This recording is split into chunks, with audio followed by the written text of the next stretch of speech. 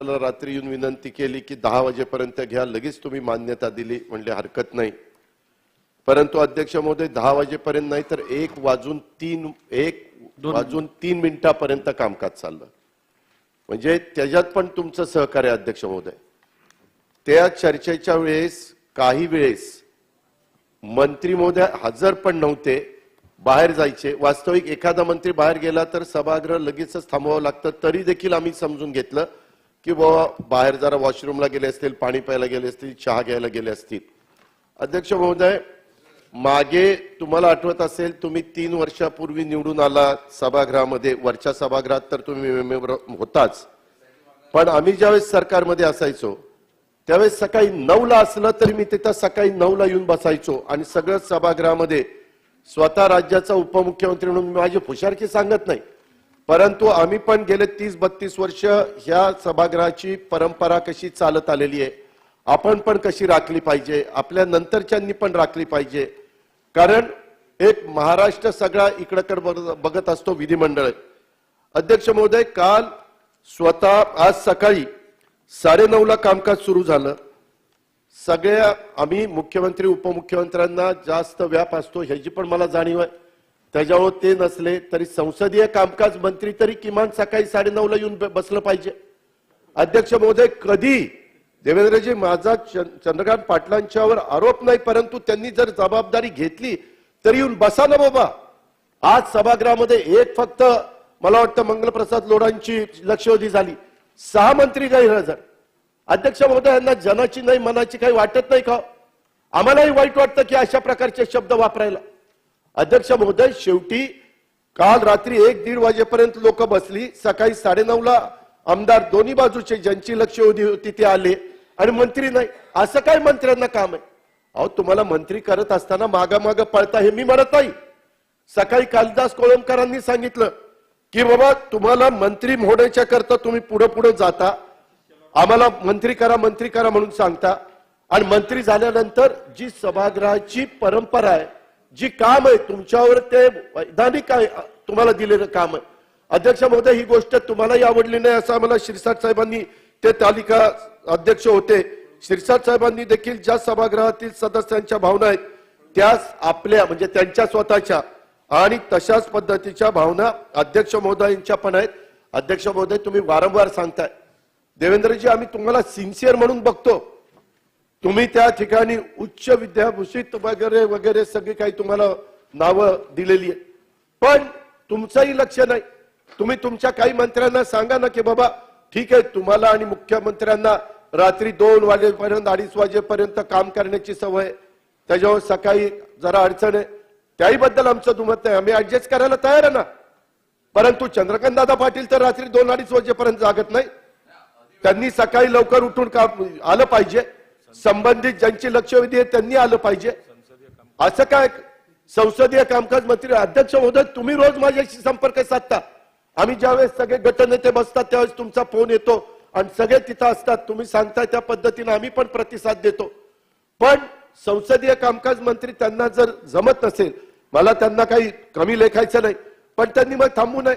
मागे जे संसदीय कामकाज मंत्री होते तुमच्याशी संपर्क साधायचे, ही पद्धत होती.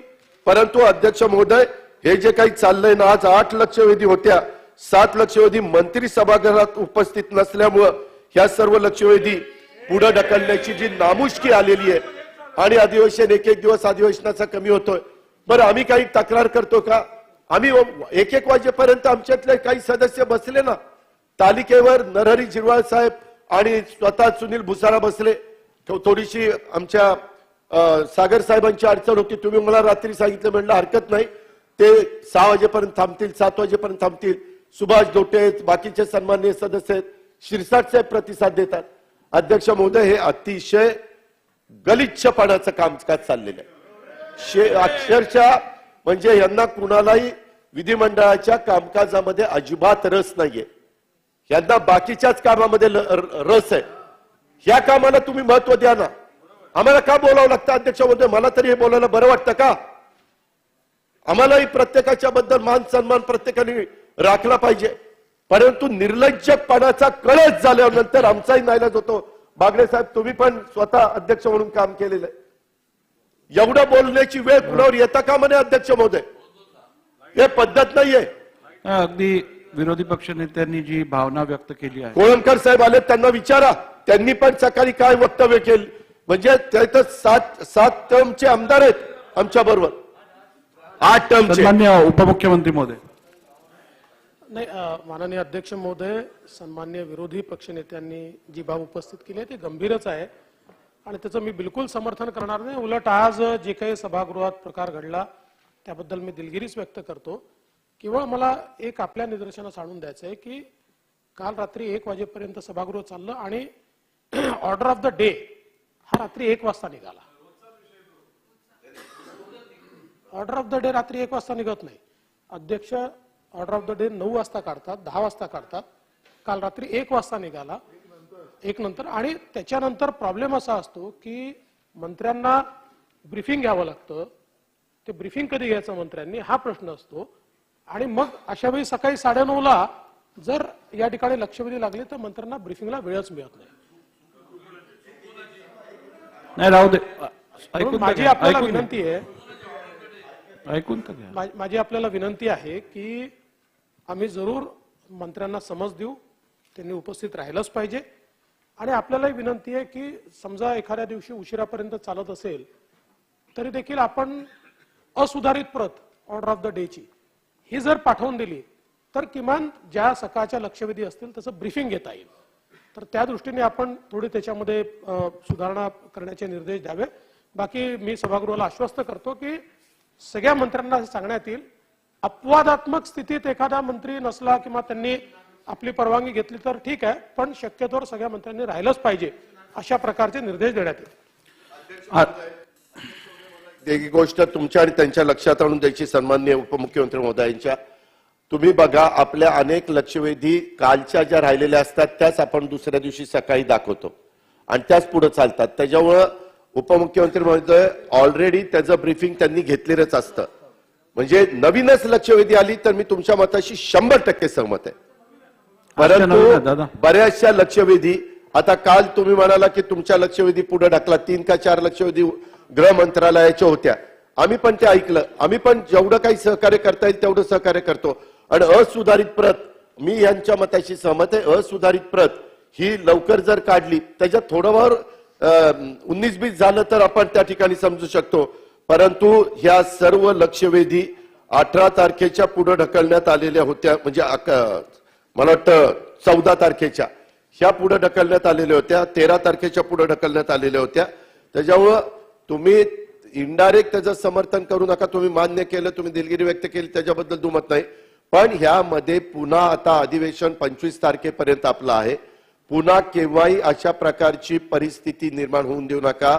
उपमुख्यमंत्री महोदय, इथं भुजबळ साहेब, अशोकराव चव्हाण साहेब, पृथ्वीराज बाबा सगळे मान्यवर आहेत. मी आपल्याला सांगतो, ज्यावेळेस आमची चर्चा, तुमची चर्चा असायची त्या विभागाचा मंत्री आपण तिथं हजरच राहायचो प्रत्येक वेळेस. म्हणजे कुठल्याही विभागाची चर्चा होत असताना आता तसं हजर राहत नाही. त्याच्यामध्ये दुसरेच कुठल्या विभागाचे मंत्री हजर राहिलेले असतात आणि काही विचारलं की मी लिहून घेतो, काही लिहून घेत नाही. परंतु काल तुम्ही उत्तर देत असताना आम्हाला उत्तरं मिळाली, त्याबद्दल दुमत नाही. पण इतर जण तशा पद्धतीनं त्यांच्या ऑफिसची माणसं बसून किंवा कुठले कुठले मुद्दे कुठल्या आमदारांनी काढले, सत्ताधारी पक्षाच्यांनी काय काढले, विरोधी पक्षांनी काय काढले, सगळ्याच प्रश्नाची उत्तरं कुणी त्या पदावर बसून देता येणार नाही. पण जे मेजर इश्यू आहेत, जे राज्याच्या संदर्भामध्ये उपस्थित केलेले मुद्दे आहेत, जसं काल मी राईट टू रिप्लाय मध्ये काढलेले होते, तुम्ही लगेच त्याच्याबद्दल सांगितलं, तसं त्याच्यामध्ये सिन्सिअरपणा दुर्दैवाने कुणी त्या ठिकाणी दाखवत नाही. आणि चूक झाली तर चूक मान्य केली तर माणूस पुढे जातो, परंतु चूक पण मान्य करायची नाही, दुसरंच बसून त्या ठिकाणी काही ना काही टॉन्टिंग करायचं, हेही प्रकार अध्यक्ष म्हणून थांबले गेले पाहिजे. आणि आपण पण काहीतरी कडक भाषेमध्ये त्यांना सांगा. तुम्ही बोलायला दिलं तर आता मी सांगतो. अध्यक्षांच्या लक्षात आणून देतो आणि आमची त्याला बिलकुल ना नाही. पण आता दादा, तुम्ही माझ्यापेक्षा जास्त वर्ष येते, पण मलाही आता जवळजवळ 25 वर्ष होतील. आपण 3 लक्षवेधी घ्यायचो आता आपण. आणि मी त्याचं समर्थन करतो, कारण जास्ती घ्या, काही अडचण नाहीये, कारण शेवटी सदस्यांच्या लक्षवेधी लागतात, काही ना काही त्यातनं काम होतं. पण त्यामुळे थोडं मागे पुढे होऊन जातं. आता 15-15 लक्षवेधी एकेका दिवशी, आपण 3च्या वर लक्षवेधी फक्त शेवटचे 2 दिवस घ्यायचो. नाही नाही तसं नाहीये. नाही नाही नाही तसं नाहीये. मी तुम्हाला सांगतो तसं नाहीये. सुनील भाऊ, या अध्यक्ष महोदयांचा रेकॉर्ड होणार आहे, आजपर्यंतच्या इतिहासाला रेकॉर्ड होणार आहे किती लक्षवेधी घेतल्याच्या. पण आमचं त्याला समर्थन आहे, सत्ता पक्ष म्हणून आमची त्याला ना नाही. सन्मान्य नाही भुजबळ साहेब, एक मिनिट देतो तुम्हाला. बस आता सन्मान्य विरोधी पक्ष नेत्यांनी अत्यंत महत्वाच्या मुद्द्याकडे आज सभागृहाचं लक्ष वेधलेलं आहे. आणि शेवटी हा सभागृह इकडे जनतेचे प्रश्न सोडवण्यासाठी आपापल्या विभागातल्या, आपापल्या मतदारसंघातल्या ज्यांनी आपल्याला निवडून दिलाय त्यांचे प्रश्न सोडवण्यासाठी आपण सर्वजण इकडे येतो. आणि जर का एखाद्या विषयावर चर्चा झाली नाही तर खरोखरच त्या जनतेबरोबर आपण अन्याय करत आहोत. ही भूमिका माझी पण आहे आणि हे माझं ठाम मत आहे. परंतु असं असताना मंत्र्यांनी उपस्थित राहायला पाहिजे, ह्याबद्दलची सर्व खबरदारी शासन घेईलच. आपल्याकडे ह्या अधिवेशनात एकूण 2376 लक्षवेधी ऑनलाईन प्राप्त झाले आहेत. 2376. त्यापैकी 261 विनंत्या माझ्याकडे आल्या आहेत सगळ्या सदस्यांकडनं, विरोधी पक्षातल्या, सत्तारूढ पक्षातल्या. आणि गेल्या 7 ते 8 दिवसात आपण 57 लक्षवेधी गेल्या 6 दिवसातच आपण चर्चेसाठी घेतलेले आहेत. सन्मान्य उपमुख्यमंत्री महोदयांनी सांगितल्याप्रमाणे नियमानुसार 3 लक्षवेधी घेणं अपेक्षित असतं. अध्यक्षांकडे तो अधिकार आहे 3च्या पेक्षा जास्त घेण्याचा. आणि सर्व सदस्यांना न्याय मिळवून देण्यासाठी माझा हा प्रयत्न राहिला आहे की स्पेशल सिटिंग घेऊन आणि रेग्युलर सिटिंग मध्ये जास्तीत जास्त लक्षवेधी घ्यायच्या. त्यामुळे जर का मंत्री महोदयांचं सहकार्य प्राप्त होईलच, विरोधी पक्षातल्या आणि सत्तारूढ पक्षातल्या सदस्यांचंही सहकार्य प्राप्त होईल. यापुढेही आपण जास्तीत जास्त लक्षवेधी घ्यायचा प्रयत्न करू. आणि वेळेत तुम्हाला ऑर्डर ऑफ द डे मिळेल या संदर्भातली पण खबरदारी घेतली जाईल. आज दिवसभराचं कामकाज संपण्यापूर्वी सन्माननीय विरोधी पक्ष नेते, सन्माननीय संसदीय कामकाज मंत्री यांच्याबरोबर बसून मी लक्षवेधींचा पण दिवस ठरवून संबंधित मंत्र्यांसाठी ती पण सोयीस्कर सिस्टम लावून घेईन.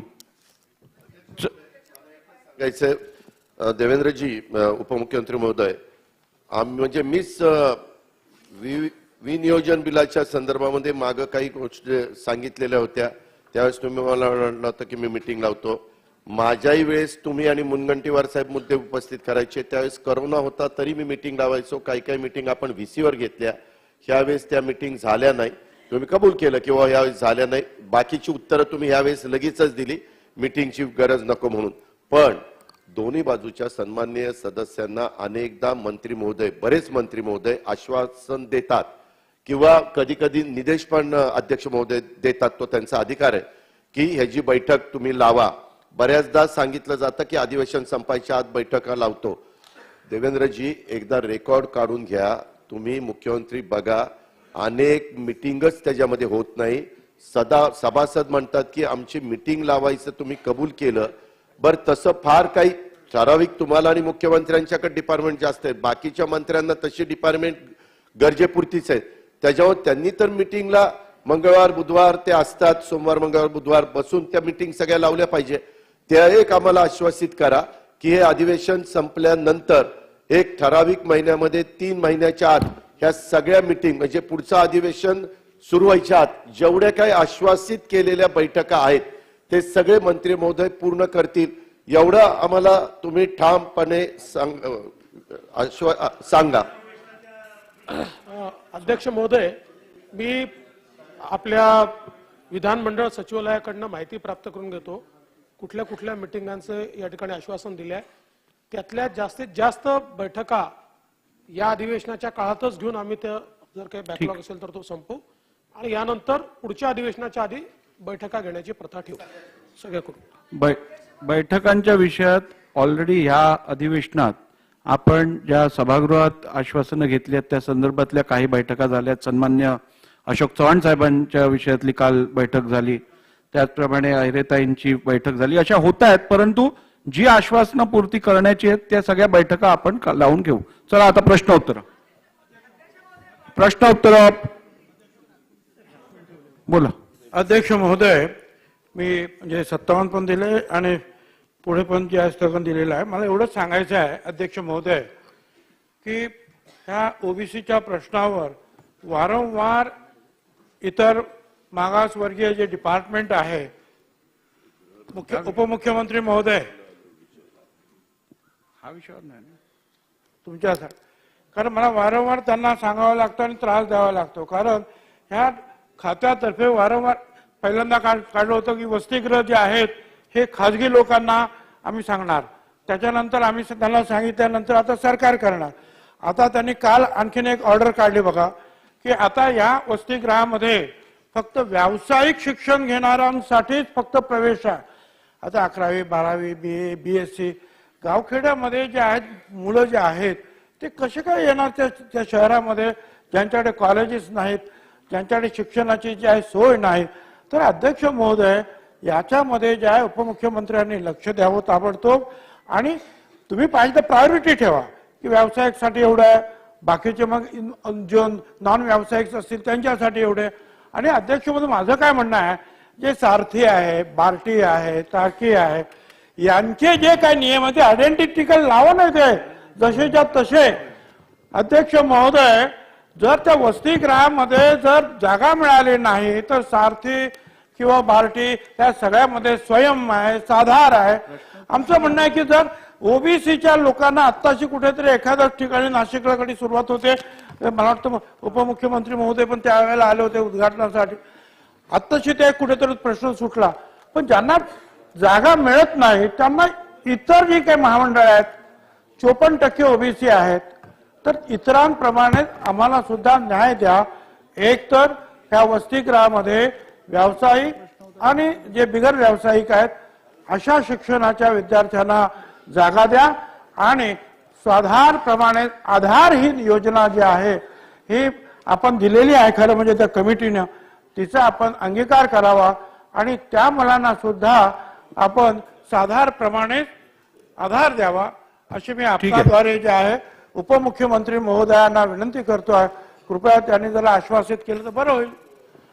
जी सूचना भुजबळ साहेब आपण दिली आहे तशा सूचना देण्यात येतील की भले व्यावसायिक शिक्षण करणाऱ्यांना प्राधान्य द्या, पण इतरांना देखील त्या हॉस्टेलमध्ये काही ना काही जागा दिल्या पाहिजेत. आणि स्वाधार सारखी ओबीसीची योजना आपण ऑलरेडी मान्य केलेली आहे. आता त्याची एकूण जी परिस्थिती आहे ती परिस्थिती मी त्याचा आढावा घेईल. हो, सुरू करायला मान्यता दिली आहे. काल राखून ठेवलेला प्रश्न क्रमांक 3 हा सर्वप्रथम घेण्यात येईल. तर कालच्या ऑर्डर ऑफ द डे वरचा प्रश्न क्रमांक 3. अध्यक्ष महोदय, 58,183. प्रश्न क्रमांक 58,183 छापल्याप्रमाणे. अध्यक्ष महोदय, डॉक्टर बाबासाहेब आंबेडकर स्वाधार योजनेअंतर्गत वसतिगृहात प्रवेश न मिळालेल्या विद्यार्थ्यांना आपण आर्थिक मदत करत आहोत. काल योग्य उत्तर नसल्यामुळे प्रश्न राखून ठेवलेला आहे. माझे काल 2 स्पेसिफिक प्रश्न होते की या योजनेअंतर्गत याच्यात काल आपण ज्या विषयासाठी राखून ठेवलेला जो प्रश्न म्हणजे एकूण 4 प्रश्न उपप्रश्न होते त्यातला चौथा हो याच्यावरती समाधानकारक उत्तर मिळालं नव्हतं, तेवढ्या पुरतीच. आणि तो होता विलंब होण्याची कारण काय, तेवढं उत्तर फक्त आपल्याला घ्यायचं आहे.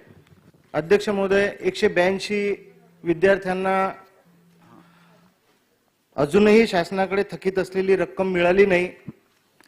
त्या संदर्भात आजही उत्तरात नमूद केले गेलेलं नाही. तरी मंत्री महोदयांनी निश्चित काल मार्च 31 पर्यंत ती रक्कम देण्यात येईल असं आश्वासित केलं होतं. त्या संदर्भात मंत्री महोदयांनी कृपया सुधारित उत्तरात तेही आलेलं नाही आजही, ते सांगावे. अध्यक्ष महोदय, बुलढाणा जिल्ह्याच्या विद्यार्थ्यांना स्वाधार योजनेचं जो काही निधी आहे तो मिळाला नाही म्हणून स्पेसिफिक प्रश्न होता. हा, मी आजही सभागृहाला आश्वस्त करतो की बुलढाणा जिल्ह्यामध्ये 1178 अर्ज आले होते. त्यापैकी 1094 अर्ज पात्र झाले. त्याच्यापैकी 912 विद्यार्थ्यांना हा लाभ याच्यापूर्वी मिळालेला आहे आणि उर्वरित 182 जे शिल्लक राहिलेले आहेत त्या विद्यार्थ्यांना मार्च पूर्वी हा लाभ या ठिकाणी देण्यात येईल. अध्यक्ष महोदय. अशोक चव्हाण साहेब. अध्यक्ष महोदय, हा प्रश्न याचं गांभीर्य लक्षात जर घेतलं तर आपल्या लक्षात येईल की राज्यभर विद्यार्थ्यांना एवढ्या मोठ्या प्रमाणावर वेगवेगळ्या स्कीम्स खाली वसतिगृहामध्ये ऍडमिशन घ्यायची मारामारी असते आणि एक विशिष्ट डिस्क्रिशनरी कोटा संबंधित मंत्र्यांकडे आहे की ज्याच्या शिफारसी अनेक आमदारांना मंत्रालयापर्यंत यावं लागतं, मंत्र्यांना शिफारसी करून ते खाली पाठवावं लागतं. ही प्रोसेस जी आहे ही फार क्लिष्ट आहे. मला आपल्या मार्फत सन्मान्य मंत्री महोदयांना विचारायचं आहे, ज्याप्रमाणे केंद्र शासनामध्ये सेंट्रल स्कूल्सच्या ऍडमिशनची जी काही प्रथा आहे ते ऍडमिशन संबंधित त्या भागातल्या खासदाराकडे सोपवले की त्यांनी शिफारसी करून ते एका डिपार्टमेंटकडे पाठवा आणि ते त्या जिल्ह्यामध्ये ही सगळी डिसेंट्रलाइज करण्याची गरज आहे की सगळेच अर्ज इकडे येतात त्याच्यावर मग प्रोसेस होत नाही. ही जी क्लिष्ट पद्धत आहे, उशीर होऊन जातो. तर त्या भागातल्या आमदारांना त्या संस्था तिथल्या शिफारस करण्याची संधी दिली त्या मतदारसंघापुरती ऍडमिशन प्रोसेस सोपी होऊन जाईल आणि त्या कालावधीमध्ये तो निर्णय लवकर होऊन जाईल. अशी काही बदल करण्याच्या बाबतीमध्ये शासन विचार करेल का केंद्र शासनाच्या धर्तीवर?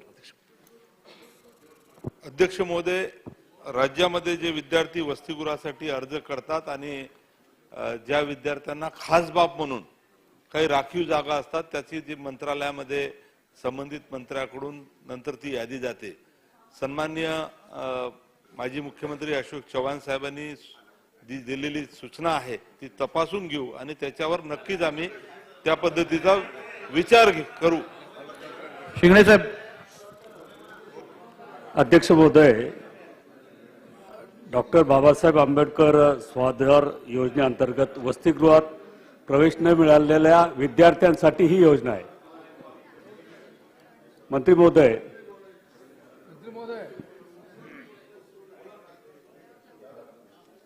डॉक्टर बाबासाहेब आंबेडकर स्वाधार योजनेअंतर्गत वसतिगृहात प्रवेश न मिळालेल्या विद्यार्थ्यांसाठी सामाजिक न्याय विभागाच्या माध्यमातून ही योजना राबवली जाते. अध्यक्ष महोदय, साधारणतः 2021-22 मधील 1094 अर्जापैकी अजूनही 182 लाभार्थी त्यांना अजूनही लाभ मिळायचा अध्यक्ष महोदय राहिलेला आहे. माझी एकच विनंती आहे की हा बुलढाणा जिल्ह्यापुरता हा प्रश्न नाही अध्यक्ष महोदय, राज्यातल्या अनेक जिल्ह्यामध्ये अशा प्रकारचा त्या ठिकाणी अनुभव आपल्या सगळ्यांना त्या ठिकाणी येत असतो. म्हणून मंत्री महोदयांना माझी विनंती आहे की आता शाळा कॉलेजेस वाढत आहेत, विद्यार्थ्यांची संख्या वाढत आहेत, प्रवेश वसतिगृहात पाहिजे यासाठी सुद्धा त्या ठिकाणी विनंती अर्ज येत आहेत. त्यामुळे या योजना तर आपण चालू ठेवावीच, पण त्याचबरोबरीनं महाराष्ट्रामध्ये आणि बुलढाणा जिल्ह्यामध्ये वसतिगृहांची संख्या मंत्री महोदय जर याच्यामध्ये वाढवता आली तर याचा लाभ निश्चितपणे विद्यार्थ्यांना मिळेल आणि म्हणून शासनाने याच्यामध्ये सकारात्मक विचार करून वसतिगृहांची संख्या प्रत्येक जिल्ह्यात जर वाढवली तर अध्यक्ष महोदय बरं होईल. अध्यक्ष महोदय, कालही सभागृहात मी ही माहिती दिली होती की स्वाधार योजनेचा लाभ हा पूर्ण राज्यभर अनेक विद्यार्थी घेत असतात. सुरुवातीला जेव्हा ही योजना चालू झाली तेव्हा मी आकडे दिले होते की 2017-18 मध्ये जवळपास 7,928 विद्यार्थ्यांनी हा लाभ घेतला आणि जवळपास 2 कोटी रुपये आपण या निमित्ताने विद्यार्थ्यांच्या खात्यात जमा केले. 18-19 मध्ये 21,651 विद्यार्थ्यांनी अध्यक्ष महोदय हा लाभ घेतला. त्यांचं 83 कोटी आपण विद्यार्थ्यांच्या खात्यामध्ये जमा केले. 19-20 ला 17,100 विद्यार्थ्यांनी लाभ घेतला, 57 कोटी आपण जमा केले. 20-21 मध्ये 22,545 विद्यार्थ्यांनी लाभ घेतला, त्याचे 74 कोटी जमा केले. 21-22 मध्ये 17,647 आपण विद्यार्थ्यांनी हा लाभ घेतला आणि अध्यक्ष महोदय आता अध्यक्ष महोदय उत्तर त्यांना तुम्ही लांब प्रश्न विचारतात, लांब उत्तर पण घ्या ना जरा. अध्यक्ष महोदय 22-23 मध्ये सुद्धा जवळपास 33,774 विद्यार्थी अध्यक्ष महोदय 22-23 मध्ये या स्वाधार योजनेचा लाभ मिळण्यासाठी 33,774 अर्ज प्राप्त झालेले आहेत आणि याच्या छाननी होऊन याही विद्यार्थ्यांना लाभ देण्यासाठी शासन कटिबद्ध आहे। याच्यासाठी तरतूद 184 कोटी आम्ही केलेली आहे अध्यक्ष महोदय। अर्ज छाननी झाल्यानंतर पात्र सर्व लाभार्थ्यांना त्यांच्या खात्यामध्ये स्वतः योजनेचा लाभ देऊ अध्यक्ष महोदय। नाना पाटोलेजी. अध्यक्ष महाराज, आपण मगाशी म्हणालात की ते विस्तृत उत्तर त्यांना देऊ द्या। जसं बुलढाणा जिल्ह्यामध्ये 159 विद्यार्थ्यांना स्वाधार योजनेचा पैशाअभावी लाभ मिळाला नाही, तो प्रश्न होता। अध्यक्ष महाराज, असं तर प्रत्येक जिल्ह्यामध्ये झालं असेल तर हे राज्यामध्ये, कारण की राज्याचं तुम्ही मगाशी म्हणालात म्हणून मी हा प्रश्न विचारतोय, तर राज्यामध्ये अशा किती विद्यार्थ्यांना लाभ मिळाला नाही, तो माझा पहिला प्रश्न। आणि जे अशोक चव्हाण साहेबांनी जो प्रश्न विचारला त्याचं उत्तर माननीय उपमुख्यमंत्र्यांनी द्यावा एवढीच आमची विनंती आहे।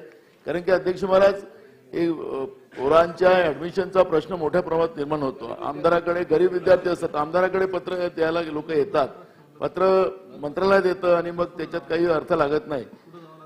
केंद्र सरकारमध्ये ज्या आपल्या केंद्रीय शाळा ज्या असतात त्याला खासदारांना कोटा दिला जातो आणि त्यांच्या शिफारसीने त्यांना त्या ठिकाणी ऍडमिशन मिळतात। तसं महाराष्ट्रामध्ये करून टाकावं, तेवढंच माननीय उपमुख्यमंत्री उत्तर द्यावं। माननीय अध्यक्ष महोदय, पहिल्यांदा तर ही स्वाधार योजना आपण 2016-17 साली का सुरू केली, तर आपले जेवढे वसतिगृह आहेत त्या सगळ्या वसतिगृहांची मिळून कॅपॅसिटी 20-22 हजाराच्या घरात आहे।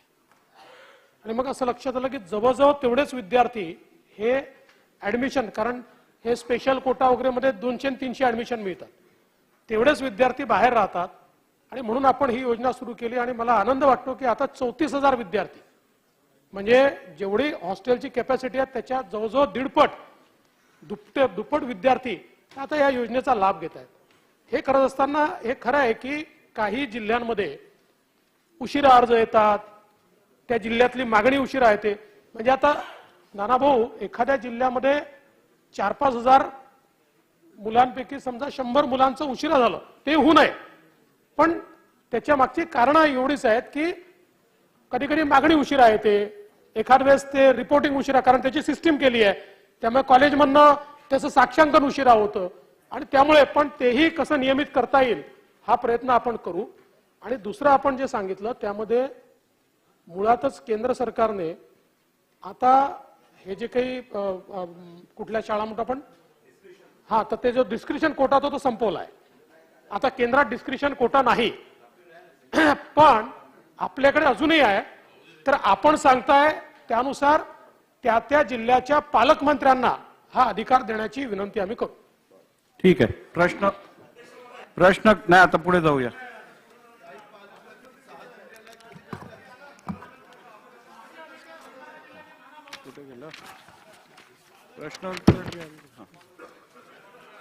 चला, प्रश्न क्रमांक 62,983।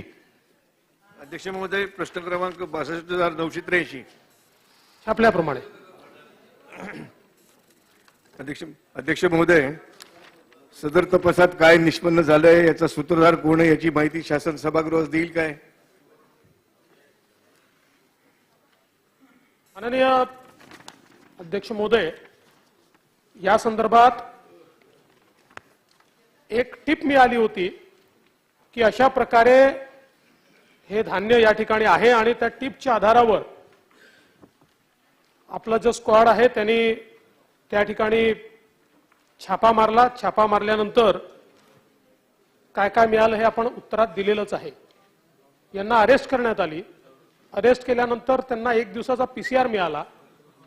त्या PCR मध्ये प्रयत्न हा केला गेला की पलीकडे यांचं कोणाशी सेटिंग आहे का किंवा कोणाचा सूत्रधार आहे का किंवा यातली रिंग काय आहे, पण अद्याप तरी ती रिंग आपल्याला सापडलेली नाही। अद्याप तरी आतापर्यंतच्या जी काही आपण तपास केलाय त्या तपासात याच मंडळींनी ते केलंय असं लक्षात येत आहे।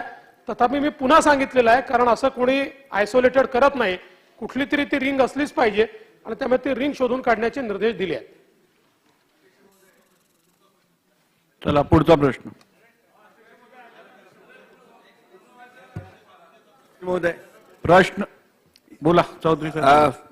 मंत्री महोदय, अशा प्रकारचे प्रसंग वारंवार राज्यामध्ये घडत आहेत आणि अशा रिंग्स देखील सातत्याने आढळून येत आहेत। याबद्दल कठोर कारवाई करणं आवश्यक आहे, यासंबंधी शासन काही भूमिका घेणार आहे काय? निश्चित कठोर कारवाई करण्यात येईल आणि सेकंड ऑफेंडर जर असेल तर त्याच्यावर समजा आपले जे कडक कायदे आहेत, मोकासारखे कायदे आहेत किंवा वेगवेगळे MCOC वेगवेगळे जे कायदे आहेत आपले MPDA सारखे, सेकंड ऑफेंडरवर आपण म्हणजे तो जर सेकंड ऑफेन्स करत असेल तर त्याच्यावर कडक कायदा लावण्यात येईल. प्रश्न क्रमांक 62,294. अध्यक्ष महत्वाचा प्रश्न आहे. अध्यक्ष 62,294. नक्की कोण? छापल्याप्रमाणे एकच मान्य अध्यक्ष महोदय, मागच्या काळात आपण असं ठरवलं होतं की नंबरची आवश्यकता नाही, प्रश्न क्रमांक 2 किंवा प्रश्न क्रमांक 1 असं हे करावं, ते जास्त सोपं पडतं. अध्यक्ष महोदय, अत्यंत महत्वाचा प्रश्न आहे आणि मान्य सन्मान्य सदस्यांनी जो विचारलेला आहे, मालेगाव करता जरी विचारला असला तर तो केवळ मालेगाव करता मर्यादित नाही, संपूर्ण महाराष्ट्रासाठी हा महत्वाचा प्रश्न घडलेला आहे. 2 वर्ष पाऊस बरा झाला, थोडं विहिरींना पाणी आहे अशी अवस्था आहे, काही ना काही अडचणीत आहे शेतकरी, तरी ते नवं पीक घेण्याचा प्रयत्न तो सातत्यानं करतो आहे. अशा वेळेस वीज चालत नाही ही वस्तुस्थिती आहे. आपण जी कबूल करता वीज इतके तास देऊ, ती वीज चालत नाही, एक तिच्या मध्येच खंड होतो, दुसरं पूर्ण दाबाने वीज मिळत नाही, त्याचं कनेक्शन तोडण्याचं हे सर्व चाललेलं आहे. या सगळ्यामुळं संपूर्ण या क्षेत्रामध्ये, शेतीच्या क्षेत्रामध्ये विजेच्या या सगळ्या गोंधळामुळं आज शेतकरी मोठा अडचणीत आहे आणि त्यावर तुम्ही एक तर दिवसा वीज दिली पाहिजे, अत्यंत महत्वाची गरज ही झालेली आहे. विशेषतः सह्याद्रीच्या पायथ्याला असलेल्या क्षेत्रामध्ये बिबट्यांचं मोठा वावर आहे, तिथे तर रात्री भरणं करणंच शक्य होत नाही, पाणी भरणं शक्य होत नाही, ही अवस्था आहे. तर अनेक प्रश्न विजेच्या क्षेत्रामध्ये निर्माण झाले. तुम्ही कनेक्शन कट करतायत, वीज पूर्ण वेळ मिळत नाही, ती खंडित वीज मिळते, पूर्ण दाबाने मिळत नाही. याकरता सगळ्यावर आपण कारवाई करून चांगल्या पद्धतीनं वीज या शेतकऱ्याला देणार आहात काय? माननीय अध्यक्ष महोदय, खरं तर हा मालेगावशी संबंधित प्रश्न होता, पण त्याचा स्कोप वाढलाय. मालेगावच्या या पर्टिक्युलर केसमध्ये एकूण आपण जर बघितलं तर एकूण जे काही तास आपण वीज देतो त्याच्या 0.87% एवढंच त्याच्यामध्ये खंड पडला आणि तो पडण्याचं कारण असं होतं की आपण HVDSच्या माध्यमातून तिथे 10 MVA चे 2 वाहिन्या उभारत होतो. त्याचं काम आता पूर्ण झालं, त्यामुळे इथला प्रश्न आता संपलाय. आता इथे वीज कनेक्शन तुटण्याचं किंवा खंड पडण्याचं कारण नाही. पण ही वस्तुस्थिती आहे की राज्यामध्ये मी देखील आता DPDCच्या निमित्ताने जवळजवळ सगळ्या विभागांमध्ये सगळ्या जिल्ह्यांच्या बैठका घेतल्या आणि प्रामुख्यानं जिल्ह्यांमध्ये सगळ्यात जास्त मागणी जर आमदारांची कुठली होती तर ती ट्रान्सफॉर्मर जळतात आणि लवकर ट्रान्सफॉर्मर मिळत नाही. मला नेहमीप्रमाणे आमच्या महावितरणने सांगितलं आम्ही 2 दिवसात देतो, पण मी त्यांना सांगितलंय खरं नाही, 2 दिवसात तुम्ही देत नाही. आणि म्हणूनच या बजेटमध्ये आपण स्पेशली म्हणजे साधारणपणे आपण त्यांना ट्रान्सफॉर्मर करता वगैरे पैसे आपण देत नाही, ते महावितरणचे असतात, पण बजेटमधनं आपण स्पेशली तिथे पैसे देतोय प्रत्येक जिल्ह्यामध्ये ट्रान्सफॉर्मर्सचा पूल तयार करण्याकरता, जेणेकरून एकदा ट्रान्सफॉर्मर गेलं की ते सुधारून यायला 7 दिवस 10 दिवस लागतात आणि मग लोक बिना लाईनचे राहतात. आणि म्हणून ही सगळी वाढती मागणी पाहता यावेळेस बजेटमधनं ट्रान्सफॉर्मर्सचा पूल तयार करण्याकरता आम्ही त्यांना पैसे दिलेले आहेत. प्रत्येक जिल्ह्यामध्ये ट्रान्सफॉर्मरचा पूल आम्ही तयार करतो, जेणेकरून आपलं ट्रान्सफॉर्मर जर ओव्हरलोड झालं आणि ट्रान्सफॉर्मर जर जळालं तर पहिले रिप्लेस झालं पाहिजे आणि मग रिपेअर झालं पाहिजे. या दृष्टीने ही कारवाई आपण त्या ठिकाणी करण्याचा प्रयत्न करतो. बाकी आपण जे सांगताय ती वस्तुस्थिती आहे. आज ट्रान्सफॉर्मर जळण्याच्या घटना मोठ्या प्रमाणात वाढतात. याचं कारण आहे की आपण मोठ्या प्रमाणात ट्रान्सफॉर्मर्सवर लोड तयार केलाय. जे ट्रान्सफॉर्मर 100 करता डिझाईन आहे त्याच्यावर 200चा लोड आहे आणि म्हणून हा लोड कसा कमी करता येईल याकरता RDSS ची स्कीम आपण आणली आहे. RDSSच्या स्कीम मध्ये जवळजवळ 39,000 कोटीची गुंतवणूक आपण करतो, त्याचं काम आता सुरू करतो. याच्याने ट्रान्सफॉर्मर्सवरचा लोड कमी होईल आणि ही जी दुसरी योजना आहे त्या योजनेमुळे एखादा ट्रान्सफॉर्मर जर जळाला तर तो लवकर रिप्लेस होण्याकरता मदत होईल. एक घेऊया. बोला अध्यक्ष संजयजी. महोदय, मालेगाव येथील हा विषय आहे अध्यक्ष महोदय, आणि माननीय ऊर्जा मंत्री उपमुख्यमंत्री यांनी याच्यावर भाष्य केलेलं अध्यक्ष महोदय. परंतु माझे स्पेसिफिक अध्यक्ष महोदय प्रश्न असे आहेत की कारण जलयुक्त शिवार असेल, बाकी जलसंधारणाच्या कामात या माध्यमातून महाराष्ट्रामध्ये मोठ्या प्रमाणामध्ये जलसाठा झाला आणि त्यामुळे अध्यक्ष महोदय मोठ्या प्रमाणात रब्बीचे पिकं जे आहेत बागायती हे घेण्यास सुरुवात झाली. यावर्षी विक्रमी 2 वर्षामध्ये आपण बागायती घेतो अध्यक्ष महोदय. परंतु प्रश्न शेतकऱ्यांसोबत तोच येतोय जो मालेगावचा आहे, तोच पूर्ण महाराष्ट्रामध्ये येतोय. कारण विजेचा दाब कमी जास्त होतो, ट्रान्सफर उडतात, जळतात. 8-8 दिवस 15-15 दिवस अध्यक्ष महोदय आपण ऍप काढलं, सगळं केलं, आम्ही त्याच्यामध्ये आमच्या कंप्लेंट टाकतो, परंतु लवकर ट्रान्सफॉर्मर मिळत नाही अध्यक्ष. त्याचे कारण अध्यक्ष महोदय, कारण आता बुलढाणा जिल्ह्यात म्हणलं तर 2च ठिकाणी फक्त दुरुस्ती करण्याचं आणि ट्रान्सफर मिळण्याचं ठिकाण पूर्ण 13 तालुक्यांमधून. त्यामुळे अध्यक्ष महोदय तिथं लोड असतो. माझी स्पेसिफिक प्रश्न आहे की आपण जे आता नवीन बजेटमध्ये केलेलं आहे ते ट्रान्सफर दुरुस्तीचे केंद्र, कारण तुम्हाला जर एखादं तालुक्यात म्हटलं तर मलकापूरला जावं लागतं 5-7 तालुक्यात मिळून, त्यामुळे तिथं गर्दी होते, तिथं होत नाही दुरुस्ती अध्यक्ष महोदय. आणि दुरुस्त केल्यानंतर ट्रान्सफॉर्मर बसवल्यानंतर दुसऱ्या दिवशी किंवा त्याच 1 तासामध्ये उडून जातात अध्यक्ष महोदय, कारण ते व्यवस्थित दुरुस्त होत नाही.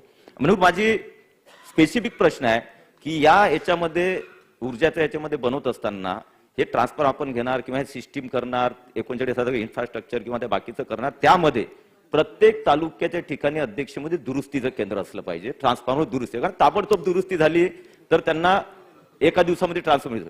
आणि अध्यक्षमध्ये दुसरा विषय आहे की ओव्हरलोड ट्रान्सफर होतात. सगळ्या आमदारांची मॅक्झिमम मागणी आहे की 65चे ट्रान्सफॉर्मर हे आहेत ते 100-200चे त्याप्रमाणे विकत घेऊन ते स्टँड बाय त्या तालुक्याचे दुरुस्ती केंद्र आणि ट्रान्सफॉर्मर ठेवणे हे आपण करणार आहात का? आणि अध्यक्षमध्ये फक्त एकच त्याच्यामध्ये सबमिशन आहे की जो आपला महत्वाकांक्षी प्रकल्प अध्यक्ष महोदय सोलर फीडरचा, अध्यक्ष महोदय सोलर फीडर मध्ये जे आम्ही माहिती घेतली अध्यक्ष महोदय, आपण चांगल्या प्रकारे शेतकऱ्यांना 24 तास वीज सोलर फीडर करतोय अध्यक्ष महोदय. पण यामध्ये जो रेट आपला दिलेला अध्यक्ष महोदय आज ₹3.20 ₹3.40 दिलेला आहे. 25-30 वर्षाचा अग्रीमेंट आहे, त्यावेळेस त्याची किंमत किती होईल हा गृहीत धरून बरेचसे याच्यामध्ये इंटरेस्ट कमी होतोय. त्या दृष्टिकोनातून थोडा याच्यावरही सर्वसमावेशक विचार करून याच्या रेटची तफावत आणि भविष्यामध्ये त्यांना इन्सेंटिव्ह 5 वर्षानंतर थोडे 10 पैसे वाढून, 10 वर्षानंतर 20 पैसे वाढून, असं आपण काहीतरी याच्यात धोरणात्मक निर्णय घेणार आहात का? पहिला जो प्रश्न सन्माननीय सदस्यांनी विचारला आहे, निश्चित ते योग्य सजेशन आहे. प्रत्येक तालुक्यामध्ये आपल्याला अशा प्रकारचा वेंडर असला पाहिजे. त्यामुळे हा वेंडर बेस निर्माण करावा लागतो, काही एका दिवसात होणार नाही. पण हा वेंडर बेस निर्माण करण्याच्या दृष्टीनं आम्ही आपला स्किल डेव्हलपमेंट विभाग असेल किंवा इतर विभागांची मदत घेऊ आणि प्रत्येक तालुक्यामध्ये ट्रान्सफॉर्मर दुरुस्तीचा वेंडर बेस हा निश्चितपणे तयार करू. दुसरा विषय जो सन्माननीय सदस्यांनी सांगितला की आपल्या सौर ऊर्जीकरणाचा जो आपला फिडर सोलरायझेशनचा जो विषय आहे, त्याच्यामध्ये सन्माननीय सदस्यांच्या मला लक्षात आणून द्यायचं आहे की नुकतीच त्या संदर्भात एक प्रीबिड बैठक आम्ही घेतली आणि त्या प्रीबिड बैठकीमध्ये मोठ्या प्रमाणात इन्व्हेस्टर्स येत आहेत आणि साधारणपणे ₹3.10 ते ₹3.40 रेंजमध्येच येत आहेत. आणि भविष्यामध्ये त्याला वाढवून देण्याचं याकरता कारण नाही आहे की टेक्नॉलॉजी बदलते आणि बदलणाऱ्या टेक्नॉलॉजीमध्ये आपण बघा की जेव्हा सोलर सुरू झाला तेव्हा आपण जेव्हा सोलरायझेशन सुरू केलं तेव्हा ₹18 रेट देत होतो, मग ₹13 देत होतो, तिथपासून आपण ₹3. त्यामुळे टेक्नॉलॉजीने तो रेट कमीच होणार आहे, तो वाढणार नाहीये. आणि म्हणून तो सगळा विचार करून साधारणपणे ही रेंज ठरवलेली आहे. त्यामुळे त्याला वाढीव देण्याचं कारण नाही आणि या रेंजमध्ये आता इन्व्हेस्टर आपल्याकडे येत आहेत म्हणून ही रेंज सध्या तरी आपण ठेवली आहे. भुजबळ साहेब. अध्यक्ष महोदय, सन्माननीय उपमुख्यमंत्र्यांनी जे सांगितलं की बजेटमधून जे आहे एक पूल निर्माण करण्यासाठी जे आहेत आपण निधी देतोय, पण त्याचबरोबर जे कुठे जे आहेत सन्माननीय आमदार यांनी सांगितलेले प्रश्न सुद्धा बरोबर आहे. अध्यक्ष महोदय, काय होत आहे की दुरुस्त झालेला लावला दुसऱ्या दिवशी तो जातोय. दुसरी गोष्ट अशी आहे की याच्यात जे सांगितलं की 8 तास दिवसा देतो आणि 8 तास रात्री देतोय. अध्यक्ष महोदय, हा खरोखरच जो आहे ना सगळ्यांना विचारून तुम्ही पहा की अनेक ठिकाणी 8 तास दिवसात दिली जात नाही. शेतकरी म्हणतात की द्या ना मला 8 तास द्या, पण त्यांनी एक शब्द इथे वापरला, चक्राकार पद्धतीनं. म्हणजे आता परत तिथे जे आहे खोच आहे. तर माझं असं म्हणणं आहे की कुठल्याही परिस्थितीमध्ये शेतकऱ्यांना दिवसाची ठराविक तास वीज मिळालीच पाहिजे, अशा रीतीनं योजना झाली पाहिजे. आणि त्याचबरोबर अजूनही अध्यक्ष महोदय जे आहे काय होत आहे की की 8 शेतकरी तिथे असतील, 4 लोकांनी बिल भरलं आणि 4 लोकांनी बिल नाही भरलं की जाऊन ते कट करतात. काहीतरी तो मार्ग काढला पाहिजे. जे लोक बिल भरतायत त्यांचा काय दोष आहे अध्यक्ष महोदय? त्यांचा हक्क आहे की नाही वीज मिळण्याचा, पण इथे ते होत नाही. अध्यक्ष महोदय, थोडासा वेळ लागेल, परंतु आपल्याला एक मोठी योजना या बाबतीमध्ये कार्यरत करावी लागेल. मी असं म्हणत नाही की बिल तुम्ही घेऊ नका, पण एक तर काय होत आहे की हा सगळा अवकाळी अमुक तमुक सगळ्या भानगडी झाल्या, त्याच्यामध्ये कुठेतरी आता असं वाटतं की पाणी मिळालं तर आपलं काहीतरी पीक येईल. नेमका त्याच दिवशी जे आहे हे आमचे वीज कर्मचारी येतात आणि कट करतात आणि इतका त्रास होतो अध्यक्ष महोदय. ते सगळ्या ज्या आहेत सूचना ज्या खाली दिल्या गेल्या पाहिजेत. जोपर्यंत अडचणीत असलेला शेतकरी आहे तोपर्यंत वीज कट करू नये आणि मी मगाशी सांगितल्याप्रमाणे त्याच्यावर काहीतरी उपाय करा.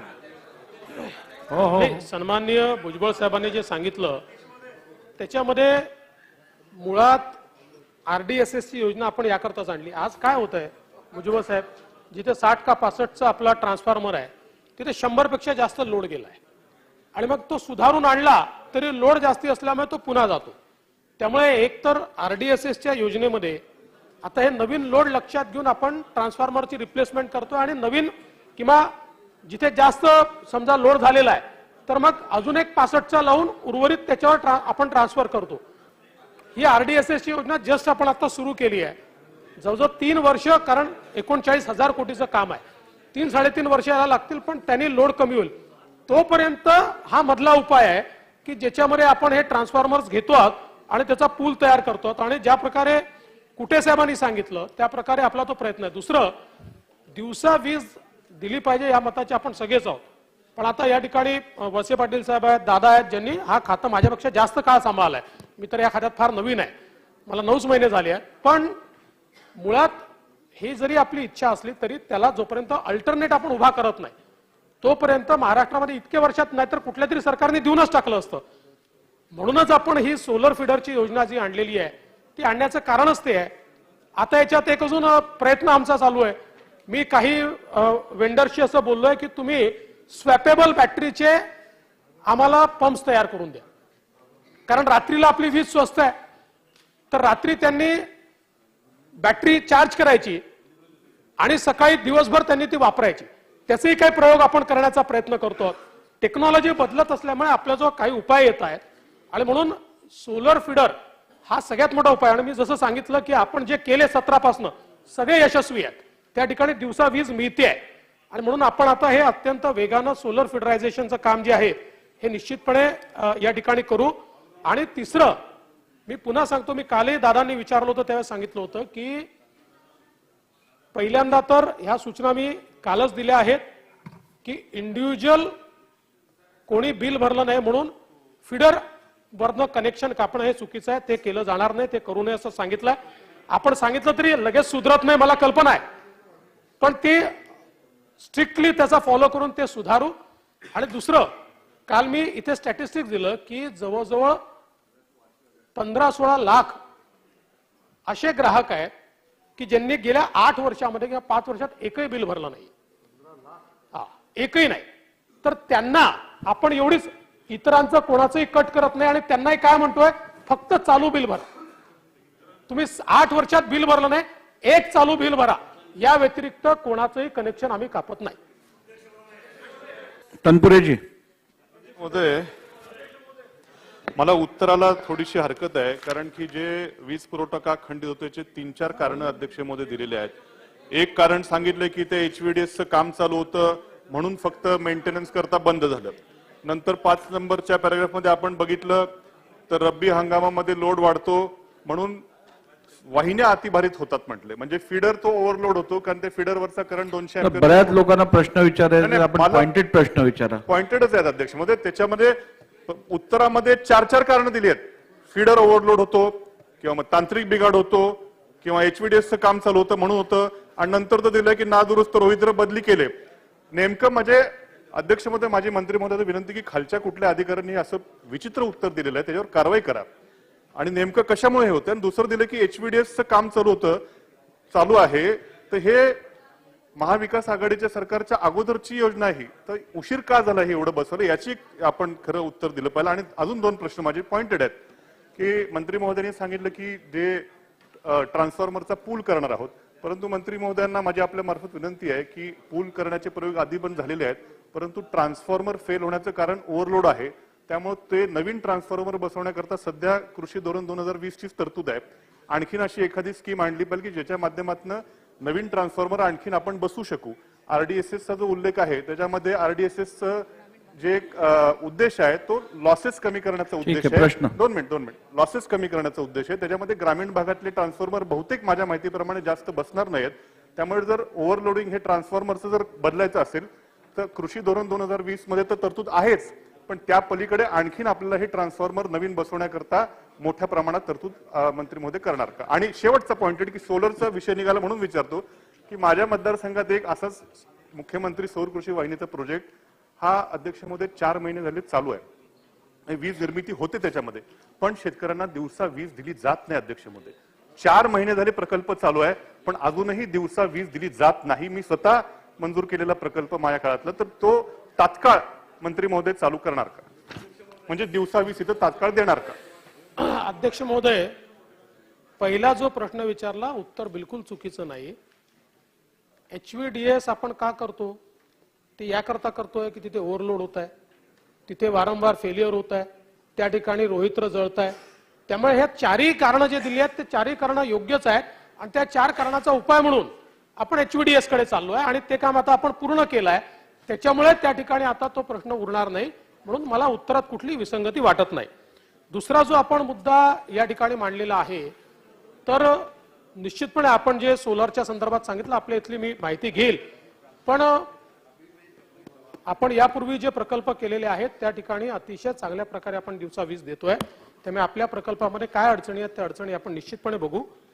आरडीएसएस मध्ये आपण जे सांगितलं नुसते लॉसेस कमी म्हणजे लॉसेस कमी करण्याकरता नुसता ट्रान्समिशनचा विषय नाही आहे त्याच्यामध्ये, सगळ्या प्रकारच्या गोष्टी आपण त्याच्यामध्ये घेतलेल्या आहेत आरडीएसएस मध्ये. त्यामुळे लोड कमी केल्याशिवाय लॉसेस कसे कमी होतील, त्यामुळे लोड कमी करण्याचा देखील विषय त्याच्यामध्ये आहे. HVDS सगळ्या प्रकारचे विषय त्याच्यामध्ये आहे आणि त्याच्यामुळे निश्चितपणे आरडीएसएस ही योजना झाल्यानंतर लोड कमी होईल आणि त्यातनं हा प्रश्न सुटेल. पण तोपर्यंत आपण हा पूल तयार करून त्या पूलच्या माध्यमातून हे मॅनेज करण्याचा प्रयत्न करतो.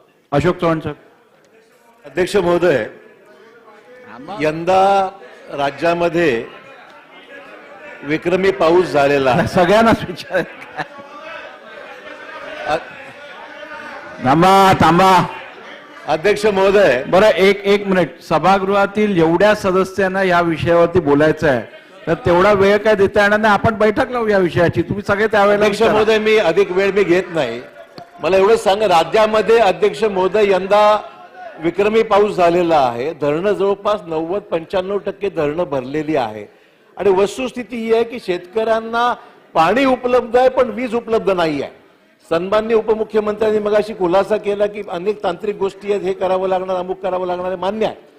अध्यक्ष महोदय, खरी गोष्ट अशी आहे की ऊर्जा म्हणजे विद्युत मंडळाची जी थकबाकी आहे ती गेल्या 15 ते 20 वर्षापेक्षा अधिक जर हिशोब जर काढला तर 70-75 हजार कोटीच्या आसपास गेल्याची एकंदरीत बाब अध्यक्ष महोदय. आणि म्हणून मला त्याचे परिणाम असा आहे की ओव्हरऑल विद्युत मंडळाच्या बॅलन्स शीट एवढी बिघडलेली आहे की कुठलंही बाहेरून फायनान्स सुद्धा मिळणं अशक्य झालेलं आहे. कारण बॅलन्स शीटवर थकबाकी एवढ्या वर्षाची 70-75 हजार कोटीच्या आसपास गेलेली आहे. आणि अध्यक्ष महोदय, मला स्पेसिफिक प्रश्न मुख्यमंत्र्याला आहे की आपण ज्या पद्धतीने मध्य प्रदेशचं अभिनंदन केलं की त्यांनी ज्या पद्धतीने तिथल्या शेतकरी थकबाकी माफ केली, त्याच धर्तीवर महाराष्ट्रातल्या शेतकरी थकबाकी माफ करणार का, हा माझा प्रश्न अध्यक्ष महोदय. खरं म्हणजे अशोक चव्हाण साहेब जर काल सभागृहात असते तर हा प्रश्न त्यांनी विचारलाच नसता. सोयीच्या वेळेला सोयीचे प्रश्न आपण विचारता.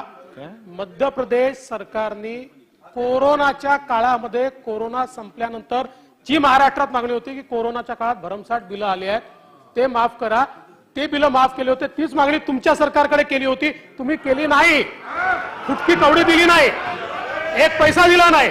त्याच्यामुळे मला असं वाटतं की ठीक आहे, हे त्यांचं म्हणणं योग्य आहे की आपल्या हे खरं आहे की आपल्या जे काही आपल्या तिन्ही कंपन्या आहेत, विशेषतः 2 कंपन्या ज्या आहेत, याच्या बॅलन्स शीटवर थकबाकी मोठी दिसते आहे आणि हे गंभीरच आहे, हे अडचणीचं देखील आहे. पण तरी देखील मी ज्यावेळेस तुलनात्मक बघतो दादा, इतर राज्यांच्या तुलनेत आजही आपल्या 3ही कंपन्या, इतर कुठल्याही राज्याच्या तुलनेत 3ही कंपन्यांची बॅलन्स शीट आपली चांगली आहे.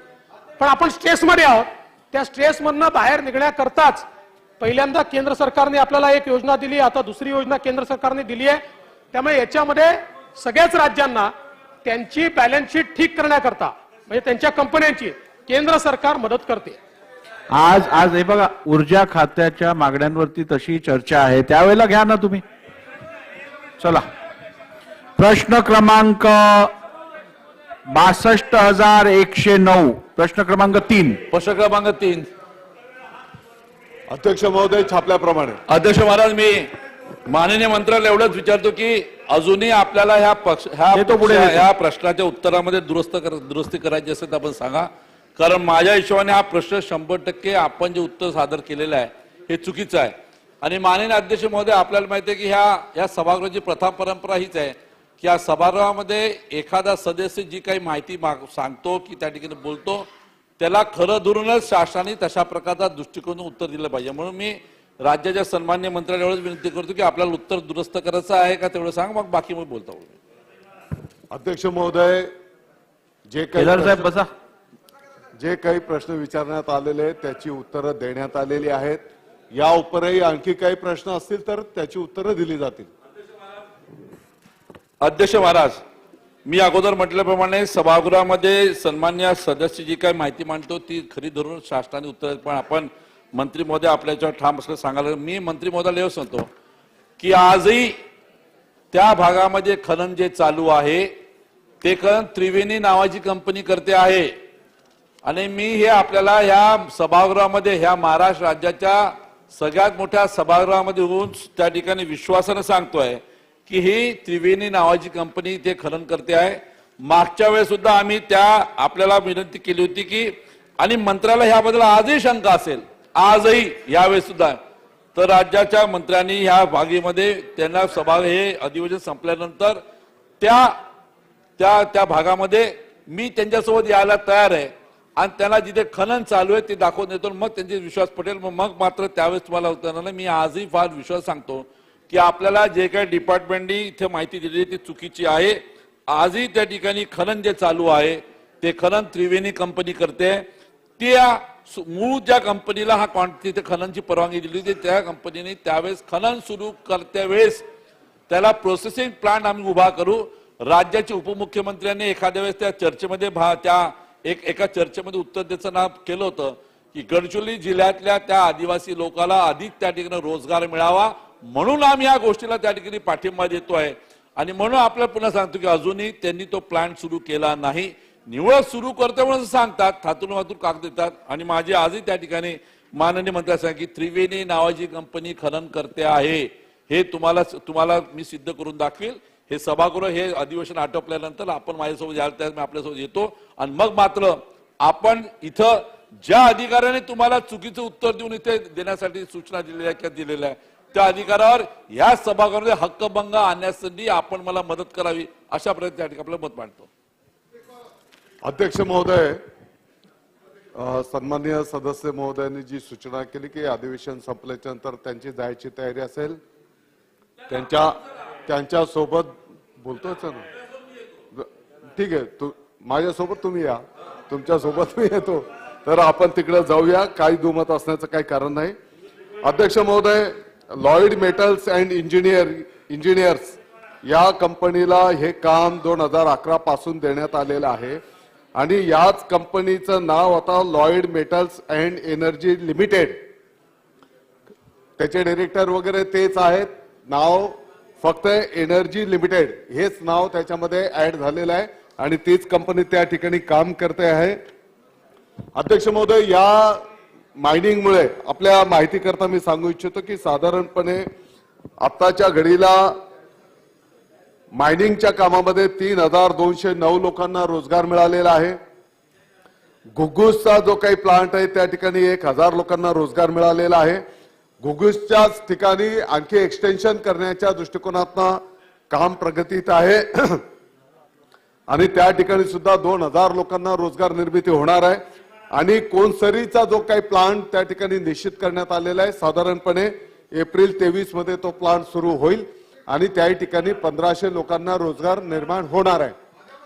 एकंदरीत अध्यक्ष महोदय, आपल्याला माहिती आहे की हा जो काही नक्सलिस्ट एरिया आहे या भागामध्ये त्या भागातल्या लोकांना रोजगार मिळाला पाहिजे आणि म्हणून पूर्वीच्या काळामध्ये जर आपण याचा क्वांटिटीचा जर आपण विचार केला तर साधारणपणे 2008-9 ते 2020-21 या काळामध्ये 4,49,000 मेट्रिक टनाचं उत्खनन झालं होतं आणि 21-22 फेब्रुवारी 2023 पर्यंत, कारण त्या भागामध्ये मग आता पोलीस स्टेशन उभारण्यात आलेलं आहे, संपूर्ण संरक्षण देण्याची व्यवस्था करण्यात आलेली आणि त्याच्यामुळे आता काम ते सुरळीत सुरू झालेलं आहे.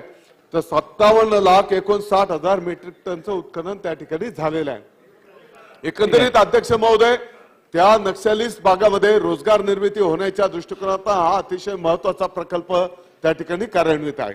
ठीक आहे, त्यांचं झाल्यावर बोला. अध्यक्ष महाराज, माननीय मंत्री महोदयांनी जे उत्तर दिलं त्यामध्ये थोडी विसंगती आहे. अध्यक्ष महाराज, या सुरजागडच्या खाणीमध्ये अगोदर लायड मेटलची घुगुसची कंपनी आहे, त्यांनी तिथं लीज घेतली होती, परंतु नक्षलवाद्याचा प्रभाव असल्यामुळे त्या लायड मेटल्सला तिथं काम करता आलं नाही. परंतु आता जे माननीय मंत्री म्हणाले की बा घुगुसच्या लायड मेटलमध्ये सुद्धा उत्पादन सुरू आहे, चुकीचं आहे. इथं त्रिवेणी नावाची कंपनी ओरिसामधून आली, त्या त्रिवेणी कंपनीने त्या लायड मेटल्सवाल्याकडनं सबलेट केलं, लायड मेटल्सकडून लीज घेतली आणि ते तिथं काम करत आहे.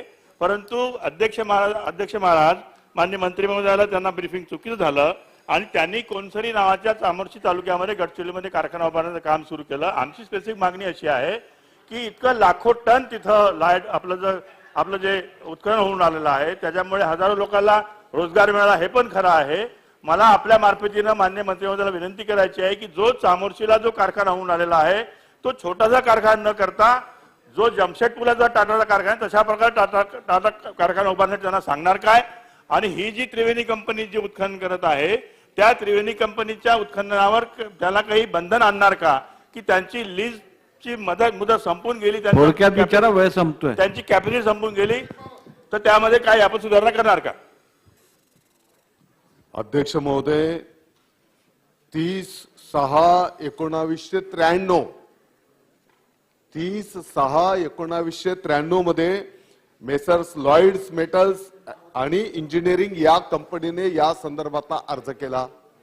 त्याप्रमाणे सगळी प्रक्रिया पूर्ण झाली आणि पुढच्या काळामध्ये Lloyd metals and engineers limited या कंपनीचं नाव 25/4/2011 पासून बदलून messrs Lloyd metals and energy limited, त्याचे डिरेक्टर वगैरे पण तेच आहेत, फक्त नाव त्याने बदलून मागितलं आणि ते नाव 2011 मध्ये बदलून देण्यात आलेलं आहे. आपला जो 11 मध्ये आपला जो प्रश्न आहे की कोनसरीचा जो काही प्लांट आहे त्या कोनसरीच्या प्लांटची क्षमता वाढवली पाहिजे. मला वाटतं की ही स्वागतार्ह सूचना आहे. आत्ताच्या घडीला कोनसरीचा जो काही प्लांट आहे 23 जे सन्मान्य सदस्यांनी सांगितलं, मुळामध्ये कंपनी अधिनियमाच्या अंतर्गत लॉइड मेटल्सनी आपलं काही भाग भांडवल जे आहे ते लिक्विडेट केलं आणि त्याच्यामध्ये त्यांनी त्रिवेणीला त्यांची इन्व्हेस्टमेंट घेतली आहे, ते सबलेट केलेलं नाहीये, त्यांनी त्याच्यामध्ये इन्व्हेस्टमेंट घेतली. आज 51% हे लॉइड मेटलच त्या ठिकाणी आहे. आणि दुसरं, सन्मान्य उद्योग मंत्री या ठिकाणी नाहीत, पण आता लॉइड मेटलशी 20,000 कोटी रुपयाच्या ऍडिशनल इन्व्हेस्टमेंटचा आपण करार केलाय आणि कोनसरीच्या व्यतिरिक्त आता ते मोठी इन्व्हेस्टमेंट 20,000 कोटीची त्या ठिकाणीच करतायत. माननीय मुख्यमंत्र्यांनी त्याला परवानगी दिली आहे, त्याला आता पाण्याची देखील परवानगी मिळालेली आहे आणि सर्व प्रकारची परवानगी मिळाली. त्यामुळे आपल्याला जी अपेक्षित आहे त्यानुसार आता मोठी त्या ठिकाणी इन्व्हेस्टमेंट, त्याचा करार आणि आपलं जे कॅबिनेट कमिटी ऑन इन्व्हेस्टमेंट आहे त्यांनी त्याला मान्यता दिली आहे. प्रश्न उत्तराचा तास संपलेला आहे. लेंग्या द्या तारांकितची यादी. महोदय, बुधवार दिनांक 1 मार्च 2023 रोजीची तारांकित प्रश्नोत्तरांची यादी मी सभागृहाच्या पटलावर ठेवतो. तारांकित प्रश्नांची यादी सभागृहाच्या पटलावर ठेवण्यात आली.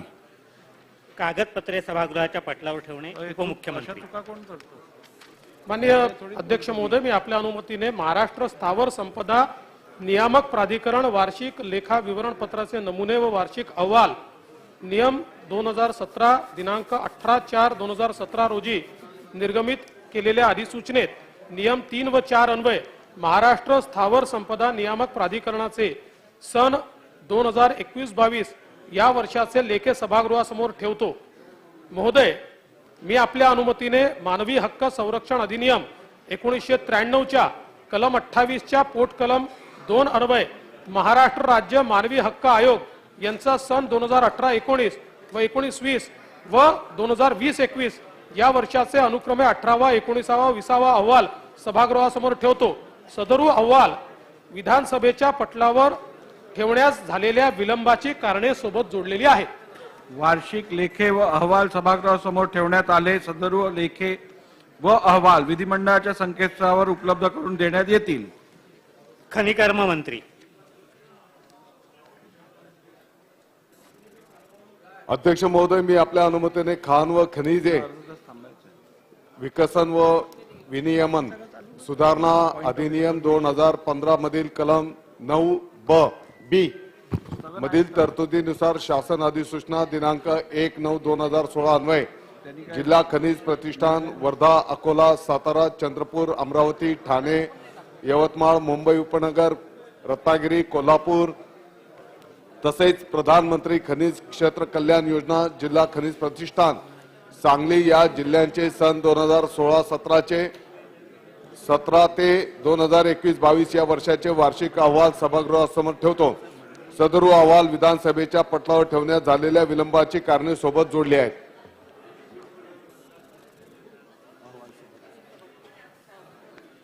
अहवाल सभागृहासमोर ठेवण्यात आले. सदरू अहवाल विधिमंडळाच्या संकेतस्थळावर उपलब्ध करून देण्यात येतील. उद्योग मंत्री. अध्यक्ष महोदय, मी आपल्या अनुमतीने महाराष्ट्र राज्य खादी व ग्रामोद्योग मंडळ मुंबई यांचे सन 2019 ते 2020 या वर्षाचे वार्षिक लेखे सभागृहासमोर ठेवतो.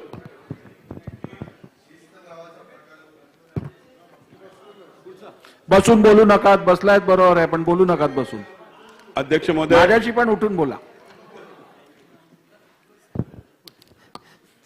अध्यक्ष महोदय, मी आपल्या अनुमतीने महाराष्ट्र राज्य खादी व ग्रामोद्योग मंडळ मुंबई यांच्या सन 2019-2020 वार्षिक अहवाल सभागृहासमोर ठेवतो. वार्षिक लेखा व अहवाल सभागृहासमोर ठेवण्यात आले. सदरू लेखे व अहवाल विधिमंडळाच्या संकेतस्थळावर उपलब्ध करून देण्यात येतील. सार्वजनिक आरोग्य व कुटुंब कल्याण मंत्री. महोदय, मी आपल्या अनुमतीने महाराष्ट्र HIV व एड्स लोकपाल व कायदेशीर कारवाई नियम 2022 प्रसिद्ध करणारी अधिसूचना क्रमांक एनिका 2018 प्रकरण 133 कुटुंब कल्याण दिनांक 28 नोव्हेंबर 2022 सभागृहासमोर ठेवतो. अधिसूचना सभागृहासमोर ठेवण्यात आली. चला ह्याचं द्या. अरे हे कुठे स्थगनचा निर्णय कुठे?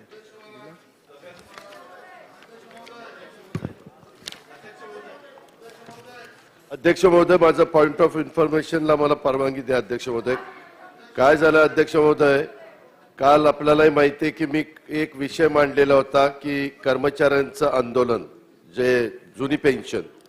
अध्यक्ष महोदय, त्याच्यात तोडगा काढला पाहिजे, कारण राज्यातली आरोग्य सेवा पूर्णपणे कोलमडलेली आहे. अध्यक्ष महोदय, H3 आणि N2 फ्लू सदृश्य 7 रोगांचे रुग्ण रोज वाढतायत. अध्यक्ष महोदय, केंद्र शासनाने देखील त्याच्या तपासण्या वाढवण्याच्या करता सगळ्या देशातल्या राज्यांना सूचना दिल्यात. अहमदनगर पाठोपाठ नागपूरमध्ये देखील एका व्यक्तीचा H3 आणि N2 चा मृत्यू झालाय. अत्यावश्यक सेवा अध्यक्ष महोदय, जे अत्यावश्यक शस्त्रक्रिया इतक्या मोठ्या प्रमाणावर पुढे ढकलण्यात आलेले आहे. एकाच रुग्णालयाचं उदाहरण द्यायचं म्हटलं तर अध्यक्ष महोदय तिथं 150 शस्त्रक्रिया पुढे ढकलण्याचा निर्णय घेण्यात आला. रुग्णांचे मोठ्या प्रमाणावर अध्यक्ष महोदय ह्याच्यात हाल होत आहेत. जे रुग्णालयामध्ये वैद्यकीय अधिकाऱ्यांनी मेस्मा कायद्याच्या प्रती फाडल्याची बातमी सातत्याने टीव्ही चॅनलला वेगवेगळ्या ठिकाणी दाखवली जाते. मार्च अखेरीस भरावाची पाण्याची बिलं, इतर करांची बिलं, जन्ममृत्यूचे दाखले, इतर दस्तऐवज ही नोंदणी बंद पडली. कारण अध्यक्ष महोदय आज 15-16 तारीख आहे. 15 तारखेच्या नंतर अवघे 16 दिवस राहिलेत आणि लोकांना तर बिलं भरायची. अवकाळी पीक नुकसान जे झालेले आहेत त्याचे पंचनामे अध्यक्ष महोदय थांबलेले आहेत. एका बाजूला संप सुरू आहे, कर्मचाऱ्यांच्या भावना अतिशय तीव्र आहेत आणि कोणत्याही वेळी काय केलं पाहिजे याचं कुठंतरी भान सरकार म्हणून सरकारने ठेवलं पाहिजे. अध्यक्ष महोदय, पहिल्या दिवशी प्रशासन, शिक्षण, आरोग्य आणि इतर अत्यावश्यक सेवा ठप्प झाल्यात. राज्यभरातील महसूल, शासकीय आणि निमशासकीय शिक्षक, शिक्षकेतर कर्मचारी संपामध्ये सहभागी झालेले आणि अध्यक्ष महोदय ह्याचा फटका प्रशासनातली सेवा, शिक्षक आणि आरोग्य सेवेला मोठ्या प्रमाणावर बसतोय. अधिवेशन चालू असताना राज्यातल्या तमाम जनतेचं लक्ष इकडं आहे की याच्यातनं काय तोडगा निघतोय, परंतु हे कुठंतरी ताबडतोब थांबवलं पाहिजे आणि मार्ग काढला पाहिजे, चर्चा केली पाहिजे. आपण अध्यक्ष या नात्याने ह्या संदर्भामध्ये निर्देश द्यावेत अशी माझी आपल्याला अतिशय आग्रहाची, नम्रतेची कळकळी. सन्मान्य विरोधी पक्ष नेत्यांनी जी माहिती सभागृहासमोर ठेवली आहे ती अत्यंत महत्वपूर्ण आहे आणि राज्याच्या जनतेच्या आरोग्याच्या दृष्टीने या संदर्भातलं स्पष्टीकरण येणं हे अत्यंत महत्वपूर्ण असल्यामुळे शासनाने या संदर्भातलं निवेदन करावं. आशिष शेलारजी बोला. अध्यक्ष महोदय, मी आपलं लक्ष या आशिषजी विषयाकडे 1 मिनिट, मी जरा स्थगनचा निर्णय देतो, त्यानंतर आपण पॉइंट ऑफ इन्फॉर्मेशन मांडा. आज बुधवार दिनांक 15 मार्च 2023 रोजी स्थगन प्रस्तावाच्या एकूण 9 सूचना प्राप्त झालेल्या आहेत. परंतु आज सन 2023-2024 या वर्षाच्या अर्थसंकल्पीय अनुदानाच्या मागण्यांवर चर्चा व मतदान पहिला दिवस असल्यामुळे महाराष्ट्र विधानसभा नियम 251(2) अन्वये स्थगन प्रस्ताव घेता येणार नाहीत. आता या सर्व सूचनेस मी दालनात अनुमती नाकारली आहे. आपला तो अधिकार आहे, त्याबद्दल मला काही म्हणायचं नाही. पण अध्यक्ष महोदय, एक गोष्ट आपल्या राज्याच्या कायदा सुव्यवस्थेच्या दृष्टीने महत्वाची आहे. राज्यातली पोलीस नागरिकांच्या संरक्षणासाठी 24 तास कार्यरत असतात. अनेक वेळा जीवाची पर्वा न करता ते आपलं कर्तव्य बजावतात आणि कर्तव्य बजावत असताना त्यांच्यावर अलीकडं हल्ले होण्याचं प्रमाण अध्यक्ष महोदय वाढलेलं आहे. पोलिसांवर हल्ला झाल्याच्या जवळपास 30 घटना ह्या अलीकडच्या 3 महिन्यामध्ये घडलेल्या आहे. खाकीतील जर म्हणजे त्यांना कोण सिंग म्हणतं, कोण म्हणतं, पण खाकीतील आमच्या पोलिसांना आपल्या धाक जर फक्त चित्रपटापुरताच मर्यादित राहिल्याचं जर पाहायला मिळतं. अध्यक्ष महोदय, तुम्ही बघा, अंगावर थेट त्यांच्या गाडी घातली जाते, गाडी सोबत त्यांना फरफटत नेलं जातं. लोकांनी पोलिसांच्या अंगावर गाडी घालून धावून जाणं अशा घटना घडतायत. मी तुमच्या लक्षात आणून देतो अध्यक्ष महोदय, रफी अहमद, किडवाई मार्ग पोलीस ठाणे मुंबई, एका आरोपीनं पोलीस ठाण्यात 2 सहाय्यक पोलीस निरीक्षकांना धक्काबुक्की केली. योगेश खरात पोलीस उपनिरीक्षक याच्या हाताला चावा घेतल्याची घटना आहे. काळबादेवी वाहतूक पोलीस स्टेशनमध्ये पोलीस हवालदार सुरेश जाधव हे यामलदास गांधी जंक्शन येथे कर्तव्य बजावत असताना एका दुचाकी चालकाला थांबवण्याचा त्यांनी इशारा केला. मात्र दुचाकी चालकाने न थांबता जाधव यांना फरफटत नेलं. जाधव जखमी झाले, त्यांच्यावर उपचार सुरू आहेत. वाडी बंदर जंक्शन येथे फ्रीवेच्या उतारावर वाहतूक पोलीस सत्यवान सोनवणे वाहनांची तपासणी करत असताना विना हेल्मेट ट्रिपल जात असताना त्यांनी थांबवलं. मोटरसायकल चालकांनी त्यांना धडक दिली अध्यक्ष महोदय आणि सोनवणे यांचा हात फ्रॅक्चर झालेला आहे. देवनार पोलीस ठाण्याचे संदीप मोहिते गोवंडी देवराज लाईन झोपडपट्टीत आरोपीला पकडायला गेले. अध्यक्ष महोदय, त्यांच्यावर कोयत्याने हल्ला करण्यात आला. या हल्ल्यात त्यांच्या डोळ्याला जबर दुखापत झाली. एकंदरीत राज्यात पोलिसांच्यावर वेगवेगळ्या ठिकाणी हल्ला होण्याच्या ज्या घटना घडतायत, आता नागरिकांना ते 24 तास संरक्षण देतात. त्यांचं काम करत असताना पोलिसांनाच आता संरक्षण द्यायची वेळ आली. संपर्कासाठी वॉकी टॉकी, मोटरसायकली, इतर व्यवस्था पुरवण्याची आवश्यकता आहे. अध्यक्ष महोदय, पोलिसांचं मनोधैर्य वाढवण्याच्यासाठी असे हल्ले अजिबात होता कामा नये. मगाशी जसं एका उत्तरामध्ये उपमुख्यमंत्र्यांनी सांगितलं आम्ही त्यांना मोका किंवा अशा काहीतरी गंभीर गुन्ह्यांमध्ये त्यांना गोवण्याचा प्रयत्न करू, तशा पद्धतीनं काहीतरी ह्याच्यात लक्ष घातलं पाहिजे ना. नाहीतर अध्यक्ष महोदय, जर तुमच्या कुणाच्या बंदोबस्ताला पोलीस असले तरी त्या पोलिसांनाच मारून ज्याचा बंदोबस्त आलाय त्यालाही मारायला मागे पुढे बघणार नाही. ह्या घटना घडतायत. कृपया आपण गांभीर्याने शासनाने सदर माहितीची नोंद घ्यावी. अध्यक्ष महोदय, मी पॉइंट ऑफ इन्फॉर्मेशनच्या माध्यमातून एका गंभीर विषयाकडे आपलं लक्ष वेधतो आणि माझी विनंती राहील आपल्याला अध्यक्ष महोदय की या विषयात सरकारने केवळ नोंद घ्यावी, आपला अधिकार आहे निर्देश देण्याचा. माझी अपेक्षा राहील की या विषयामध्ये सरकारने कार्यवाही करावी, अशी आपण निर्देश द्यावे अशी माझी विनंती आहे.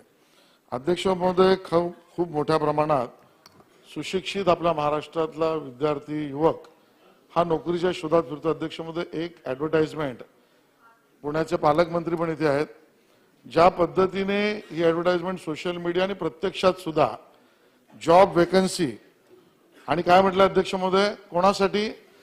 Opening for Tamil, Telugu, Kannada, Hindi, Gujarati, Punjabi, Malayalam. Salary 10,000 ते 25,000, मराठी नाही. आणि ऍड्रेस काय अध्यक्ष महोदय? याचा ऑफिस ऍड्रेस आहे SR number 114, 115, 116 Pushpa heights, office number 401, 4th floor, near HP petrol pump, Alandi road, Vishrantwadi, Kalas, Pune 411015. आपल्याच पुण्यामध्ये जॉब वेकन्सी बँक प्रोसेससाठी आणि त्यामध्ये vacancy only for Tamil, Telugu, Kannada, Hindi, Gujarati, Punjabi, Malayalam. आम्ही त्यांच्या विरोधात नाही अध्यक्ष महोदय, पण मराठीला नाही म्हणण्याचं कारण काय? मराठीतनं शिक्षण घेतलेल्या, मराठी भाषा बोलणाऱ्या, मराठी बाळबाली असणाऱ्या मुला मुलींना या नोकऱ्या अवेलेबल केल्या जाणार नाहीत. अशा पद्धतीची सरसकट ऍडव्हर्टाइजमेंट जर होत असेल तर अध्यक्ष महोदय, पालकमंत्री पण इथे आहेत पुण्याचे, त्या पुण्याचा हा ऍड्रेस आहे, कामगार मंत्री पण इथे आहेत. माझी आपल्याला विनंती आहे, अशा या एस्टॅब्लिशमेंटवर तातडीने कारवाई करावी. ही ऍड मागे घेऊन त्यामध्ये मराठीला का डावलण्यात आलं या विषयातली इन्फॉर्मेशन तर घ्यावीच, पण कारवाई करण्यात यावी अशी माझी त्या ठिकाणची मागणी आहे अध्यक्ष महोदय. सन्मान्य सदस्य आशिष शेलारजींनी दिलेल्या माहितीची शासनाची सखोल चौकशी करावी. यामिनी जाधवताई. अध्यक्ष महोदय, भारताच्या आणि मुंबईच्या जडणघडणीमध्ये ज्यांनी मोलाची कामगिरी बजावलेली आहे आणि अजूनही बजावतायत, हा पारसी समाज हा आपल्या विधानसभा क्षेत्रात सुद्धा आहे आणि माझ्या विधानसभा क्षेत्रात सुद्धा आहे आणि या पारसी समाजाला घरघर लागलेली आहे. अध्यक्ष महोदय, 2013 मध्ये शासनाने, केंद्र शासनाने जिओ पारसी म्हणून योजना जाहीर केली. या योजनेअंतर्गत त्यांना त्यांची लोकसंख्या वाढावी आणि याच्यासाठी एक तंत्रज्ञान जे IVF द्वारे त्यांना मुलांना जन्म द्यावा आणि त्याच्यासाठी आर्थिक मदत केली जाते आणि ही मदत अध्यक्ष महोदय IVFच्या टप्प्याटप्प्यावर केली जाते. आज 5 महिने झालेले आहेत, केंद्र सरकारकडनं ती मदत बंद झालेली आहे, ती येत नाहीये आणि या 5 महिन्यामध्ये काही महिलांची गर्भधारणा झालेली आहे, काही प्रसूतीच्या काळापर्यंत पोहोचलेल्या आहेत. अध्यक्ष महोदय, आपल्या मार्फत मी शासनाला विनंती करते की ही जी जिओ पारसी योजना आहे केंद्र सरकारची, महाराष्ट्र शासनाने त्याच्यामध्ये लक्ष घालावं आणि हे जे त्यांना जी मदत मिळते त्यांची लोकसंख्या वाढवण्यासाठीची, त्याच्यामध्ये मदत व्हावी आणि ताबडतोब काही महिला या प्रसूती काळापर्यंत आलेल्या आहेत आणि ती मदत पोहोचलेली नाही आणि आपल्याकडे तो समाज जास्त आहे आणि माझ्याकडे समाज जास्त आहे, तर त्याच्यावर लक्ष देण्यात यावं. बोला अध्यक्ष महाराज, जसा विरोधी पक्ष नेते महोदयांनी मगाशी जो मुद्दा उपस्थित केला या ठिकाणी अध्यक्ष महाराज, की जुनी पेन्शनच्या बाबतचा जो कर्मचाऱ्यांचं जे आंदोलन चालू आहे त्याच्यात तातडीने मध्यस्थी करा, त्या सूचना आपण दिल्या. त्याचप्रमाणे अध्यक्ष महाराज, शेतकऱ्यांच्या विविध मागण्या घेऊन नाशिक ते मुंबईच्या विधान भवनावर जो मोर्चा निघतोय अध्यक्ष महाराज, तिथं आपण पाहिलं असेल टीव्ही मध्ये की शेतकऱ्यांच्या पायातून रक्त निघायला लागलेलं आहे. तातडीनं मध्यस्थी करावी सरकारने, एवढीच आमची एक विनंती अध्यक्ष महाराज. माझं भारत कोल कंपाऊंड काळे मार्ग कमानी कुर्ला पश्चिम मनपा एल विभागाच्या हद्दीतील उद्योजकांना हजारो कामगारांना त्वरित संरक्षण देण्याचे आवश्यक असून मनपा एल विभागातील भ्रष्ट अधिकाऱ्यावर कठोर कारवाई करण्याच्या बाबतचं ऑनलाईन क्रमांक 8 अध्यक्ष महाराज काळे मार्ग कमानी कुर्ला 4 मनपा एल विभागाच्या हद्दीत मागील 1960 पासून 100 पेक्षा जास्त लघुउद्योग करणारे गाळे असून कंपाऊंडच्या आसपासच्या परिसरात राहणारे अंदाजे 4500 पेक्षा जास्त कामगार कंपाऊंड मध्ये काम करीत होते. त्यावर 2000 लोकांचा उदरनिर्वाह होत होता. अध्यक्ष महाराज त्या ठिकाणी जास्त आपण आणि सरकारचं धोरण आहे की जास्त लोकांना रोजगार उपलब्ध करून द्यावा यासाठी अनेक योजना आपलं सरकार आखत आहे अध्यक्ष महाराज. पण दुर्दैवानं आपल्याच महानगरपालिकेच्या याच्यामध्ये त्या ठिकाणी बिल्डर पृथ्वी चव्हाण मनपा एल विभागातील सहाय्यक आयुक्त श्री महादेव शिंदे आणि सहाय्यक अभियंता श्री किनी आणि इतर मनपा आयुक्त कार्यालयाशी संबंधित वरिष्ठ अधिकारी यांनी स्थानिक पोलीस ठाण्यातील अधिकारी यांच्याशी संगनमत करून नियमबाह्य प्रमाणे नोटीस न देता उद्योग बंद करून ती जागा बिल्डरला देण्याचा कट सुरू केलेला अध्यक्ष महाराज. आणि त्यामुळे जवळपास 4 ते 5 हजार कामगारांना त्या ठिकाणी मोर्चा काढावा लागला अध्यक्ष महाराज आणि त्यांचा उदरनिर्वाह आणि त्यांचा रोजगारच उद्ध्वस्त करण्यात आलेला आहे. अध्यक्ष महाराज आपल्या वतीनं मी शासनाला विनंती करतो की तातडीनं याच्यामध्ये शासनाने लक्ष घालावं आणि ज्या लोकांचे रोजगारच उद्ध्वस्त केले जात असतील तर तातडीनं त्याला थांबवलं पाहिजे अशा सूचना आपल्या माध्यमातून शासनाला द्या. शासनाने सन्मान्य सदस्यांनी दिलेल्या माहितीची नोंद घ्यावी. रोहित पवारजी. अध्यक्ष महोदय, पॉइंट ऑफ इन्फॉर्मेशन साठी मी या ठिकाणी उभा आहे. देतो शासकीय आणि निमशासकीय कंत्राटी नोकर भरती हे मनुष्य पुरवठा करणाऱ्या 9 खासगी कंपन्यांकडून करार येणार असल्याबाबतीचा राज्य सरकारकडनं एक GR कालच्या दिवशी अध्यक्ष महोदय प्रसिद्ध करण्यात आला. अध्यक्ष महोदय, हा जो GR आहे तो उद्योग ऊर्जा व कामगार विभागाकडनं काढण्यात आला आहे. अध्यक्ष महोदय, या पॉइंट ऑफ इन्फॉर्मेशनच्या माध्यमातून या सरकारला मला विचारायचंय की आपण 75,000 नोकऱ्या देणार आहात असं सातत्याने त्या ठिकाणी सांगतात. मग त्याच्यामध्ये तुम्ही कॉन्ट्रॅक्टरच्या माध्यमातून जी भरती करणार आहेत ते सुद्धा त्याच्यामध्ये घेतलं आहे का? 2.5 लाख नोकऱ्या आपल्याला शासकीय यंत्रणेच्या माध्यमातून त्या ठिकाणी युवांना देता येतील. मग अशा पद्धतीने तुम्ही कॉन्ट्रॅक्टरच्या माध्यमातून का भरती करत आहात? आणि त्याच्याच बरोबर या 9 कंपन्यांना जो करार केले आहेत त्यांची योग्यता आपण तपासली आहे का? आणि अशा पद्धतीने नोकऱ्या न देता पहिल्यांदा आपण MPSCच्या मदतीने आपण जे काही रिक्त पद आहेत ती कशी भरता येईल या बाबतीत सरकारने विचार करण्यात यावा. चला राम सातपुते. अध्यक्ष महोदय, या सभागृहाचं मी एका विषयाकडे लक्ष वेधू इच्छितो. काल पण झालंय. अध्यक्ष महोदय. झालंय. अध्यक्ष तुम्ही महोदय, नव्हता काल. झालंय.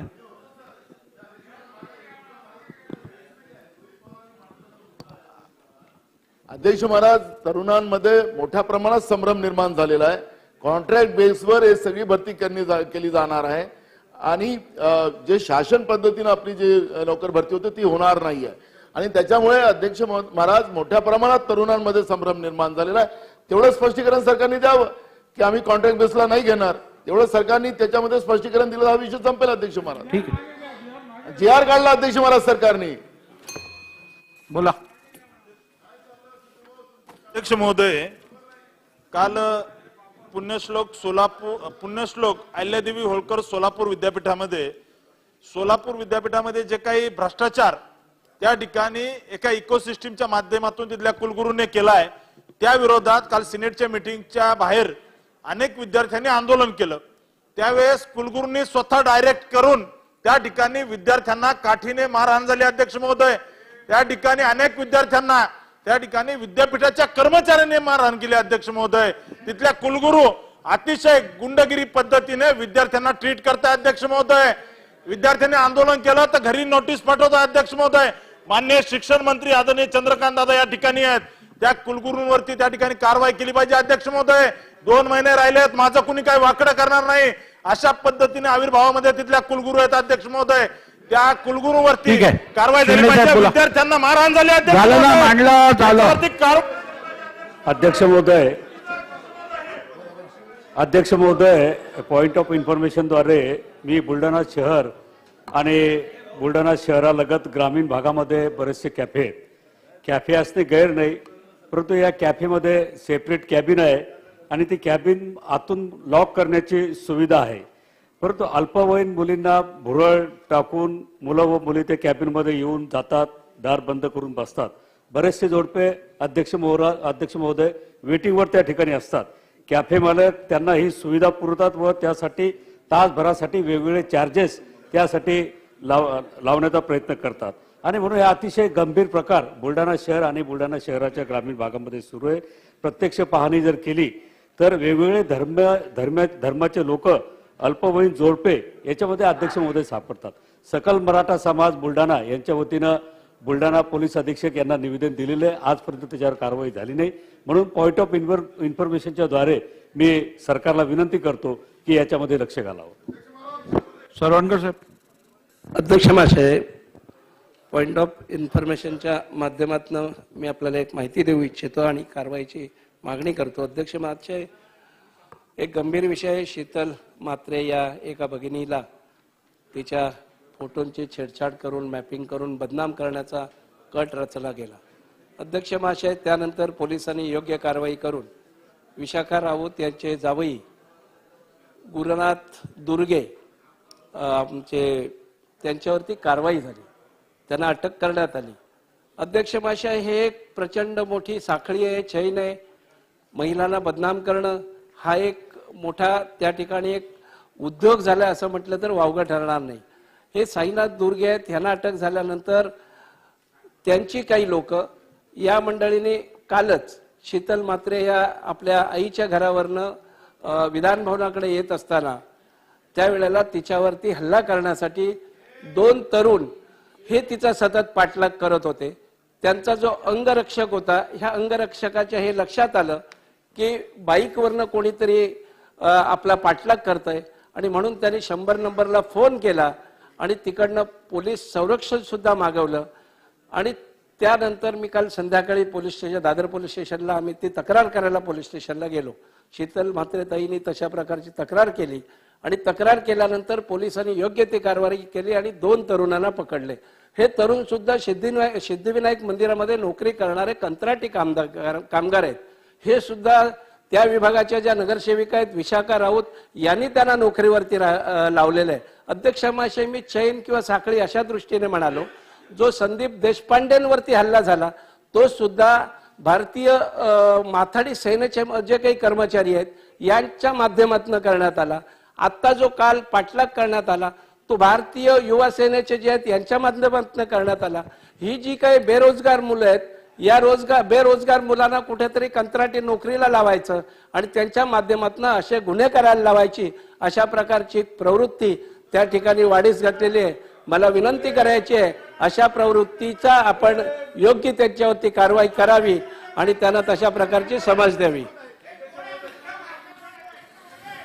अध्यक्ष महोदय,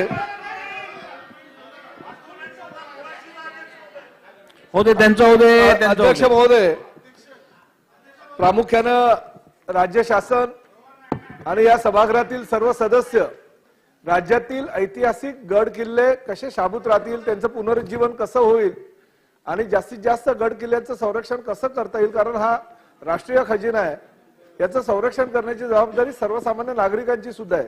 अध्यक्ष महोदय, माझ्या मतदारसंघामध्ये कान्होजी आंग्रे आणि चिमाजी अप्पांचा ऐतिहासिक महत्व असलेला नागला बंदर किल्ला फार पूर्वी होता आणि पुरातत्व खात्याकडे त्याची जबाबदारी होती. अध्यक्ष महोदय, तो भाईंदरपाडा म्हणून ते गाव आहे, त्या गावातील ग्रामस्थांनी माझ्याकडे केलेल्या तक्रारीनंतर मी तो किल्ला कशा परिस्थितीमध्ये ही बघायला त्या ग्रामस्थांबरोबर गेलो असता धक्कादायक माहिती समोर आली. अध्यक्ष महोदय, एका भूमाफियानं तो किल्ल्याचा परिसर पूर्णपणे खडी क्रेशर आणि इतर दगडखानी करता घेतलेला आहे, व्याप्त केलेला आहे. जिल्हाधिकारी कार्यालयाने त्याला रितसर परवानगी दिली असं म्हटलं जात आहे आणि ज्या ठिकाणी तो किल्ला होता त्या ठिकाणी किल्ल्याचं रूपांतर गॅरेजमध्ये झालेलं अध्यक्ष महोदय. त्या जुन्या ज्या भिंती होत्या त्या भिंती सुद्धा त्या ठिकाणी तोडण्यात आलेल्या अध्यक्ष महोदय. राज्यामध्ये गड किल्ल्यांचं संरक्षण करत असताना एखादा ऐतिहासिक महत्व असलेल्या किंवा राष्ट्रीय खजिना असलेल्या किल्ल्याची ही जर दुरावस्था होत असेल ती अत्यंत दयनीय. या राज्याचे किंवा या विधिमंडळाचे अध्यक्ष या नात्याने आपण ह्या प्रकरणी स्वतः गांभीर्याने दखल घ्यावी, कारण गड किल्ल्यांच्या बाबतीत आपणही तेवढेच समाधानी नाही आहात आणि राज्य शासनाने त्यावर लक्ष देणं गरजेचं आहे. अध्यक्ष महोदय, मी माननीय मुख्यमंत्र्यांना सुद्धा याबाबत आजच निवेदन दिलेलं आहे. ह्या निवेदनाच्या माध्यमातून माझी एकच विनंती आहे की गड किल्ल्याची संरक्षण करण्याची जबाबदारी राज्य शासनाची आणि नागरिकांची असल्या कारणानं हा किल्ला ताब्यात घेऊन ज्या भूमाफीने ताब्यात घेतलेला आहे तो ताबडतोब पुरातत्व खात्यानं परत घेऊन ताबडतोब ज्यांनी हा किल्लाच हडप करण्याचा प्रयत्न केलाय त्याच्यावर कठोर कारवाई करावी आणि त्यासाठी SIT स्थापन करावी. अध्यक्ष महोदय, सन्मान्य सदस्यांनी दिलेल्या माहितीची शासनाने नोंद घ्यावी आणि उचित उपाययोजना करावी. नितेश राणेजी बोला. अध्यक्ष महोदय, जे सन्मान्य सदस्य सरवणकर साहेबांनी आता उल्लेख केला, अध्यक्ष महोदय 2-3 दिवसापासून सातत्याने हे प्रकरण शीतल म्हात्रे ताईंचं गाजतंय. कोण ना कोणतरी खालचे कार्यकर्ते पोलीस पकडतायत. अध्यक्ष महोदय, आपण कधी ना कधीतरी ह्या प्रकरणाच्या मास्टर माइंडकडे आपण लक्ष घालणार आहोत का? अध्यक्ष महोदय, कोणाच्या आदेशावर हे सगळे कार्यकर्ते काम करतायत? कोण आहे हे? युवा सेनाचे प्रमुख कोण आहेत? हे माथाडी संघटनेचे प्रमुख कोण आहेत? कोणी हे सगळ्या ह्या तरुणांना आदेश देते? अध्यक्ष महोदय, त्याच्यावर लक्ष घातलं पाहिजे ना. नाहीतर रोज हे तरुण कोण ना कोणतरी, जसं ह्यांनी उल्लेख केला, कोणातरी अटक होत आहे. कोण तो वरुण सरदेसाई नावाचा व्यक्ती कोण ना काहीतरी ती स्टेटमेंट देतोय आणि तिथे धमक्या देत आहेत. अध्यक्ष महोदय, आपण नेहमी या खालच्या तरुणांना अटक करत बसणार आहे की? अध्यक्ष महोदय, म्हणून आपल्या माध्यमातून सरकारला विनंती करतो, हे जे कोण युवा सेनेचे प्रमुख आहेत त्यांना कुठेतरी चौकशीला बोलवा. माथाडी संघटनेचे प्रमुख आहेत त्यांना चौकशीचं बोलवा. सोक्ष मोक्ष लावा ना. अध्यक्ष महोदय, मुख्य चेहऱ्याला करा ना. हे काय खालच्या साईड ऍक्टरला उचला ना कधीतरी. आपकीर साहेब बोला. अध्यक्ष महोदय, मी पॉइंट ऑफ इन्फॉर्मेशन द्वारे या ठिकाणी माझ्या मतदारसंघामध्ये दायरिया गावामध्ये काल सायंकाळी 7 वाजता भीषण अशी त्या ठिकाणी आग लागली. आगीचं स्वरूप इतकं भयंकर होतं की त्या ठिकाणी 8 सिलेंडरचे स्फोट झाले. त्या ठिकाणचं सर्व लोकवस्तीमध्ये ही आग असल्यामुळे त्या ठिकाणी अतिशय भीतीचं असं वातावरण होतं. मी या ठिकाणी आपल्याला सांगू इच्छितो की अशा प्रकारचे आगीचे स्वरूप त्या ठिकाणी होत असताना शासनात त्याची दखल घ्यावी. दादराव केचे. अध्यक्ष महोदय, माझ्या आर्वी मतदारसंघातील मोहोजा धाडी तालुका आष्टी येथील वामन मळावी यांचा वाघाच्या हल्ल्यानं 28/2/23 रोजी मृत्यू झाला. या अगोदर सुद्धा अस्वलीनं त्याच गावातील एका शेतकऱ्यांचा अस्वलीनं मृत्यू झाला. तिसऱ्यांदा पुन्हा याच गावामध्ये असा वाघाचा हल्ला झाला. अजूनपर्यंत त्याला अनेक लोकांना जी आर्थिक मदत आहे त्या मदतीचा त्यांना लाभ मिळाला नाही. आणि एकाच गावात नव्हे तर कारंजा आणि आष्टीमध्ये आतापर्यंत वाघाच्या हल्ल्यानं 13 लोकांचा मृत्यू झाला. आणि या संदर्भात कुठंतरी त्यांच्या कुटुंबातील एका व्यक्तीला नोकरी मिळाली पाहिजे. हा निर्णय, धोरणात्मक निर्णय घेण्याची गरज आहे. 9 तारखेला या राज्याचे उपमुख्यमंत्री देवेंद्रजी फडणवीस साहेबांनी धोरणात्मक निर्णय घेऊन अनेक लोकांना न्याय देण्याचं काम केलं. त्याच आधारावर वाघाच्या हल्ल्यामध्ये ज्या कुटुंबातील व्यक्ती जर मृत्युमुखी पडत असेल तर त्या कुटुंबातील एका व्यक्तीला शासकीय नोकरीमध्ये सहभागी करावं ही आग्रहाची आणि कळकळीची विनंती आहे. तसेच ज्या शेतकऱ्यांच्या जमिनी जंगलाला लागून आहे त्या शेतकऱ्यांना सौर ऊर्जाचं कुंपण देण्याची गरज आहे आणि ते सुद्धा धोरणात्मक निर्णय घ्यावा ही आग्रहाची विनंती करतो. धन्यवाद. मनीषाताई. पालघर जिल्ह्यामध्ये अवघड ठिकाणी शिक्षकांची जी बदलीचं सरकारने काढलेलं आहे ह्याच्यात अध्यक्ष महोदय पालघर जिल्ह्याला पेसा कायदा लागू आहे. जवळजवळ 10,000पेक्षा जास्त पद ही रिक्त आहेत. आणि असं असताना आज ज्या बदल्या केलेल्या आहेत, वसईला राहणारी एखादी महिला असेल ती जव्हार, मोखाडा, खोडाळ्या तिकडे जायचं असेल तर सकाळी 3 वाजता तिला निघावं लागेल. जर तिकडे अतिरिक्त शिक्षक नाही आहेत तर तुम्ही बदल्या कशाला करतात? पहिल्या ज्या रिक्त जागा आहेत त्या सरकारने भरून घ्यायला पाहिजेत आणि 50 वर्षावरील ज्या महिला आहेत त्यांच्या तुम्ही बदल्या करत आहात. तर त्यासाठी आपणामार्फत मी शालेय शिक्षण आणि ग्राम शिक्षकांना विनंती करते की ह्या बदल्या ज्या आहेत ह्याच्यावर तातडीने आपण विचार करावा आणि ह्या बदल्याला स्थगिती द्यावी अशी आपणामार्फत मागणी करत आहे. लोणीकर साहेब. अध्यक्ष महोदय, राज्यामध्ये जो काही अवकाळी पाऊस आणि काही भागात गारपीट झालेली आहे, हरभरा काढणीचे दिवस आहेत, खळ्याचे दिवस आहेत आणि विभागीय व्यवस्थापक आणि डीएमओ यांनी तातडीनं हरभरा केंद्र चालू करण्याच्या परवानग्या दिल्या पाहिजे. माझ्या मतदारसंघातलं आष्टी हे गाव 50 आजूबाजूची गावं आहेत, तिथं कृषी उत्पन्न बाजार समिती आहे. मी 2 महिन्यापासून पाठपुरावा करतो की इथं हरभरा हे मुख्य पीक आहे आणि आष्टीला तात्काळ हरभरा खरेदी केंद्र मंजूर करावं. मात्र 2 महिन्यापासून त्यांना पत्रव्यवहार करून स्वतः बोलून त्यांनी मान्यता दिली नाही. मात्र परतूर शहरापासून 1 किलोमीटर अंतरावर मापेगाव नावाचं गाव आहे. परतूरला हरभरा केंद्र चालू आहे, बाजूला 1 किलोमीटरवर दिलंय. म्हणजे 1 किलोमीटरमध्ये 2 खरेदी केंद्र.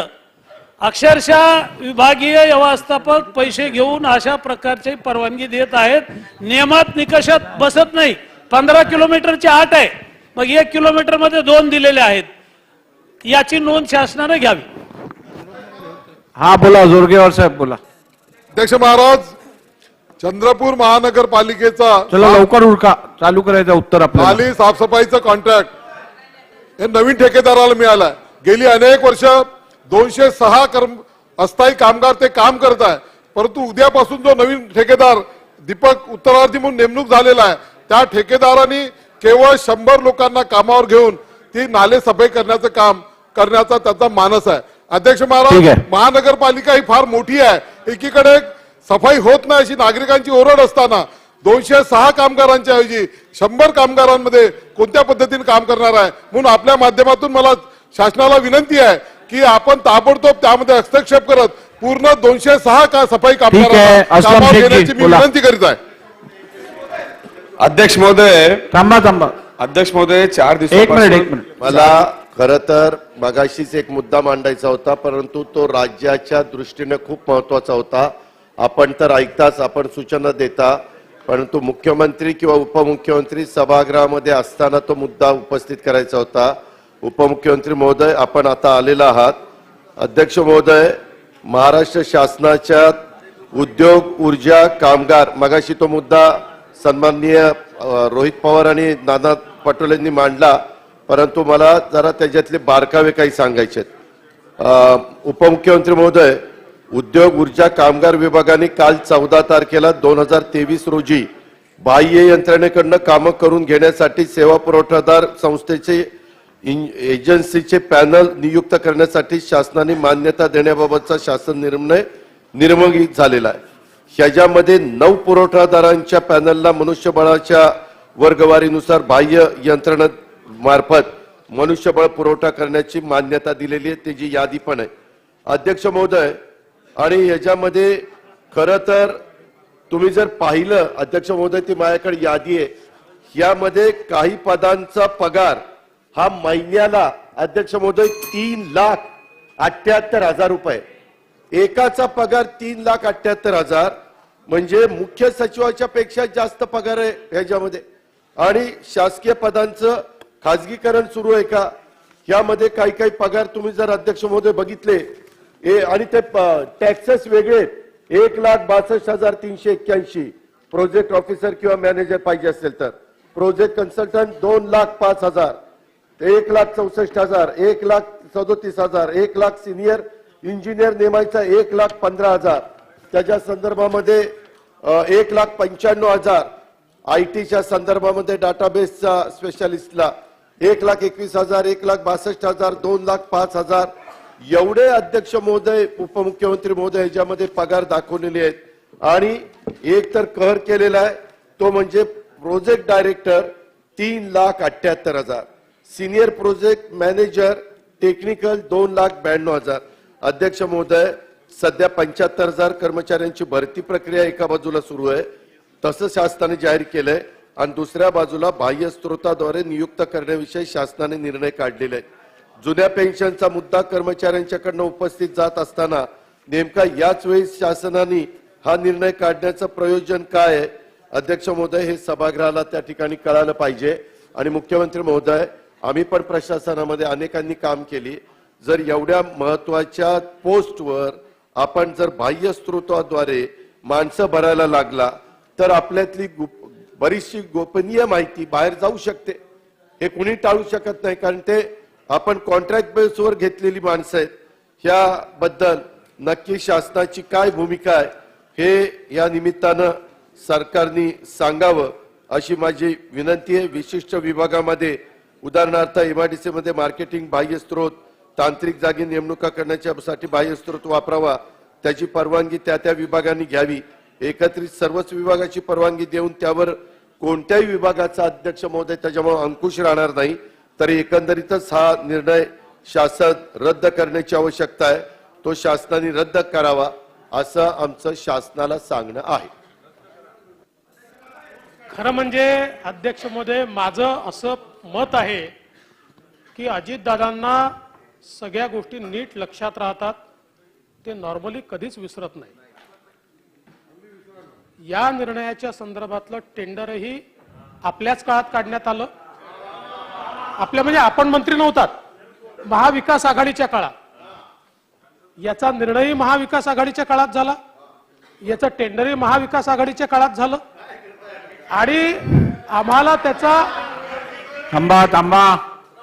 त्याचा अंतिम निर्णय घ्यायला याकरता उशीर झाला की याच्यामध्ये दोन गोष्टी होत्या ज्याच्यावर आक्षेप होता. एक असा होता की त्यातली एक कंपनी अशी होती की ज्याच्यावर ईडीची कारवाई चालली आहे आणि त्याला क्वालिफाय केलं होतं, आणि त्यामुळे त्याचं काय करायचं. आणि दुसरा आमच्या समोर प्रश्न असा होता की हे टेंडर काढताना थेट 10 वर्षाकरता काढलं होतं, आणि आपल्या CVCच्या नियमामध्ये 10 वर्षाकरता काढता येत नाही. आणि म्हणून मग या दोन गोष्टींवर काय करायचं या संदर्भात सखोल आम्ही चर्चा केली. आणि फायनली मग आम्ही मंत्रिमंडळापुढे हा विषय घेतला. मंत्रिमंडळाने याचा निर्णय करताना जो आपला प्रस्ताव होता तो जसा तसा मान्य केला, पण ज्यांच्यावर ईडीने कारवाई केली होती अशा कंपनीला बाजूला ठेवण्यात आलं. आणि CVCच्या गाईडलाईनचं उल्लंघन होऊ नये म्हणून 10 वर्षाची जी अट होती, म्हणजे 10 वर्षाकरता जो कॉन्ट्रॅक्ट द्यायचा होता तो 10 वर्षाऐवजी 5 वर्ष दिला. त्यामुळे मला असं वाटतं की ही सगळी कारवाई दादा तुमच्या MBAच्या काळात झालेली आहे. हा निर्णय तुम्ही घेतलेला आहे, आणि हा निर्णय काय योग्य आहे, काय योग्य मी सांगतो. उदाहरणादाखल आता आपण मेट्रोचे एवढे कामं करतो. आता या मेट्रोच्या कामांमध्ये आपल्याला अगदी वरिष्ठ लेवलचा प्रोजेक्ट डायरेक्टर घ्यावा लागतो, जो एखाद्या कन्सल्टंट कंपनीमध्ये असतो अशा प्रकारचा घ्यावा लागतो. पण 5 वर्षात मेट्रो तयार झाली की त्याच्याकरता काम नाही आहे आपल्याकडे, त्यामुळे आपल्याला त्याला कंत्राटी पद्धतीवर घ्यावं लागतं. पण कंत्राटी पद्धतीवर जर त्या लेवलचा माणूस यायचा तर त्याला प्रायव्हेट कन्सल्टंटकडे जर 5 लाख रुपये पगार आहे तर तुम्हाला 3 लाख रुपये तर द्यावाच लागेल, त्याशिवाय तो तुमच्याकडे येईल कसा. आणि म्हणून तुमचे काही चांगले निर्णय हे आम्ही पुढे नेले तर त्याच्यावर तुम्ही आक्षेप घेऊ नका अशी माझी आपल्याला विनंती आहे. चला आपण उत्तर घेऊया. पॉइंट ऑफ इन्फॉर्मेशन आता उत्तरानंतर. सन्मान्य उपमुख्यमंत्री. अरे झालं की घे ना. अरे दादा नंतर उत्तर झालं की उत्तर झाल्यानंतर छोटं उत्तर आहे काय फार मोठं उत्तर होईस तोपर्यंत तुम्ही ऑनलेगच राहा.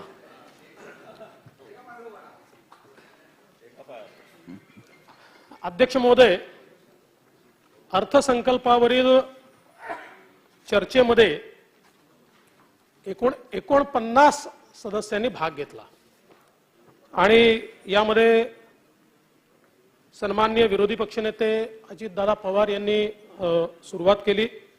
त्यानंतर श्री अमित साटमजी, माननीय पृथ्वीराज बाबा चव्हाण, श्रीमती यामिनीती जाधव, अबू आझमी साहेब, छगन भुजबळजी, समीर कुणावारजी, अमीन पटेलजी, रवींद्र वायकरजी, धनंजय मुंडेजी, अतुल भातकळकरजी, मनीषाताई चौधरी, राजेश पवार रमेश कोरगावकर, प्रशांत ठाकूर, बाळासाहेब थोरात, संजय रायमुलकर, जयंतराव पाटील, माधुरीताई मिसाळ, नानाभाऊ पटोले, ज्ञानराजजी चौगुले, डॉक्टर विनय कोरे, सुनील प्रभू, प्रकाशदादा सोळंके, त्याचप्रमाणे श्रीमती श्वेताताई महाले, श्री अमित झनक, श्रीमती गीताताई जैन, श्री प्राजक्त तनपुरे, गणपत शेठ गायकवाड, ॲडव्होकेट आशिष जयस्वाल, श्री विक्रमसिंह सावंत,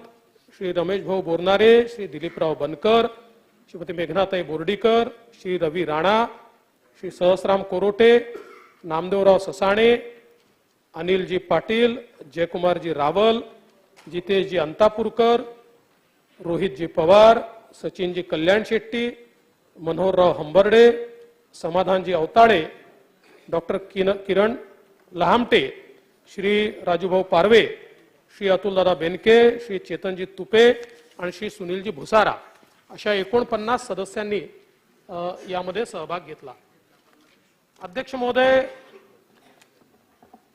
आज मी ज्यावेळी सभागृहात येत होतो त्यावेळी पायऱ्यांवर आमचे विरोधी पक्षाचे लोक अतिशय सुंदर असं एक त्यांनी तयार केलं होतं, असं एक डोंगर, असा ते डोंगर वर करायचे आणि त्याच्या खाली एक उंदीर दिसायचा आणि त्याच्यात घोषणा चालू होत्या, खोदा पहाड निकला चुहा. मला इतका आनंद झाला.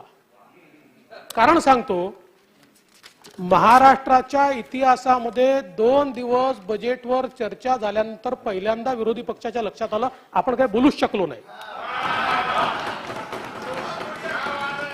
त्यामुळे पायऱ्यांवर उभं राहून मग त्याचा काहीतरी इव्हेंट करण्याची वेळ पहिल्यांदा विरोधी पक्षावर आली. अध्यक्ष महोदय,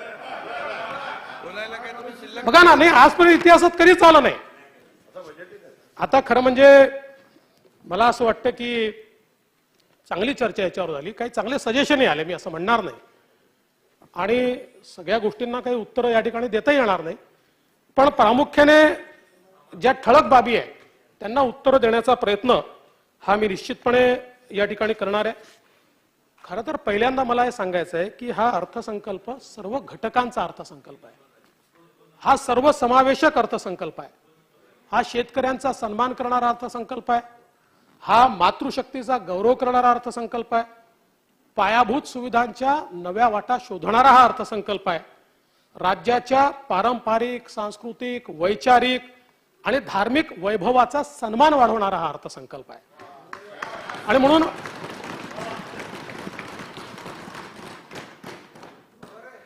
या ठिकाणी जे पंचामृत आम्ही मांडण्याचा प्रयत्न केलाय ते पंचामृत सगळ्यांना मिळावं अशा प्रकारचा प्रयत्न हा निश्चितपणे आमचा असणार आहे.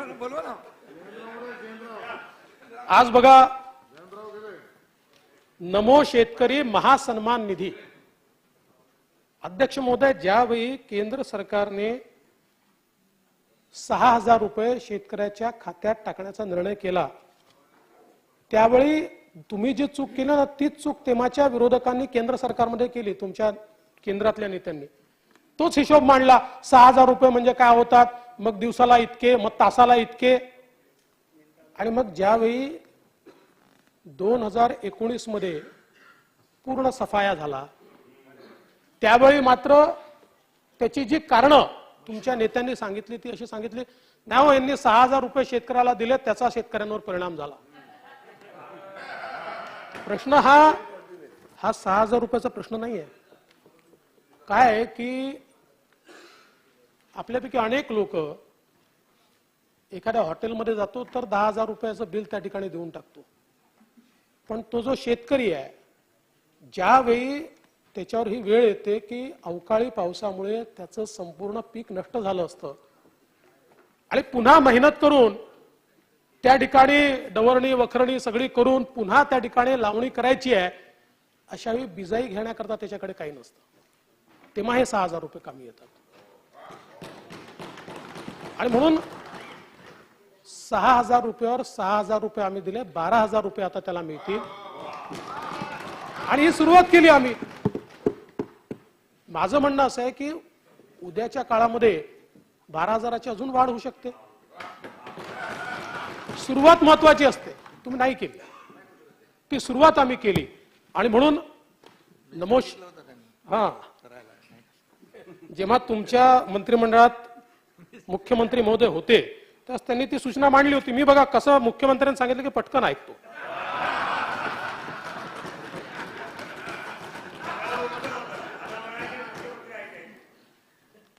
अध्यक्ष महोदय, त्यामुळे गोपीनाथ मुंडे शेतकरी सुरक्षा सानुग्रह योजना असेल, शेतकऱ्यांना विदर्भ मराठवाड्यामध्ये आपत्तीग्रस्त जिल्ह्यांमध्ये थेट अनुदान असेल. आज तुम्ही विचार करा या थेट अनुदानाचा परिणाम काय आहे. तर या विदर्भ मराठवाड्यातल्या 14 जिल्ह्यांमध्ये आता त्या शेतकऱ्याच्या घरी 5 लोकांचं कुटुंब असेल तर केंद्र सरकारची शेतकरी सन्मान योजना, आपली नमो शेतकरी सन्मान योजना आणि हे पैसे असे मिळून 21,000 कोटी रुपये त्याच्या घरी जाणार आहेत थेट या ठिकाणी. 21,000. त्यानंतर ट्रान्सफॉर्मरची योजना असेल, धनगर समाजाकरता आणलेली योजना असेल, नदीजोड प्रकल्प असतील, या ठिकाणी आपली जलयुक्त शिवार 2 सारखी योजना असेल, जलजीवन मिशन असेल किंवा लेक लाडकी सारखी योजना असेल. लेक लाडकीमध्ये आपल्याला कल्पना आहे की मुलीच्या जन्मानंतर 5,000 रुपये, पहिलीत 4,000 रुपये, 6वीत 6,000 रुपये, 11वीत 8,000 रुपये आणि 18 वर्षाची झाल्यावर 75,000 रुपये आपण देणार आहोत. आणि या संदर्भात मी आणि माननीय मुख्यमंत्री बसलो असताना असं लक्षात आलं की याची बेरीज 98,000 होते. आणि म्हणून मग आम्ही निर्णय केला की याच्यामध्ये वाढ केली पाहिजे आणि 1,00,000 रुपये ही बेरीज त्या ठिकाणी आणली पाहिजे. आणि आपण जसं म्हणालात फिक्स्ड डिपॉझिटच्या माध्यमातूनच आम्ही हे करणार आहोत. आणि त्या संदर्भात बँकांची चर्चा झाली आहे. त्या चर्चांप्रमाणे काही गोष्टी अनुदानातनं आणि बाकी फिक्स्ड डिपॉझिटवर त्यावेळी त्यांना तेवढं व्याज मिळून शेवटी तेवढे पैसे मिळतील अशा प्रकारची त्यांची ती रचना ही आपण केलेली आहे. महिलांना आपण एसटी प्रवासात सरसकट 50% सूट दिली आहे. आशा स्वयंसेविका असतील, अंगणवाडी सेविका असतील, यांच्याकरता वाढ केली आहे.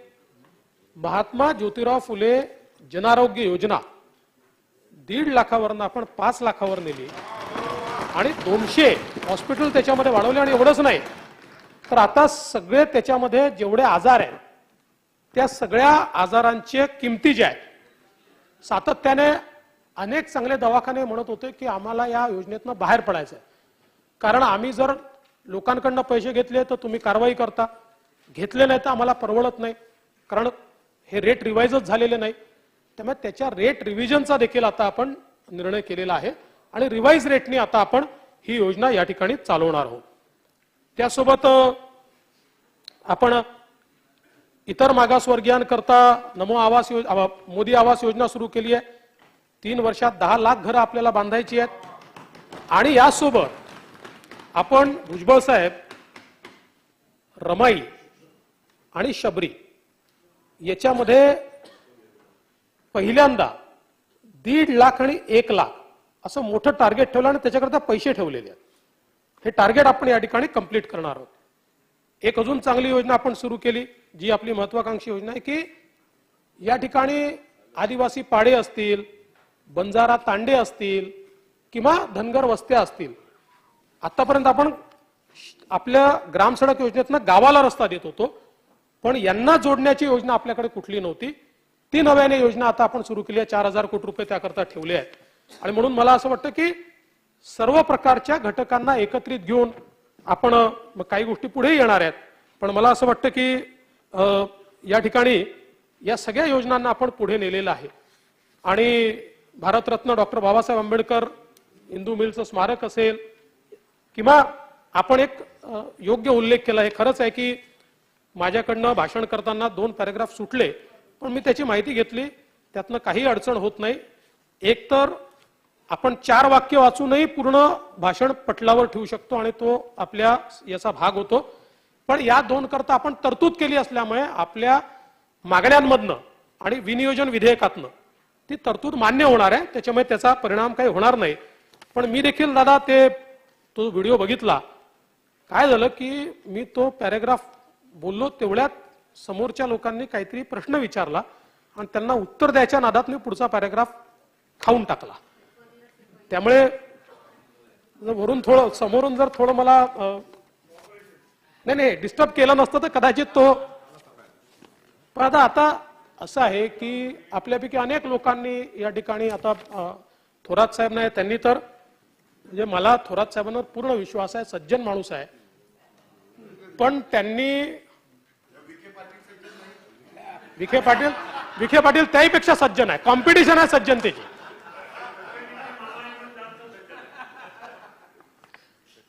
पण आमच्याकडे दादा एक आमचा कार्यकर्ता होता, तर आपण एखाद्या कार्यक्रमात गेलो की त्या कार्यक्रमामध्ये नंतर आपली बैठक होते, बैठकीत विचारतो का रे तुझ्याकडनं किती आले, तुझ्याकडनं किती लोक आले, तो कधी आकडा सांगायचा 67 आले, 83 आले. त्याला म्हटलं असं का सांगतो, तो म्हणाला 80 आले. म्हटलं विश्वास नाही बसत.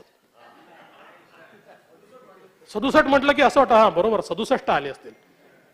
तसं त्यांनी काल जे सांगितलं की इतक्या घोषणा सुधीर भाऊंनी केल्या आणि त्यातल्या एवढ्याच इम्प्लिमेंट झाल्या, कुठनं आणली आकडेवारी?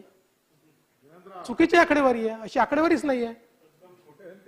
त्यामुळे हे ते 67 म्हणजे काही बोल पण रेटून बोल अशा प्रकारचं. आता मी तुम्हाला प्रश्न विचारतो की 32 महिन्याचा कालावधी होता, बाकी सोडून द्या, किमान समान कार्यक्रम ज्याच्यावर तुम्ही एकत्रित आला होता त्याचे तरी मुद्दे करू शकलात का तुम्ही? आता किमान समान कार्यक्रमात 0% दराने शैक्षणिक कर्ज कोणाला दिलं? कोणालाच नाही. सुशिक्षित बेरोजगारांना फेलोशिप कोणाला दिली? बरं जाऊ द्या, साधी तसं GR देखील निघाला नाही. मुख्यमंत्री नागरी सडक योजना, कोकणातील काजू प्रक्रियेसाठी 20 कोटी, मुंबईतील मणिभवन येथे वास्तुसंग्रहालयाचे नूतनीकरण, छत्रपती शिवाजी महाराज स्मारक सातारा 12 कोटी. आता इतके आहेत, हा पूर्ण 2 पानं माझ्याकडे आहेत, पण ठीक आहे. पण असं असतं की ही जी प्रक्रिया असते आपली, एखादा आपण अर्थसंकल्प मांडतो आणि मांडल्यानंतर ही निरंतर प्रक्रिया आहे. त्यामुळे तुम्ही केलेल्या घोषणा आम्ही पूर्ण केल्या. जसं तुम्ही सांगितलं होतं की शेतकऱ्यांना प्रामाणिकपणे ज्यांनी कर्ज भरलाय त्याला 50,000 रुपये प्रोत्साहनपर लाभ देऊ, आम्ही पूर्ण केली. तुम्ही घोषणा केली होती 1 रुपये क्लिनिकची, आम्ही पूर्ण केली. आम्ही ती पूर्ण केली. त्यामुळे प्रश्न असा आहे की ठीक आहे, म्हणजे आता या घोषणांच्या संदर्भात माझा तर प्रयत्न असा असणार आहे की आता हे जे काही आपण घोषणा केलेल्या आहेत, माझा प्रयत्न असा असणार आहे की पुढचं बजेट आपण समजा मार्चमध्ये मांडू, तर फेब्रुवारीमध्ये किंवा बजेटच्या आधी एक ऍक्शन टेकन रिपोर्ट देखील मी मांडणार आहे. मी काय घोषणा केल्या होत्या आणि त्याची काय अंमलबजावणी झाली. आणि असं असू शकतं की 2-4 गोष्टी अशा होतील की ज्याची अंमलबजावणी त्याच्यात मी सांगेन नाही झाली, प्रांजळपणे कबूल करेन की याची अंमलबजावणी करू शकलो नाही, कारण शेवटी हा अर्थसंकल्प आहे. पण आपला प्रयत्न असला पाहिजे की जास्तीत जास्त आपल्याला कशा प्रकारे तो अर्थसंकल्प त्या ठिकाणी इम्प्लिमेंट करता येईल. आता आपण बघा, आपण सांगितलं की ग्रोथ रेट कमी झाला, ग्रोथ रेट कमी झाला. आता ग्रोथ रेटच्या संदर्भात बेस इयर काय याच्या आधारावर तो असतो. आता आपण जर विचार केला तर 2020-21 मध्ये कोरोनामुळे आपला विकास दर होता -7.3%, -7.3%. आणि मग 21-22 मध्ये विकास दर झाला 9.1%. हा 9.1% कशाच्या आधारावर होता? -7.2%च्या आधारावर. म्हणजे रिअल ग्रोथ रेट किती? 2%. आणि आता त्या 9.1% वर आपण 6.8% पुढे गेलो आहे. आता हा रिअल ग्रोथ रेट आहे 6.8%. हा 2% नाही आहे, हा 6.8%. आणि हा 6.8% आपला देशाच्या जवळपास आहे. देशाचा 60% अपेक्षित केला आहे. आता याचं कारण काय आहे? समजा 1-2%, 0.2% अगदी कमी का आहोत? कारण आपण जर बघितलं तर देशाच्या ग्रोथ रेटमध्ये देशातली सगळी राज्य येतात आणि याच्यामध्ये जी थोडी तुलनेने मागास राज्य आहेत, या राज्यांवर कोरोनाचा इफेक्टही जास्त झाला, त्यामुळे त्यांचा निगेटिव्ह ग्रोथ रेट मोठा होता. आणि आता तो पॉझिटिव्ह झाल्यामुळे त्यांची जंप मोठी झाली आणि त्यामुळे देशाची जंप जी आहे ती एका लेवलपर्यंत आली. आणि म्हणून आपण जर विचार केला तर हा जो काही ग्रोथ रेट आहे हा कुठेही कमी झाल्याचा या ठिकाणी नाही आहे, तर हा बेस इयरचा विचार केला तर वाढलेला ग्रोथ रेट आहे. तसंच आपण विचार केला तर सेवा क्षेत्राचा विचार करा. सेवा क्षेत्रामध्ये 2020-21 मध्ये आपला ग्रोथ रेट किती होता?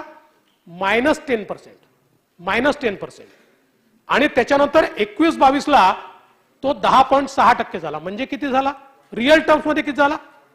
0.5%. कारण 100 रुपये आपण कमावले होते, पुढच्या वर्षी 91 रुपये आपण कमावले आणि त्याच्या पुढच्या वर्षी 100 कमावले. तर 91च्या तुलनेत 100 मोठे आहेत, पण 100 वर ऑलरेडी आपण पोहोचलो होतो, त्याच्या तुलनेत ती वाढ नाही आहे. आणि म्हणून तुम्ही जे सांगितलं की बघा आमच्या काळात 10% झाला, तर तो -10% वर 10% तुम्ही आला होता, म्हणजे ती लेवल झाली होती. आणि आता त्या तुलनेमध्ये 6.4% आपण पोहोचलो आहोत. ही रिअल ग्रोथ आहे आणि हे खरं आहे.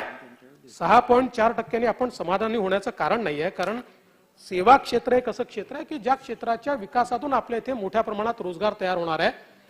आणि म्हणून आपला प्रयत्न यावर्षी असा असणार आहे की सेवा क्षेत्रामध्ये ग्रोथ रेट हा आपला वाढला पाहिजे. आता उद्योग क्षेत्राचा जरी आपण विचार केला तरी आपण तीच परिस्थिती आहे. 20-21 मध्ये उणे वाढ आहे, 21-22 मध्ये 3.8% आहे, तो आता 6.1% झालाय.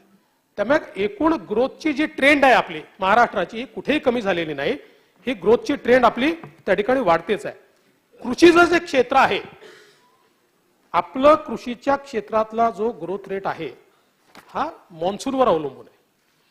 चांगला मॉन्सून ज्या ज्या वर्षी येतो त्या त्या वर्षी आपण डबल डिजिट ग्रोथ करतो. मॉन्सून खराब असला की आपण ग्रोथ आपली कमी होते. फॉर्च्युनेटली आता 3ही वर्ष आपल्याला चांगला मॉन्सून असल्यामुळे 20-21 मध्ये 13%, 21-22 मध्ये 11% आणि 22-23 मध्ये 10.2%. 3ही वर्ष आपण म्हणजे याही वर्षी आपली ग्रोथ रेट हा कृषीचा हा डबल डिजिट मध्ये आहे. यासोबत आता काही महत्वाची आकडेवारी देखील या ठिकाणी, कारण माननीय जयंत पाटील साहेब, माननीय बाबांनी, माननीय भुजबळ साहेबांनी काही आकडेवारी या ठिकाणी मांडली. आता आपण एखाद्या राज्याचं कर्ज किती या संदर्भात त्याचे काय निकष आपल्याकडे आहेत. कारण अर्थव्यवस्था जर वाढेल तर कर्ज वाढणार आहे. ऍब्सोल्यूट टर्म्स मध्ये म्हणजे समजा आपली अर्थव्यवस्था 2 लाख कोटीची होती आणि त्यावेळेस आपलं कर्ज हे समजा 3-3.5 लाखाचं होतं, तर ती 2 लाख कोटीहून 6 लाख कोटीवर जाईल. त्यावेळी साहजिक आपलं कर्ज 6 लाख कोटीचं असेल. त्यामुळे जे निकष आहे, आता आपण बघा डेट जीडीपी रेशिओ ह्याचा जर आपण विचार केला तर, आणि आपल्याला कल्पना आहे की 25% आपल्याला डेट जीडीपी रेशिओ ठेवता येतो. आता अगदी मी जुनं सांगतो की जेव्हा 14-15 मध्ये आम्ही सत्ता ताब्यात घेतली,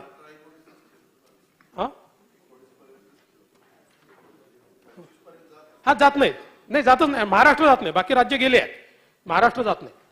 आता मी आपल्याला सांगतो की जेव्हा 14-15 ला आम्ही सत्ता ताब्यात घेतली तेव्हा तो होता 16.45%. 19-20 ला जेव्हा आम्ही सोडली तेव्हा तो कमी झाला होता 16.10%. पुन्हा महाविकास आघाडीच्या काळात तो गेला 20-21 ला 19.76% आणि आता 23-24 मध्ये तो आपण 18.23% आणतोय. त्यामुळे कर्जाचा बोजा जीडीपीशी त्याचा जो रेशिओ आहे आणि 19% जो तुमच्या काळात गेला हा वाढलेला असला तरी वेल विदिन महाराष्ट्र. मी जे नेहमी सांगतो की महाराष्ट्राची जी अर्थव्यवस्था आहे स्टेबल आहे. असं नाही की आपल्याकडे पैसा आहे, आपण फार श्रीमंत आहोत, पण ऍटलिस्ट पॅरामीटर्स जे आहेत जे देशामध्ये सेट केले आहेत त्या पॅरामीटर्स मध्ये राहणारं राज्य हे आपलं महाराष्ट्र राज्य आहे. आता आपण महसुली जमेच्या टक्केवारीनुसार व्याज प्रदान 14-15 मध्ये ते होतं 14.49%. ते 19-20 ला ज्यावेळेस आम्ही सोडलं ते 14.49% वरनं आलं होतं 11.85%. आणि मग ते आता झालं होतं 13.71%. ते आत्ताच्या या अर्थसंकल्पामध्ये 23-24 मध्ये 11.26% वर आपण ते आणलेलं आहे. आणि म्हणून एकूणच जर आपण बघितलं बांधील खर्चाशी महसुली जमेचे प्रमाण 19-20 मध्ये 60%, मी राऊंड ऑफ करतोय, 60 पॉईंट काय असेल तर 20-21 मध्ये 65%, 21-22 मध्ये 59%, 22-23 मध्ये 58%, 23-24 मध्ये 58%. मग इथे कुठे आपण पुढे गेलो आहे, फार काही गेलो, उलट 21-22च्या तुलनेत आपण कमी चालू आहे. त्यानंतर व्याजावरील खर्चाचं ते तर मी अनुमान आताच आपल्याला सांगितलंय. सकल राज्य उत्पन्नाशी राजकोषीय तुटीचं प्रमाण आता आपण परत ऍब्सोल्यूट टर्म्स मध्ये सांगतो. 80,000 तूट झाली, 90,000 कोटी तूट झाली. नियम काय आहे? कुठल्याही साऊंड अर्थव्यवस्थेकरता 3% आत तूट असली पाहिजे, बिलो 3%. आणि मला आनंद आहे, तुमचं राज्य असो का आमचं राज्य असो, महाराष्ट्रामध्ये सातत्याने आपण 3% आत ही तूट ठेवण्यास यशस्वी झालो आहे. आणि म्हणून आपण बघितलं तर 19-20 मध्ये जेव्हा आम्ही राज्य सोडलं त्यावेळेस ती 2% होती. 20-21 मध्ये 2.72 झाली, 21-22 मध्ये 2.60% झाली, 22-23 मध्ये 2.50% आणि आता 23-24 मध्ये ती 2.46%. म्हणजे वेल विदिन 3% आपण या ठिकाणी राजकोषीय तुटीच्या संदर्भात देखील आहोत. त्यानंतर मी कर्जाचं प्रमाण आपल्याला सांगितलेलंच आहे. राज्यस्तरीय योजनांचा खर्च त्याही संदर्भात या ठिकाणी बोललं गेलं. आता 19-20 मध्ये तो होता 72,361 कोटी, 20-21 मध्ये 86,000 काही कोटी, 21-22 मध्ये 98,000 कोटी, 22-23 मध्ये 98,000 कोटीवरनं तो आपण नेला 1,13,000 कोटी आणि आता यावर्षी तो अपेक्षित आहे 1,30,000 कोटी. अनुसूचित जाती उपयोजनांवरचा खर्च 19-20 मध्ये 9,200 कोटी, 20-21 मध्ये 9,600 कोटी, 21-22 मध्ये 10,000 कोटी, 22-23 मध्ये 12,230 कोटी आणि आता यावर्षी 13,820 कोटी रुपये अनुसूचित जाती उपयोजनेवर आपण खर्च करतोय. अनुसूचित जाती जमाती उपयोजनेवर 19-20 मध्ये 8,400 कोटी, 20-21 मध्ये 8,800 कोटी, 21-22 मध्ये 9,700 कोटी, 22-23 मध्ये 11,199 कोटीवर आपण नेला आणि 23-24 मध्ये 12,655 कोटी इतकी वाढ. म्हणजे आपण जर तुलनात्मक वाढ बघितली तर ही वाढ जास्त आहे. त्यामुळे अनुसूचित जमाती उपयोजनेवर देखील आपण अधिकची वाढ यावर्षी दिलेली आहे. आधी पगार असंच होतं, उलट यावर्षी आम्ही त्याची विशेष बैठक घेतली आणि ही जी काही अनॉमली तयार झाली होती की अस्थापना खर्चाचा वाटा वाढत होता तो यावर्षीपासून कमी करणं सुरू केला आणि विकासात्मक खर्च वाढवणं सुरू केलं. 2-3 वर्षात आपण त्याच्या पुढे जाऊ. यावर्षी इतक्या वर्षात पहिल्यांदाही सुरुवात केली, म्हणूनच हे 13,820 कोटीवर आपण या ठिकाणी 12,655 कोटीवर आपण पोहोचलो आहोत. त्यासोबत जिल्हा योजनांवरचा खर्च 19-20 9,000 कोटी, 20-21 9,800 कोटी, 21-22 11,035 कोटी, 11,035 कोटीवरनं दादा 22-23 मध्ये 13,340 कोटी आणि आता 15,150 कोटी इथपर्यंत आपण त्याच्यामध्ये वाढ केली आहे. त्यामुळे कुठेही अर्थव्यवस्थेमध्ये कमी केलंय असं या ठिकाणी नाही. तर कर्जाच्या संदर्भात मी ऑलरेडी बोललेलो आहे. त्यानंतर मग आपण एक सांगितलं की महसुली जमेत वाढ कमी होते, त्याची कारणं शोधली पाहिजेत. वाढ आपली अजून झाली पाहिजे याबद्दल काही दुमत नाही. पण आपण जर बघितलं तर महसुली जमेतल्या वाढीचा आपला कल काय आहे, तर आपला कल आहे हा साधारणपणे 19-20 10%, 20-21 10%, 21-22 कोरोनामुळे 6.20%, 22-23 पुन्हा 9.33% आणि 23-24 11.43%.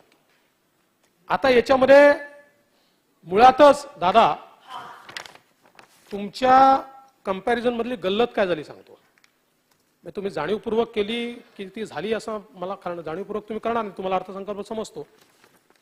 कधीही बजेट एस्टिमेटची तुलना बजेट एस्टिमेटची आणि रिवाइज एस्टिमेटची तुलना रिवाइज एस्टिमेटची, तुम्ही आरई आणि बीईची तुलना केली आहे. तुम्ही रिवाइज एस्टिमेटची आणि बीईची तुलना केल्यामुळे तुम्हाला ते लक्षात आलं नाही आणि त्यामुळे तुम्हाला असं वाटलं की हे कमी झालंय. आपल्याला माहिती आहे की आपल्या बी आणि आरई मध्ये नेहमीच फरक असतो, तो नेहमीच फरक असतो. आणि म्हणून गेल्या 5 वर्षाच्या तुलनेत सर्वाधिक म्हणजे 11.43% एवढी या ठिकाणी आपल्याला ही वाढ दिसते. त्यासोबत आपण हे सांगितलं की 6,46,536 कोटीपैकी 3,43,000 कोटीच खर्च झाला. आता पुन्हा मुळात यामध्ये बी आणि आरीची गल्लत झाली आहे. कारण इथे वेगळं चित्र असतं. आपल्याला कल्पना आहे, आपण इतके अर्थसंकल्प मांडल्या मागच्या जास्त मांडले आहेत. साधारणपणे विभाग पैसा मागतात, त्याच्यावर आपली बी तयार होते आणि मग पुरवणी मागण्यांमध्ये विभागाचे काही प्रायोरिटीज बदलतात आणि त्यामुळे ते नव्याने पैसा मागतात. बी मध्ये मागितलेला पैसा ते खर्च करत नाही, कारण प्रायोरिटी बदलली असते. ते पुरवणी मधला पैसा खर्च करतात आणि म्हणून बी आणि आरी मध्ये हा फरक येतो. आपण जर बघितलं तर साधारणपणे आपण गेल्या 5 वर्षातले अंदाज बघितले तर फेब्रुवारी महिन्यापर्यंतचा जी काही खर्च असतो तो 18-19 मध्ये 65% आहे, 19-20 मध्ये 70% आहे, 20-21 मध्ये 68% आहे, 21-22 मध्ये 65% आहे आणि 22-23 मध्ये तो यावेळेस 71% आहे. म्हणजे गेल्या सगळ्या वर्षांपेक्षा सगळ्यात जास्त हा खर्च यावर्षी या ठिकाणी आहे. आणि म्हणून मला असं वाटतं की ते थोडं गल्लत जी झाली ती यामुळे झाली. आणि म्हणूनच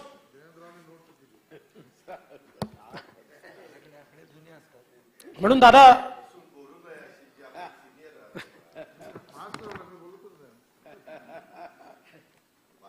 आपण म्हणालात की जगद्गुरु तुकाराम महाराज म्हणतात, बोलाचीच कडी बोलाचाच भात जेवून या कोण तृप्त झाला.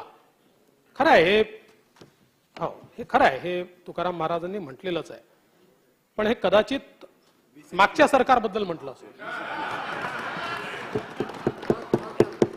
या सरकारबद्दल ते जर बोलले असते तर काय म्हणाले असते, आजी देतो पोट भरी पुरे म्हणाल तो वरी.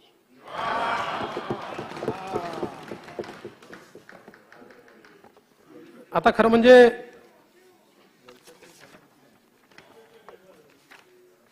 मी 2 पॅरेग्राफ बद्दल बोललो आणि विशेषतः या ठिकाणी स्वराज्य रक्षक धर्मवीर संभाजी महाराजांच्या समाधीच्या संदर्भात त्याचं काम लवकर आपण सुरू करतो.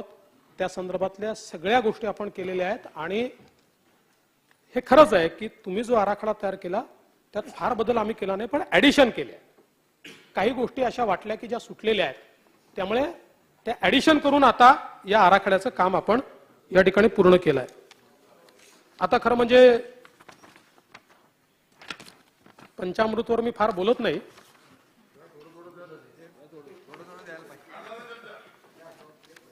पण दादा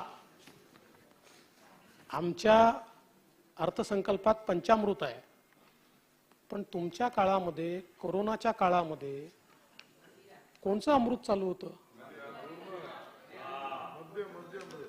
कोणाकरता आपण निर्णय घेत होतो? जाऊ द्या, त्याच्यावर फार बोलायचं नाही. पण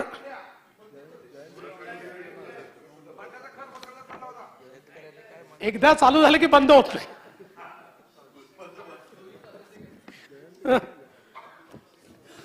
एक दादा तुमचा स्पष्ट वक्तेपणा मला आवडतो.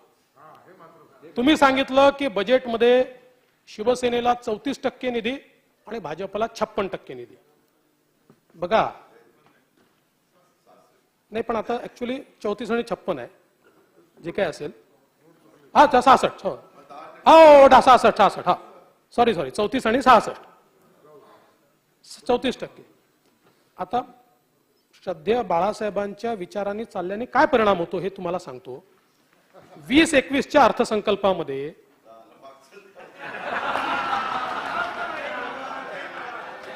सांगावंच लागेल ना दादा, 20-21च्या अर्थसंकल्पामध्ये राष्ट्रवादी काँग्रेस 2,48,388 कोटी, काँग्रेस 1,21,014 कोटी आणि सगळ्यात मोठा पक्ष असलेला शिवसेना सगळ्यात मोठा. आता तर इथे आम्ही संख्येने मोठे आहोत, ते संख्येने कमी आहेत. सगळ्यात मोठा पक्ष असलेला शिवसेना 66,000 कोटी, 15% दादा 15%. 15%, म्हणजे जेव्हा त्यांचे 56 होते तेव्हा 15%, आता आमच्यासोबत 40 आहेत तरीही 34%. त्यामुळे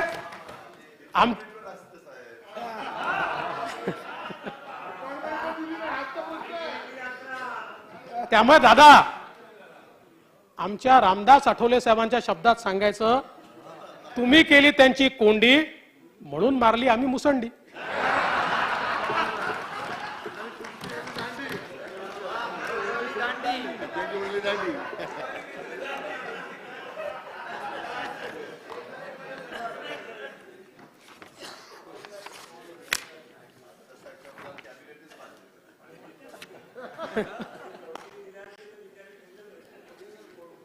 आता खरं म्हणजे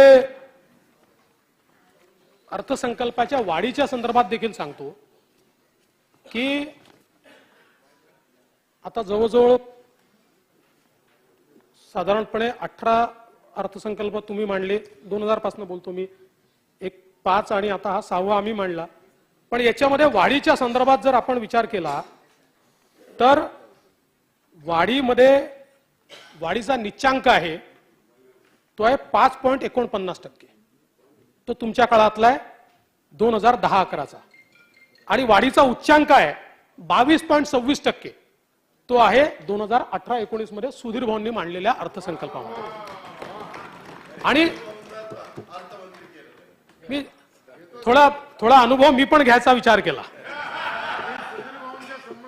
हा, आणि मी जसं मुख्यमंत्र्यांचं मार्गदर्शन घेतलं तसं सुधीर भाऊंचे मार्गदर्शन हा अर्थसंकल्प तयार करताना घेतलं. त्यामुळे आता सगळेच आहेत माझ्याकडे, पण 23-24चा जो काही अर्थसंकल्प आहे त्याची वाढ 9.7 म्हणजे जवळजवळ 10% एवढी वाढ त्या ठिकाणी आहे. त्याचप्रमाणे माननीय दादा, माननीय भुजबळ साहेब, त्यानंतर आमचे धनंजय मुंडेजी हे सगळे म्हणाले की शिवस्मारकाकरता तरतूद नाही. खरं म्हणजे आपल्याला कल्पना आहे की शिवस्मारकाच्या संदर्भात आपण त्याचं भूमिपूजन केलं, त्यानंतर लोक कोर्टात गेले, उच्च न्यायालयात आपण जिंकलो, सर्वोच्च न्यायालयामध्ये ती केस गेली, सर्वोच्च न्यायालयाने कामावर स्थगिती दिली, त्यानंतर आपण सर्वोच्च न्यायालयामध्ये पुन्हा आपली बाजू मांडली आणि आता सर्वोच्च न्यायालयाने पुन्हा ती रिमांड केली आहे हायकोर्टकडे. आणि आता उच्च न्यायालयामध्ये आपण आपली बाजू मांडतो आहोत आणि हा स्टे हटला पाहिजे, आपण सगळ्या परवानग्या घेतल्यात हे आपण त्यांच्या समोर आणतो आहोत. तरी देखील ही परवानगी मिळेल अशी अपेक्षा करून 22-23च्या अर्थसंकल्पातही 100 कोटी रुपये ठेवल्यात आणि 23-24च्या अर्थसंकल्पात त्याकरता 100 कोटी रुपयाची तरतूद ही आपण करून ठेवलेली आहे. काय असतं की जर आम्ही भाषणात म्हटलं असतं शिवस्मारकाकरता 100 कोटीची तरतूद, तर लगेच तुम्ही म्हणाला असतात कशाची तरतूद करता, त्याला तर परवानगीच नाहीये कोर्टाचा त्याच्यावर, म्हणून भाषणामध्ये त्याचा उल्लेख आलेला नाहीये. आता माननीय बाबांनी आणि अनेक लोकांनी इंदू मिलच्या डॉक्टर बाबासाहेब आंबेडकरांच्या स्मारकाचा या ठिकाणी उल्लेख केला. खरं म्हणजे मला पुन्हा एकदा या सभागृहाच्या निदर्शनास आणायचं आहे की 15 वर्ष इंदू मिलची जागा मिळावी म्हणून संघर्ष सुरू होता. 15 वर्ष केंद्रात सरकार, राज्यात सरकार, 1 इंच जागा मिळाली नाही. माननीय मोदी साहेबांचं सरकार आल्यानंतर मी स्वतः त्या ठिकाणी गेलो, आठवलेजींना घेऊन गेलो. पहिल्या भेटीमध्ये माननीय मोदीजींनी सांगितलं 3 दिवसांमध्ये याच्यातनं मार्ग काढा. 3 दिवसांनी त्यांनी आपल्याला ड्राफ्ट पाठवला आणि त्या ड्राफ्टनुसार आपण MOU केला. त्यानुसार त्यांनी अंतिम निर्णय घेतला. 3000 कोटी रुपयाची जागा आपल्याला त्यांनी हँडओव्हर केली. त्या ठिकाणी आपण टेंडर काढलं. आपण टेंडर काढून त्या ठिकाणी त्याच्या कामाला सुरुवात केली. हे सगळं ज्यावेळेस आपलं या ठिकाणी भाजप सेना युतीचं सरकार होतं त्यावेळेस हे सगळं केलं. नंतर तुमचं सरकार आलं. तुमच्या सरकारमध्ये एक निर्णय झाला, चांगला निर्णय झाला की तुम्ही निर्णय केला की बाबासाहेबांच्या तो जो स्मारक आहे, पुतळा आहे, त्याची उंची वाढवायची. तर ती उंची वाढवायचा चांगला निर्णय झाला. आता त्याच्यामध्ये जो काही पहिला त्याचा पुतळा आला किंवा त्याचं जे काही मॉडेल आलं ते काही योग्य नाही असं अनेकांचं मत होतं. म्हणून आता त्याची नवीन कमिटी तयार केली आहे. सगळ्यांची मागणी होती की बाबासाहेबांच्या घरातली जी मंडळी आहेत त्यांना त्यात कमिटीत टाका आणि त्यांना तुम्ही ते दाखवा मॉडेल. आणि त्यांनी अप्रूव्ह केल्यानंतर भाव भंगिमा कपडे अशा सगळं त्याचं जे आहे ते त्यांनी अप्रूव्ह केल्यानंतर मग तुम्ही त्याला अंतिम आदेश द्या. तशी ती कमिटी तयार केली आहे. त्यांना रिक्वेस्ट केली आहे. लवकरच ती कमिटी जाईल, ती अप्रूव्ह करेल. त्यामुळे उर्वरित सगळं काम हे साधारण माझा अंदाज आहे की पुढच्या वर्षीच्या शेवटापर्यंत किंवा 2025 पर्यंत होईल. एखाद वेळेस पुतळ्याला त्यापेक्षा 2-4 महिने अधिक काळ लागू शकतो. पण हे सगळं काम जे आहे ते काम आपण करतो आणि त्याकरता देखील निधी जो आहे तो पुरेसा निधी आपण दिलेला आहे. तसंच शिवसेना प्रमुख बाळासाहेब ठाकरेंच्या स्मारकाकरताही निधी दिला. त्याचा पहिला टप्पा तर याच वर्षी आपण त्याचं लोकार्पण करू शकू अशा प्रकारची. नाही, ते त्याकरताच ती कमिटी आहे. त्याकरताच ती कमिटी आहे. आहेत म्हणजे सगळ्या पक्षातले आंबेडकरी चळवळीतले लोक ठेवले. मग दादा तुम्ही असं देखील म्हणालात पुरेशी तरतूद म्हणजे काय नेमकं समजलेलं नाही. हा फक्त तुमच्या आणि माझ्या भाषेतला फरक आहे.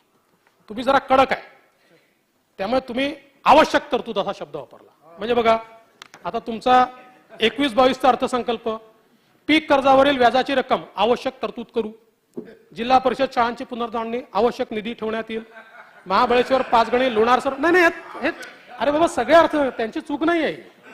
हे सगळ्या अर्थसंकल्पात असंच असतं. याचं कारण असं आहे की नाही याचं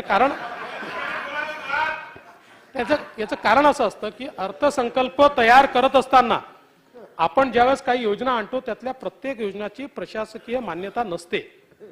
अर्थसंकल्पात त्याला कॅबिनेट मान्यता मिळते पण प्रशासकीय मान्यतेकरता त्यानंतर आपण त्याची प्रोसेस करतो.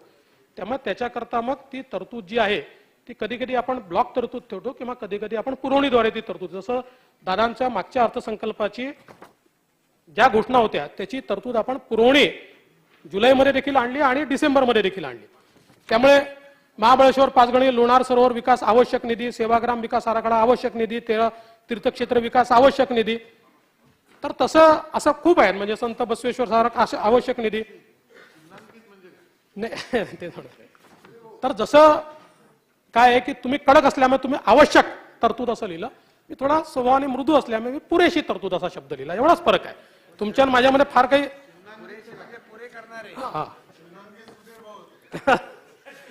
चिन्हांकित आणि प्रश्नांकित.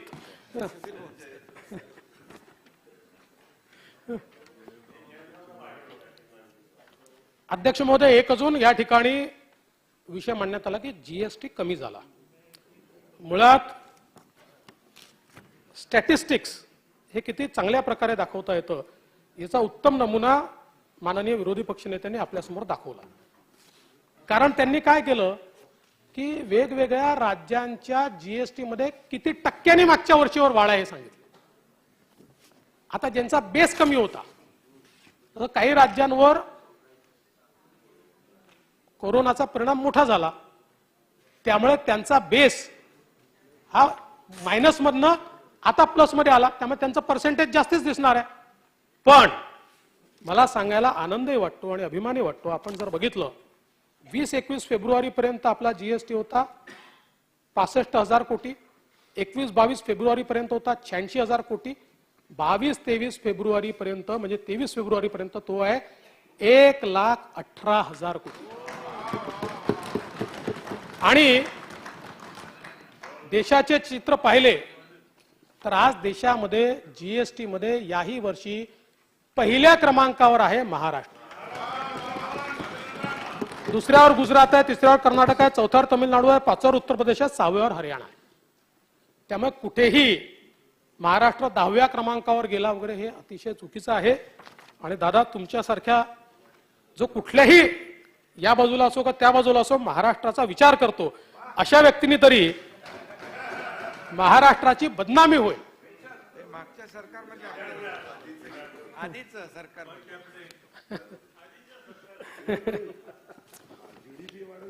पर कॅपिटा नाही वाढलाच आहे. परत सांगतो बाबा, तीच गल्लत तुम्ही पण केली. तुम्ही तर करायलाच नको, तुमच्या एवढा एक्सपिरियन्स माणूसच नाहीये, तीच गल्लत केली. असं आहे आपला मध्यंतरीच्या एका वर्षामध्ये आपला जीडीपी खाली गेला. जीडीपी खाली गेल्यामुळे आपला पर कॅपिटा खाली गेला. त्या बेस इयरवर पुढच्या वर्षीचा जीडीपी मागच्या वर्षी म्हणजे त्याच्या आदल्या वर्षी एवढा झाला आणि त्यामुळे आपला पर कॅपिटा इन्कम वाढला. म्हणून बेस इयरवर आहे सरळ. आता पर कॅपिटा इन्कम म्हणजे काय आहे? GDP divided by population. Absolute terms मध्ये जीडीपी वाढला तर पर कॅपिटा इन्कम कमी होऊ शकत नाही, ते वाढणारच आहे. त्यामुळे अध्यक्ष महोदय, आता डीपीसीचा विनियोग झाला नाही असं दादांनी सांगितलं. खरं म्हणजे माझ्याकडे ही आकडेवारी आहे दादा, की सत्तांतर झालं त्यावेळेस थोडा उशीर होतोच. आता फेब्रुवारी 20 मध्ये तुम्ही सत्तेवर आल्यानंतर काय परिस्थिती होती? मुंबई शहर 16.20%, मुंबई उपनगर 43%, ठाणे 38%, पुणे 65%, सांगली 46%, नागपूर 42%. तीच परिस्थिती होती. पण आपल्याला याची कल्पना आहे की आपल्याकडे डीपीडीसी हा शेवटच्या महिन्यातच त्या ठिकाणी वेगाने खर्च होतो. आता तुम्ही जी माहिती दिली त्याची अपडेटेड माहिती मी देतो. आणि याही वर्षी 31 मार्च पर्यंत आपण 90%च्या वरच जाऊ हा मला विश्वास आहे.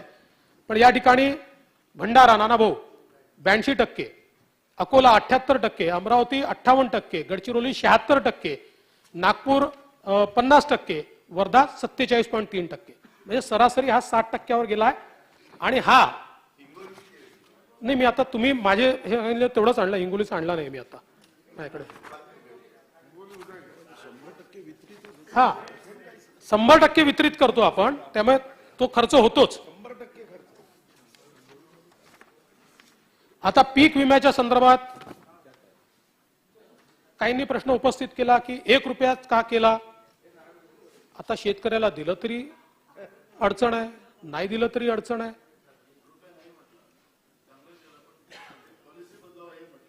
नानाभाऊ, माननीय नानाभाऊ, पीक विम्याची पॉलिसी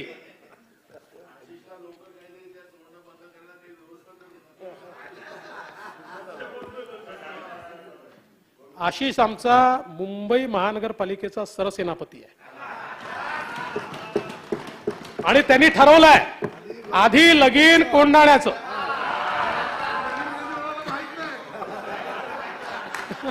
ते लग्न कोर्टात आणलंय.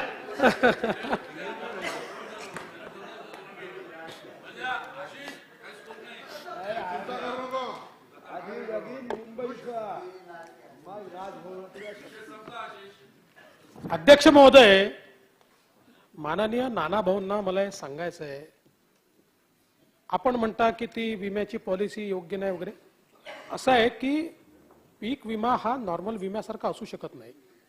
पण नवीन पीक विमा पॉलिसी आल्यानंतर काय परिणाम झाला ते आपल्याला मी आकडेवारीतून सांगतो. आता जुनी जी पीक विमा योजना होती 2014च्या आधीची, 1999 ते 2014 पूर्ण काळ वार्षिक सरासरी काय होती? साधारणपणे 25 लाख शेतकरी त्याच्यामध्ये सहभागी व्हायचे आणि 578 कोटी रुपये वार्षिक फक्त त्या ठिकाणी शेतकऱ्यांना मिळायचे. 2015 ते 20 या कालावधीमध्ये 25 लाखावरनं शेतकऱ्यांची सरासरी दरवर्षीची किती गेली? 1,25,00,000. आणि त्यांना मिळणारा पेआउट 578 कोटीवरनं गेला 2880 कोटी, म्हणजे जवळजवळ 3000 कोटी, 6 पटीने गेला. आणि तुम्ही जे सातत्याने सांगता की या ठिकाणी कंपन्यांना फायदा, कंपन्यांना फायदा, कंपन्यांना फायदा झाला, पण तो मवियाच्या काळात झाला. महाविकास आघाडीच्या काळामध्ये आपण 10,900 कोटी रुपये भरले आणि त्याच्या तुलनेमध्ये आपल्याला फक्त 4-4,500 कोटी रुपये मिळाले. कारण एक वर्ष असं आहे की ज्या वर्षामध्ये आपण भरलेल्या रकमेच्या 25% रक्कम आपल्याला मिळालेली नाही.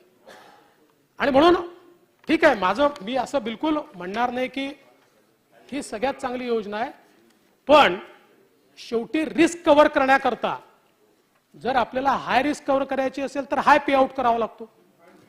हाय प्रीमियम ठेवावा लागतो.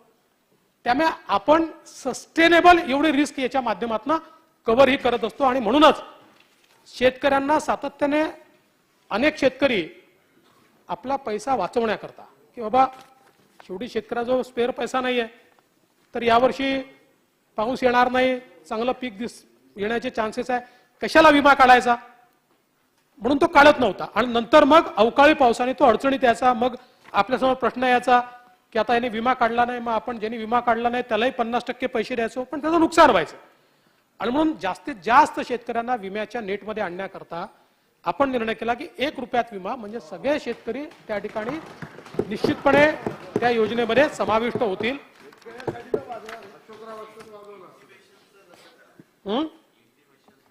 ते आता मास इंटिमेशन अलाउ केलं ना आपण. मास कसं आहे इंटिमेशन याकरता त्याने कायद्याने कसं आहे की इन्शुरन्सचा जो कायदा आहे त्या कायद्यामध्ये इंटिमेशन, कारण त्याशिवाय असं आहे की नुकसान झाल्यापासून किती दिवसात त्याची बघणी झाली, पाहणी झाली पाहिजे, याचाच इन्शुरन्सचा क्रक्स आहे. आणि म्हणून ते आहे. पण ते आता आपण मास इंटिमेशन हे अलाउ केलंय. त्यानंतर आमचे माननीय बाळासाहेब थोरात म्हणाले की राज्याची आर्थिक स्थिती इतकी चांगली आहे तर जुनी पेन्शन योजना का लागू करत नाही. आता खरं म्हणजे जुन्या पेन्शन योजनेचा GR निघाला राज्याचा 31 ऑक्टोबर 2005 साली. त्यावेळी मुख्यमंत्री होते माननीय विलासरावजी देशमुख आणि अर्थमंत्री होते माननीय जयंतराव पाटील.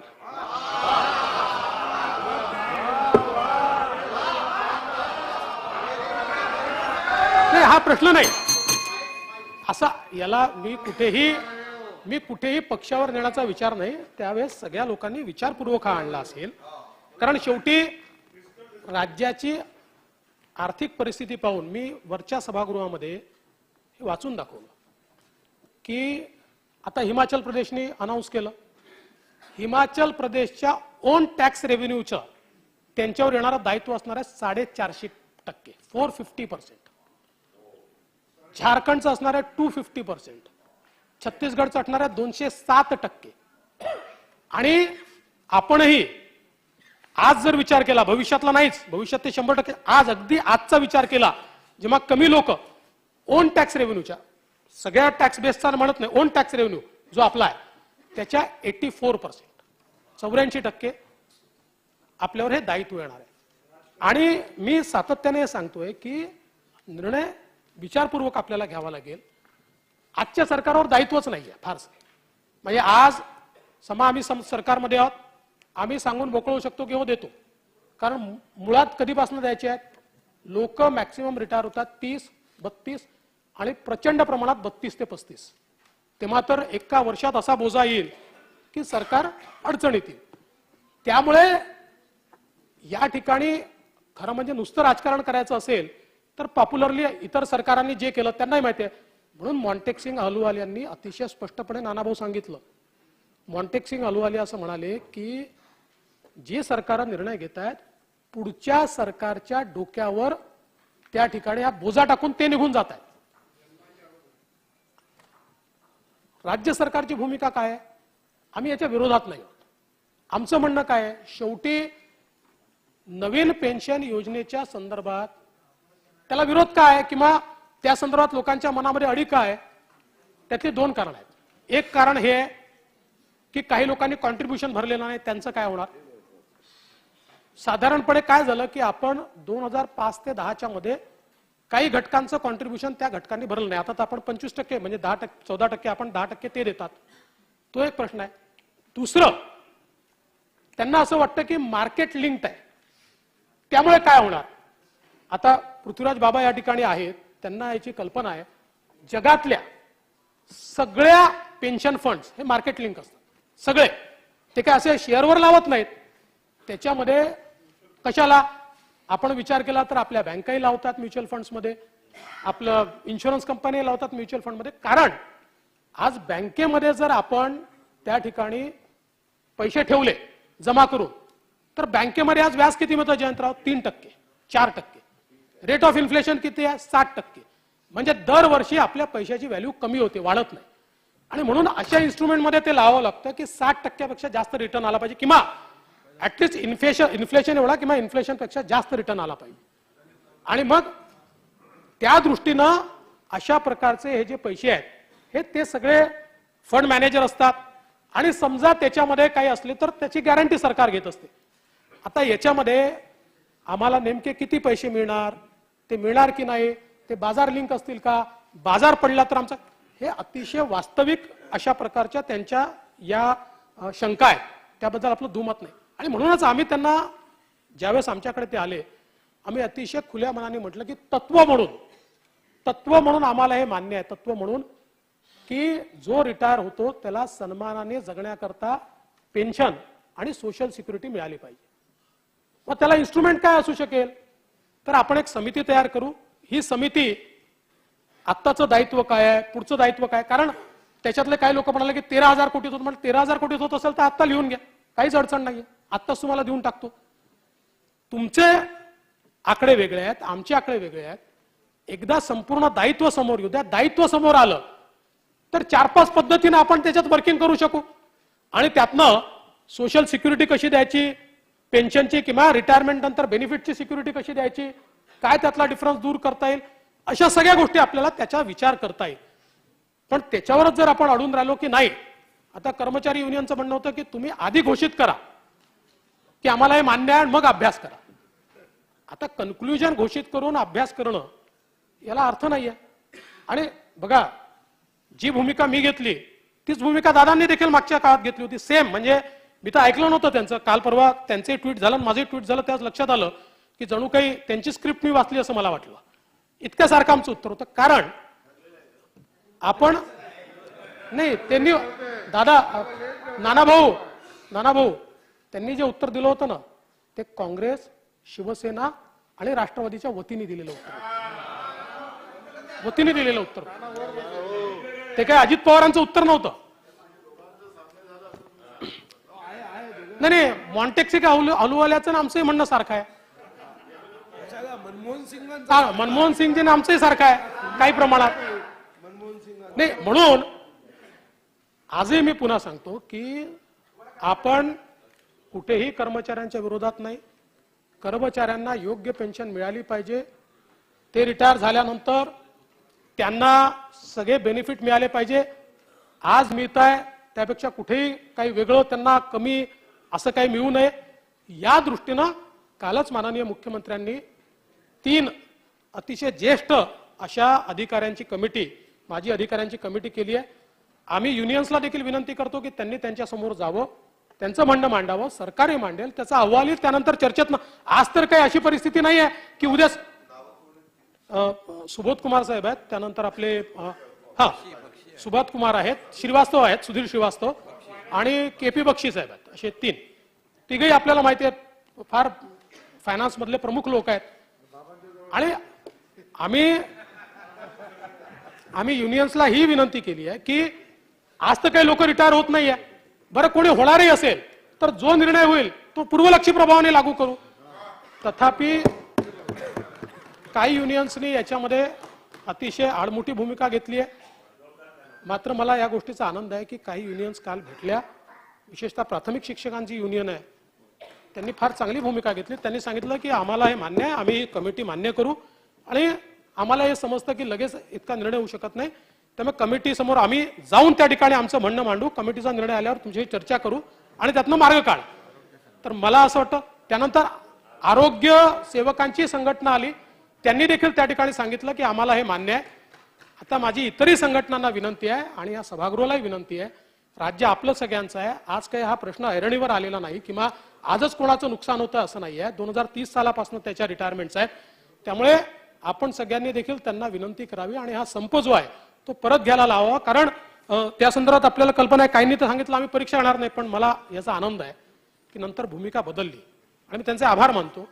कोणीही परीक्षा थांबवली नाही, सगळ्यांनी परीक्षा घेतली, त्यामुळे आपलं दायित्व ते देखील समजतायत. आता काही लोक आता म्हणतात पेपर तपासणार नाही, त्यांनाही माझी विनंती आहे की असं मुलांचं नुकसान हे त्यांनी करू नये. आता खरं म्हणजे भांडवली खर्चाच्या संदर्भात देखील मी या ठिकाणी सांगितलेलं आहे. जयंतराव पाटील असं म्हणाले की महाविकास आघाडीच्या काळात गुंतवणूक वाढत होती, आता गुंतवणूक नाही वगैरे असं तुम्ही सांगितलं. म्हणून मी तुम्हाला 2 आकडे आर्थिक पाहणी अहवालातले सांगतो. आर्थिक पाहणी अहवालामध्ये नोव्हेंबर 2021 अखेर महाराष्ट्रात 15,98,911 करोड गुंतवणूक आणि नोव्हेंबर 22 अखेर ती गुंतवणूक आहे 17,48,648 कोटी. आर्थिक पाहणी अहवालातले आकडे आहेत. त्यामुळे कुठेतरी म्हणजे ही किती होते 2,38,837 कोटी रुपये एवढी गुंतवणूक ती वाढलेली आहे. आणि याच्यामध्ये डावोसच्या 1,37,000 कोटी रुपयाचा समावेश नाही. तो समावेश याचा आपल्याला नंतर करावा लागेल. भुजबळ साहेबांनी सांगितलं की प्रधानमंत्री आवास योजनेतील 1,17,000 घरांचा निधी परत गेलाय. खरं नाही, दुसऱ्या राज्यांना गेला. याच्यात दुसऱ्या राज्यांना निधीच देता येत नाही. पण हे मात्र खरं आहे की जवळजवळ आपली 1,00,000 घरं कमी झाली. आणि ती कमी झाली माहिती आहे भुजबळ साहेब? महाविकास आघाडीच्या काळात झाली. आणि का झाली ती याकरता झाली की आम्ही जवळजवळ 15 महिने युटिलायझेशन सर्टिफिकेट पाठवलं आणि परिणाम असा झाला की गावोगावी लोक प्रधानमंत्री आवास योजनेचा हप्ता मिळाला, आता दुसरा हप्ता मिळतच नाही. दुसरा तिकडे मोदीजी बदनाम. आणि का बरं बदनाम? तर इकडनं आपली युसीच गेली नाही. आम्ही साहेब युसी पाठवल्याबरोबर 1,700 कोटी रुपये मिळाले. आणि आता ते पैसे जे आहेत ते आपण या ठिकाणी देतो.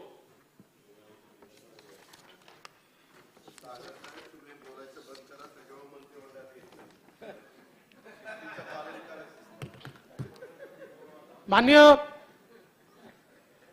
बाबांनी एक चांगली भूमिका या ठिकाणी मांडली की विदर्भ मराठवाड्यामध्ये केंद्राचा उद्योग आणा. मला एक या ठिकाणी आपल्या निदर्शनास आणून द्यायचं बाबा की इतक्या वर्षामध्ये जवळजवळ 20, 25, 30 वर्षात मराठवाड्यामध्ये केंद्राचा एकही उद्योग आला नव्हता. परंतु मागच्या काळामध्ये आपण लातूरला कोच फॅक्टरी आणली. त्याचं काम आता जवळजवळ पूर्ण झालंय. आणि वंदे भारत ट्रेन ही आता लातूरच्या कोच फॅक्टरीमध्ये त्या ठिकाणी तयार. आणि आम्ही आता विनंती केली आहे की ती ज्यावेळेस तयार होईल त्यावेळेस माननीय पंतप्रधानांना आणून त्यांच्या हस्ते त्या ठिकाणी काम करावं.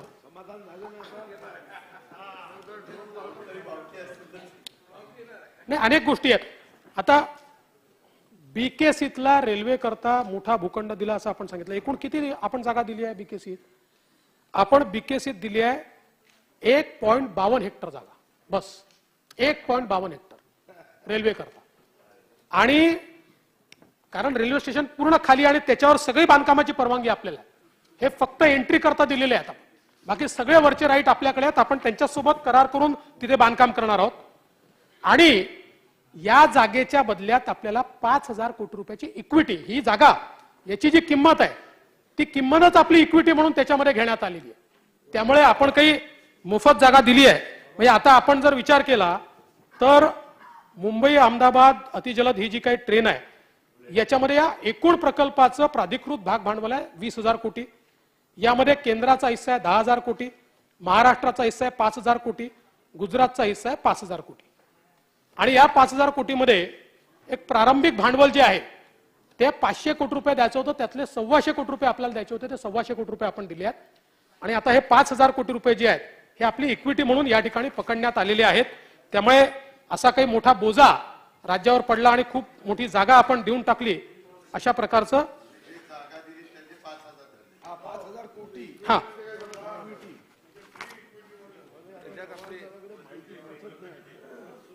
त्यानंतर विविध महामंडळांचा विषय या ठिकाणी आला. आता बाबासाहेब आंबेडकर संशोधन म्हणजे बार्टी करता आपण 350 कोटी रुपये दिले आहेत. त्यानंतर साहित्यरत्न लोकशाहीर अण्णाभाऊ साठे विकास महामंडळ 125 कोटी दिले आहेत. महात्मा फुले आर्थिक विकास महामंडळ याकरता 314 कोटी रुपये आपण दिले आहेत. सारथी करता 300 कोटी रुपये आपण दिले आहेत.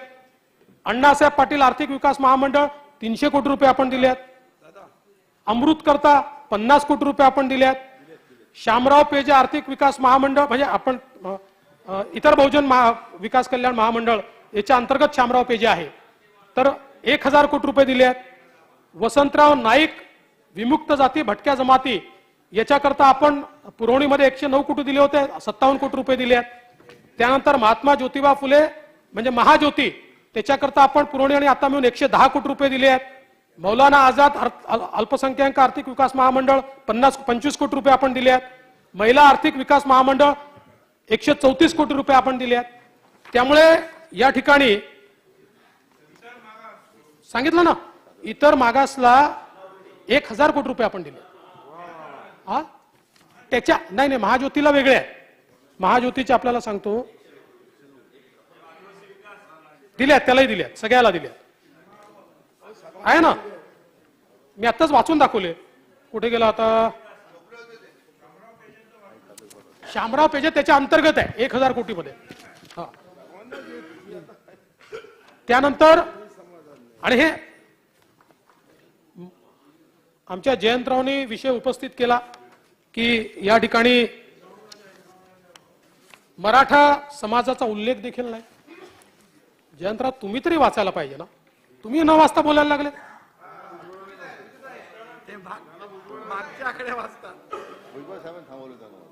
सारथीला तर नुसते पैसे दिले नाही, सारथीलाही दिले, अण्णासाहेब पाटील आर्थिक विकास महामंडळालाही दिले.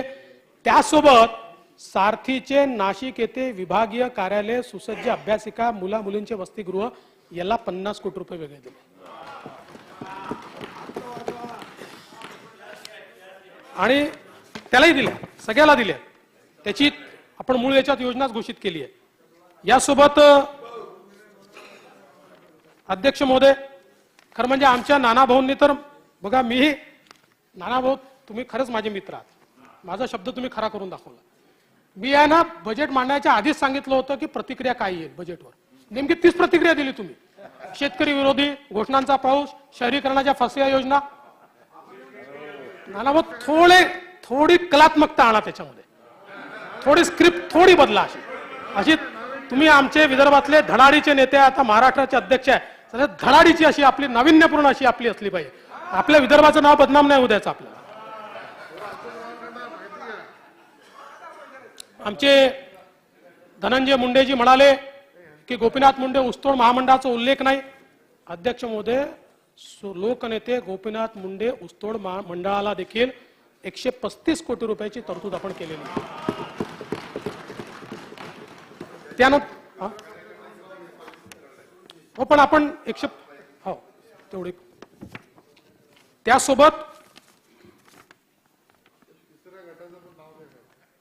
त्यासोबत आमचे ते असं म्हणाले की लोकनेते गोपीनाथराव मुंडे यांचे स्मारक तुम्ही विसरले. आम्ही विसरलो नाही. आमच्या सरकारच्या काळात असताना आम्ही त्याला मान्यता दिली, त्याचं टेंडर आपण काढलं. 4/6/2019 आपण त्याला मान्यता दिली. 13/9 त्याची निविदा निघाली. निविदाकारापैकी एजन्सीची नियुक्ती केली. त्याच्यानंतर 2.5 वर्ष आमचं सरकार नव्हतं. त्या 2.5 वर्षामध्ये काही त्याच्यावर झालं नाही. मात्र त्याच्यामध्ये एक अडचण होती की तिथे झाडं तोडण्याची परवानगी मिळत नव्हती. तो प्रयत्न आम्ही करतोय. लवकरच त्या संदर्भातली सगळी परवानगी घेऊन हे जे काही लोकनेते स्वर्गीय गोपीनाथजी मुंडे यांचं स्मारक आहे ते आमच्याच काळात आम्ही त्या ठिकाणी निश्चितपणे सुरू करू.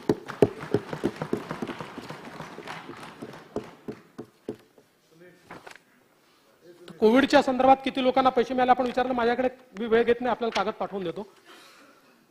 मराठवाडा वॉटर ग्रीडची जबाबदारी केंद्र शासनावर टाकली. आता खरं म्हणजे साहेब कधी कधी आहे ना आपण काय चूक करतोय लक्षात घ्या. असं आहे की पहिल्यांदा तर मराठवाडा वॉटर ग्रीड आपण करायचं ठरवलं. त्यानंतर सरकार आल्यानंतर आपण त्याचा शिरच्छेद केला, खूनच केला.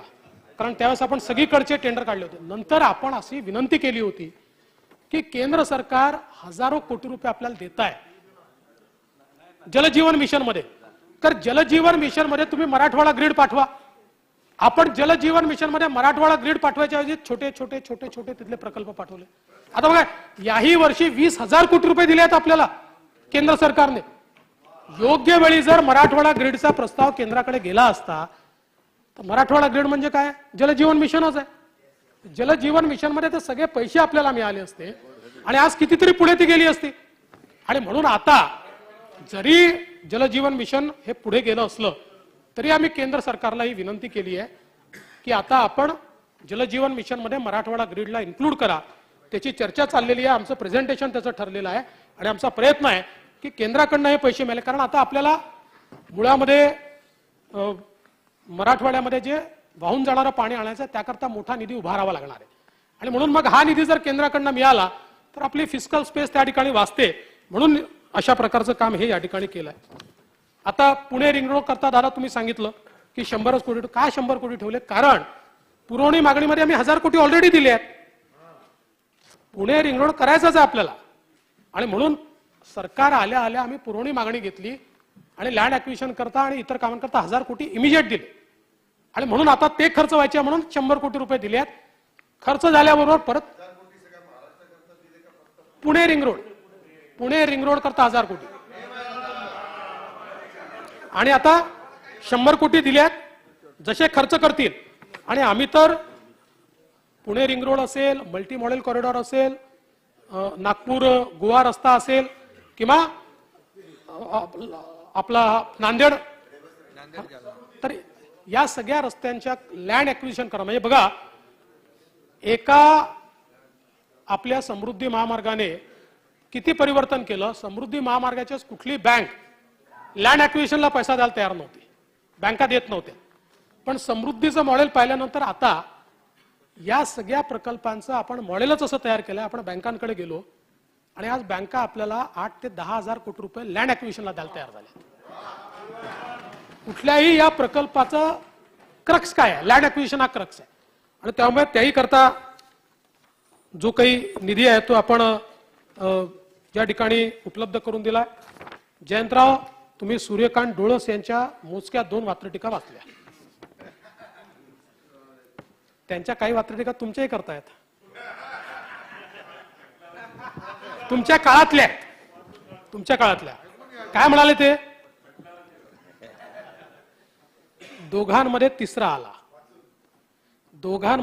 आला. सांगा कोण कोणाचा लवर आहे? नेमकेची बोलायचे तर प्रेम ग्रंथाला भगवे कव्हर आहे. त्यामुळे दुसरं त्यांनी काय सांगितलं? तिघाडीची झाली आघाडी, 3 हाय कमांड आहेत. तिघाडीची झाली आघाडी, 3 हाय कमांड आहेत. देशी विदेशी झाले कालबाह्य, बदलत्या काळाच्या बदलत्या डिमांड आहेत. आमचे मित्र धनंजय मुंडे यांना हा अर्थसंकल्प कॉपी एडिट पेस्ट वाटला. पण मी त्यांना सांगू इच्छितो की हा कॉपी एडिट पेस्ट नाही आहे, हा कंट्रोल अल्टर आणि शिफ्ट अशा प्रकारचा अर्थसंकल्प आहे.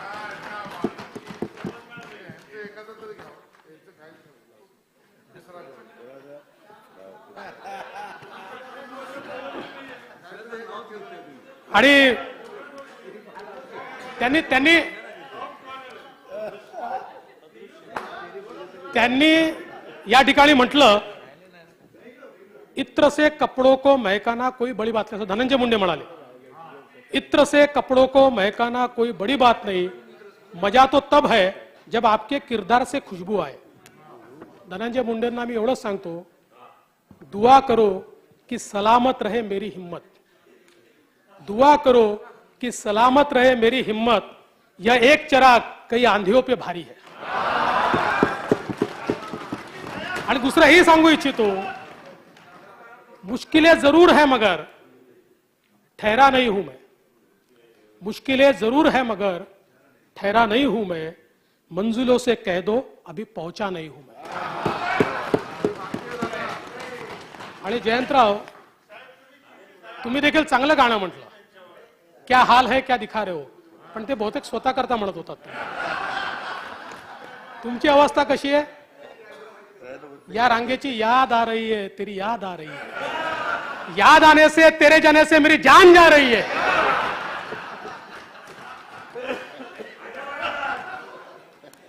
त्यामुळे अध्यक्ष महोदय, मी या सभागृहाचे आभार मानतो की सभागृहाने अतिशय सार्थक चर्चा, अरे आत्ताच दादांनी वाढवला, दादांवर विश्वास नाही का तुमचा? आत्ताच वाढवला दादांनी। त्यामुळे अध्यक्ष महोदय, या ठिकाणी अतिशय सार्थक चर्चा या सभागृहाने केली, त्याबद्दल सभागृहाचे मी आभार मानतो।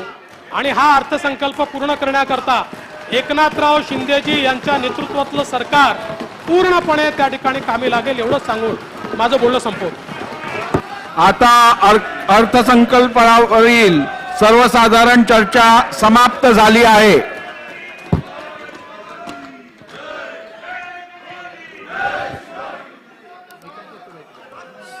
नाही बजेट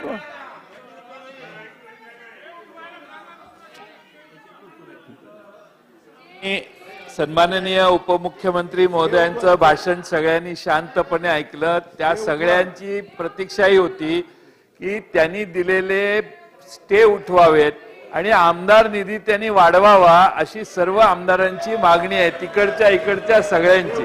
ठीक आहे, आता दिलदारपणाने तुम्ही निर्णय घ्या। अजितदादांनी जसा दिलदारपणा दाखवला प्रत्येक वर्षी, तसा पहिल्या वर्षी आपण दाखवा। त्यांनी तो कसा दाखवला हे आधी त्यांच्याकडनं समजून घेतो आणि मग विचारपूर्वक निर्णय करतो। घेता येणार नाही, डायरेक्ट चर्चा चालू करू, खात्याने आहे। आता आपण द्या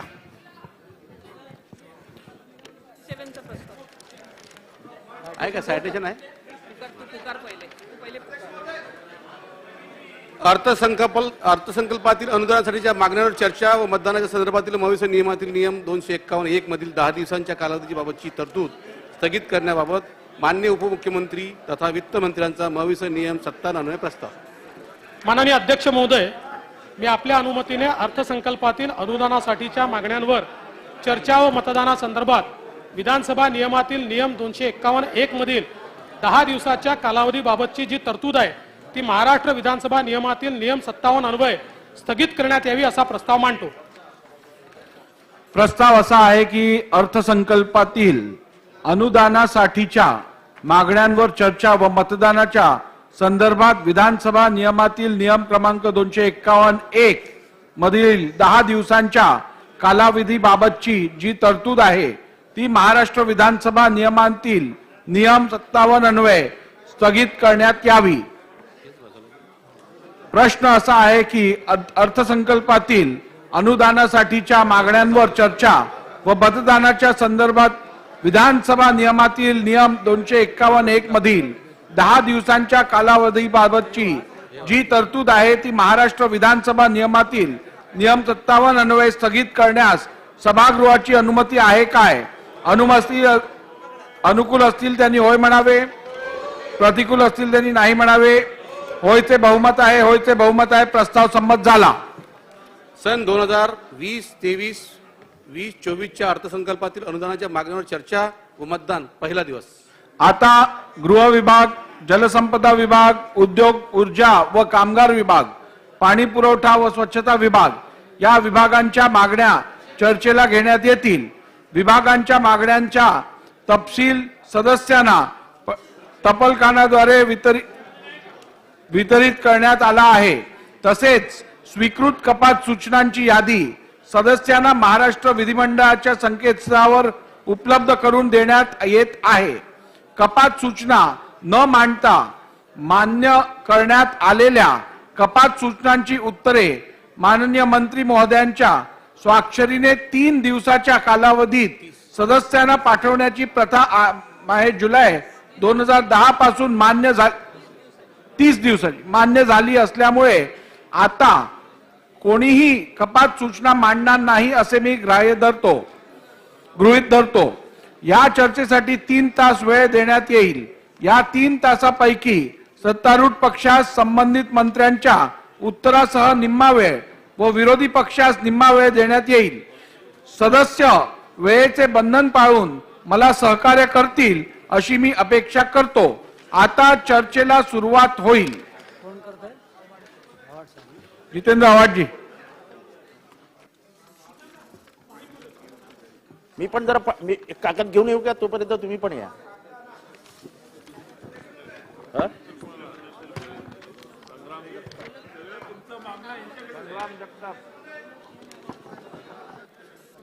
बोला जितेंद्र आव्हाडजी. उदय, गृह खात्याच्या महत्वाच्या चर्चेवरती मी इथे बोलायला उभा आहे. अध्यक्ष महोदय, ठाणे शहरामध्ये पोलीस स्टेशनला असलेल्या स्टाफची मर्यादा गंभीर आहे. कुठल्याही पोलीस स्टेशनला पूर्ण स्टाफ नाही. काही पोलीस स्टेशनमध्ये स्टाफ अर्ध्यावर आलेला आहे आणि त्याच्यामुळे योग्य तपासणी, योग्य गुन्हेगारांना पकडणं, पोलिसांनी शिताफीने काम करणं हे पोलिसांना काहीच जमत नाहीये.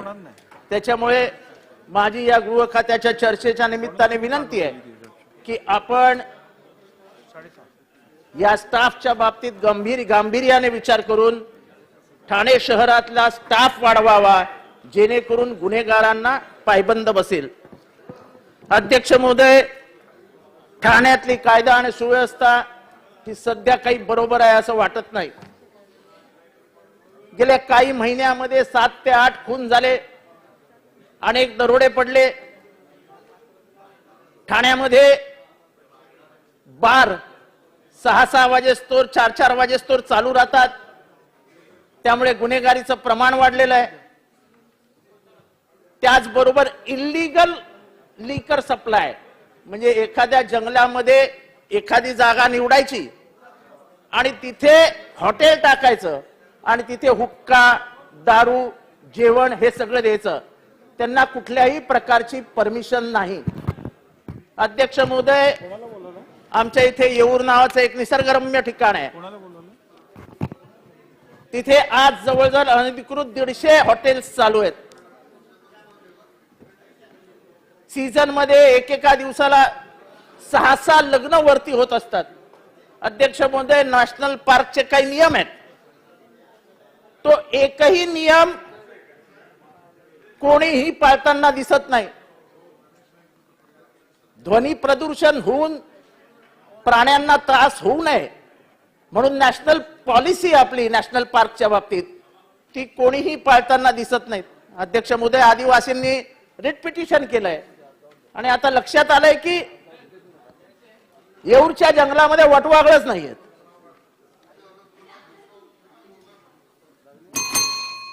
नॉक्टर्नल अॅनिमल गायब होणं ह्याचा अर्थ स्पष्ट आहे की ते चक्र बिघडलेलं आहे. अध्यक्ष महोदय, तिथे बेकायदेशीर टर्फ टाकून क्रिकेट खेळलं जातं. रात्री 3-3 वाजेस्तोर लाईट ऑफ ऑन केले जातात. त्यामुळे सकाळ आहे का संध्याकाळ आहे हे वटवाघळांना कळतच नाही आणि त्याच्यामुळे वटवाघळं येऊरमधनं नाहीशी झाली आहेत. आता या आवाजावर प्रतिबंध लावणं हे खरं तर पोलीस खात्याचं काम आहे. कोणालाही परवानगी नसताना तिथे लग्न लावणं, त्याच्यावरती प्रतिबंध करणं हे पोलीस खात्याचं काम आहे. हायकोर्टाने निर्देश दिलेले आहेत की 11 वाजल्यानंतर येऊरला वरती जायचं नाही, खालती यायचं नाही. ते थांबवणं देखील म्हणजे पोलिसांचं काम आहे. पण याबाबत कोणीही लक्ष देत नाही. अध्यक्ष महोदय, बाकी तालिका जे खून पडले आहेत, जे काही आरोपी त्याच्यात निष्पन्न झालेले आहेत, ह्याच्यापेक्षा भयंकर दुसऱ्या गोष्टी घडतात.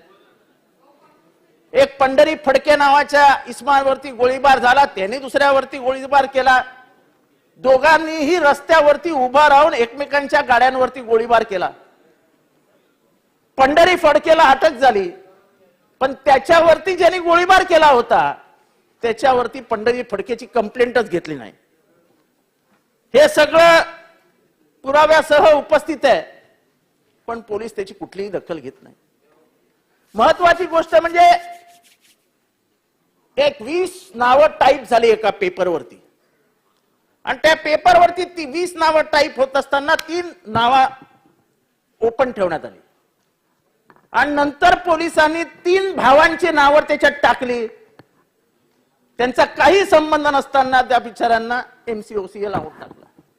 आता मला सांगा, आपण साहेब वकील आहात, एखादा टाईप केलेला पेपर असतो आणि नंतर त्याच्यात गाळलेल्या जागा भरा असं म्हणून 3 भावांची नावं टाकली जातात.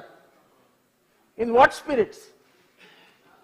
अशा पद्धतीने तो आमचा कार्यकर्ता राष्ट्रवादीचा, तो 4-5 नगरसेवक निवडून येऊ शकतो, आणू शकतो, हाच त्याचा दोष आहे आणि म्हणून त्याला ही वागणूक दिली जाते. ठाण्यामध्ये आज दहशतीचं वातावरण आहे. पण पोलीस उठसूट कोणावरही केसेस करतात. मी त्याचा स्वतः अनुभव घेतलाय. माझ्यावरती जी केस टाकली, परत मी अध्यक्ष महोदय आपल्याला सांगतो की आपण वकील आहात. Criminal amendment act of 1932 section 7, अहो तो ठाण्याला लागूच नाहीये. पण तो नियम लावून डीसीपी राठोड नावाचे डीसीपी आहेत, त्यांनी असं डॉन म्हणजे असं जेम्स बॉन्डची भूमिका घेत, त्याच्यातली स्टोरी अशी आहे की मला पोलीस स्टेशन मधनं फोन आला की तुमच्या घरी माणूस पाठवतो, एक नोटीसवर सही करायची आहे 41A. तर मी त्यांना म्हटलं की नका येऊ, मी मुंबईला चाललोय, मी येतो तुमच्याकडे आणि सही करतो आणि मग मी मुंबईला जातो. मी गेलो सही करायला बसलो तर ते म्हणाले तुम्ही कॉफी पिऊन जा. मी असं कॉफी पिऊन बसतो तेवढ्यात ते डीसीपी महाशय आले, खुर्चीवर बसले. मी 5 मिनिटांनी म्हटलं की सर मी येतो, मला मुंबईला जायचंय. तर त्याचे दारापुढे गेले, you are under arrest mister Jitendra Awhad. अरे मी म्हटलं साहेब हे काय, मला कुठली नोटीस नाही, काय नाही, काय नाही, तुम्हाला अरेस्ट कसे करू शकता? नाही म्हणाले तुम्हाला अरेस्ट केलंय आम्ही. मी आता स्वभाव बदलल्यामुळे थोडा शांत राहिलो. रात्री आमच्या वकिलांनी येऊन त्यांना प्रश्न विचारला की यांना नोटीस कुठली दिली 41A तुम्ही? ते म्हणाले काय आमच्या द्यायचं काय हे गरजेचं आहे असं काय आम्हाला वाटत नाही, आम्ही केलं. साहेब दुसऱ्या दिवशी जेव्हा मी बेल टाकला तेव्हा बेलच्या स्पेसिफिक ऑर्डर मध्ये तुम्ही सगळ्या रेग्युलेशन्स पार केलेल्या आहेत, तुम्ही कुठल्याही प्रकारचा कायदा पाळलेला नाही असं जजनी लिहून मला जामीन दिला. त्याच्यानंतर दुसऱ्याच दिवशी एका ब्रिजच्या ओपनिंगला हे आणि मी स्वतः बरोबर होतो. हे गाडीत बसले जाऊन, मी ह्यांना म्हटलं चला मी निघतो, मी ठाण्याला जातो, हे कल्याणला जाणार होते. असं मी गर्दीतनं मार्ग काढत असताना मला एक बाई समोरनं येताना दिसली, एक महिला भगिनी आपली समोरनं येताना दिसली. माझा हात, तुम्हाला मी व्हिडिओ दाखवणार येतो, माझा हात असा आहे असा, आणि मी तिला म्हटलं की ताई पुढे जाऊ नका, गर्दी आहे, धक्काबुक्की होईल. रात्री कुठेतरी बैठक होते आणि रातोरात माझ्यावर 354चा गुन्हा दाखल होतो. त्यातही मी अपील जेव्हा केलं ते कोर्ट म्हणालं there is no intent, the crime has not happened, आणि म्हणून जामीन देऊन टाकला. आता परवाच्या एका प्रकरणात माझ्यावर 360 टाकण्यात आली. त्याच्यातही कोर्टाने हेच सांगितलं, हत्यार दिसत नाही, स्वतः माणूस तर कुठेच दिसत नाही, कुठलाही हत्यार नसताना, जखमी एवढी गंभीर नसताना तुम्ही 307 लावलीच कशी? म्हणजे माझ्या 3ही बेल ऑर्डर मध्ये पोलिसांच्या कार्यपद्धतीवर आक्षेप नोंदवण्याचं काम इथे झालेलं आहे. अध्यक्ष महोदय, पोलिसांचा वापर करून राजकीय प्रतिस्पर्ध्यांना आपल्या जाळ्यात ओढणं, राजकीय प्रतिस्पर्ध्यांना दाबणं, राजकीय प्रतिस्पर्ध्यांना घाबरवणं, हे सगळं काम चालू आहे.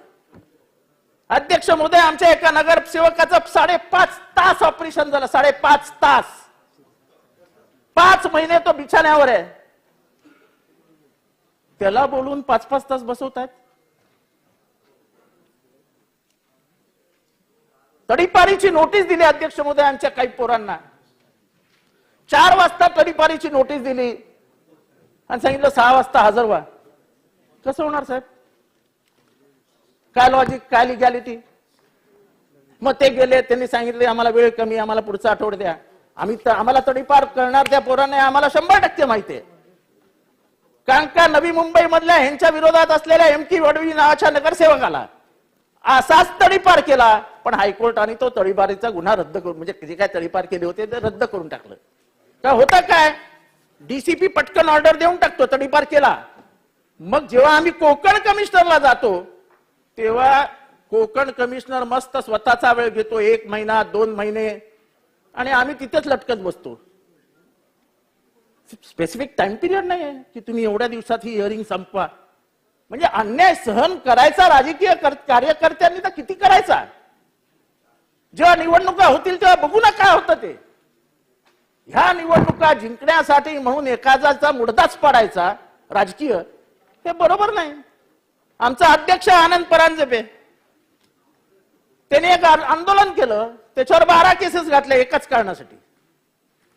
तो हायकोर्टात गेला, हायकोर्टाने पोलिसांना कॉल केला, 12 केसेस कशा टाकल्या तुम्ही कॉमन गुन्ह्या, एका गुन्ह्यावरती. काही उत्तर नाही. मला म्हणाले उत्तर द्या, नाही तर I will have to charge you with 25,000 rupees and then you will face the consequences. शेवटी वरिष्ठ पोलीस अधिकाऱ्यांनी जाऊन सीपीला सांगितलं की साहेब, पोलीस खात्याचं मॉरल डाऊन होईल, तुम्ही असं करू नका, आपण कोर्टात जाऊन सांगूया. कोर्टात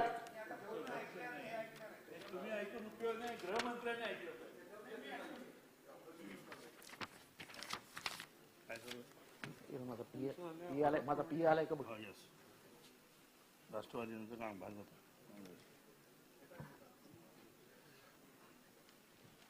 हॅलो, हा. तर अध्यक्ष महोदय, की ज्या वातावरणात हे सगळं घडतंय, एका बीजेपीच्या कार्यकर्त्यावरती डोक्यावरती वार झाला, 14 टाके पडले. मला माहिती आहे माननीय उपमुख्यमंत्री हे ठाण्यामध्ये गृहमंत्री नाहीत.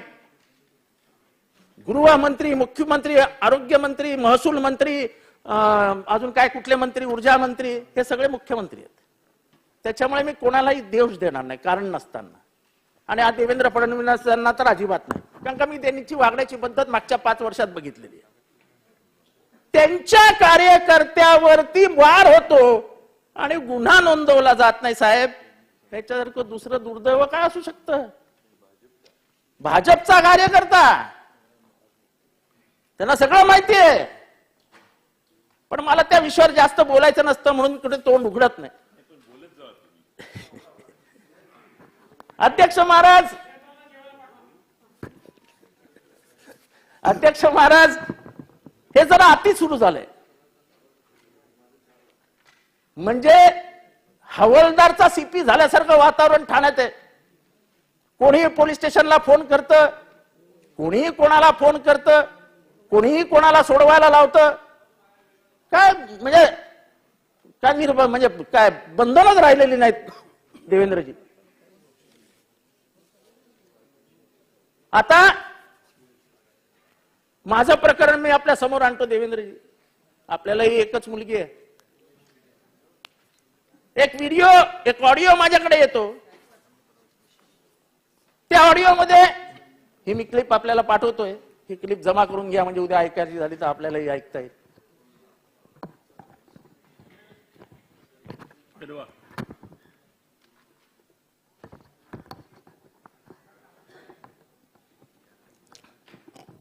अध्यक्ष महोदय, एक महेश आहेर नावाचा सहआयुक्त आहे आमच्याकडे. त्याचं एज्युकेशन क्वालिफिकेशन किती आहे हे आजपर्यंत जगातल्या कुठल्याच माणसाला माहित नाही. गेले 5 वर्ष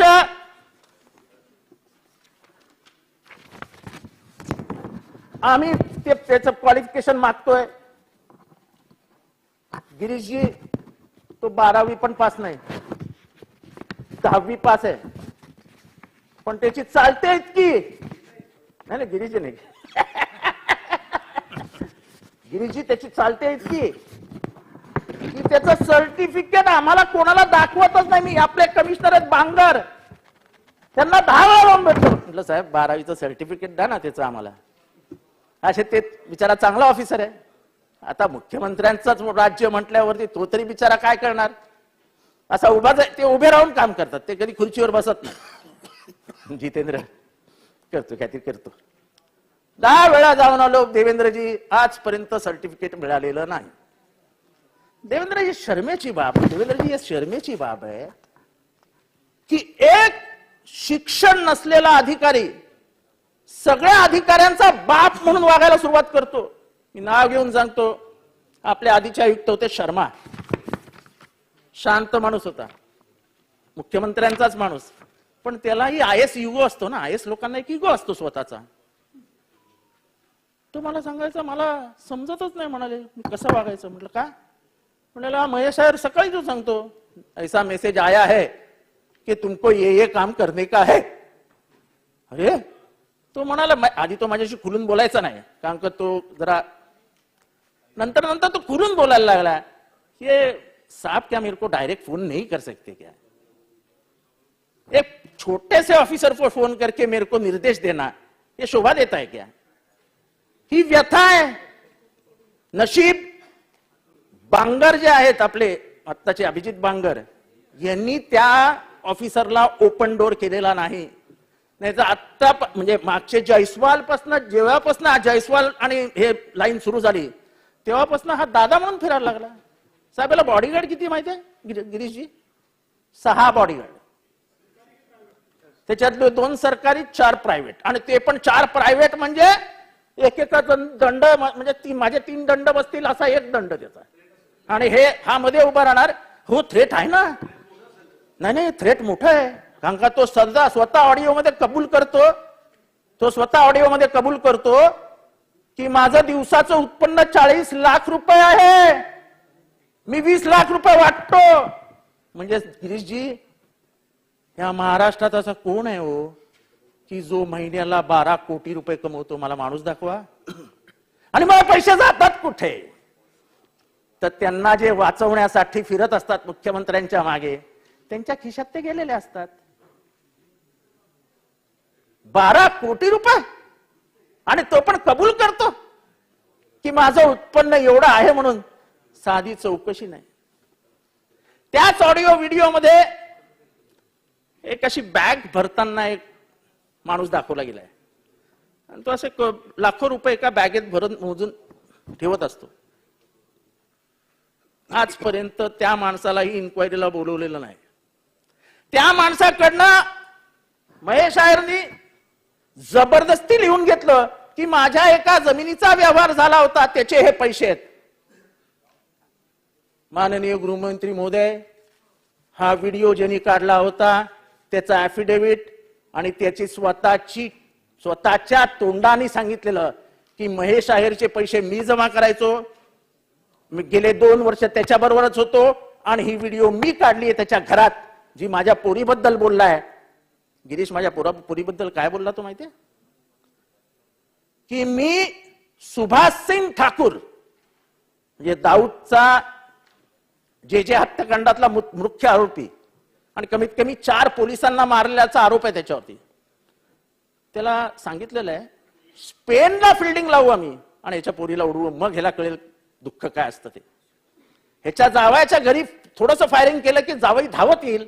जावायला काय आपल्याला हे करता येणार? एअरपोर्ट पासून घरी येईपर्यंत ह्याचा गेम वाजवून टाकू. हे ऑडिओ व्हिडिओ मध्ये महाराष्ट्र सरकारकडनं एक कारवाई नाही. एका आमदाराच्या मुलीबद्दल असं घडतं, आणि या सभागृहात संवेदना नाहीत. काय अपेक्षा करायच्या आम्ही? अजून साधी कंप्लेंट नोंदवलेली नाही, साधा आमच्या कोणाला घरातल्याला बोलवलेलं नाही. म्हणाले आम्ही ऑडिओ फॉरेन्सिकला पाठवली आहे. अहो, ज्याने ऑडिओ काढला तो माणूस मी आणून इथे उभा करतो बाहेर. त्यांनी ऍफिडेव्हिट ते दिलाय की मी ऍफिडेव्हिट ऑडिओ काढलेला आहे आणि सगळे पुरावे मी घेऊन आलेलो आहे. साहेब आपल्याला ही एकच मुलगी आहे, कमीत कमी घरापर्यंत ते येऊ नका. जी लढाई लढायची बाहेर लढा ना. पण एक अधिकारी मुजोरपणाने एवढं बोलतो आणि शासन काहीच करत नसेल तर मी कोणाकडनं अपेक्षा करायच्या साहेब? माझ्या कोणाकडनंही अपेक्षा नाहीत साहेब, पण देवेंद्र फडणवीस या माणसाकडनं माझ्या 100% अपेक्षा आहेत. त्याची बदली नाही. त्याचा बॉडीगार्ड आहे हुलेवाड नावाचा, हा जेव्हापासून नोकरी करतो तेव्हापासून हुलेवाड त्याच्याबरोबरच फिरतोय. साहेब, सर्वात मोठा धक्कादायक सांगतो, एक फिरोज बाबू नावाचा एक मोठा गुंड आहे, तो आणि जसबीर सिंग नावाचा एक ह्याचा कलेक्टर हे कानपूर का कुठे उत्तर प्रदेशला गेले होते. फिरोज बाबूला तो बोलता बोलता म्हणाला, एक बड़ी सुपारी है, तुम लोगे क्या? फिरोज बाबू म्हणाला, ठीक है बताओ तो. मग त्यांनी असं आडेवेडे घेत, तुमको बाद में बताऊंगा लेकिन लेने की तैयारी है क्या तुमको, असं वसं वगैरे म्हणाला. मग जसबीर सिंग, महेश आहेर आणि त्या फिरोज बाबूची बैठक झाली. त्याच्यात रेट ठरला, एवढ्या रेटला जितेंद्र आव्हाडला उडवायचं. फिरोज बाबू बाहेर पडल्यानंतर थोडासा खचला की जितेंद्र आव्हाड हे काय, म्हणजे आपल्या उगाच आपण सगळ्यातनं बाहेर आलोय, आता कशाला अडकायचं. पण जेव्हा त्यांनी ही न्यूज वाचली की माझ्या मुलीलाही मारण्याचा प्लॅन करतायत, तेव्हा तो स्वतः उठून माझ्या बायकोसमोर माझ्यासमोर आला कि मुझे माफ कर दो साहब, मैंने ये पहली चीज आपको बतानी चाहिए थी, लेकिन आपके बेटी तक आए, इसका मतलब मेरे बेटी तक आए, इसलिए मैं आपको बता रहा हूं तुम्हारी जान खतरे में है.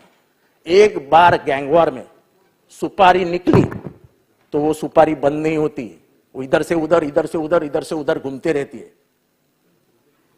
काय करायचं साहेब, कसं जगायचं ठाण्यात? आमदाराची ही परिस्थिती, आमदाराची. हे तर नशीब की थोडस आपलं नाव आहे, थोडस आपले पुण्यकर्म आहेत, म्हणून तो माणूस स्वतः येऊन सांगून गेला की असं घडलं. पण तिने मला हे नाही सांगितलं की तुमचं नाव घेतलंय, पण हे मला सगळं कळत होतं की त्यांना नाव कोणाचं घेतलं.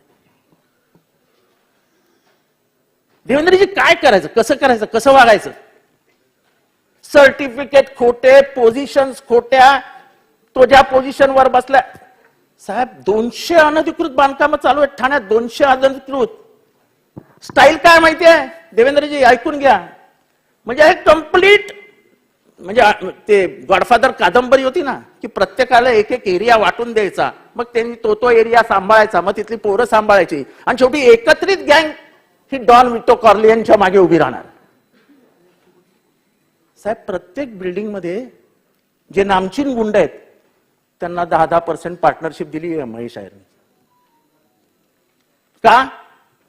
तो नामचीन गुंड आणि त्याची पोरं महेश आहेरला जॉईन झाली पाहिजे, म्हणजे आपल्याला कसलाच धोका नाही. पण अख्ख्या ठाण्याचं वाटोळ झालं. ते बिचारे आमचे केळकर साहेब नाही आहेत, बोलून बोलून थकले या महेश आहेर बद्दल. मी आजपर्यंत कधीच बोललो नव्हतो. पण उपमुख्यमंत्री महोदय माझ्या पोरीवरच येणार असेल तरी तोंड गप्प ठेवायचे मी, तरी पोलीस गप्प राहतात.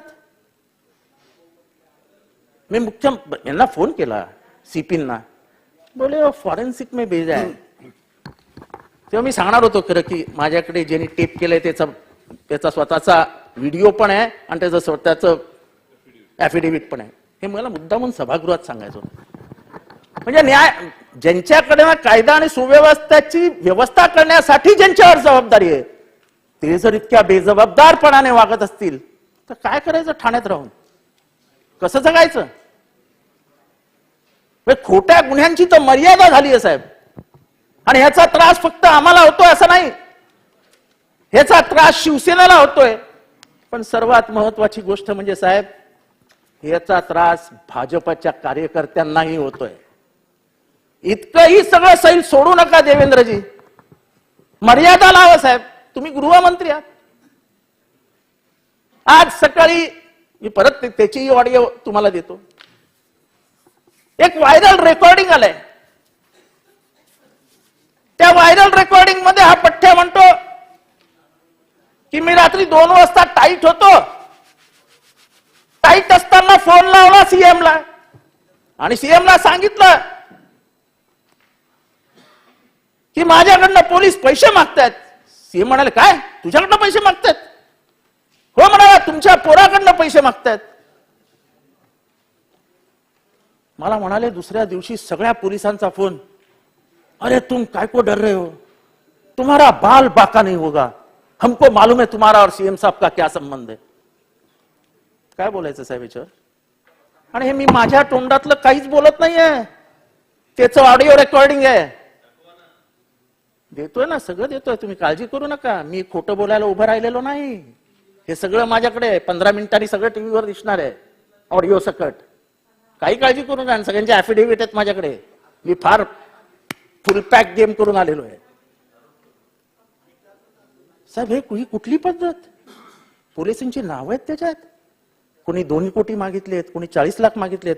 ती मुद्दामून मी हे वाचून दाखवत नाहीये, कारण शेवटी पोलीस हे बिचारे हतबल आहेत.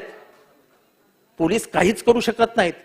महेश आहेर सारखी जी कीड लागली आहे ना, ती पोलिसांनाही बर्बाद करते, शासनालाही बर्बाद करते आणि व्यवस्थेलाही बर्बाद करते.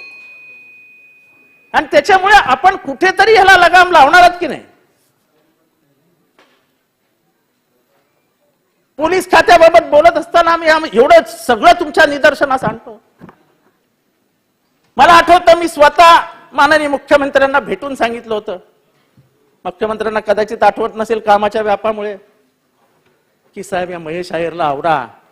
ते मला बोलले होते, माझा जितेंद्र काय संबंध असल्या फालतू माणसाशी, हे बोललो होतो मी आपल्याला. साहेब, मी नाही केलेली. दरवेळेस तुमची स्टाईल लावू नका अशी, त्या स्टाईल मध्येच तुम्ही गेलात. हे असलं स्टाईल बिल नका करत जाऊ. त्याची शिफारस कोणी केली, त्याचे पैसे कोण घेतं, त्याची जमवाजमव कोणी करतं, हे सगळं आपल्याला माहिती आहे ना साहेब. तुम्हालाही माहिती आहे. तुम्ही त्याच्यात नाही हे मी म्हणू शकतो, पण तुमच्या आजूबाजूचे किती जण त्याच्यात सामील आहेत हे मी पुराव्या सकट देऊ शकतो. तेव्हा ते तुमचे हसत हसतची स्टाईल तुम्हीच केली होती, मी नव्हती केली. ज्या माणसाने त्याला आणला त्याच माणसाला या माणसाने धक्का मारून बाहेर काढला. त्या माणसाला आणली कानाला कारणीभूत होत्या संजीव जयस्वाल. संजीव जयस्वालचे हात जोडून मी सांगितलेलं, साहब इसको मत लाव, हे बर्बाद कर डालेगा. संजीव जयस्वालला काय माहित तेव्हा काय वेळ लागलं होतं. म्हणाले नाही, एकदम डॅशिंग आदमी है यार, मजा आ जाएगा, इसको लेके अपन सब इल्लीगल बंद कर देंगे. साहेब, इल्लीगल लांबच राहिला. हा इल्लीगलचा अनधिकृत सम्राट झाला. म्हणजे ह्याला भेटल्याशिवाय ठाण्यात कुठलीही बिल्डिंग बनत नाही अशी परिस्थिती आहे आजच. साहेब, आता तर सुरुवात झाली माझी. झालं ना, 15 मिनिटं झाले. 15 मिनिटं झाले. 15 नाही नाही, खूप मोठी यादी आहे. 15 मिनिटं. अध्यक्ष महोदय, अध्यक्ष महोदय, उद्या दुसरी चर्चा आहे. या महाशयांनी MMRD आणि म्हाडाचे कमीत कमी 500 फ्लॅट 20 लाख रुपयाला विकून टाकलेत. खोटे अलॉटमेंट लेटर तयार केलेले आहेत. त्याच्या संबंधित जेवढ्या बायका आहेत त्याच्यातल्या एका बाईचं नाव घेतो, तिचं नाव आहे राधिका अंधारे. तिच्या बहिणीचं नाव आहे तनुजा अंधारे. यांचे काय संबंध आहेत मला माहित नाही साहेब, पण ह्या पुण्यात राहतात आणि त्यांना म्हाडा आणि MMRDचे फ्लॅट ठाण्यात मिळालेत. उद्याच्या चर्चेत अजून मी सगळे फ्लॅट जाहीर करणार आहे. माझ्याकडे पूर्ण यादी आहे, अलॉटमेंट लेटर्स आहेत. मी उगाच आरोप करत नाहीये साहेब. कुठे? नाही नाही नाही नाही नाही, म्हाडाचे म्हणजे कसं माहितीये? हा, व्हेरी गुड पॉइंट. बिल्डरनी म्हाडाचा FSI घ्यायचा, म्हाडाची बिल्डिंग बांधायची आणि हँडओव्हर करायची ठाणे महानगरपालिकेला, आणि मग महेश आहेर ज्याला पाहिजे त्याला अलॉटमेंट लेटर इश्यू करणार. ना त्याच्यावरती कमिशनरचा चेक, ना कुणाच्या बापाचा चेक. राधिका अंधारे आणि तनुजा अंधारे 2 नावं लिहून घ्या. मी त्यांचं अलॉटमेंट लेटर आपल्याकडे, मला बायकांची नावं घ्यायची नाहीत, नंतर लाईनीत घेता येतील. अध्यक्ष महोदय, कसा फ्लॅट देऊ शकतो कोणाला? वरिष्ठांना कल्पनाच नाही. एकेका बिल्डिंग मधले 10-10, 16-16, 17-17 फ्लॅट विकून मोकळा झाला. बिल्डिंगच्या बिल्डिंग विकून मोकळा झाला. काही ठिकाणचे गाळे तर इतक्या महत्वपूर्ण ठिकाणावर आहेत की त्या एकेका गाळ्याची किंमत 1.5 कोटी रुपये. विकणाऱ्यांकडनं यांनी 50-50 लाख रुपये घेतलेच आहे. मला कल्पना आहे की ह्याच्यातली एकही गोष्ट मुख्यमंत्र्यांना माहित नाही, हे मी 100% सांगतो. पण माननीय मुख्यमंत्री आजकाल डावीकडे आणि उजवीकडे बघतच नाहीत. मी त्यांच्या जवळचा मित्र होतो. ते तेच प्रॉब्लेम झालाय साहेब. जरा डावीकडे उजवीकडे बघा. कन्क्लूड करा आवाड साहेब. ते असं फक्त तो एका याच्यावर निशाणा ठेवून चालू नका. अध्यक्ष महोदय, मस्करीची गोष्ट नाहीये. कन्क्लूड करा. मला मुख्यमंत्र्यांकडून अपेक्षा होती की जेव्हा मला मुलीला धमकीचा ते ऑडिओ बाहेर पडल्यावर, संवेदनाशील मुख्यमंत्री आहेत, मी त्याला अनेक वर्ष ओळखतो, पण त्यांना एक साधा फोन करावा असं वाटलं नाही. जितेंद्र काय झालंय? कमिशनरला नाही हो, जितेंद्र आव्हाड समोर उभा आहे. एक फोन करावा असं वाटला नाही. माणुसकीच्या दृष्टिकोनात आपण सगळे भले वेगवेगळ्या पक्षात असू, पण जेव्हा आपल्या घरच्यांवरती येतं तेव्हा आपण एकमेकांचं दुःख वाटतो की नाही, की जितेंद्र काळजी करू नकोस, मी आहे. एक फोन नाही आजपर्यंत. कोणाच्या आधारावरती जगायचं आम्ही? आणि मग काय समजायचं आम्ही की याचा मागचा गॉडफादर डॉन विटो कॉर्लिऑन कोण आहे? हे घ्या, हे सगळे पुराव्या सहित, ऍफिडेव्हिट सहित सगळे त्याच्यात फोन क्लिप्स वगैरे सगळे आहेत. कोण म्हणालेलं? हे घ्या, हे ठीक आहे. कन्क्लूड करा आता. त्याच्यामुळे मी कुठलीही गोष्ट ऑन रेकॉर्ड खोटी बोलत नाही. महेश आहेरला अजूनही पाठीशी घातलं जात आहे. आज सकाळच्या त्याच्या 4 ऑडिओज व्हायरल झालेले आहेत.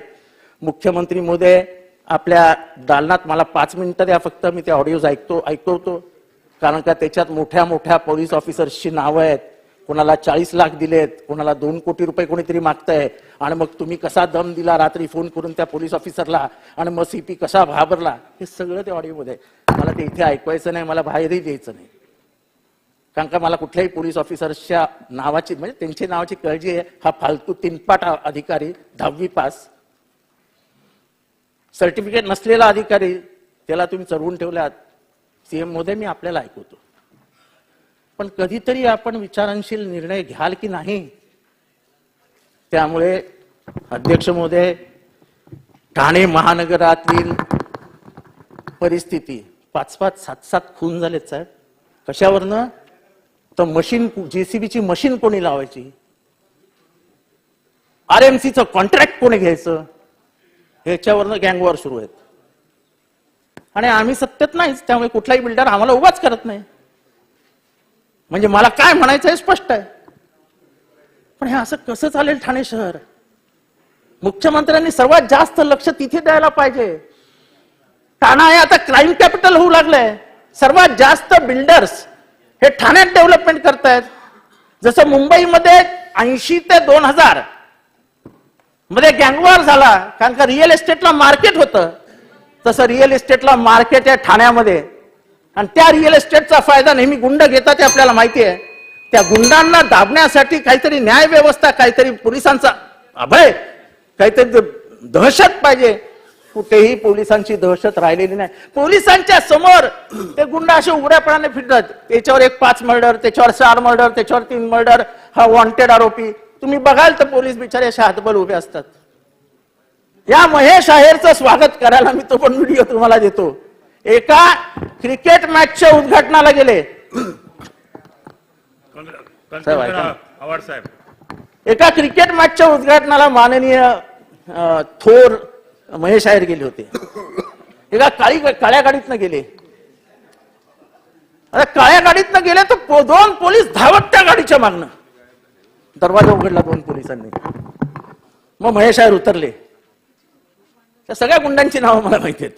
सगळ्या असं जसं काय विठ्ठलाला असे त्याच्या पायाशी लोळण घातली. आणि मग तो मागे 4 गुंड पुढे, 4 पर्सनल बॉडीगार्ड मागे, आणि असा तो स्टेजवर गेला. साहेब, हे ठाणं आहे? हे महाराष्ट्र आहे? मी तर अरुण गवळीला असं कधी वागताना पाहिला नव्हता. मी स्वतः जवळनं बघितलंय सगळं विद्यार्थी दशेत, पण एवढी मुजोरी मी कधीही कोणाची पाहिली नाही. तेव्हा गृहमंत्री महोदय, या सगळ्याची आपण चौकशी करावी. हा जो बाबाजी आहे तो आता उत्तर प्रदेशमध्ये आहे. काँग्रेसचे अध्यक्ष विक्रांत चव्हाण याला एका प्रकरणात घाटकोपरचा निरोप आला की तुम्हाला घाटकोपरला बोलवलंय, त्याची कंप्लेंट झालेली आहे. तिथे फोन लावून देण्यात आला बाबाजीला. त्याचं नाव परत सांगतो, सुभाष सिंग ठाकूर. मग सुभाष ठाकूर काय बोलणार मला माहित नाही. त्याच्यानंतर 6 महिने विक्रांत चव्हाण काँग्रेसचा अध्यक्ष बोललाच नाही कोणाशी. आता जेव्हा माझ्या मुलीचं प्रकरण बाहेर आलं तेव्हा त्यांनी बोलायला सुरुवात केली. एक महापालिकेचा अधिकारी त्या व्हिडिओ ऑडिओमध्ये म्हणतो, मी तर बाबाजीचा माणूस आहे, बाबाजींनी मला सांगितलंय रिटायर झाल्यावर माझं काम मुंबईतलं तू बघायचं, मी तर बाबाजीच्या गँगमध्येच जाणार आहे. हे ऑडिओ व्हिडिओ मध्ये म्हणतो. तर साहेब ऑडिओ व्हिडिओ मध्ये साहेब गांभीर्याने घ्या साहेब. एखादा जायचा बळी तुमचा मित्र तुम्हाला नको असेल तर तसं सांगा की बाबा जितेंद्र आता तू नकोयस मला. त्यामुळे ही ऍक्शन झाली पाहिजे. तुम्हाला अध्यक्ष बोलू द्या हो, माझ्या पोरीचं प्रकरण आहे, तुमच्या पोरीवर झालं तर कसं वाटेल हो तुम्हाला? 15 मिनिट झाले.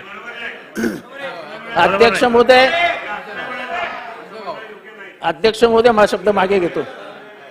अध्यक्ष महोदय, संवेदनशील असलेल्या सभागृहामध्ये मी एकच प्रश्न विचारतो की तुमच्या पोराला किंवा पोरीला एक अधिकारी ऑडिओ व्हिडिओ मध्ये जर म्हणत असेल की मी फिल्डिंग लावलेली आहे आणि याला उडवून टाकणार, याला मारून टाकीन, या नागाला पण चेचून टाकील, मग कळेल यांना मी कोण आहे, हे मला सांगा एकाने तुमच्या मनाला पटेल का?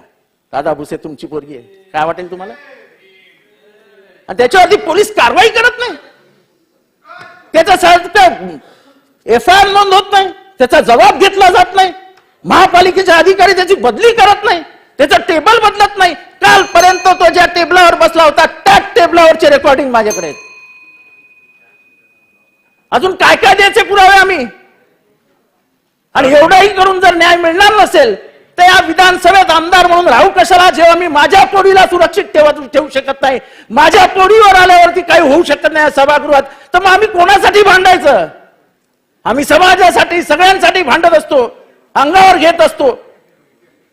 पण या सभागृहातल्या प्रत्येक सभागृहाच्या प्रत्येक सदस्याला विचारू इच्छितो, तू तुमच्या घरावर असा प्रसंग आला असता तर तुमच्या भावना काय असत्या, याचा विचार करून आपण निर्णय घ्यावा.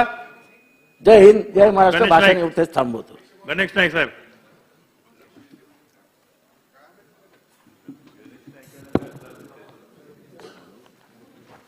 मला कसला त्रास नाहीये. नाही. अध्यक्ष महोदय, सन 2023-24च्या अर्थसंकल्पातील मागण्यावरील चर्चेमध्ये मी आपल्या परवानगीने सहभागी होत आहे. उद्योग विभाग मागील क्रमांक 10 पृष्ठ क्रमांक 82 औद्योगिक पायाभूत सुविधांचा विकास व निर्मिती. अध्यक्ष महोदय, कुठल्या जिल्ह्यात तालुक्यात उद्योगाची रचना करायची असेल तर त्या ठिकाणच्या प्रकल्पग्रस्त लोकांचं पुनर्वसन हा प्रमुख भाग येतो. आणि मग तो औद्योगिक विकास होताना जे मजूर येतात किंवा त्या ठिकाणी उद्योगामध्ये काम करणारे काही कामगार शहरातली महागडी घरं परवडत नाहीत म्हणून झोपडीचा आधार घेतात. कालांतरानं आपल्या राज्य शासनाच्या एकूण धोरणानुसार किंवा एकूण परंपरेनुसार 1980च्या झोपडपट्ट्या 90, 2000, आता तर 2015 पर्यंतच्या अनधिकृत बांधकामांना अभय देण्यात आलेला आहे. ज्यावेळेस आपण लोकशाहीच्या अनुषंगानं केंद्र सरकार, राज्य सरकार, स्थानिक स्वराज्य संस्था या ठिकाणी मतदार म्हणून त्यांची नोंद करतो आपण, त्यावेळेला त्यांना नागरी सुविधा देणं आपलं कर्तव्य ठरतं. आणि अशा परिस्थितीमध्ये नवी मुंबई महापालिकेच्याच अनुषंगाने मी आज फक्त बोलणार आहे. 233 सुविधाचे भूखंड MIDC कडे मागितले महापालिकेनं. त्याच्यामध्ये शौचालय, शाळा, अंगणवाडी, मैदान, उद्यान, जलकुंभ, समाज मंदिर, बहुउद्देशीय इमारती, विरुंगला केंद्र, व्यायामशाला, मार्केट, स्मशानभूमी, मलिसन केंद्र, पार्किंग, तलाव विस्तार अशा प्रकारच्या मोकळ्या जागा MIDC कडे मागितल्या. आजवर पालिकेला एमआयडीसीने त्या दिलेल्या नाहीत. कर म्हणजे असं की महापालिकेला दिलेल्या भूखंड तत्कालीन शासनाच्या कालखंडामध्ये परस्पर विकले गेले. महापालिकेच्या रेकॉर्डर आल्यानंतर, महापालिकेने ताबा घेतल्यानंतर महापालिकेने मल्लिस्थन केंद्राकरता जागा ठेवली. ती जागा एमआयडीसीच्या अधिकाऱ्यांनी परस्पर एका उद्योगपतीला विकली. त्या बाबतीमध्ये तत्कालीन उद्योग मंत्री, CEO MIDC, regional officer MIDC यांच्याकडे तक्रार करून सुद्धा काही त्याच्यातून निष्पन्न झालं नाही. उद्योग मंत्र्यांना त्यावेळेला पत्र लिहिलं. मी त्यावेळेला बोललो होतो की ह्या एमआयडीसी मध्ये दलालांचा सुळसुळाट आहे. राज्यात बदललं असलं तरी सुद्धा दलाल बदलले नाहीत. किंबहुना दलालांची हिंमत अधिक वाढत चाललेली अशी माहिती माझ्याकडे आहे. आणि म्हणून या ठिकाणी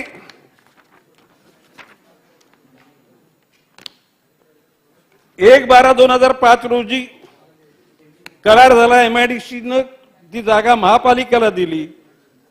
त्या ठिकाणी महापालिकेने मनरेगाने म्हणजे वाहिन्या टाकण्याकरता आणि मल उद्दचन केंद्र, सिवरेज पंप बांधण्याकरता ती जागा डिमार्केट केली.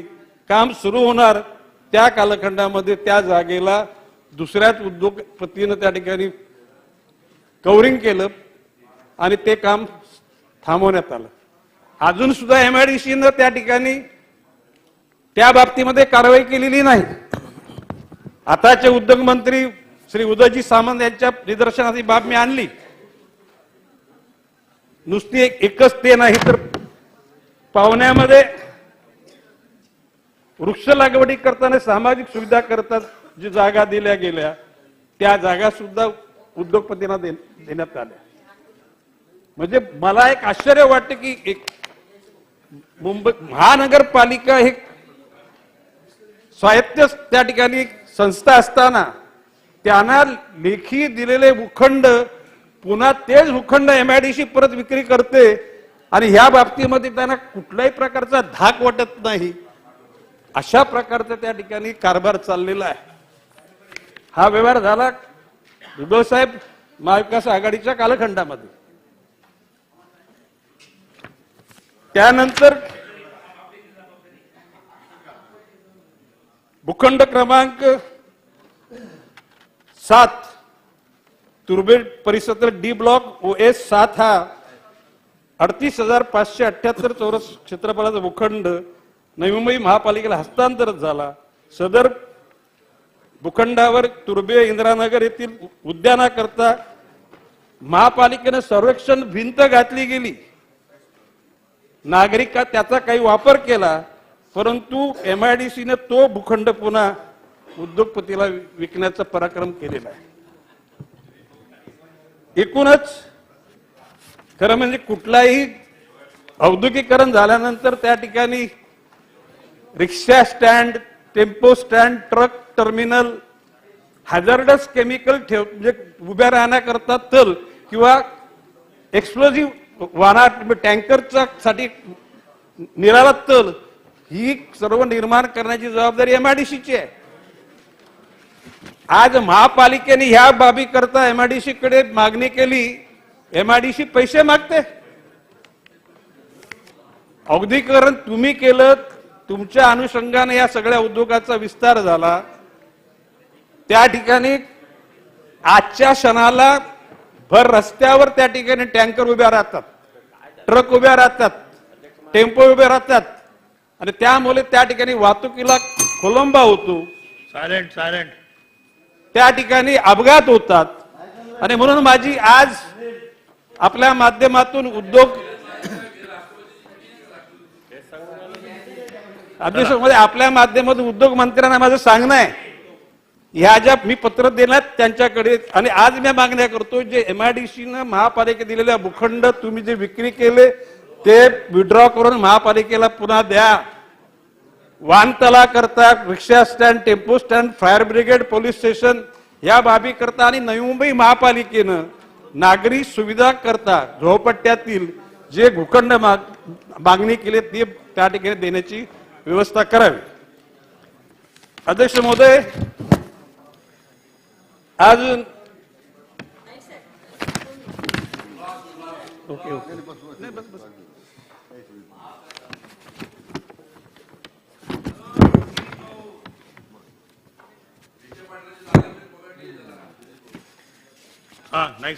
MIDC भूखंड दिल्यानंतर त्या ठिकाणी MIDC उद्योगपतीला दिल्यानंतर MIDCचं दायित्व संपलेलं नाही. हरकत नाही.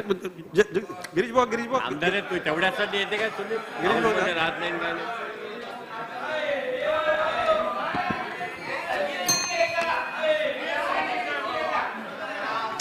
अध्यक्ष महोदय,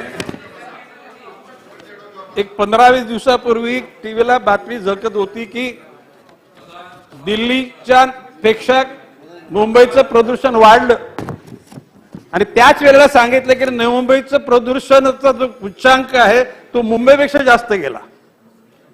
मानखुर्दच्या त्या ठिकाणी जो घनकचरा टाकला जातो त्या ठिकाणी आग लावली जाते आणि तो सगळा धूर खाणे खाली पलीकडे नवी मुंबईत जातो.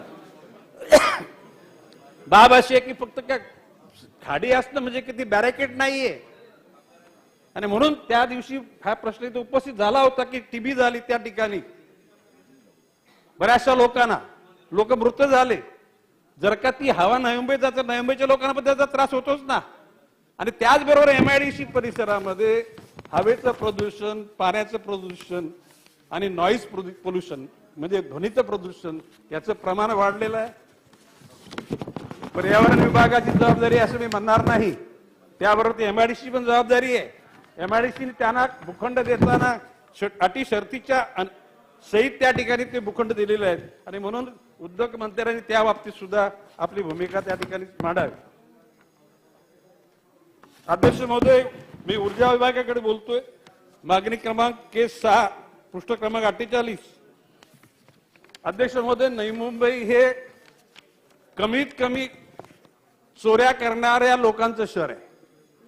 म्हणजे हो, कमीत कमी. बाब अशी आहे की समाजामध्ये जितके गुणवंत लोक असतात तिकडे काही ठिकाणी दुर्गुणी लोक पण असतात. काही लोकांना चोरून वीज वापरण्याचा मोह आवरत नाही. परंतु एकूण जर रेकॉर्ड जर तपासला गेला तर नवी मुंबई महापालिकेचा रेव्हेन्यू हा विद्युत महामंडळाला मॅक्झिमम त्या ठिकाणी मिळतो. असं असताना त्या ठिकाणी तिथे दर्जेदार सुविधा देण्यात आलेल्या नाहीत. माननीय उपमुख्यमंत्री वीज मंत्री देवेंद्र फडणवीस साहेबांना माझं म्हणणं आहे की एकदा आपण आपल्या स्तरावर नवी मुंबईच्या सर्वच अधिकाऱ्यांची बैठक बोलवून त्या ठिकाणी नवी मुंबईच्या जनतेकरता असलेले कंडक्टर्स आता ते अंडरग्राऊंड केलेले आहेत, त्याकरता नवी मुंबई महापालिकेने MSCBला फंड दिले गेले. परंतु तिथले DP, तिथल्या असलेल्या यंत्रणा आणि तिथे असलेला कर्मचारी वर्ग ह्या सर्वांची सांगड घातली गेली पाहिजे. नवी मुंबईला दर्जेदार त्या ठिकाणी वीज पुरवली गेली पाहिजे असं माझं म्हणणं आहे.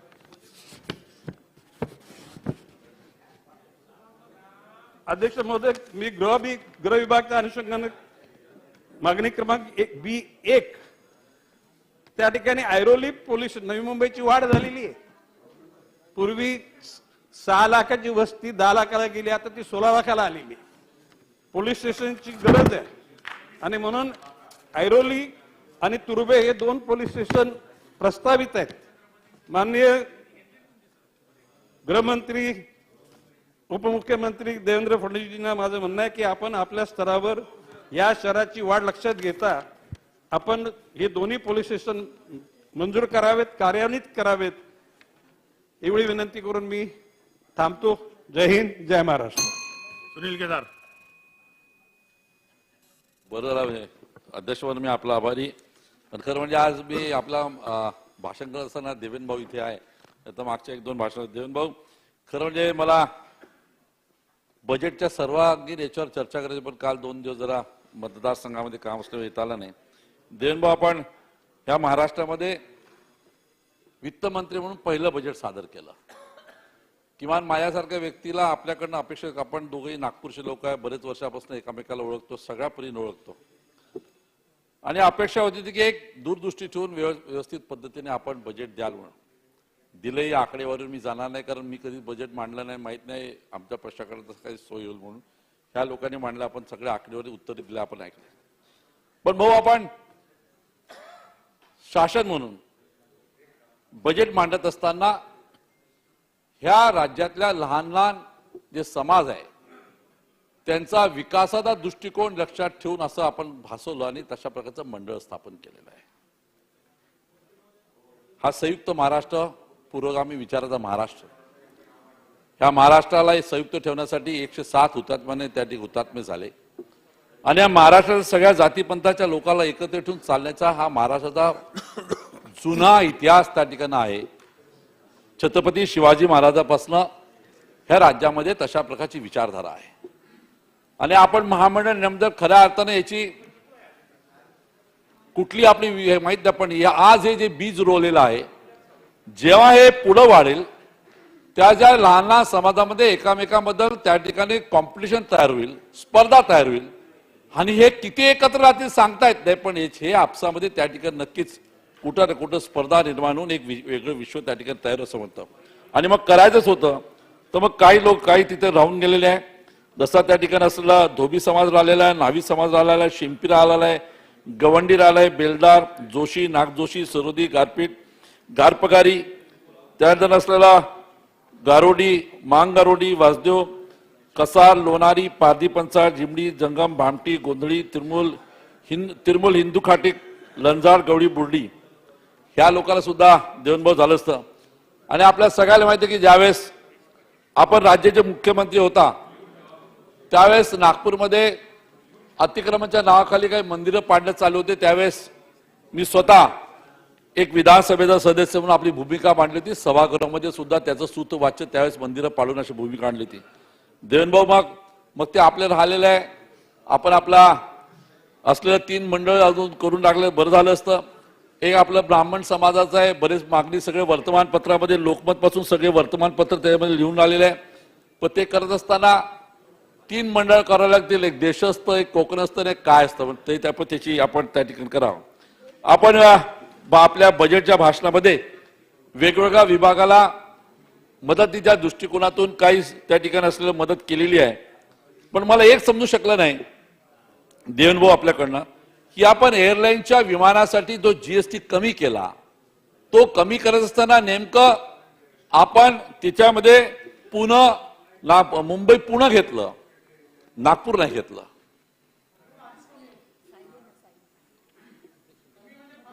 मग याच्यापेक्षा कमी पुण्यापेक्षा मग त्याचा रायगड घेतला आपण. आता हे रायगड मी आता त्याच्यावर नंतर बोललो, बोर एखादी एकट्या जेव्हा भेटी साहेब, पण रायगड घेतलं, ते कसं घेतलं, का घेतलं, कोणासाठी घेतलं, त्याच्यावर सखोल नंतर चर्चा घेतलं. आणि हा विषय तसाही त्या ठिकाणी महत्वाचाच आहे. मी ऊर्जा विभागावर बोलण्याच्या अगोदर मी गृह विभागावर त्या ठिकाणी बोलणार. अध्यक्ष महाराज, मी मागही हे अधिवेशन सुरू झालं होतं त्यावेळेस विषय मांडला होता. आणि देवनभाऊ आपल्याकडनं मला अपेक्षा आहे की गृह विभागाचा एक महत्वाचा विषय अधिवेशन सुरू व्हायच्या अगोदर नागपूर जिल्ह्यामध्ये जो घडला त्याच्यावर मी विषय मांडला. तर आपण मला सांगितलं होतं सभागृहामध्ये उत्तर देऊन त्यावेळेस माहिती होती तातडीने याच्यावर आम्ही शासनाकडनं आपण तशा प्रकारचं मत व्यक्त करू, शासनाकडे अहवाल सादर करू.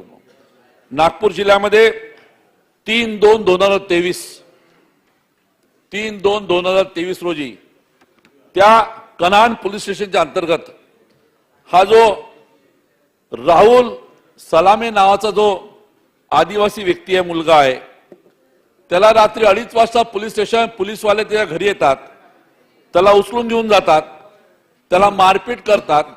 सकाळी 6:30-7 वाजता त्याची धर्मपत्नी जेव्हा त्या पोलीस स्टेशनमध्ये जाते तर त्याला सांगतात तो आमच्या इथं नाही आहे. आणि मग तिला वेगळ्या पद्धतीनं तिला हाकलून लावतात. तिथे ती महिला, त्याची घरची महिला त्या पोलीस स्टेशनच्या बाहेरच बसते. कुठेतरी तिला 1-2 तासांना किंचाळण्याचा आवाज येतो. ती पुन्हा त्या सगळ्या लोकांना गोळा करून पुन्हा पोलीस स्टेशनमध्ये जातात. तेव्हा तिचा नवरा बेहोश पडला, त्या ठिकाणी परिस्थिती त्या लोकांनी मला सांगितलेली आहे. त्या संबंधी त्याला तातडीनं तिथे उचलून पोलीस गाडीमध्ये टाकून त्याला हॉस्पिटलमध्ये नेतात आणि मग हॉस्पिटलमध्ये कोणी माहिती देत नाही आणि दुपारी 4 वाजता तो मृत्यू झाला अशा प्रकारे घोषणा करतात. मी आपल्याला विचारतो त्या ठिकाणी की अशा प्रकारचं तो त्याच्यावर गुन्हा काय होता, तो त्याच्यात होता का, तो ज्या इन्व्हॉल्व होता का, आणि तो इन्व्हॉल्व होता त्याला एक नोटीस दिली का, त्याच्या अगोदर याच्यावर गुन्हे होते का.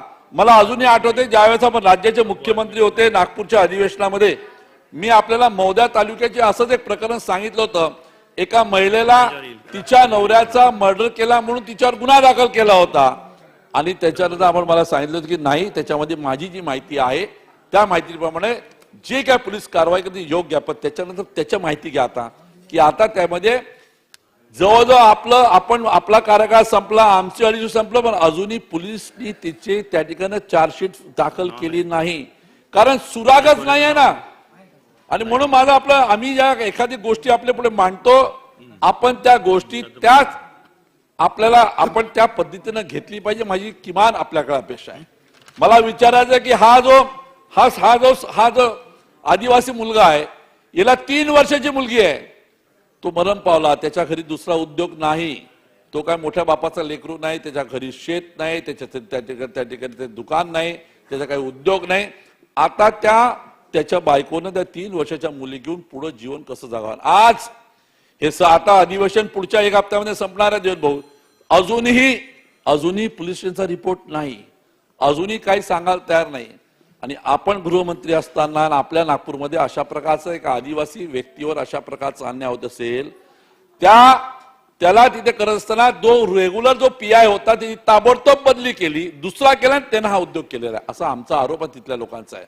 मोठा त्या ठिकाणी पोलीस स्टेशनला घेरलं होतं, मोठी लॉ अँड ऑर्डरची प्रश्न निर्माण झाला होता, पण सगळ्या गोष्टी लक्षात घ्या सांभाळणं पण हे थांबणार नाही. आजही त्या कनान गावामध्ये आदिवासी लोक दर त्या ठिकाणी एक 3-4 गोळा होतात. वेळप्रसंगी मोठा भडका आदिवासी लोकांचा ह्या नागपूर जिल्ह्यामध्ये झाल्याशिवाय राहणार नाही. कारण निष्पाप एक आदिवासी मुलगा आहे, त्याला त्या ठिकाणी रात्री 2:30 वाजता घरून उचलून गेले, बेदल मारलं आणि त्याचा जीव गेला. पुष्कळ लोकांचं असंही म्हणणं आहे की याच्यामध्ये काहीतरी राजकीय सुद्धा त्याचा आहे, त्याला कला आहे, कुठतरी आहे. म्हणून माझी आपल्याला विनंती आहे की आपण तिथे असताना मौद्याचा त्या वेळेचा मी मांडलेला विषय त्याच्यामध्ये आपण याच्यामध्ये तातडीने कारवाई आपल्याकडनं अपेक्षित आहे आणि आपण कराल असा त्या ठिकाणी आज हा सुनील केदार या सभागृहाच्या माध्यमाकडनं देवेंद्र फडणवीस राज्याचे सन्माननीय उपमुख्यमंत्र्यांकडनं त्याकडनं विश्वास व्यक्त करतो. अध्यक्ष महाराज, दुसरा विषय ऊर्जावर बरेच लोक आज प्रश्नकाळ होता, प्रश्नकाळामध्ये खूप बोलला आणि आपण पाहिलं की सभागृहामध्ये ज्यावेळेस ऊर्जाचा विषय येतो त्यावेळेस मोठ्या प्रमाणात त्या ठिकाणी चर्चा मोठ्या गेल्या होत्या. पुष्कळ जण प्रश्न विचारतात, ऊर्जा नाही ते त्या ठिकाणी आपापले मत व्यक्त करतात. मग अशी सकाळी प्रश्न उत्तर तासामध्ये त्या ठिकाणी चर्चा करत असताना असे त्या लक्षात आलं आणि असे आकडे आणि ही वस्तुस्थिती खरी आहे की आज ऊर्जा विभागाजवळ जवळजवळ त्या ठिकाणी 70,000 कोटी रुपयाचा ऊर्जा विभागावर कर्जाचा डोंगर आहे. आपण त्या ठिकाणी असं मानतो, आमचं सरकार असताना ही चर्चा झालेली आहे. पण हे किती दिवस चालवायचं आपण या सभागृहामध्ये असलेले आम्ही इकडचे किंवा आपण तिकडचे, कधी आपण इकडे होता, कधी आम्ही तिकडे होता, कधी आम्ही इकडे राहू, कधी तिकडे राहू, कोणी इकडे कोणी निवडून येतील नाही. पण एकंदरीत ह्या ऊर्जा विभागाच्या महाराष्ट्राच्या ऊर्जा विभागाला आपण न्यायाच्या दृष्टिकोन पाहणार आहे. माझ्याजवळ जी आकडेवारी आहे की 2014च्या असलेले ऊर्जा विभागाची जी त्या ठिकाणी असलेली टॅरिफ होती ती आता 2023 मध्ये जवळजवळ 4 रुपये युनिट वाढलेला आहे. आणि वर्तमानपत्रात मिळालेल्या माहितीप्रमाणे नवीन प्रस्ताव ऊर्जा विभागानं MRC ला दिलेला आहे की आता त्यांना पुन्हा त्या ठिकाणी वाढवून पाहिजे. अशा ऊर्जा विभागाचं टॅरिफ समजा रोज वाढत राहिलं त्या राज्यामध्ये आपल्याला त्या ठिकाणी ह्या राज्याला आपल्याला झेपण्यासारखं आहे का, कारखानदारीला झेपण्यासारखं आहे का, सामान्य माणसाला झेपण्यासारखं आहे का. आणि मग हे समजा नाही आहे सांगण्याचं तर याच्यावर एक ठोस भूमिका घेऊन आपल्याला कुठेतरी सगळ्याला राज्य हे आमचं महत्वाचं, राजकारण आम्ही नंतर करू हा दृष्टिकोन ठेवून पाहणं गरजेचं असं त्या ठिकाणी आवाजून अध्यक्ष महाराजसाठी म्हणतो. अध्यक्ष महाराज, एक 15 जून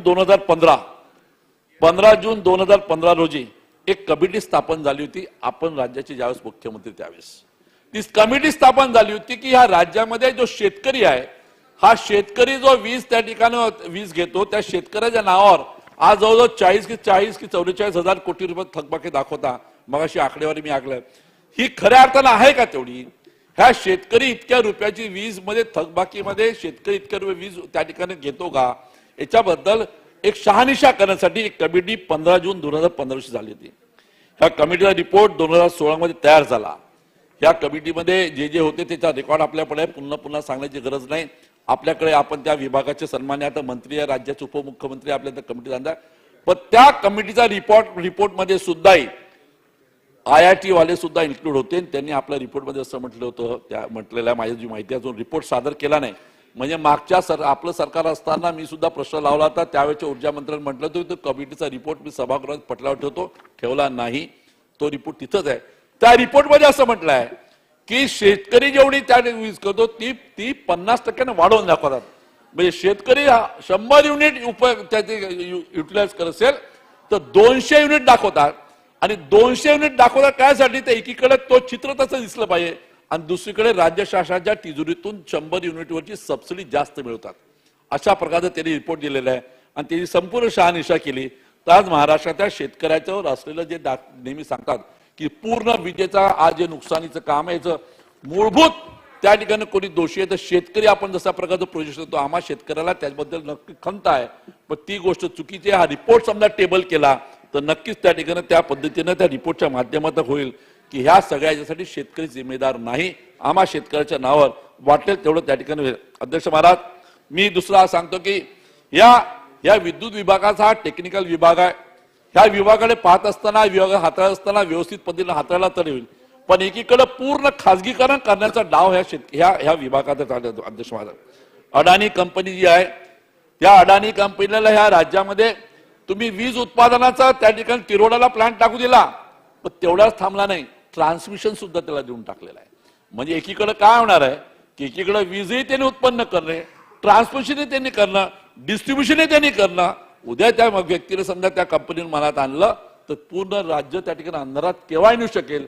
आणि आज जसं आपल्याला आपण कशी एका भाषणामध्ये बोलू गेलं की काही लोक आपल्याला वेठीस धरतात, तशा प्रकारच्या राज्याला वेठीस धरण्याचा उपक्रम ह्या वेठीस धरण्याचं काम समजा आलं तर त्याला आपल्याला त्या ठिकाणी आश्चर्य वाटणार नाही. अध्यक्ष महाराज, त्यांनी ती ट्रान्समिशन लाईन टाकली, तिरोड्यापासून टाकली. तिरोडापासून तिडंगी नागपूर जिल्हा, तिथून त्यांनी अकोलावर नेली त्या ठिकाणी संभाजीनगर आणली पुणा आणि पुण्यावर आणली त्या ठिकाणी मुंबईला. पण इथे टाकायची त्याला परमिशन द्यायची गरज नव्हती, कारण already power grid corporation Bharat सरकारचं आहे, त्यांची ती होती. मी एवढ्यासाठी सांगतो की याच्यावर सर्व पक्षाच्या लोकांनी ह्या महाराष्ट्रातल्या येणाऱ्या दिवसामध्ये सामान्य जनतेच्या विकासासाठी महत्वाचा विजेचा विषय आपण कोणी somebody will have to bail the cat, कोणाला तरी बसून याच्यामध्ये करावं लागेल. कारण असंच राहत गेलं तर एकदा त्या ठिकाणी आपण ह्या राज्यामध्ये अंधकार गेलं असं माझं त्या ठिकाणी. या कंपनीला अडाणी कंपनीला आरे पासून पालघर पर्यंत 400 मेगावीट त्या ठिकाणी वीज देण्यासाठी दुसरी एक ट्रान्समिशन लाईन दिली. का दिली? आपण का करू शकत नाही? शासन म्हणजे जनरेशन त्याच्याकडे, ट्रान्समिशन आणि डिस्ट्रीब्युशन त्यांच्याकडं. आणि मग अशा प्रकारचं समजा आपण करसेल. दुसरा महत्वाचा विषय जो वारंवार मी देवेंद्र आपल्याला सांगायला हरकत नाही, काही गोष्टी कॅबिनेटच्या सांगायच्या नसतात पण मी आपल्याला सांगून टाकतो, जे होईल ते होईल पाहिल्यासाठी. आम्ही सरकारमध्ये असतानाही 12,000 कोटी रुपये अडाणी कंपनीला द्यायसाठी त्या ठिकाणी आला होता विषय. हा कसा आला, का आला, हा योग्य आहे नाही आहे हे आपण सगळे जाणता, तुम्ही असं सांगतो. पण तुम्ही आम्ही त्या ठिकाणी हातबल तो पाहणार नाही ना. पण तुम्ही आम्ही सगळेच हातबल असेल तर कोणी करायचं त्या ठिकाणी? सामान्य माणूस सडकर थोडी करणार आहे. आपल्याला या सभागृहात बसून कुठे एखादी चर्चा घडवून आणा, त्यामध्ये मोठ्या पद्धतीने घडवून आणा. कशाच्या आणा त्या ठिकाणी? मी जायद साहब मैं बता रहा हूं आपको, सुन लो आप उसमें, मैं सुन लो. अब वो कहां से शुरुआत है? सागर जी पूछोगे तो फिर वो अपना वो मीटर वाला मामला आएगा, आपको याद होगा, वो बीएमसी वाला मीटर वाला मामला आएगा. सो हाँ, आपको याद है वो, बराबर है ना? सागर जी मीटर वाला नहीं उनको मालूम, सागर जी को मालूम मीटर कौन से होता. नहीं वो सागर जी को मालूम मीटर कौन. अध्यक्ष महाराज, हे 12,000 कोटी रुपये कसा आला आपल्या राज्यावर? अडाणी कंपनीनं एक प्रस्ताव त्या ठिकाणी आपल्या विद्युत विभागाला दिला की त्यांचा जो तिरोडाचा जो प्लांट आहे त्याला लागणारा जो कोळसा आहे तो कोळसा त्यांना ज्या माइन्स मधून उपलब्ध होणार होता त्या माइन्स मधून त्यांना तो कोळसा काढता नाही आला. आणि म्हणून तो प्लांट चालवण्यासाठी त्यांना कोळसा दुसरीकडनं आणावा लागला. आणि तो कोळसा आणण्यासाठी त्यांना जे नुकसान झालं ते नुकसान त्याच्यामध्ये त्यांनी भरून द्यावं अशा प्रकारचा तो प्रस्ताव होता. आता प्लांट टाकण्यासाठी परवानगी शासनाने स्वतः तर नव्हती दिली, त्यांनी अर्ज केला म्हणून केला. ती कोळसा खाण देण्याची पूर्ण अधिकार केंद्र शासनाच्या, त्या खाणीतनं कोळसा न काढल्याचं राज्य शासनाचं काय त्या ठिकाणी चूक आहे, त्यामुळे काहीच नाही. त्यांनी ती खाण ऑपरेट केली नाही, तिथून तो कोळसा काढला नाही म्हणून त्यांचा तो विषय आहे. पण भुर्दंड राज्याला मी असं म्हणत नाही, याच्यावर एकच प्रश्न निघाल, पण हा अशा प्रकारचे विषय आपण राज्याच्या हिताच्या दृष्टीने सर्व पक्षीय लोकांनी एकत्र बसून समजा काढला नाही तर मग उद्या येणाऱ्या पिढी तुम्हाला आम्हाला त्या ठिकाणी नाव दिल्या जाणार नाही. त्यावेळेचे लोक जे होते म्हणतील, त्यावेळेचे जे लोक होते ते स्वतःला जास्त जपत होते, राज्याला जपण्यासाठी त्यांच्यामध्ये हिंमत नव्हती. अशा एखाद्या वेळेस आपल्याला त्या ठिकाणी आपला म्हणून अध्यक्ष मला 5 मिनिटं बोलतो मग आपण तेव्हा म्हणून त्याचा कुठेतरी झालं पाहिजे चर्चा. आणि ते समजा आपण, आणि मी आज असं ऐकतोय माझ्या माहितीप्रमाणे की आता पुन्हा 6,000 कोटीचा पुन्हा प्रस्ताव आलेला आहे. 6,000 कोटीचा पुन्हा प्रस्ताव आलाय की ट्रान्सपोर्टेशन महाग झालेलं आहे आणि म्हणून अडानी कंपनीला पुन्हा 6,000 कोटी द्यावं. मला समजत नाही, 12,000 6,000 एवढा रुपये देतो आणि इतकं शेतकऱ्याला आपण वीज बिल माफ करायसाठी तो आपल्याला आपले हात मजबूत होतात. ह्या सगळ्या गोष्टीचा विचार आपल्याकडनं होणं तेवढं गरजेचं आहे आणि ते आपण करावं अशा प्रकारचं मत व्यक्त करतो. नाहीतर पुन्हा मी अगोदर म्हटल्याप्रमाणे येणारी पिढी नक्कीच बोलेल आपल्याला की त्यावेळेच्या लोकांनी स्वतःपेक्षा राज्याला जपण्यापेक्षा स्वतःला जपण्यामध्ये त्या ठिकाणी जास्त आपल्या त्या महत्व त्या ठिकाणी दिलं अशा प्रकारे होते. अध्यक्ष महाराज, अनेक आपण मला इथं बोलण्याची वेळ दिली त्याबद्दल मी आपला, पण देवेंद्र भाऊ, नागपूर जिल्हा हा आपला जिल्हा, याच्यामध्ये एका आदिवासी मुलाचा असा अत्याचार होतो, त्याचं कुटुंब उघड्यावर पडतं, 2 महिने झाल्यानंतरही तिथे ते निकाल निघत नाही. ह्याबद्दल खंत व्यक्त करतो. आपण यामध्ये लक्ष घालाल असं अपेक्षा करतो आणि आपल्या शब्दाला विराम देतो. प्रकाश आंबेडकर. अध्यक्ष महोदय, अर्थसंकल्पावर चर्चा करत असताना सभागृहामध्ये माननीय उपमुख्यमंत्री महोदय आहेत. मी पहिल्यांदा त्यांचं अभिनंदन एवढ्यासाठी करेन की अत्यंत चांगल्या पद्धतीचा अर्थसंकल्प सादर करून महाराष्ट्रातल्या प्रत्येक घटकाला न्याय देण्यासाठी आणि अत्यंत आशादायक अशा पद्धतीचा अर्थसंकल्प सादर करून सर्वच महाराष्ट्रातल्या 12.5 कोटी जनतेतल्या प्रत्येक माणसाचा आशीर्वाद मिळेल अशा पद्धतीचं त्यांनी अर्थसंकल्प सादर केला. या अर्थसंकल्प सादर करत असताना वेगवेगळ्या मागण्यांवरती चर्चा करत असताना विशेषतः जलसंपदा विभागाच्या वेगवेगळ्या योजना माझ्या मतदारसंघामध्ये सुरू आहेत. त्यातला धामणी प्रकल्प, नागनवाडी प्रकल्प आणि सरफनाला प्रकल्प अशा 3 प्रकल्पांसाठी कोल्हापूर जिल्ह्यातले 3 हे महत्त्वपूर्ण अशा पद्धतीचे प्रकल्प आहेत. खूप मेहनतीनंतर नागनवाडीचा प्रकल्प पूर्ण झाला आणि आता धामणी आणि पलीकडच्या बाजूला असणाऱ्या सरफनाला प्रकल्पासाठी आम्हाला निधीची आवश्यकता आहे.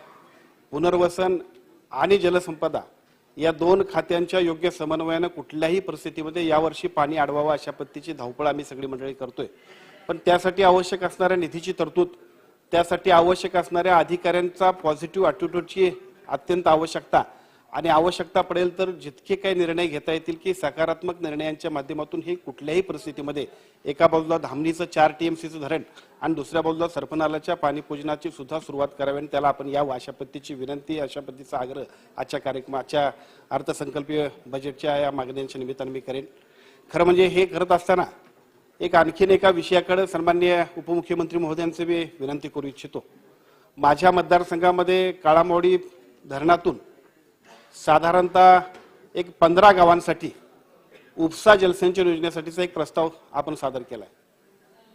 कृष्णा खोरे महामंडळानं हा प्रस्ताव शासनाकडे पाठवलाय आणि शासनाच्या कॅबिनेटला त्यांना परमिशन मिळाल्यानंतर खऱ्या अर्थाने याच्यासाठी बजेटची सुद्धा आवश्यकता लागणार आहे. माझी विनंती आहे की एका बाजूला कोल्हापूर जिल्हा हा विशेषतः पाण्यासाठी प्रसिद्ध आहे. जंगल आणि पाण्यानं समृद्ध असणाऱ्या जिल्ह्यामध्ये डोंगर माथ्यावरती असणारे अनेक गावं जी वंचित आहेत त्या सगळ्या गावांना अत्यंत चांगल्या पद्धतीचे इरिगेशन व्हायचं असेल तर हा अतिशय महत्त्वाचा वसुदेव भुजाई प्रकल्प पूर्ण व्हायच्या दृष्टिकोनातून आदरणीय उपमुख्यमंत्री महोदयांनी आम्हाला निश्चितपणाने कॅबिनेटची मंजुरी आणि त्याच्याबाबतचं बजेट सुद्धा उपलब्ध करून द्यावं अशा पद्धतीची विनंती आजच्या या बजेटच्या निमित्ताने मी करतो. खरं म्हणजे हे करत असताना आणखीन एका विषयाकडे सन्माननीय उपमुख्यमंत्री महोदयांचं मी लक्ष वेधू इच्छितो. या एकूण जलसंपदा विभागाच्या कामांकडे आपण ज्यावेळेला काम करत असतो त्यावेळी त्या कामाचा दर्जा, कामाची गुणवत्ता सुद्धा अत्यंत महत्त्वाची आहे आणि त्यासाठी विशेष दक्षता पथक सुद्धा आपण नेमलेलं आहे. पण मला गेल्या 3-4 वर्षांमध्ये या विशेष दक्षता पथकाचं काम काय हेच अद्याप कळालं नाही. यापूर्वीच्या जलसंपदा मंत्र्यांकडे त्यानंतर आताच्या मुख्यमंत्र्यांकडे आणि आपल्याकडे सुद्धा सातत्यानं एकूण कामाचा दर्जा तपासण्यासाठी आवश्यक असणाऱ्या दक्षता पथकाकडून योग्य ती तपासणी व्हावी, कामाची गुणवत्ता आणि त्याचबरोबर कामाचं योग्य मूल्यमापन व्हावं यासाठी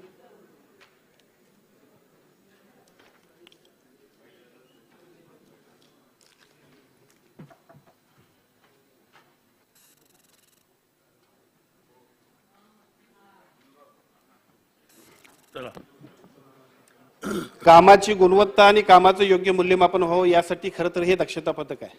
पण पुण्यामध्ये बसलेल्या दक्षता पथकाला साधारणतः 3 मुख्यमंत्र्यांची पत्र दिल्यानंतर सुद्धा अद्याप त्याच्यामध्ये एक पानही हललेलं नाही. खरं म्हणजे या दक्षता पथकाचीच चौकशी करायला पाहिजे अशा पद्धतीचा आक्षेप माझ्यासारखा एक विधानसभेतला आमदार करतोय. त्याला कारण असं आहे की आज इरिगेशन अतिशय चांगल्या पद्धतीनं काम करत असताना, इरिगेशनची आवश्यकता आणि इरिगेशनच्या माध्यमातून शेतकरी समृद्ध होत असताना ज्या पद्धतीनं दक्षता पथकाच्या माध्यमातून कामाच्या दर्जा आणि क्वालिटीबद्दल अतिशय चांगल्या पद्धतीने काम व्हायला पाहिजे ते अजिबात होत नाही. पुण्यामध्ये हे लोक बसलेले आहेत.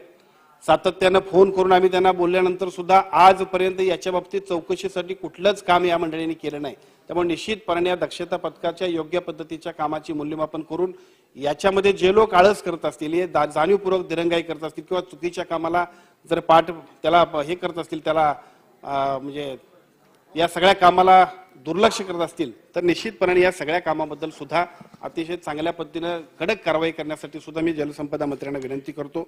या सगळ्या प्रकरणाबरोबर दुसऱ्या एका महत्त्वाच्या ऊर्जा विभागातल्या मागण्यांकडे मी आपल्या सर्वांच्या माध्यमातून लक्ष वेधू इच्छितो. खरं म्हणजे ऊर्जा विभागाच्या वतीनं आता अलीकडच्या काळामध्ये दिवसा लाईट मिळावे अशा पद्धतीचा आग्रह आपण सगळेच करतोय. परंतु विशेषतः या दिवसा लाईट मिळत असताना सुद्धा माझ्या मतदारसंघामध्ये गव्यांचं प्रमाण, हत्तीचं प्रमाण इतकं आहे की दिवसा सुद्धा शेतकरी आता शेतात जायला घाबरतोय. रोज एका दुसरी अशी घटना घडते की ज्याच्यामध्ये गव्याचा हल्ला होतोय, हत्तीचा हल्ला होतोय आणि त्यामुळे शेतकरी प्रचंड अस्वस्थ आहे. साहजिकच सगळ्याच लोकांची मागणी अशी आहे की कुठल्याही परिस्थितीमध्ये आपण दिवसा लाईट आम्हाला द्यावी. आता काल सुद्धा बजेटमध्ये तरतूद झाली. त्या बजेटमधल्या तरतुदीमध्ये एका बाजूला आपण आश्वासित केले की आपण सौर ऊर्जा आपल्या हे सुद्धा देत आहे आपण. परंतु आताच्या घडीला या सगळ्यापेक्षा सुद्धा विशेष करून ऊर्जा विभागानं या सगळ्या जिथं जंगली भाग आहे, जिथं जंगली प्राण्यांचा खूप हत्या किंवा जंगली प्राण्यांच्या माध्यमातून खूप अतिशय शेतकऱ्यांच्यावर हल्ला होतोय अशा ठिकाणी किमान अशा विशेष प्रभाग जाहीर करून त्या ठिकाणी तरी लाईट दिवसा देण्याच्या दृष्टिकोनातून निर्णय घ्यावा अशा पद्धतीची विनंती करतो.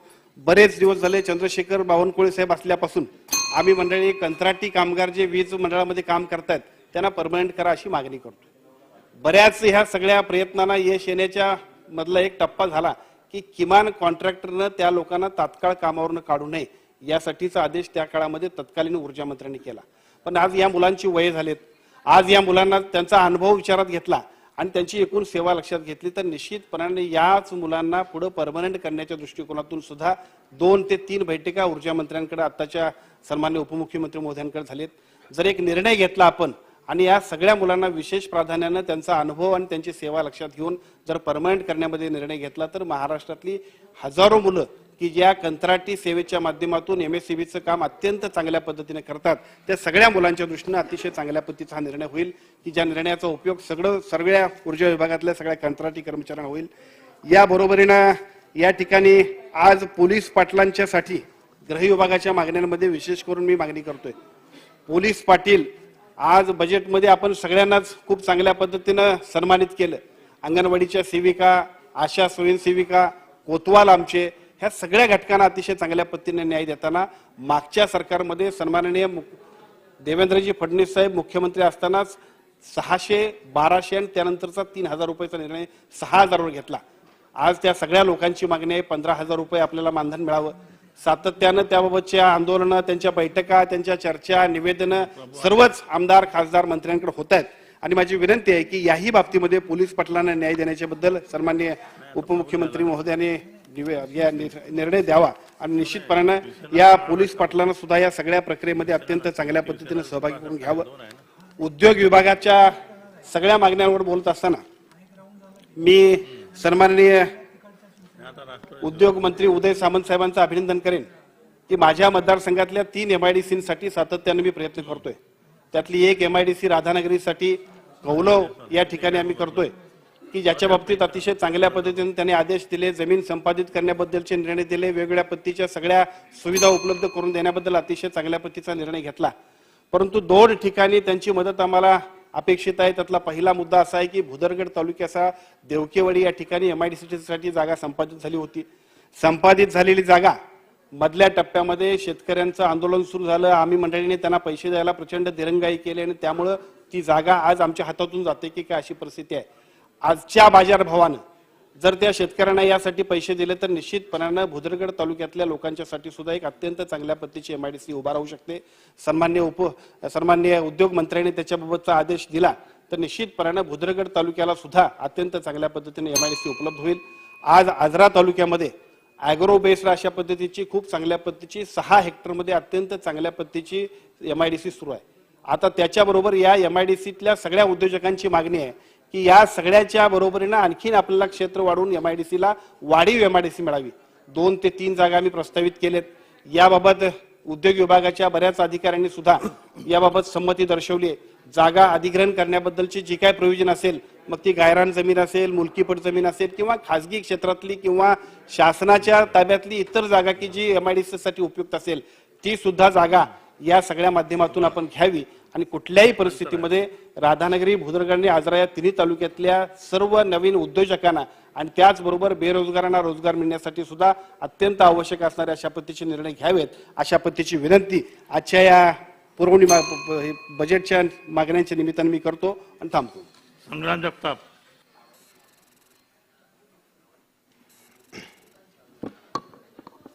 अर्थसंकल्पाच्या पुरवणी मागण्यावरती चर्चा करत असताना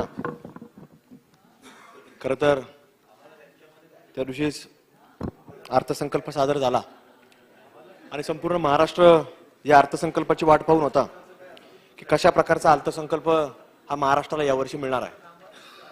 अर्थसंकल्प मिळत असताना अनेक चर्चा या साधक बाधक चर्चा अर्थसंकल्पावरती होत असतात. महाराष्ट्राची भौगोलिक परिस्थिती पाहता मोठे मोठे जिल्हे असणारे त्या जिल्ह्यांचं बारकाईने लक्ष या अर्थसंकल्पावरती असतं आणि म्हणून कुठल्या जिल्ह्याला काय मिळालं याच्यावर देखील एक मोठी चर्चा असते. आणि म्हणून नगर जिल्हा देखील एक भौगोलिक दृष्ट्या हा एक मोठा जिल्हा आहे. तुम्ही जागेवर जाऊन बोला.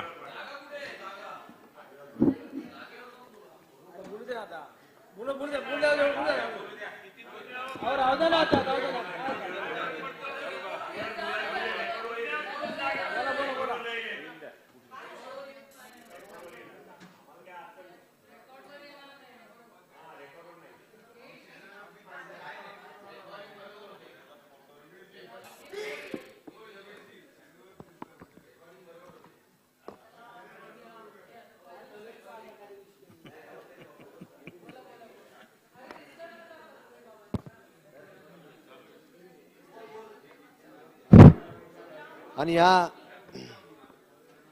अर्थसंकल्पावरती बोलत असताना चर्चा करत असताना या सगळ्या विषयांवरती खरं तर सर्वांनीच अर्थसंकल्प पाहिला आणि पाहत असताना नगर जिल्ह्याच्या बाबतीमध्ये देखील या सगळ्या भूमिका पाहत असताना त्या जिल्ह्यामध्ये देखील एक सगळ्यांचीच परिस्थिती पाहिली तर आज फारसं काही या अर्थसंकल्पामध्ये आपल्याला नवीन असं काही पाहायला मिळालं नाही.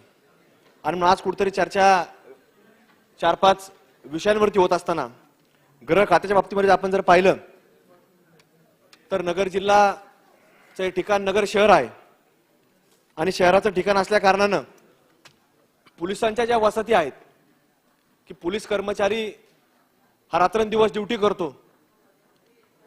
कुठल्याही ठिकाणी त्याला काही जरी घटना झाली तर सगळ्यात पहिले कोणी पोहोचणारा तिथं असतो तर तो पोलीस खात्यातला कर्मचारी वर्ग आणि अधिकारी वर्ग असतो. आणि म्हणून ज्या ठिकाणी कर्मचारी वर्ग राहतो तर त्या ठिकाणची अवस्था जर आज पाहिली तर अगदी ब्रिटिशकालीन क्वार्टर्स त्या पोलीस खात्याच्या कर्मचाऱ्यांच्या आज देखील आपल्याला हयात तिथं पाहायला मिळतात. आणि म्हणून हे सगळं पाहत असताना 2019 मध्ये त्या ठिकाणी एक घटना घडली, अपघात झाला, शॉर्ट बसला आणि शॉर्ट सर्किट मध्ये तिथं काही दुर्दैवी मृत्यू त्या घटनेमध्ये देखील 2019 मध्ये त्या पोलीस हेडक्वार्टर मध्ये आम्हाला पाहायला मिळाला. मग तदनंतरच्या काळामध्ये लगेचच शासनाकडे पाठपुरावा करणं त्याचा एक व्यवस्थित आराखडा तयार करणं, तिथं पोलीस हाऊसिंगची जागा ज्या ठिकाणी आहे तिथं नवीन एक पोलीस कॉलनी झाली पाहिजे, अशा प्रकारचा प्रस्ताव देखील 2020 नंतरच्या काळामध्ये शासनापर्यंत पोहोचला गेला. आणि पोहोचल्यानंतर आता आम्ही इथपर्यंत सगळं प्रस्ताव दाखल केला गेला आणि या वर्षी अपेक्षित होतं की कुठेतरी आपल्याला अर्थसंकल्पामध्ये की अत्यंत महत्वाचा भाग असणारा पोलीस कर्मचारी हा त्याला कुठेतरी एक चांगल्या पद्धतीने त्याच्या कुटुंबाला त्याला तिथं राहण्याची जी काही व्यवस्था असती तर त्याच्याकरता त्या क्वार्टर मिळतील अशी एक अपेक्षा ह्या निमित्तानं होती. पण त्याच्यामध्ये खरं तर याचा समावेश हा बजेटमध्ये झालेला नाही आणि त्याला कुठल्याही प्रकारची तरतूद त्याची न झाल्यामुळे निश्चितच पोलीस कर्मचाऱ्यामध्ये देखील एक फार एक वेगळी भावना की शासनाच्या बाबतीमध्ये की शासनाचं आपल्याकडे लक्ष नाही की जो आपला पोलीस कर्मचारी त्याच्या कुटुंबाच्या मनामध्ये देखील एक वेगळं वातावरण निर्माण झालेलं आहे की आपला घरातला प्रमुख माणूस हा पोलीस खात्यामध्ये आहे आणि पोलीस खात्यामध्ये असताना देखील आपल्याकडं दुर्लक्ष या सरकारचं झालेलं आहे आणि त्यामुळे आपल्याला कुटुंबाची राहण्याची एक फार मोठी होळसांड ह्या निमित्तानं होत असते. अशा प्रकारची भावना त्या पोलीस कर्मचाऱ्याबरोबर त्याच्या कुटुंबाची देखील झाली आहे आणि म्हणून त्याचं मनधैर्य हे वाढवण्यापेक्षा अजून कमी होतं, खालावतं आणि त्यामुळे ह्या अशा सगळ्या बाबींचा विचार हा खरं तर सरकारच्या वतीनं हा करणं गरजेचं होतं. आणि म्हणून या सगळ्या बाबतीमध्ये आपण पाहिलं तर खरं तर आज पोलिसांची संख्या जसं मी मागाशी सांगितलं की मोठे मोठे जिल्हे आहेत आणि मोठे मोठे जिल्हे असताना नगर जिल्हा देखील भौगोलिकदृष्ट्या फार मोठा जिल्हा आहे, पण तिथं पोलीस कर्मचाऱ्यांची जर संख्या पाहिली तर अगदी तुरळक ती पोलीस खात्याच्या लोकांची संख्या ती आपल्याला पाहायला मिळते की कुठेतरी संख्याबळ फार अपुरं आहे. आज तसं नगर शहर जिल्ह्याचं ठिकाण आहे आणि जिल्ह्याचं ठिकाण असल्यामुळं रोज तिथं कुठला कुठलं मंत्री असतात, व्हीआयपी मुवमेंट असतात, बराचसा पोलीस स्टाफ हा त्या सिक्युरिटी मध्ये लागला असतो. मग कलेक्टर ऑफिस असेल तिथं वेगवेगळे आंदोलन असतात, एसपी ऑफिस असेल तिथं वेगवेगळे आंदोलन असतात, वेगवेगळे मोर्चे असतात आणि याच्यामध्ये पोलिसांची संख्या ही फार कमी प्रमाणामध्ये आपल्याला तिला पाहायला मिळते. आणि मागच्या काही काळापासून आम्ही प्रयत्न करतोय, शासनाकडे पाठपुरावा केला, पोलीस खात्याकडे देखील वरती अहवाल पाठवला की पोलीस स्टेशनची संख्या देखील आता वाढवणं गरजेचं आहे. त्या ठिकाणी कारण शहरीकरण वाढत चाललेले आहेत, प्रत्येक गाव पातळीवर जर गेलो आपण, तालुका पातळीवर गेलो तर तिथं देखील आता मोठ्या प्रमाणामध्ये ग्रामपंचायतीच्या नगरपंचायती झाल्यात, नगरपंचायतच्या नगरपालिका झाल्यात. मग ह्या सगळ्या होत असताना तिथं देखील पोलिसांची संख्या ही अगदी बोटावर मोजण्याची संख्या असते. बरेच लोक सिकवर असतात, कुणी कुठेतरी रजेवरती असतं आणि म्हणून ह्या सगळ्या परिस्थितीमध्ये आज आपल्याला एक मोठा ताण या पोलीस प्रशासनावरती आपल्याला पाहायला मिळतो. तपासामध्ये देखील दिरंगाई होती, अनेक तपास हे उलगडत नाहीत, त्याच्यामध्ये देखील दिरंगाई होती आणि त्याचं प्रमुख कारण या पोलिसांच्या संख्याबळाच्या बाबतीमध्ये आहे. पोलिसांकडे जी यंत्रणा आहे त्याच्या बाबतीमधलं आहे. पोलीस स्टेशनची संख्या कमी असल्यामुळं त्याच्यामुळे देखील वेगळ्या अडचणी निर्माण होतात आणि म्हणून आता पोलीस स्टेशनची संख्या वाढवणं, पोलीस कर्मचारी वाढवणं ही देखील महत्त्वाची बाब आहे. जसं मी सांगितलं की शहरीकरण वाढत चाललंय तर ट्रॅफिक पोलिसांच्या बाबतीमध्ये देखील आपल्याला फार संख्या ही बोटावर मोजण्याची पाहायला मिळते. म्हणजे कुठेही गेलं आपण तर आज फक्त पोलीस काय करतात, फक्त कोणाच तरी त्या नवीन ऍप आलेल्या आहेत त्याचा फोटो काढायचा, दंड करायचा, याच्यापेक्षा वेगळी काही होत नाही, होताना दिसत नाही.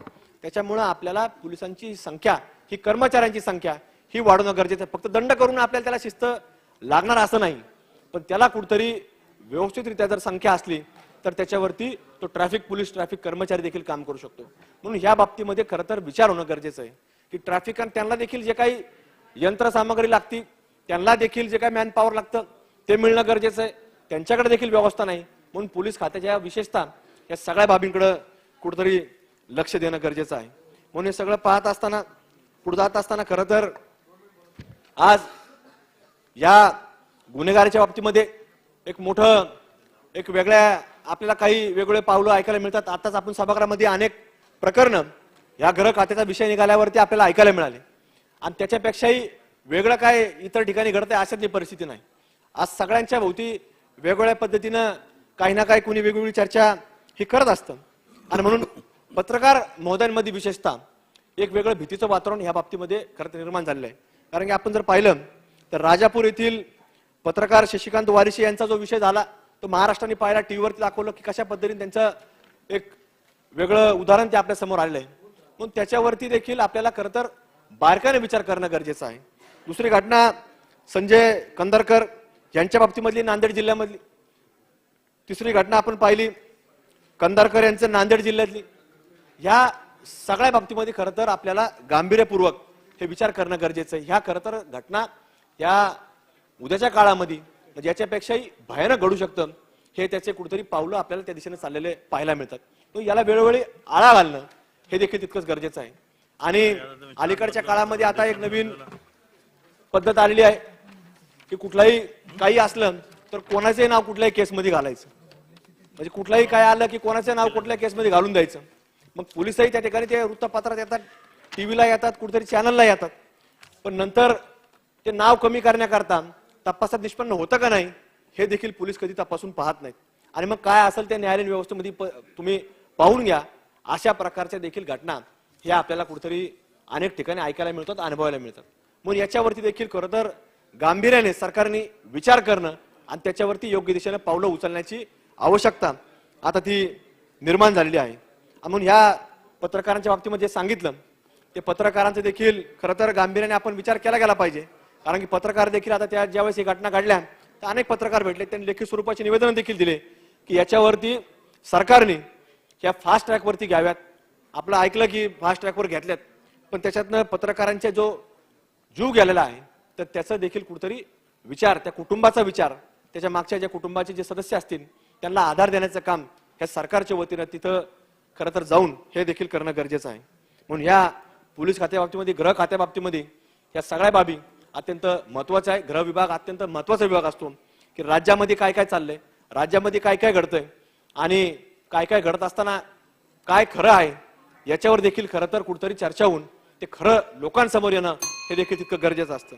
म्हणून आज या सर्व बाबतीमध्ये नगर जिल्ह्याच्या पोलीस खात्यातील तिथं जो काही त्यांच्या रहवासाचा विषय आहे पोलीस कॉलनीचा, तो देखील खरं तर विचार करणं गरजेचं आहे. इरिगेशनच्या बाबतीमध्ये बोलत असताना नगर जिल्ह्यामध्ये देखील आमच्याकडं काही धरणं आहेत आणि ती धरणं अगदी मोठे मोठे धरणं आहेत. आमच्या नगर जिल्ह्याला, शहराला विशेषतः पाणी पुरवठा करणारं मुळा धरण आहे आणि मुळा धरण हे जवळपास 26 TMC इतका त्याचा जलसाठ्याचा कॅपॅसिटी आहे. आणि ते असताना ते अगदी शहरालाच नाही तर आजूबाजूच्या अनेक गावांना, तालुक्यातील अनेक गावं असतील, MIDC असतील, याला देखील अत्यंत चांगल्या पद्धतीचं आज ते मुळा धरण हे आपल्याला सर्वांना तिथं चांगल्या पद्धतीने पाणी पुरवठा होत असतं. पण खरं तर जे जुने पुरातन जे तलाव होते की जे ह्या धरणांच्या अगोदर जे पाणी पुरवठा करायचे त्या गावांना, तर हे सर्व काम करत असताना कुठेतरी त्याचं देखील पुनर्जीवन ह्या सरकारच्या माध्यमातून करणं गरजेचं आहे, बजेटच्या माध्यमातून करणं गरजेचं आहे. त्याच्यामध्ये पिंपळगाव माळवी तलाव त्या नगर जिल्ह्यामधला आहे, तर त्याचं देखील सरकारच्या माध्यमातून पुनर्जीवन हे करणं गरजेचं आहे. आणि मग पाणी पुरवठा, स्वच्छता विभाग याच्यावरती सांगत असताना आज आमच्याकडं नगर जिल्ह्यामध्ये की MGPच्या अंतर्गत अनेक योजना आहेत की त्याच्यामध्ये मोठी शहराची फेस्टू म्हणून पाणी योजना आहे. आणि आता अलीकडच्या काही काळामध्ये केंद्र सरकारच्या माध्यमातून अमृत पाणी योजना ही केंद्र सरकारच्या माध्यमातून त्या महानगरपालिकेपर्यंत आली. पण याच्यावरती जे काही कन्सल्टंट म्हणून काम करणारी एजन्सी आहेत तर ती महाराष्ट्र जीवन प्राधिकरण एजन्सी आहे. पण त्यांच्याकडनं कुठल्याही प्रकारचं नियोजन हे या योजनेच्या बाबतीमध्ये नसतं. आणि या योजना काही वर्षापासून ह्या आम्हाला काम करत असताना पाहायला मिळतात. पण MGPच्या अधिकाऱ्याकडून तिथं यंत्रणा नसल्यामुळं, मनुष्यबळ नसल्यामुळं हे अगदी तुम्हाला सांगतो की 6-6 महिन्यातनं एकदा त्या ठिकाणी यंत्रणेवरती, योजनेवरती येतात. त्याच्यामुळे ह्या 10-10 वर्षापासून, 12-12 वर्षापासून चालणाऱ्या योजना ह्या कुठेतरी MGPच्या माध्यमातून पूर्णत्वाकडे यावेत अशी खरं तर सरकारला एक आमच्या वतीनं ही मागणी असणार आहे. आणि म्हणून क्वालिटी आसन या सगळ्या बाबतीमध्ये विचार करणं गरजेचं आहे. स्वच्छतेच्या बाबतीमध्ये बोलत असताना, मुद्दे मांडा फक्त. स्वच्छतेच्या बाबतीमध्ये सांगत असताना की आज जो कचरा संकलन अगदी गाव पातळीवर तुम्ही जर पाहिलं, कुठल्याही ठिकाणी जर गेलो तर आज प्रत्येक गावामध्ये कुठेही गेलं तर रस्त्याच्या बाजूला आपल्याला कचरा पाहायला मिळतो. तर याच्यावरती देखील खरं तर स्वच्छते बाबतीमध्ये कुठलंही गाव घ्या, जे हायवेच्या बाजूला जे गाव असतील विशेषतः, तर तुम्हाला सांगतो फार भयानक परिस्थिती आज रस्त्याच्या कडेला आपल्याला पाहायला मिळते. महानगरपालिकेमध्ये आज आपल्या अगदी 13 वित्त आयोग, 14 वित्त आयोग, 15 वित्त आयोगापासून तुम्ही नियोजन केलं, तो पैसा राज्य सरकारचा कचऱ्याच्या बाबतीमध्ये तुम्ही नियोजन केलं, स्वच्छतेच्या बाबतीमध्ये वापरण्याकरता परवानगी आली, पण त्याच्यातून प्रश्न मार्गी लागलेला नाही. त्या कचऱ्याची विल्हेवाट लावण्याकरता आज शासनाने देखील अनेक योजना पुढे लावलेल्या आहेत. 2 मिनिटं. पण ह्या त्याच्यावरती बाय प्रोडक्ट करता इथेनॉल असेल, बायोगॅस असेल किंवा आज त्या बिल्डिंग मटेरियल, बिल्डिंग पाडल्यानंतर त्याच्या बाबतीमध्ये देखील खरं तर नियोजन होणं किंवा त्याच्या बाबतीत जनजागृती होऊन सरकारकडनं तिथपर्यंत हे पोहोचणं हे देखील तितकं महत्वाचं आहे. ऊर्जा विभागाच्या बाबतीमध्ये सांगत असताना आज ज्या ऊर्जा विभाग काम करतं तर त्याच्या बाबतीमध्ये जे महावितरणचे कामगार आहेत ते काम करतात, त्यांचे देखील अनेक प्रश्न आहेत की त्यांच्या देखील रात्रंदिवस ते काम करतात. त्यांच्या संघटना म्हणून तिथं ते काम करत असताना त्यांच्यावर देखील अनेक वेळेला रात्री बेरात्री अपरात्री पावसाळ्याच्या काळात विशेषतः त्यांना देखील अगदी स्वतःचा जीव धोक्यामध्ये घालून त्या महावितरणच्या कर्मचाऱ्यांना काम करावं लागतं. त्यांचा देखील या सरकारने विचार करणं गरजेचं आहे. पाणी पुरवठा योजना जिथं आहेत, जिथून पंपिंग होतं त्याच्यावर एक्सप्रेस फिल्टर लावणं गरजेचं आहे. एमआयडीसी बाबतीमध्ये बोलत असताना खरं तर आमच्याकडं नगर जिल्ह्यामध्ये एमआयडीसीचे नगर एमआयडीसीच्या बाजूला बऱ्याच वर्षापूर्वी काही जमिनीवर शिक्का टाकलेले होते की एमआयडीसीची जमीन म्हणून, पण त्या अजून कधी अक्वायर झाल्या नाहीत. मग त्याचं नियोजन करणार आहेत का नाही, नसल करणार तर नवीन जागेवरती त्याचं काहीतरी नियोजन केलं पाहिजे. कारण तिथनं शिर्डीचं विमानतळ जवळ आहे, पाणी पुरवठ्याची मोडॅमची व्यवस्था आहे, म्हणून तिथं चांगल्या प्रकारचा उद्योग व्यवसायाला स्कोप आहे. याच्या रस्त्या लाईट असेल याच्यावर देखील, आणि महत्वाचा मुद्दा तिथं जे काही एमआयडीसीचं क्लस्टर आहे तर त्याच्याकरता देखील शासनाने ही तरतूद करणं गरजेचं आहे की जेणेकरून या सर्व क्लस्टरच्या माध्यमातून उद्योजक निर्माण होण्याकरता मदत होईल. एवढंच आजच्या या चर्चेच्या निमित्तानं मी या ठिकाणी अपेक्षा व्यक्त करतो आणि आपले आभार व्यक्त करतो. धन्यवाद. सन्माननीय अध्यक्ष महोदय, 2023-24च्या अर्थसंकल्पातील अनुदानाच्या मागण्यांवर मी बोलण्यासाठी ह्या ठिकाणी उभी आहे.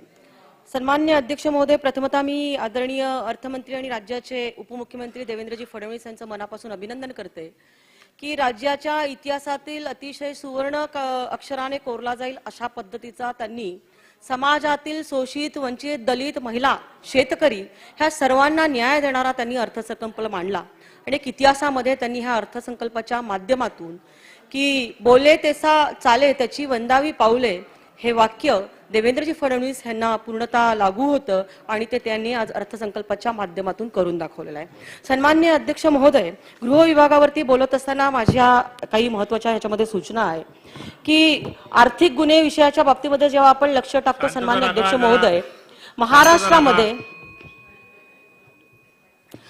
अध्यक्ष महोदय, महाराष्ट्रामध्ये अनेक ठिकाणी दामदुप्पटच्या योजना असतील किंवा आर्थिक गुंतवणुकीच्या माध्यमातून नागरिकांची खूप मोठ्या प्रमाणामध्ये फसवणूक होते.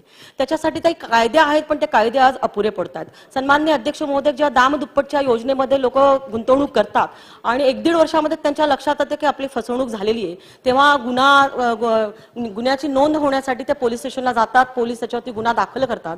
परंतु सन्माननीय अध्यक्ष महोदय, त्याच्यामध्ये जी काही प्रॉपर्टी सीज करायला लागते ती प्रॉपर्टी पोलीस सीज करते. परंतु सन्माननीय अध्यक्ष महोदय, ते प्रॉपर्टी सीज केल्यानंतर म्हणजे ती स्थावर असेल किंवा अस्थायी स्वरूपाची असेल, ही प्रॉपर्टी सीज केली जाते. जर ती मोटार गाड्या असतील तर ह्या गाड्या पोलीस दरबारी त्या जमा केल्या जातात. परंतु सन्माननीय अध्यक्ष महोदय, आपण सभागृहाला थोडस शांतता राखा. सन्माननीय अध्यक्ष महोदय, त्यामुळे गाड्या असतील तर त्या जप्त केल्या जातात. परंतु सन्माननीय अध्यक्ष महोदय, ह्या आर्थिक म्हणजे जी स्थायी स्वरूपाची मालमत्ता असेल किंवा अस्थायी स्वरूपाची मालमत्ता असेल, त्याचा ऑक्शन करण्याचा अधिकार जो आहे हा रेव्हेन्यू ऑफिसरला असतो. सन्माननीय अध्यक्ष महोदय, आजपर्यंत महाराष्ट्रामध्ये कुठल्याही एकही प्रॉपर्टीचा अशा पद्धतीचा लिलाव झालेला नाहीये रेव्हेन्यू ऑफिसरकडनं. सन्माननीय अध्यक्ष महोदय, जर लिलावच होत नाही तर त्यामुळे त्या नागरिकांना त्यांचे पैसे परत मिळत नाही. सन्माननीय अध्यक्ष महोदय, माझी सरकारकडे मागणी राहील की एक तर जर रेव्हेन्यू ऑफिसरकडे आपण ही जबाबदारी जर फिक्स करणार असाल तर रेव्हेन्यू ऑफिसरला 3 महिन्याच्या आत ह्याची काही मालमत्ता जी काही त्यांची जप्त करण्यात आलेली आहे त्या गुन्हेगाराकडनं, ती मालमत्ता त्याचं ऑक्शन व्हायला पाहिजे. त्याचे पैसे जे आहेत ते कोर्टामध्ये भरले गेले पाहिजे आणि ते पैसे ज्या गोरगरीब नागरिकांनी आपल्या पेन्शनमधून, विम्यामधून आपल्या ते पैसे गुंतवलेले असतात ते पैसे त्यांना परत मिळायला पाहिजे. सन्माननीय अध्यक्ष महोदय, सदरच्या विषयाच्या बाबतीमध्ये आर्थिक गुन्ह्यांच्या बाबतीमधला रेट ऑफ कन्व्हिक्शन महाराष्ट्रामधला खूप कमी आहे. सन्माननीय अध्यक्ष महोदय, गृहमंत्री अतिशय चांगल्या पद्धतीने काम करत आहे. त्यांनी त्यांच्या मागच्या कालावधीमध्ये देखील ते मुख्यमंत्री असताना गृह विभागाचा रेट ऑफ कन्व्हिक्शन वाढवण्याचं काम केलेलं होतं. 8% वरून त्यांनी जवळपास 58% वर रेट ऑफ कन्व्हिक्शन. जेव्हा रेट ऑफ कन्व्हिक्शन वाढतो तेव्हा गुन्हेगाराला सजा होते आणि जर सजा झाली तर गुन्हे होण्याचं प्रमाण हे कमी होत असतं. सन्माननीय अध्यक्ष महोदय, त्यामुळे रेव्हेन्यू ऑफिसर हे याचं ऑक्शन करत नाही, त्यामुळे पैसे हे कोर्टामध्ये भरले जात नाही, नागरिकांना त्यांचे पैसे परत मिळत नाही.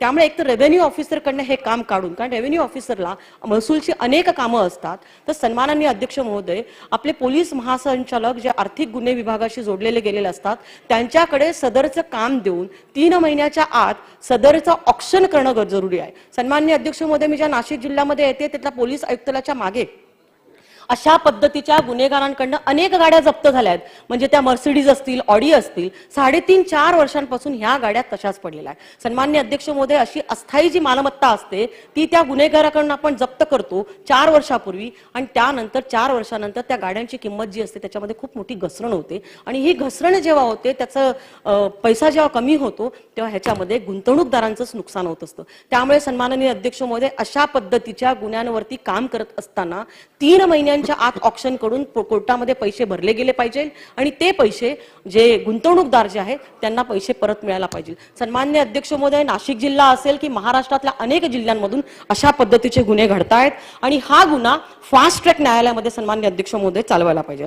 सन्माननीय अध्यक्ष महोदय, सायबरच्या बाबतीमध्ये आपण जर विचार केला त्याच्याही माध्यमातून आर्थिक क्राईम खूप मोठ्या प्रमाणामध्ये होतोय.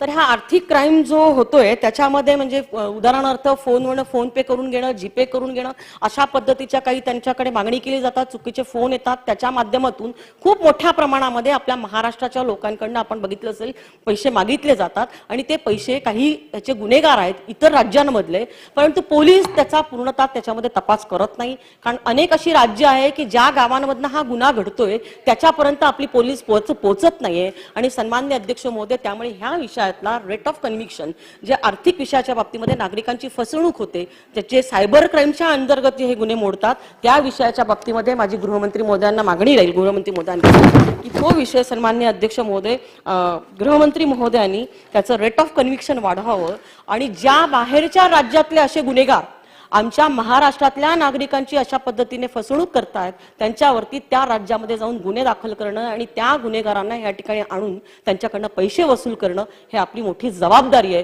त्यामुळे माननीय गृहमंत्री महोदयांकडे मी ही महत्त्वाची मागणी करत आहे. मला विश्वास आहे की ह्या विषयामध्ये आदरणीय गृहमंत्री महोदय लक्ष घालतील. सन्माननीय अध्यक्ष महोदय, मी गृहमंत्री महोदयांचं मनापासून अभिनंदन अशासाठी करेल की आमच्या नाशिक जिल्ह्यामध्ये खूप मोठ्या प्रमाणामध्ये ड्रग्ज आणि अंमली पदार्थ याचं एक मोठं जाळं विडलं गेलेलं होतं. मी मागच्या अधिवेशनामध्ये आदरणीय गृहमंत्री आणि राज्याच्या उपमुख्यमंत्री महोदयांची ही गोष्ट निदर्शनात आणली, आणि त्याच्यावरती सन्माननीय गृहमंत्री महोदयांनी पोलीस आयुक्तांची त्या कालावधीमध्ये बदली केली. नवीन पोलीस आयुक्त आले, ते काम चांगलं करतायत, आणि आज नाशिक जिल्ह्यामधला जो काही 2 नंबरचे धंदे हे बऱ्यापैकी बंद झालेले आहेत सन्माननीय अध्यक्ष महोदय. परंतु सन्माननीय अध्यक्ष महोदय, ह्या जोपर्यंत छोटे ड्रग्ज विकणारे आहेत परंतु त्याच्यापेक्षाही जे मोठे ड्रग्ज हँडलर आहे, जोपर्यंत त्यांच्यावरती कारवाई होत नाही पोलीस तोपर्यंत पोहोचत नाही. कारण हा व्यवसाय डिमांड आणि सप्लाय प्रमाणे होत असल्या कारणाने अनेक लोकांना, अनेक तरुणांना ह्या ड्रग्जचं, अंमली पदार्थांचं व्यसन लागलेलं आहे, त्याशिवाय ते झोपू शकत नाही. त्यामुळे सन्माननीय अध्यक्ष महोदय, ह्याच्यातले जे मूळ लोक आहेत, प्रमुख लोक जे आहेत, जे डॉन आहेत, अशा लोकांपर्यंत सरकारने पोहोचवण्याची गरज आहे. ह्याचा रेट ऑफ कन्व्हिक्शन ह्या अंमली पदार्थांच्या विषयामध्ये देखील वाढवण्याची आवश्यकता आहे. आणि मी सरकारला ह्याच्यामध्ये एक सूचना करेल की जे खबरे असतात, जे याची माहिती देतील अशा लोकांना सन्माननीय अध्यक्ष महोदय, आपण काही सरकारने बक्षीस जाहीर करावं, ज्याच्या माध्यमातून अंमली पदार्थ विकणारे लोक जे आहेत त्याचं जाळं आपण महाराष्ट्रामधलं सन्माननीय अध्यक्ष महोदय आपण कमी करू शकतो. सन्माननीय अध्यक्ष महोदय, आज आपल्याकडे जवळपास 14 फास्ट ट्रॅक न्यायालय आहेत, पण तो महाराष्ट्राचा विचार केला तर ही 14 फास्ट ट्रॅक न्यायालय ही खूप अल्प आहे. कौटुंबिक न्यायालयाची देखील संख्या वाढवण्याची खूप मोठ्या प्रमाणामध्ये आवश्यकता आहे. मी ज्या नाशिक जिल्ह्यामधून येते सन्माननीय अध्यक्ष महोदय, त्या नाशिक जिल्ह्यामध्ये कौटुंबिक न्यायालयामध्ये जवळपास 4,500च्या वर आज केसेस पेंडिंग आहे. नाशिक जिल्ह्यामध्ये कौटुंबिक न्यायालय आहे, परंतु सन्माननीय अध्यक्ष महोदय, त्यासाठी मी आपल्याला विनंती करेल की आपले हे कायदे मंडळ आहे, आपण सातत्याने ह्या ठिकाणी अनेक कायदे बनवतो, प्रत्येक अधिवेशनामध्ये आपण नवीन नवीन कायदे आणतो आणि या कायद्यांची आपण अंमलबजावणी देखील आपण प्रशासनाकडून करून घेतो. सन्माननीय अध्यक्ष महोदय, पण जेव्हा न्याय मिळत नाही तेव्हा माणूस न्यायालयामध्ये जातो, आणि त्यामुळे जर न्यायालय आमच्याकडची अपुरी पडत असतील तर मला असं वाटतंय की कायदे मंडळाचं हे देखील काम राहील, सरकारचं हे देखील काम राहील की न्यायालयाच्या निर्माणासाठी, त्याच्या इन्फ्रास्ट्रक्चरसाठी मोठ्या प्रमाणामध्ये आपण निधी उपलब्ध करून देण्याची आवश्यकता आहे. फास्ट ट्रॅक न्यायालय आपण अधिक वाढवण्याची आवश्यकता आहे. सन्माननीय अध्यक्ष महोदय, राज्याच्या उपमुख्यमंत्र्यांनी महिलांना खूप मोठी भेट, महाराष्ट्राच्या जवळपास माझ्या 5.5 कोटी महिला, आज त्यांचं मनापासून अभिनंदन करते की अनेक योजना त्यांनी महिलांसाठी आज त्यांनी जाहीर केल्या. सन्माननीय अध्यक्ष महोदय, मागच्या सरकारच्या कालावधीपासून आम्ही मागणी करतोय शक्ती कायदा, तो शक्ती कायदा आज केंद्र सरकारकडे मान्यतेसाठी गेलेला आहे. मला विश्वास आहे राज्याचे गृहमंत्री पुढच्या अधिवेशनामध्ये हा शक्ती कायदा आणून राज्याच्या माझ्या महिला भगिनी त्या विषयामध्ये न्याय देतील. सन्माननीय अध्यक्ष महोदय, उद्योग विषयाच्या बाबतीवरती बोलत असताना मी सरकारला विनंती करेन की जवळपास नाशिक शहरामध्ये, मी ज्या जिल्ह्यामधून येते त्या जिल्ह्यामध्ये जवळपास गेल्या 23 वर्षामध्ये एकही मोठा उद्योग आलेला नाहीये. सन्माननीय अध्यक्ष महोदय, माझी मागणी आहे, मागच्या सरकारच्या कालावधीमध्ये देखील एकही उद्योग आला नाही, परंतु माझ्या सरकारच्याकडे माझी मागणी आहे की नाशिक जिल्ह्यामध्ये मोठा उद्योग आपण कधी आणणार. मेक इन इंडियाच्या बाबतीमध्ये आपण काम करतो आहोत, मेक इन महाराष्ट्राचं धोरण आज सरकार आपलं राबवत आहे आणि त्यामुळे माझी सरकारकडे मागणी आहे की आज नाशिककर सर्व ह्या विषयाकडे लक्ष देऊन आहे की सरकार कधी नाशिक जिल्ह्याला मोठा उद्योग देतील. त्यामुळे सन्माननीय अध्यक्ष महोदय, माझी उद्योगमंत्री महोदयांना हात जोडून विनंती आहे की नाशिक हे अतिशय पाणी, हवा, सगळ्याच गोष्टीकडून अतिशय चांगलं गाव आहे आणि त्यामुळे आमच्या जिल्ह्यामध्ये आपण ह्या अनुदानाच्या चर्चेवरती बोलत असताना सन्माननीय अध्यक्ष महोदय, उद्योगमंत्री महोदयांनी उत्तर देत असताना ह्याच्यामध्ये जाहीर करावं की नाशिक जिल्ह्याला ते किती दिवसांमध्ये, कधी आणि कुठला मोठा उद्योगाची भेट देणार आहे. सन्माननीय अध्यक्ष महोदय, आपण जेव्हा नवीन उद्योगावरती बोलतो, पण माझ्या नाशिक जिल्ह्यामध्ये आता थोड्या काही अडचणी देखील निर्माण झालेल्या आहे औद्योगिक वसाहतीच्या बाबतीमध्ये. सन्माननीय अध्यक्ष महोदय, अकराळेची जी जागा आरक्षित करण्यात आली, सन्माननीय अध्यक्ष महोदय, आज ती अकराळेची जागा ही औद्योगिक क्षेत्रासाठी महाराष्ट्रामध्ये सर्वात त्याचा रेट, आमचे पालकमंत्री देखील ह्या ठिकाणी उपस्थित आहे, अकराळेच्या जागेचा रेट हा महाराष्ट्रामध्ये सगळ्या जागांपेक्षा अधिक आहे आणि त्यामुळे माझी सरकारला विनंती राहील की त्या ठिकाणी आज रिलायन्स असेल, IOCL असेल, ह्यांच्या माध्यमातून आज 2-3 मोठे उद्योग त्या ठिकाणी येत आहेत. परंतु सन्माननीय अध्यक्ष महोदय, माझी उद्योगमंत्री महोदयांना विनंती राहील की छोट्या उद्योजकाला जर तिथे जागा घ्यायची असेल त्याची जवळपास 1 ते 1.5 कोटीच्या वरती एकरी त्याचा दर झालेला आहे आणि त्यामुळे उद्योजकांना ही जागा घेणं परवडत नाही. त्यामुळे काही मोठ्या उद्योजकांनी तिथे गुंतवणूक केलेली आहे, परंतु आज लहान उद्योग जे आहे त्या ठिकाणी येत नाही. म्हणून माझी सरकारला विनंती राहील की ह्या अकराळेच्या जागेचा दर शासनाने कमी करावा. सन्माननीय अध्यक्ष महोदय, ज्या आमच्या सातपूर आणि अंबडमध्ये MIDC आज मोठ्या प्रमाणामध्ये आहे, परंतु सन्माननीय अध्यक्ष महोदय, त्या ठिकाणी आज कुठलीही जागा नाशिकमध्ये शिल्लक नाही. एखाद्या उद्योजकाला जर विस्तार करायचा असेल तरी देखील त्या ठिकाणी जागा त्याला मिळत नाहीये. सन्माननीय अध्यक्ष महोदय, फॉरेन इन्व्हेस्टमेंट जर असेल एखाद्या औद्योगिक वसाहतीमध्ये तर आपण ओपन स्पेस मधून जागा देऊ शकतो. सन्माननीय अध्यक्ष महोदय, त्या ओपन स्पेस मध्ये देखील आज जागा नाशिकमध्ये एक्सपान्शनसाठी शिल्लक नाहीये. त्यामुळे माझी एक महत्त्वपूर्ण सूचना माझ्या सरकारकडे राहणार आहे की नाशिकच्या सातपूर MIDC मध्ये पांजरापोळशी 250 एकर जागा सन्माननीय अध्यक्ष महोदय ह्या भागामध्ये आहे. पांजरापोळ हे गायींचं गौरक्षण करत असते. सन्माननीय अध्यक्ष महोदय, ह्या संस्थेकडे जवळपास 1000-1500 एकरची जागा आहे. सन्माननीय पालकमंत्री महोदय, ह्या विषयामध्ये आपण पण लक्ष टाका. त्यांना जर जागा दुसरीकडे आपण द्या सरकारने, परंतु ही जी जागा सातपूरच्या MIDC मध्ये नाशिकच्या मध्यवर्ती भागामध्ये ज्या ठिकाणी आहे, ही जागा आमचं सरकार, उद्योगमंत्री महोदय त्यातला तातडीने त्याला आरक्षित करतील का औद्योगिक वसाहतीसाठी, आणि ते त्यांनी ह्या अधिवेशनामध्ये सन्माननीय अध्यक्ष महोदय ह्याची चौकशी करून त्यांनी तातडीने ही पांजरापोळची जागा नाशिकच्या औद्योगिक वसाहतींच्या एक्सपान्शनसाठी त्यांनी जाहीर करावी, ही माझी त्यांना मनापासूनची विनंती आहे. सन्माननीय अध्यक्ष महोदय, जलसंपदा विषयावरती बोलत असताना मी माननीय उपमुख्यमंत्री महोदयांचं मी मनापासून अभिनंदन करेल. सन्माननीय अध्यक्ष महोदय, मागच्या सरकारने जे आमचा दमणगंगा नारपार आणि गिरणा खोऱ्याचं जे तुटीचं खोरं जे आहे त्या विषयाच्या बाबतीमध्ये जे काही नदीजोड प्रकल्प मागच्या 2019च्या आधी देवेंद्रजी फडणवीस मुख्यमंत्री असताना त्यांनी ज्याची घोषणा केली होती त्याला स्थगिती दिलेली होती, परंतु आज माझ्या सरकारने परत ह्या योजनांना त्यांनी गती दिलेली आहे. सन्माननीय अध्यक्ष महोदय, त्यामुळे त्यांचं मी मनापासून अभिनंदन करते. सन्माननीय अध्यक्ष महोदय, परंतु माझ्या नाशिक जिल्ह्यावरती एक मोठा अन्याय 2005 पासून समन्वय पाणी वाटपाच्या कायद्यामधून होत आहे. सन्माननीय अध्यक्ष महोदय, नाशिक जिल्हा हा सुजलाम सुफलाम असलेला 12माही शेती करणारा हा जिल्हा, परंतु सन्माननीय अध्यक्ष महोदय, ह्या समन्वय पाणी वाटपाच्या कायद्याच्यामुळे माझ्या जिल्ह्यामध्ये आज 3 माही शेती व्हायला लागलेली आहे. सन्माननीय अध्यक्ष महोदय, नाशिक जिल्ह्यामधून मराठवाड्याला पाणी दिलं जातं. सन्माननीय अध्यक्ष महोदय, मराठवाड्याला पाणी दिलंच गेलं पाहिजे, मराठवाड्याचा विकास व्हायलाच पाहिजे, मराठवाड्यामध्ये उद्योग यायलाच पाहिजे. सन्माननीय अध्यक्ष महोदय, परंतु कुठल्या मूर्ख अधिकाऱ्याने एक अशी हे केले केलेलं आहे की जेव्हा गोल्डन ट्रायंगल इंडस्ट्रियल कॉरिडॉर जेव्हा तयार करण्यात आला त्याच्यामध्ये नाशिकला त्या औद्योगिक वसाहतीच्या त्या कॉरिडॉरमधनं वगळण्यात आलं. पालकमंत्री महोदय, हे वगळण्याचं महत्व, पालकमंत्री महोदय दादा, ह्याचं महत्वाचं कारण काय माहिती? त्याच्यामध्ये असं दाखवलं की औरंगाबादला पाणी आहे आणि नाशिकला पाणी नाही. नाशिकच्या धरणांमधनं पाणी औरंगाबादला दिलं जातं आणि इथे दाखवलं जातंय की नाशिकला पाणी नाहीये आणि औरंगाबादला पाणी नाही आणि औद्योगिक वसाहत देत असताना नाशिक जिल्ह्यावरती अन्याय होतो. सन्माननीय अध्यक्ष महोदय, हे मुद्दामून केलंय का? नसेल तर तपासून हा माननीय जलसंपदा मंत्री ह्याच्यामध्ये बदल करतील का? नाशिक जिल्हा हा निसर्गाने प्रभू रामचंद्राच्या पदस्पर्शाने पावन झालेला जिल्हा आहे. पाणी कधी कमी पडत नाही आमच्याकडे, दुष्काळ होत नाही. त्यामुळे सन्माननीय अध्यक्ष महोदय, हा कुठल्या मूर्ख अधिकाऱ्याने अशी नोंद केलेली आहे की नाशिकमध्ये पाणी नाही आणि म्हणून तिथं उद्योग नाही आणि म्हणून त्या ठिकाणी त्याला गोल्डन ट्रायंगल मध्ये त्याला घेतलं गेलं नाही. त्याचं देखील सन्माननीय अध्यक्ष महोदय माझी विनंती राहील सरकारला की ह्या विषयाच्या बाबतीत देखील जलसंपदा मंत्र्यांनी त्याचा खुलासा करावा, त्याची दुरुस्ती करावी आणि मला निश्चित विश्वास आहे की ह्या विषयामध्ये ते काम करतील. आणि एका शेवटच्या मुद्द्यावरती सन्माननीय अध्यक्ष महोदय 2-3 बोलते मी की सन्माननीय अध्यक्ष महोदय, पाणी पुरवठ्याच्या बाबतीमध्ये आता नाशिकची लोकसंख्या ही वाढत चाललेली आहे. अमृत योजनेच्या माध्यमातून सन्माननीय अध्यक्ष महोदय, आपण नाशिक शहरासाठी, नाशिक जिल्ह्यासाठी मोठ्या प्रमाणामध्ये निधी देण्याची आवश्यकता आहे आणि त्या बाबतीमध्ये सरकारने काम करावं. आज वाढत्या लोकसंख्येमुळे सन्माननीय अध्यक्ष महोदय, नाशिकला पाणी पुरवठ्यामध्ये पाणी कमी पडत आहे, पाण्याच्या टाक्या कमी पडत आहे, पाण्याच्या लाईन्स कमी पडत आहे आणि सन्माननीय अध्यक्ष महोदय, त्यामुळे अमृत योजनेच्या अंतर्गत सरकारने नाशिक शहराचा पाणी पुरवठा सुरळीत करण्याच्या दृष्टिकोनातून काम करावं.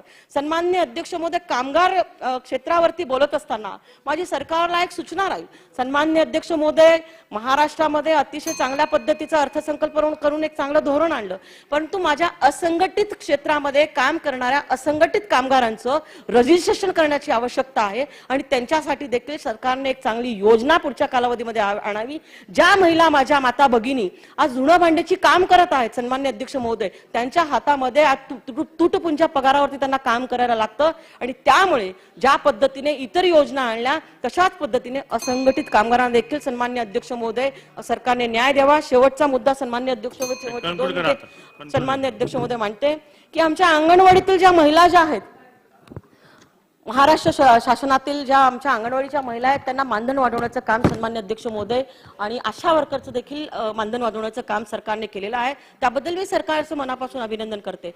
परंतु सन्माननीय अध्यक्ष महोदय, आम्ही शहरी भागामधून काम करणारे आम्ही लोकप्रतिनिधी आहोत. माझी सरकारला विनंती आहे की ज्या पद्धतीने आज महाराष्ट्र शासनाच्या अंगणवाड्यांना आणि आशा वर्कर्सला आपण मानधनामध्ये वाढ करण्यात आलेली आहे, तर शासन महानगरपालिकामध्ये क्षेत्रामध्ये काम करणाऱ्या माझ्या अंगणवाडीच्या ज्या सेविका आणि मदतनीस आहे ह्यांची देखील त्याच पद्धतीने वाढ करण्याचे आदेश सन्माननीय अध्यक्ष महोदय शासन सर्व महाराष्ट्रातील महानगरपालिकेला देणार का?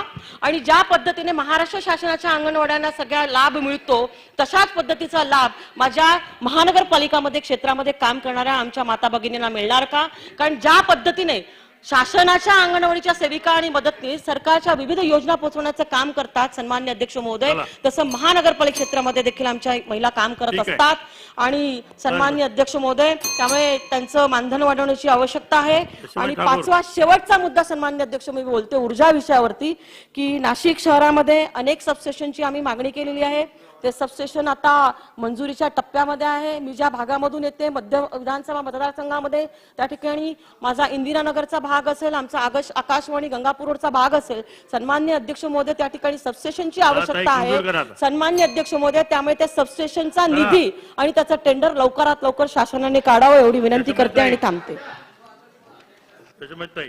अध्यक्ष महोदय, अतिशय महत्त्वाच्या विषयावर आज आपण या ठिकाणी बजेटवर डिस्कशन करतो आहे.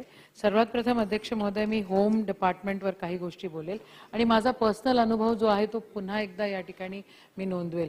अध्यक्ष महोदय, या मधल्या काळामध्ये जेव्हापासून केंद्र सरकार एका विशिष्ट विचारधारेच्या लोकांकडे गेलेला आहे तेव्हापासून सीबीआय आणि ईडीचा खूप प्रमाणात गैरव्यवहार होतो आहे. अध्यक्ष महोदय, मी काँग्रेस पार्टीची या ठिकाणी आमदार आहे आणि काँग्रेस पार्टीच्या आमदार म्हणून किंवा लोक म्हणून किंवा काही त्या ठिकाणी कार्यकर्ते म्हणून त्यांनी चेकमध्ये काही पैसे त्या ठिकाणी हेरल्ड न्यूजपेपरला पाठवले होते आणि त्याची मेंबरशिप घेतली होती.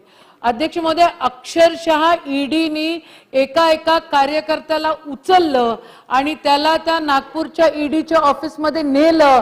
अध्यक्ष महोदय, एवढंच नव्हे तर त्यांना मारहाण सुद्धा केली आणि बोल एक कोई तेरे बड़े नेता का नाम यहाँ पे बोल असं करून दादागिरी केली. अध्यक्ष महोदय, हे संविधानाच्या विरोधात आहे आणि गृह मंत्रालय जर ह्या प्रकारे जर काम करत असेल, मग ते केंद्राचं असो किंवा राज्याचं असो, हे लोकशाहीच्या विरोधात आहे आणि संविधानाच्या विरोधात आहे. या ठिकाणी आज बजेटच्या मागण्यांवर बोलत असताना मी याची खंत व्यक्त करते. अध्यक्ष महोदय, होम मिनिस्टर जे आहेत तेच आमचे पालकमंत्री आहेत आणि त्या ठिकाणी अमरावती जिल्ह्यामध्ये एवढ्या मोठ्या प्रमाणामध्ये अवैध जे काय धंदे आहेत ते खूप मोठ्या प्रमाणात सुरू आहे. एमडीचा वापर असो किंवा त्या ठिकाणी वाळूचा असो, गुटखा असो, एनडीपीएस असो, एमडी ड्रग्ज तर लहान लेकरांमध्ये आणि युवकांमध्ये एवढ्या मोठ्या प्रमाणामध्ये फैललेले आहेत की अध्यक्ष महोदय, हे उद्याच्या पिढीला घातक आहे. याची नोंद सन्माननीय होम मिनिस्टरनी घ्यावी आणि त्याच्यावर प्रतिबंधक ज्या काही योजना करायच्या आहेत त्या कराव्या.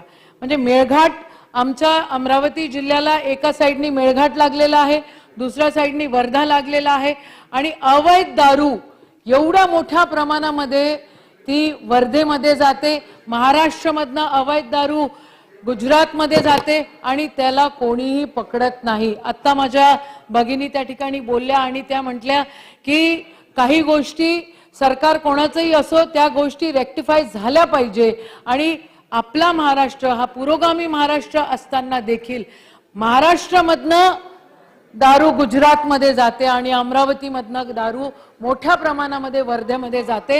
याचे जे मोठ्या मछल्या आहेत त्यांना पकडण्याची गरज अध्यक्ष महोदय खरोखर गरजेची आहे आणि ती जर झाली नाही तर त्याला काही अर्थ राहणार नाही. सायबर क्राईमचा जर विचार केला तर सायबर क्राईम दिवसेंदिवस वाढत आहेत. अध्यक्ष महोदय, महिलांवर, अरे शांत बसा रे, काय सुरू आहे? अध्यक्ष महोदय, सायबर क्राईमचा जर आपण विचार केला तर सायबर क्राईम मोठ्या प्रमाणात वाढत आहेत आणि महिलांवरचे गुन्ह्यांमध्ये जर आपण सायबर क्राईमचा विचार केला तर ते 30% आहे. ते 30% का म्हणून वाढले आणि ते 30% याच्यामुळे वाढतायत अध्यक्ष महोदय? कारण खऱ्या अर्थाने हे सायबर क्राईम्स कसे क्रॅप करायचे आपल्याकडे फॉर्म्युलाज नाही, आपल्याकडे त्याचा एसओपी नाही. सायबर क्राईम्स प्रामुख्याने ह्या काय म्हणताय ताई, प्रामुख्याने सायबर क्राईम्स आपल्याला जर रेक्टिफाय करायचे असतील तर आपल्याला बारीकतेने विचार केला पाहिजे. मुंबई हे इकॉनॉमिक हब असलं तरी क्राईमचं हब बनतं आहे का याच्याकडे देखील होम मिनिस्टरचं लक्ष मी या ठिकाणी वेधू इच्छिते. अध्यक्ष महोदय, मी कालच राईट टू म्हणजे पॉइंट ऑफ इन्फॉर्मेशनच्या अंतर्गत एका पत्रकारावर कसे वार झाले त्या गोष्टी त्या ठिकाणी मी बोलले आणि या गोष्टी वारंवार फक्त अमरावतीतच नव्हे, माझ्या तिवशामध्येच नव्हे तर पूर्ण महाराष्ट्रामध्ये होत आहेत. पत्रकारांवर मोठ्या प्रमाणात वाढ होते. अध्यक्ष महोदय, ज्याला आपण लोकशाहीचा चौथा स्तंभ म्हणतो त्याला जर आपल्याला व्यवस्थितरित्या जर प्रोटेक्शन नाही देता आलं तर काही अर्थ उरत नाही. अध्यक्ष महोदय, समृद्धी हायवेवर आपण बघतोय की 120 किलोमीटर पर आवर असं त्या ठिकाणी लिमिट दिलेली आहे, पण 150 वर लोक चालतायत आणि अंधाधुंद चालतायत. खूप चांगला हायवे आहे, कनेक्टिव्हिटी त्याच्यामुळे वाढलेली आहे, इकॉनॉमिकला त्याच्यामुळे नक्कीच त्या ठिकाणी मदत होईल. पण ही अंधाधुंद चालक जे आहेत त्यांना क्रब करण्यासाठी अध्यक्ष महोदय आपल्याला नियमावली त्या ठिकाणी आखली पाहिजे. अध्यक्ष महोदय, इलिगल वेपन्स, इलिगल रित्या हत्यार जे जमा होत आहेत, कुठून येत आहेत, आपल्या महाराष्ट्रामध्ये ते कसे येत आहेत आणि मग महाराष्ट्राच्या कानाकोपऱ्यामध्ये ते कसे जात आहेत हे काय माहिती होत नाही, पण ते जातात, ते पोचतात आणि मग काही मंडळींना जातीवादी वादविवाद करायचे असतात. अध्यक्ष महोदय, कालची घटना मी बोलले, त्या घटनेला दोन समाजाचं भांडण म्हणून काही लोकांनी त्याच्यामध्ये दुफडी निर्माण करायची प्रयत्न केला. अध्यक्ष महोदय, हे जातीवादक जर असं होत असेल तर हा देश आणि हा महाराष्ट्र एकत्र कसा काय राहणार? आपण पाकिस्तानाचे तुकडे करायचे म्हणतोय. अरे पाकिस्तान राहिला एका बाजूला, आपण या देशाच्या आणि या महाराष्ट्राचे तुकडे करण्यामध्येच मग्न आहे. अध्यक्ष महोदय, पॉस्कोचे केसेसमध्ये मोठ्या प्रमाणात वाढ झालेली आहे. कन्व्हिक्शन रेट जेवढा पाहिजे तेवढा त्या ठिकाणी नाही आहे आणि तो वाढला पाहिजे, नाही तर मग त्याला काही अर्थ उरत नाही. अध्यक्ष महोदय, पोलिसांकडनं आपण सगळी अपेक्षा करतो, पोलिसांनी आमच्याकडे बघितलं पाहिजे, पोलिसांनी आमच्याकडे लक्ष दिलं पाहिजे, आमचं संरक्षण केलं पाहिजे. पण ज्या वेळेला आपण पोलिसांना काय द्यायचंय हा विचार ज्या वेळेला करतो अध्यक्ष महोदय, स्टील हाऊसिंग आणि पोलीस स्टेशन आणि रेसिडेन्स हे जर आपण बघितले तर त्याच्यामध्ये खूप मोठ्या प्रमाणात तफावत आहे. आम्ही अमरावती शहरामध्ये 4 पोलीस स्टेशनची मागणी केलेली आहे, ती होम मिनिस्ट्रीमध्ये त्या ठिकाणी पडलेली आहे. MIDC मोठी झालेली आहे आणि त्या MIDC मध्ये एक स्वतंत्र पोलीस स्टेशन देण्याची गरज आहे. ही पण गोष्ट सन्मान्य होम मिनिस्टरनी आणि उपमुख्यमंत्र्यांनी लक्षात घ्यावी आणि त्या अनुषंगाने आम्हाला सोयी उपलब्ध करून द्याव्या. अध्यक्ष महोदय, पोलीस स्टेशन्स आणि त्यांचे रेसिडेन्सेस यांना बांधण्याची मोठ्या प्रमाणात गरज आहे आणि त्याच्याकडे सन्मान्य होम मिनिस्टर लक्ष देतील अशी मी आपल्या सर्वांकडनं म्हणजे सभागृहाच्या मार्फत त्यांच्याकडे मागणी करते. अध्यक्ष महोदय, मी मगा बोलले की आमच्या अमरावतीमध्ये हे मेळघाट आहे आणि हरिसाल असो किंवा मग चिखलदरा असो, त्या ठिकाणी मोठ्या प्रमाणामध्ये ड्रग्ज येत आहेत आणि युवक तिथले खराब होत आहेत. त्याच्याकडे आवर्जून लक्ष देण्याची गरज आहे. अध्यक्ष महोदय, नांदगाव पेठ MIDC आणि सातुर्णा MIDC असं अमरावती जिल्ह्यामध्ये 2 मोठ्या MIDCs आहेत. MIDC नांदगाव पेठमध्ये CETP प्लांटची आहे, पण तो फार कमी कॅपॅसिटीचा आहे. त्या CETP प्लांट चांगला नसल्यामुळे त्या ठिकाणी जो औष्णिक प्रकल्प आहे त्याचं पूर्ण घाण तिथे जमा होते आणि खूप मोठ्या प्रमाणामध्ये पोल्युशन होतं. MIDCचं एक्सपॅन्शन जरुरी आहे. MIDCचं एक्सपॅन्शन करत असताना ज्या लोकांच्या, ज्या शेतकऱ्यांच्या जमिनी या CETP प्लांटमुळे खराब होत आहेत त्या अधिग्रहण करण्याची गरज आहे. मागच्या काळामध्ये त्याची अर्ध्याधिक प्रोसेस झालेली आहे.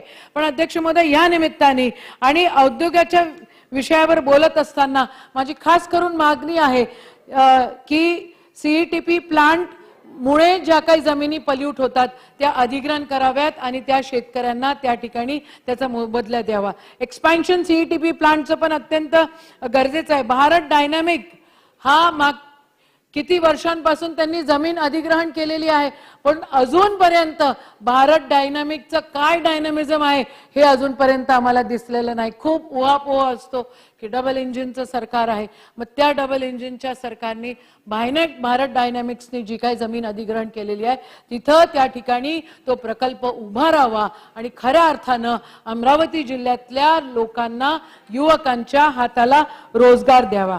कामगार विषय बोलायचं झालं अध्यक्ष महोदय, तर स्थानिक लोक जे आहेत त्यांना कामगार, त्यांना तिथल्या ज्या इंडस्ट्रीज आहेत त्याच्यावर खूप त्रास होतो. अध्यक्ष महोदय, तिथल्या स्थानिक कामगारांना प्राधान्य मिळालंच पाहिजे आणि त्याच्यासाठी असंघटित कामगार असो किंवा काय आता जे इंडस्ट्रीज आलेल्या आहेत त्या खरोखर तिथले जे स्थानिक कामगार आहेत त्यांच्यावर खूप अन्याय करत असतात आणि कुठून बिहारमधनं, UP मधनं लेबर बोलवतात, स्थानिक लोकांना त्या ठिकाणी काम देत नाही आणि स्थानिक लोकांना त्या ठिकाणी असं म्हणतात की चल तू यहाँ से निकल जा. अध्यक्ष महोदय, हे कुठेतरी थांबलं पाहिजे आणि स्थानिक लोकांच्या हाताला काम मिळालं पाहिजे. अध्यक्ष महोदय, ऊर्जा विभागावर बोलत असताना मी आपल्या सर्वांचं लक्ष वेधू इच्छिते की MS महाडिस्कॉम किंवा Maharashtra state electric distribution company ही जी आहे ग्राहक संख्येच्या बाबतीत आज संपूर्ण भारतामध्ये पहिल्याच क्रमांकावर आहे. असे असतानाही नुकतीच MERC महाराष्ट्र स्टेट इलेक्ट्रिसिटी आणि रेग्युलेशन कमिटी तर्फे संपूर्ण महाराष्ट्रभर हा वितरणेनी मागितलेली दरवाढच्या अनुषंगाने कसं मी बोलू नाही शकणार अध्यक्ष महोदय, आपण मला बोलू द्या कारण ऊर्जा विभाग आहे आणि महत्वाचा विषय आहे. जन सुनावण्या घेण्यात आल्या अध्यक्ष महोदय, जरी सुनावण्या घेण्यात आल्या त्या ठिकाणी सामान्य जनतेचे प्रतिनिधी, लोकप्रतिनिधी हे सगळेजण बोलवले, पण महावितरणाने जरी दरवाढ 12% दरवाढ मागितली असली तरी प्रत्यक्षात अध्यक्ष महोदय ती दरवाढ 40%ची आहे आणि हे कुठेतरी चुकतं आहे. कृषी पंप धारकाच्या बिलांवर कोणत्याही प्रकारे दरवाढ केली जाणार नाही असं सरकारने म्हटल्यावरही सरकारी कंपनी शेतकऱ्यांच्या तोंडाला पाने पुसतायत हे उघड झालेलं आहे. कुठेतरी शेतकऱ्यांची फसवणूक आपण थांबवली पाहिजे आणि आवळा देऊन कोवड्या काढण्यासारखा हा प्रकार अध्यक्ष महोदय दिसतोय. का शेतकऱ्यांना त्या ठिकाणी शेतकऱ्यांच्या घरी वीज पुरवठा नको आहे अध्यक्ष महोदय? शेतीपूरक उद्योगांना वीज पुरवठा त्या ठिकाणी नाही पाहिजे? छोट्या मोठ्या उद्योगांना वीज पुरवठा नको आहे का अध्यक्ष महोदय? एका वेळेला आपण हा अमृतकालचा हे बजेट आहे म्हणायचं आणि दुसरीकडे वीज दर वाढ केल्यानंतर त्या ठिकाणी छोट्या उद्योगांना आपण सहकार्य करायचं नाही, ही कुठले काय न्याय आहे अध्यक्ष महोदय? इलेक्ट्रिसिटीचे जे जनक होते थॉमस एडिसन, त्यांची अशी संकल्पना होती आणि ते असे म्हणाले होते की we will make electric light so cheaper that only the rich will light burn the candle. पण याच्या विपरीत कुठेतरी होत चाललेलं आहे आणि जे गरीब आहेत ते गरीब होत चाललेले आहेत आणि जे श्रीमंत आहे ते खूप श्रीमंत होत चाललेले आहेत. भारत सरकारने अध्यक्ष महोदय 2014 पासून अयशस्वी परंतु सातत्याने इलेक्ट्रिक अमेंडमेंट बिल आणायचा प्रयत्न त्या ठिकाणी संपूर्ण देशात केलेला आहे. या बिलाला सातत्याने विरोध होतो आहे पण तरी पण हा आणायचा असा अट्टहास कुठेतरी सुरू आहे. या ठिकाणी आपण हा जर विचार केला तर खऱ्या अर्थाने मूळ कायदा हा याच्यामध्ये आमूलाग्र बदल करण्याची गरज नक्की आहे. पण आपण जर संविधानाच्या मूळ गाभ्याला धक्का देत असू आणि राईट टू इक्वॅलिटी या अनुषंगाने जर आपण याला बघितलं तर आपण कुठेतरी संविधानाला तडा देतो आहे. अध्यक्ष महोदय, 24 ऑक्टोबर 1943 रोजी ऊर्जा क्षेत्राच्या कमिटीने त्यावर शिक्कामोर्तब केलेला होता. जे भारताचे वीज धोरण 1943 साली भारतरत्न महामानव डॉक्टर बाबासाहेब आंबेडकरांनी या देशाचे ऊर्जा मंत्री असताना ठरवण्यात आले होते, त्या धोरणाला कुठेतरी राईट टू इक्वॅलिटीच्या मंत्रावर कुठेतरी धक्का देण्याचा प्रयत्न होतोय. अध्यक्ष महोदय, MSEB इलेक्ट्रिसिटी ऊर्जा हा कॉन्करंट लिस्टचा विषय आहे आणि त्या अनुषंगाने केंद्र सरकार आणि राज्य सरकार हे दोघेही त्याच्यावर निर्णय घेऊ शकतात.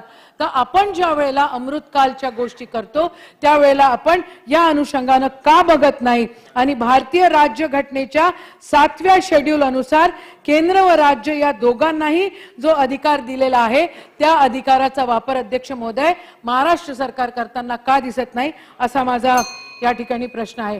अध्यक्ष महोदय, बोलण्यासाठी तर भरपूर आहे पण आता घंटी वाजते आणि मी निदान माझ्या मतदारसंघामधल्या गोष्टी तरी या ठिकाणी बोलल्या पाहिजे. म्हणून नांदगाव पेठ येथील उपकेंद्र फुल्ली लोडेड असल्यामुळे तिथे मोठ्या वीज ग्राहकांना नवीन वीज पुरवठा करणे अशक्य होत आहे. याबाबत मी स्वतः 2019 पासून सातत्याने पाठपुरावा करते. काही गोष्टी त्याच्या झालेल्या आहेत पण काही गोष्टी करण्याच्या गरज आहे. ऍग्रीकल्चर कंटिंजन्सी फंड मधून सदर उपकेंद्र क्षमता वाढ प्रस्तावित केलेले आहे. अध्यक्ष महोदय, माझी आपल्या मार्फत मंत्री महोदयांना विनंती आहे की या बाबत आपण गांभीर्याने बघावे आणि तेवढं आम्हाला त्या ठिकाणी ते करून द्यावे. 31 मार्च 2018 पूर्वी पैसे भरलेल्या शेकडो शेतकऱ्यांच्या कृषी पंपाच्या वीज जोडण्या 4-5 वर्षापासून संपूर्ण महाराष्ट्रात अध्यक्ष महोदय प्रलंबित आहे. त्याच्याकडे लक्ष देण्याची गरज आहे. 11 केव्ही कृषी वाहिनीपासून 600 मीटर पेक्षा जास्त असल्याचे या ठिकाणी कळते आहे. त्याकरिता आपण कोणत्याही प्रकारची आर्थिक निधी आम्हाला या ठिकाणी प्रयोजन केलेलं नाही आहे हेही कळते आहे. कृषी धोरण 2020 हे सप्टेंबर 20 ला शासनाने आणले, त्यामुळे त्याची अंमलबजावणीचे निकष त्या ठिकाणी व्यवस्थित होत नाही. अध्यक्ष महोदय, कृषी धोरण 2020 पूर्वी पैसे भरलेल्या ग्राहकांना सुद्धा सर्व्हिस लाईन कनेक्शनची सुविधा महावितरणनी निर्माण अजूनपर्यंत करून दिलेली नाही आणि ती करण्याची गरज आहे. इलेक्ट्रिक करंटमुळे एखादी गाय, महत्वाचा विषय आहे अध्यक्ष महोदय, एखादी गाय म्हैस बैल मृत्युमुखी पडल्यास त्याची नुकसान भरपाई फक्त मॅक्झिमम 30,000 एवढी असते. त्याच्यामध्ये वाढ करण्यात यावा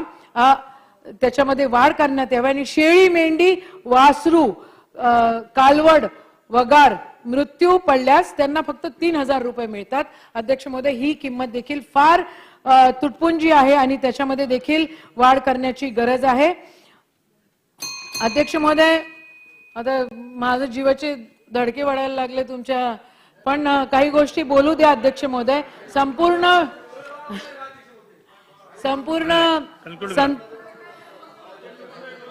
संपूर्ण विदर्भामध्ये औष्णिक थर्मल वीज निर्मिती केली जाते. त्याचे दुष्परिणाम त्या भागातल्या शेतकऱ्यांना खूप मोठ्या प्रमाणात, आपला मतदारसंघ अध्यक्ष महोदय तिथलाच आहे आणि आपण देखील या गोष्टीवर प्रामुख्याने लक्ष देणं कराल. अध्यक्ष महोदय, नांदगाव पेठ औद्योगिक परिसरामध्ये रतन इंडिया या खासगी कंपनी मार्फत महावितरण करता 1250 मेगावॅट पेक्षा जास्त वीज निर्मिती केली जाते, परंतु वीज ही फक्त 400 केव्ही वीज वाहिन्यांद्वारे दुसरीकडे वाहून नेल्या जाते. अध्यक्ष महोदय, ही मोठी गोष्ट आहे आणि याच्याकडे लक्ष देण्याची गरज आहे. अध्यक्ष महोदय, व्होल्टेजचे प्रॉब्लेम खूप मोठ्या प्रमाणामध्ये त्या ठिकाणी होतात आणि त्याच्याकडेही लक्ष देण्याची गरज आहे. अध्यक्ष महोदय, मी इरिगेशन बद्दल काही गोष्टी या ठिकाणी बोलेल आणि नंतर पाणी पुरवठ्याच्या पण मला 2-4 गोष्टी मांडायच्या आहे. दोन वाक्यामध्ये पाणी पुरवठा बोलते. 105 गावांची जी पाणी पुरवठा योजना ही माझ्या मतदारसंघामध्ये आहे आणि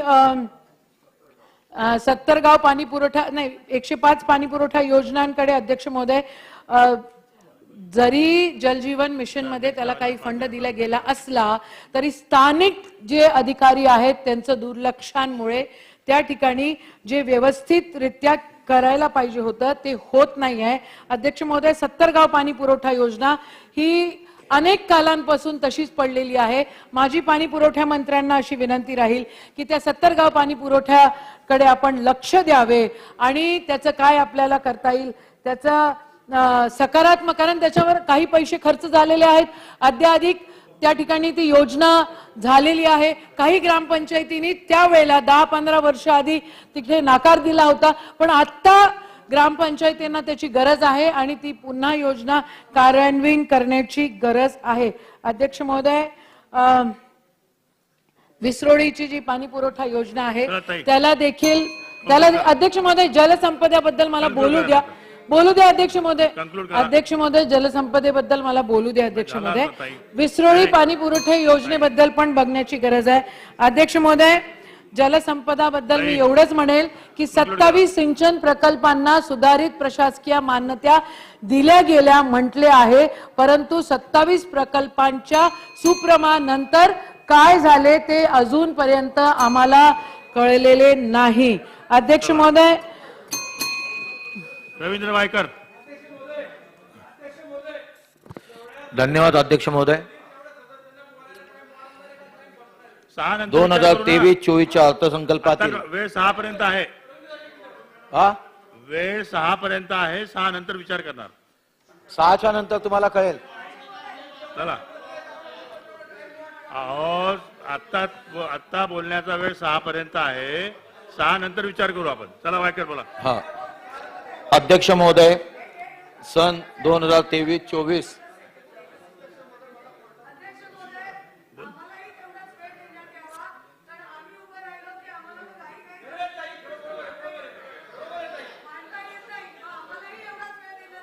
प्रत्येकाला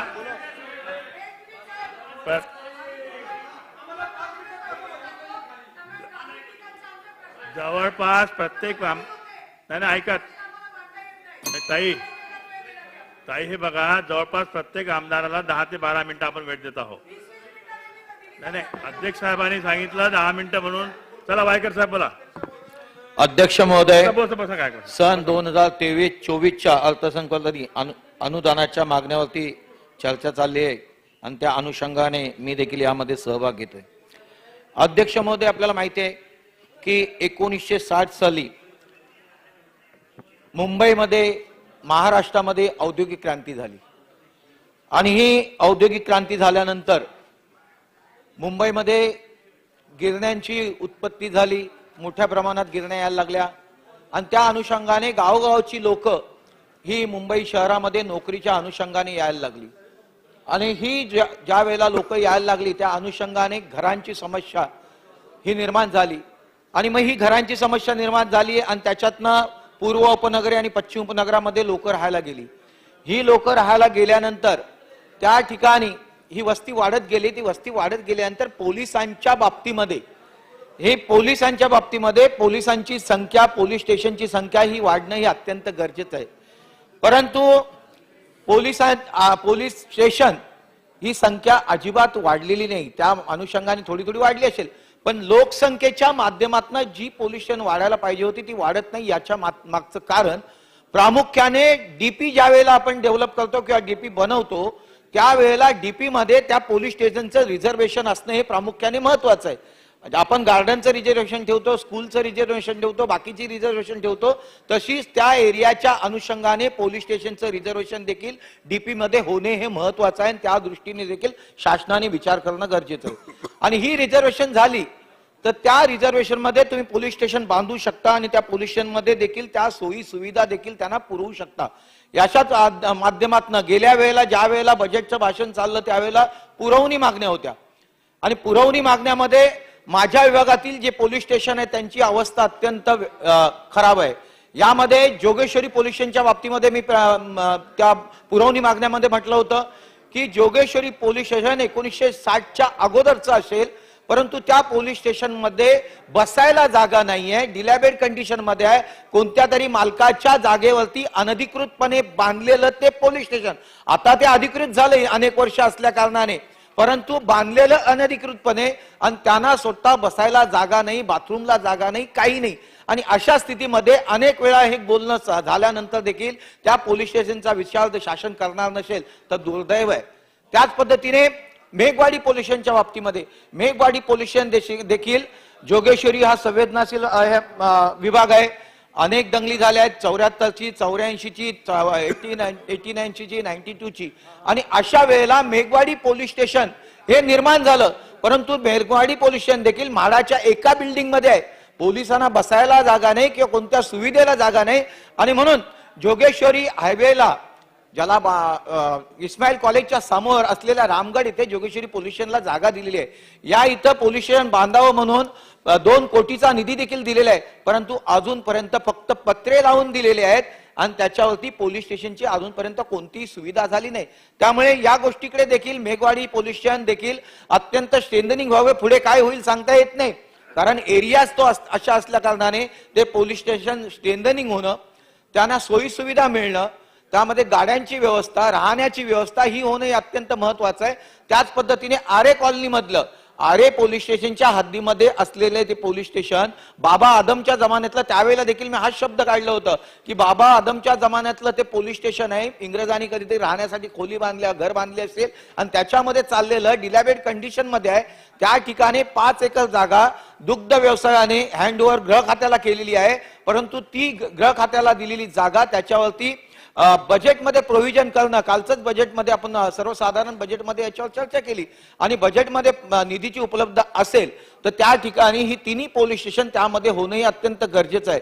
अशाच पद्धतीने ज्या वेळेला मागच्या वेळेला जो प्रश्न आला होता की मुंबई शहरामध्ये उपनगरामध्ये पसरत चालले अंमली पदार्थांचं सेवन, यामध्ये त्यावेळेला मी म्हटलं होतं की माझ्या एरियामध्ये Bandra plot, Colaba plot, Andheri plot या ठिकाणी अशा पद्धतीचं अंमली पदार्थाचं सेवन होत आहे. आणि अंमली पदार्थाचं सेवन होत असताना मी अनेक मेडिकल दुकानांची देखील नावं दिली होती किंवा माहिती सांगितली होती.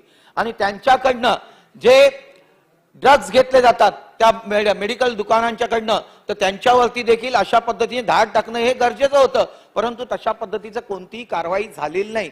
आणि त्यावेळेला मी सांगितलं होतं जे कफ एक्सपेक्ट्रॉन असतात ते कोरेक्स असेल, बेनाड्रिल असेल, आणखीन कोणतं अल्कॉफ असतील, हे अशी काही ड्रग्स एक्सपेक्ट्रॉन्ट आहेत त्याच्या माध्यमातून ते अतिसेवन करतात किंवा त्याच्यामध्ये आणखीन काही मिळवतात आणि ते घेतलं जातं.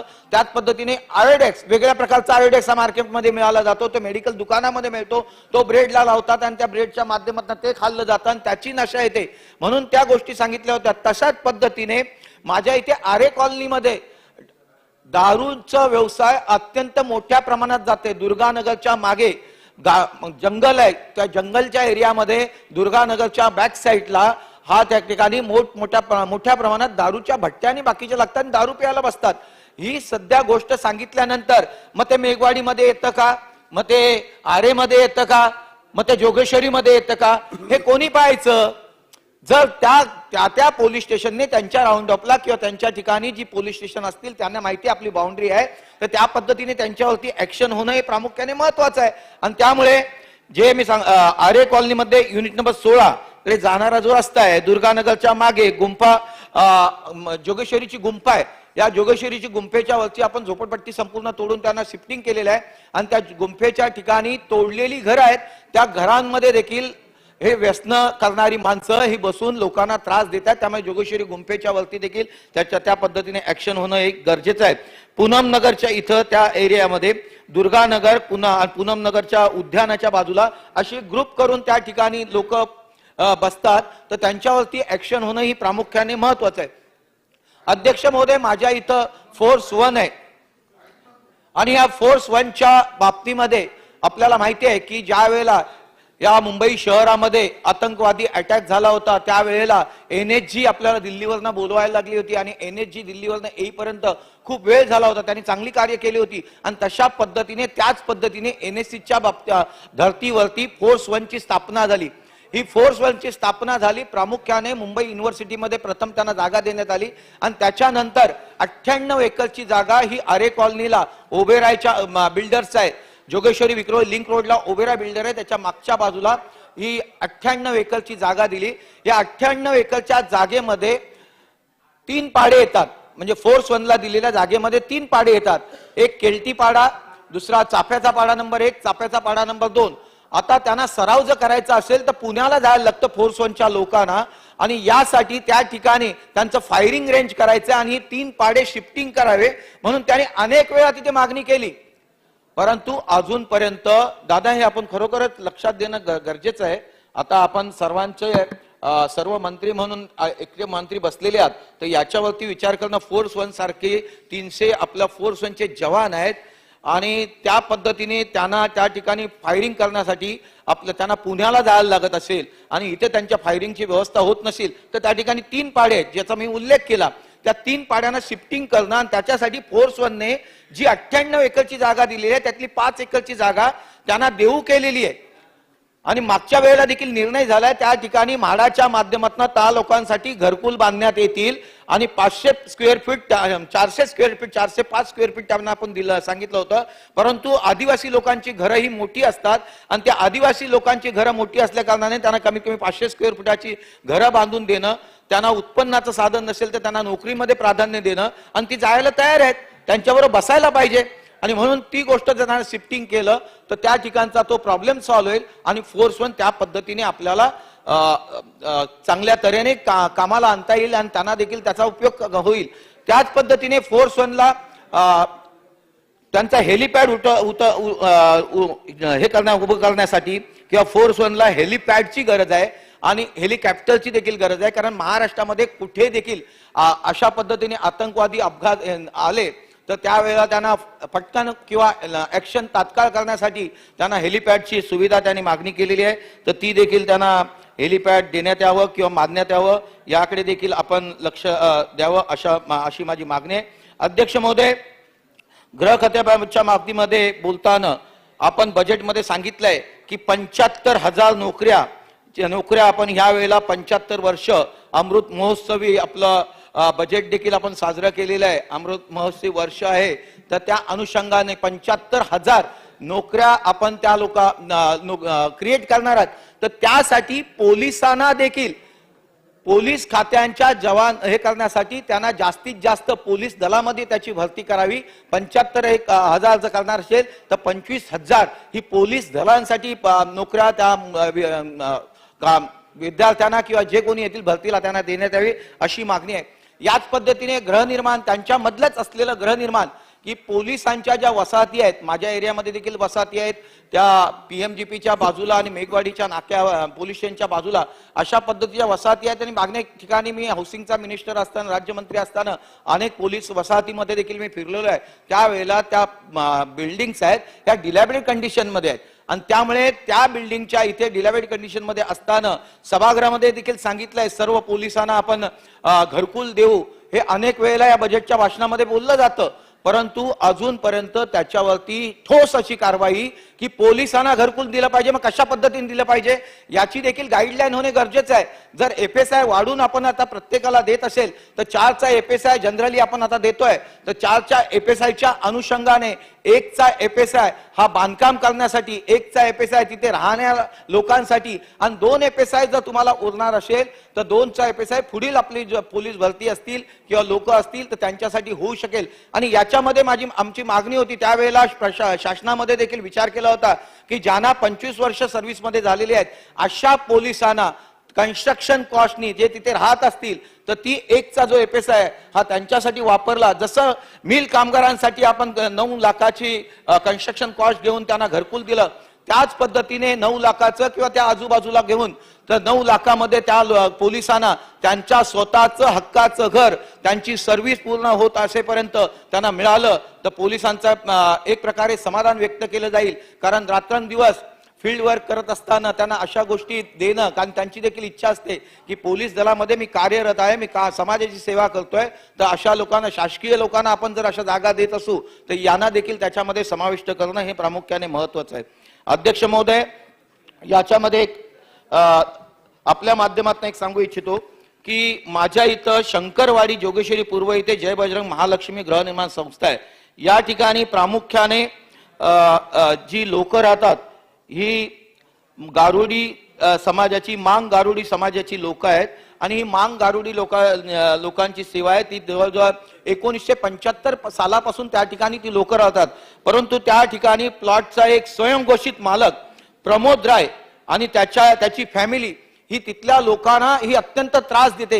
हे त्रास देत असताना त्यांनी बाउन्सर ठेवलेले आहेत, बाउन्सर, आणि या गरिबांवर अत्याचार करत असताना कंप्लेंट करायला ज्या वेळेला ते पोलीस स्टेशन जोगेश्वरी पोलीस स्टेशनला गेले त्यावेळेला ते बाउन्सर देखील त्या पोलीस स्टेशन मध्ये ते गेले आणि त्यांनी हाताला धरून या लोकांना, ज्यांना त्यांनी मारलेलं आहे त्या लोकांना हाताला धरून खेचून बाहेर काढतायत. म्हणजे पोलीस स्टेशन मध्ये पोलिसांचं पोलीस स्टेशन आहे की त्या बिल्डरचं पोलीस स्टेशन आहे की त्या बाउन्सरचं पोलीस स्टेशन आहे. त्यामुळे आपल्या माध्यमातून मला मागणी करायची आहे की अशा वेळेला जी घटना गेली आहे ती चित्रित देखील झालेली आहे, व्हायरल देखील झालेली आहे, तर त्या ठिकाणी असलेल्या बाउन्सरला आणि तो मालक प्रमोद राय आणि त्याच्या कुटुंबियांना तात्काळ अरेस्ट झाली पाहिजे अशी आपल्या माध्यमातून मी मागणी करतो.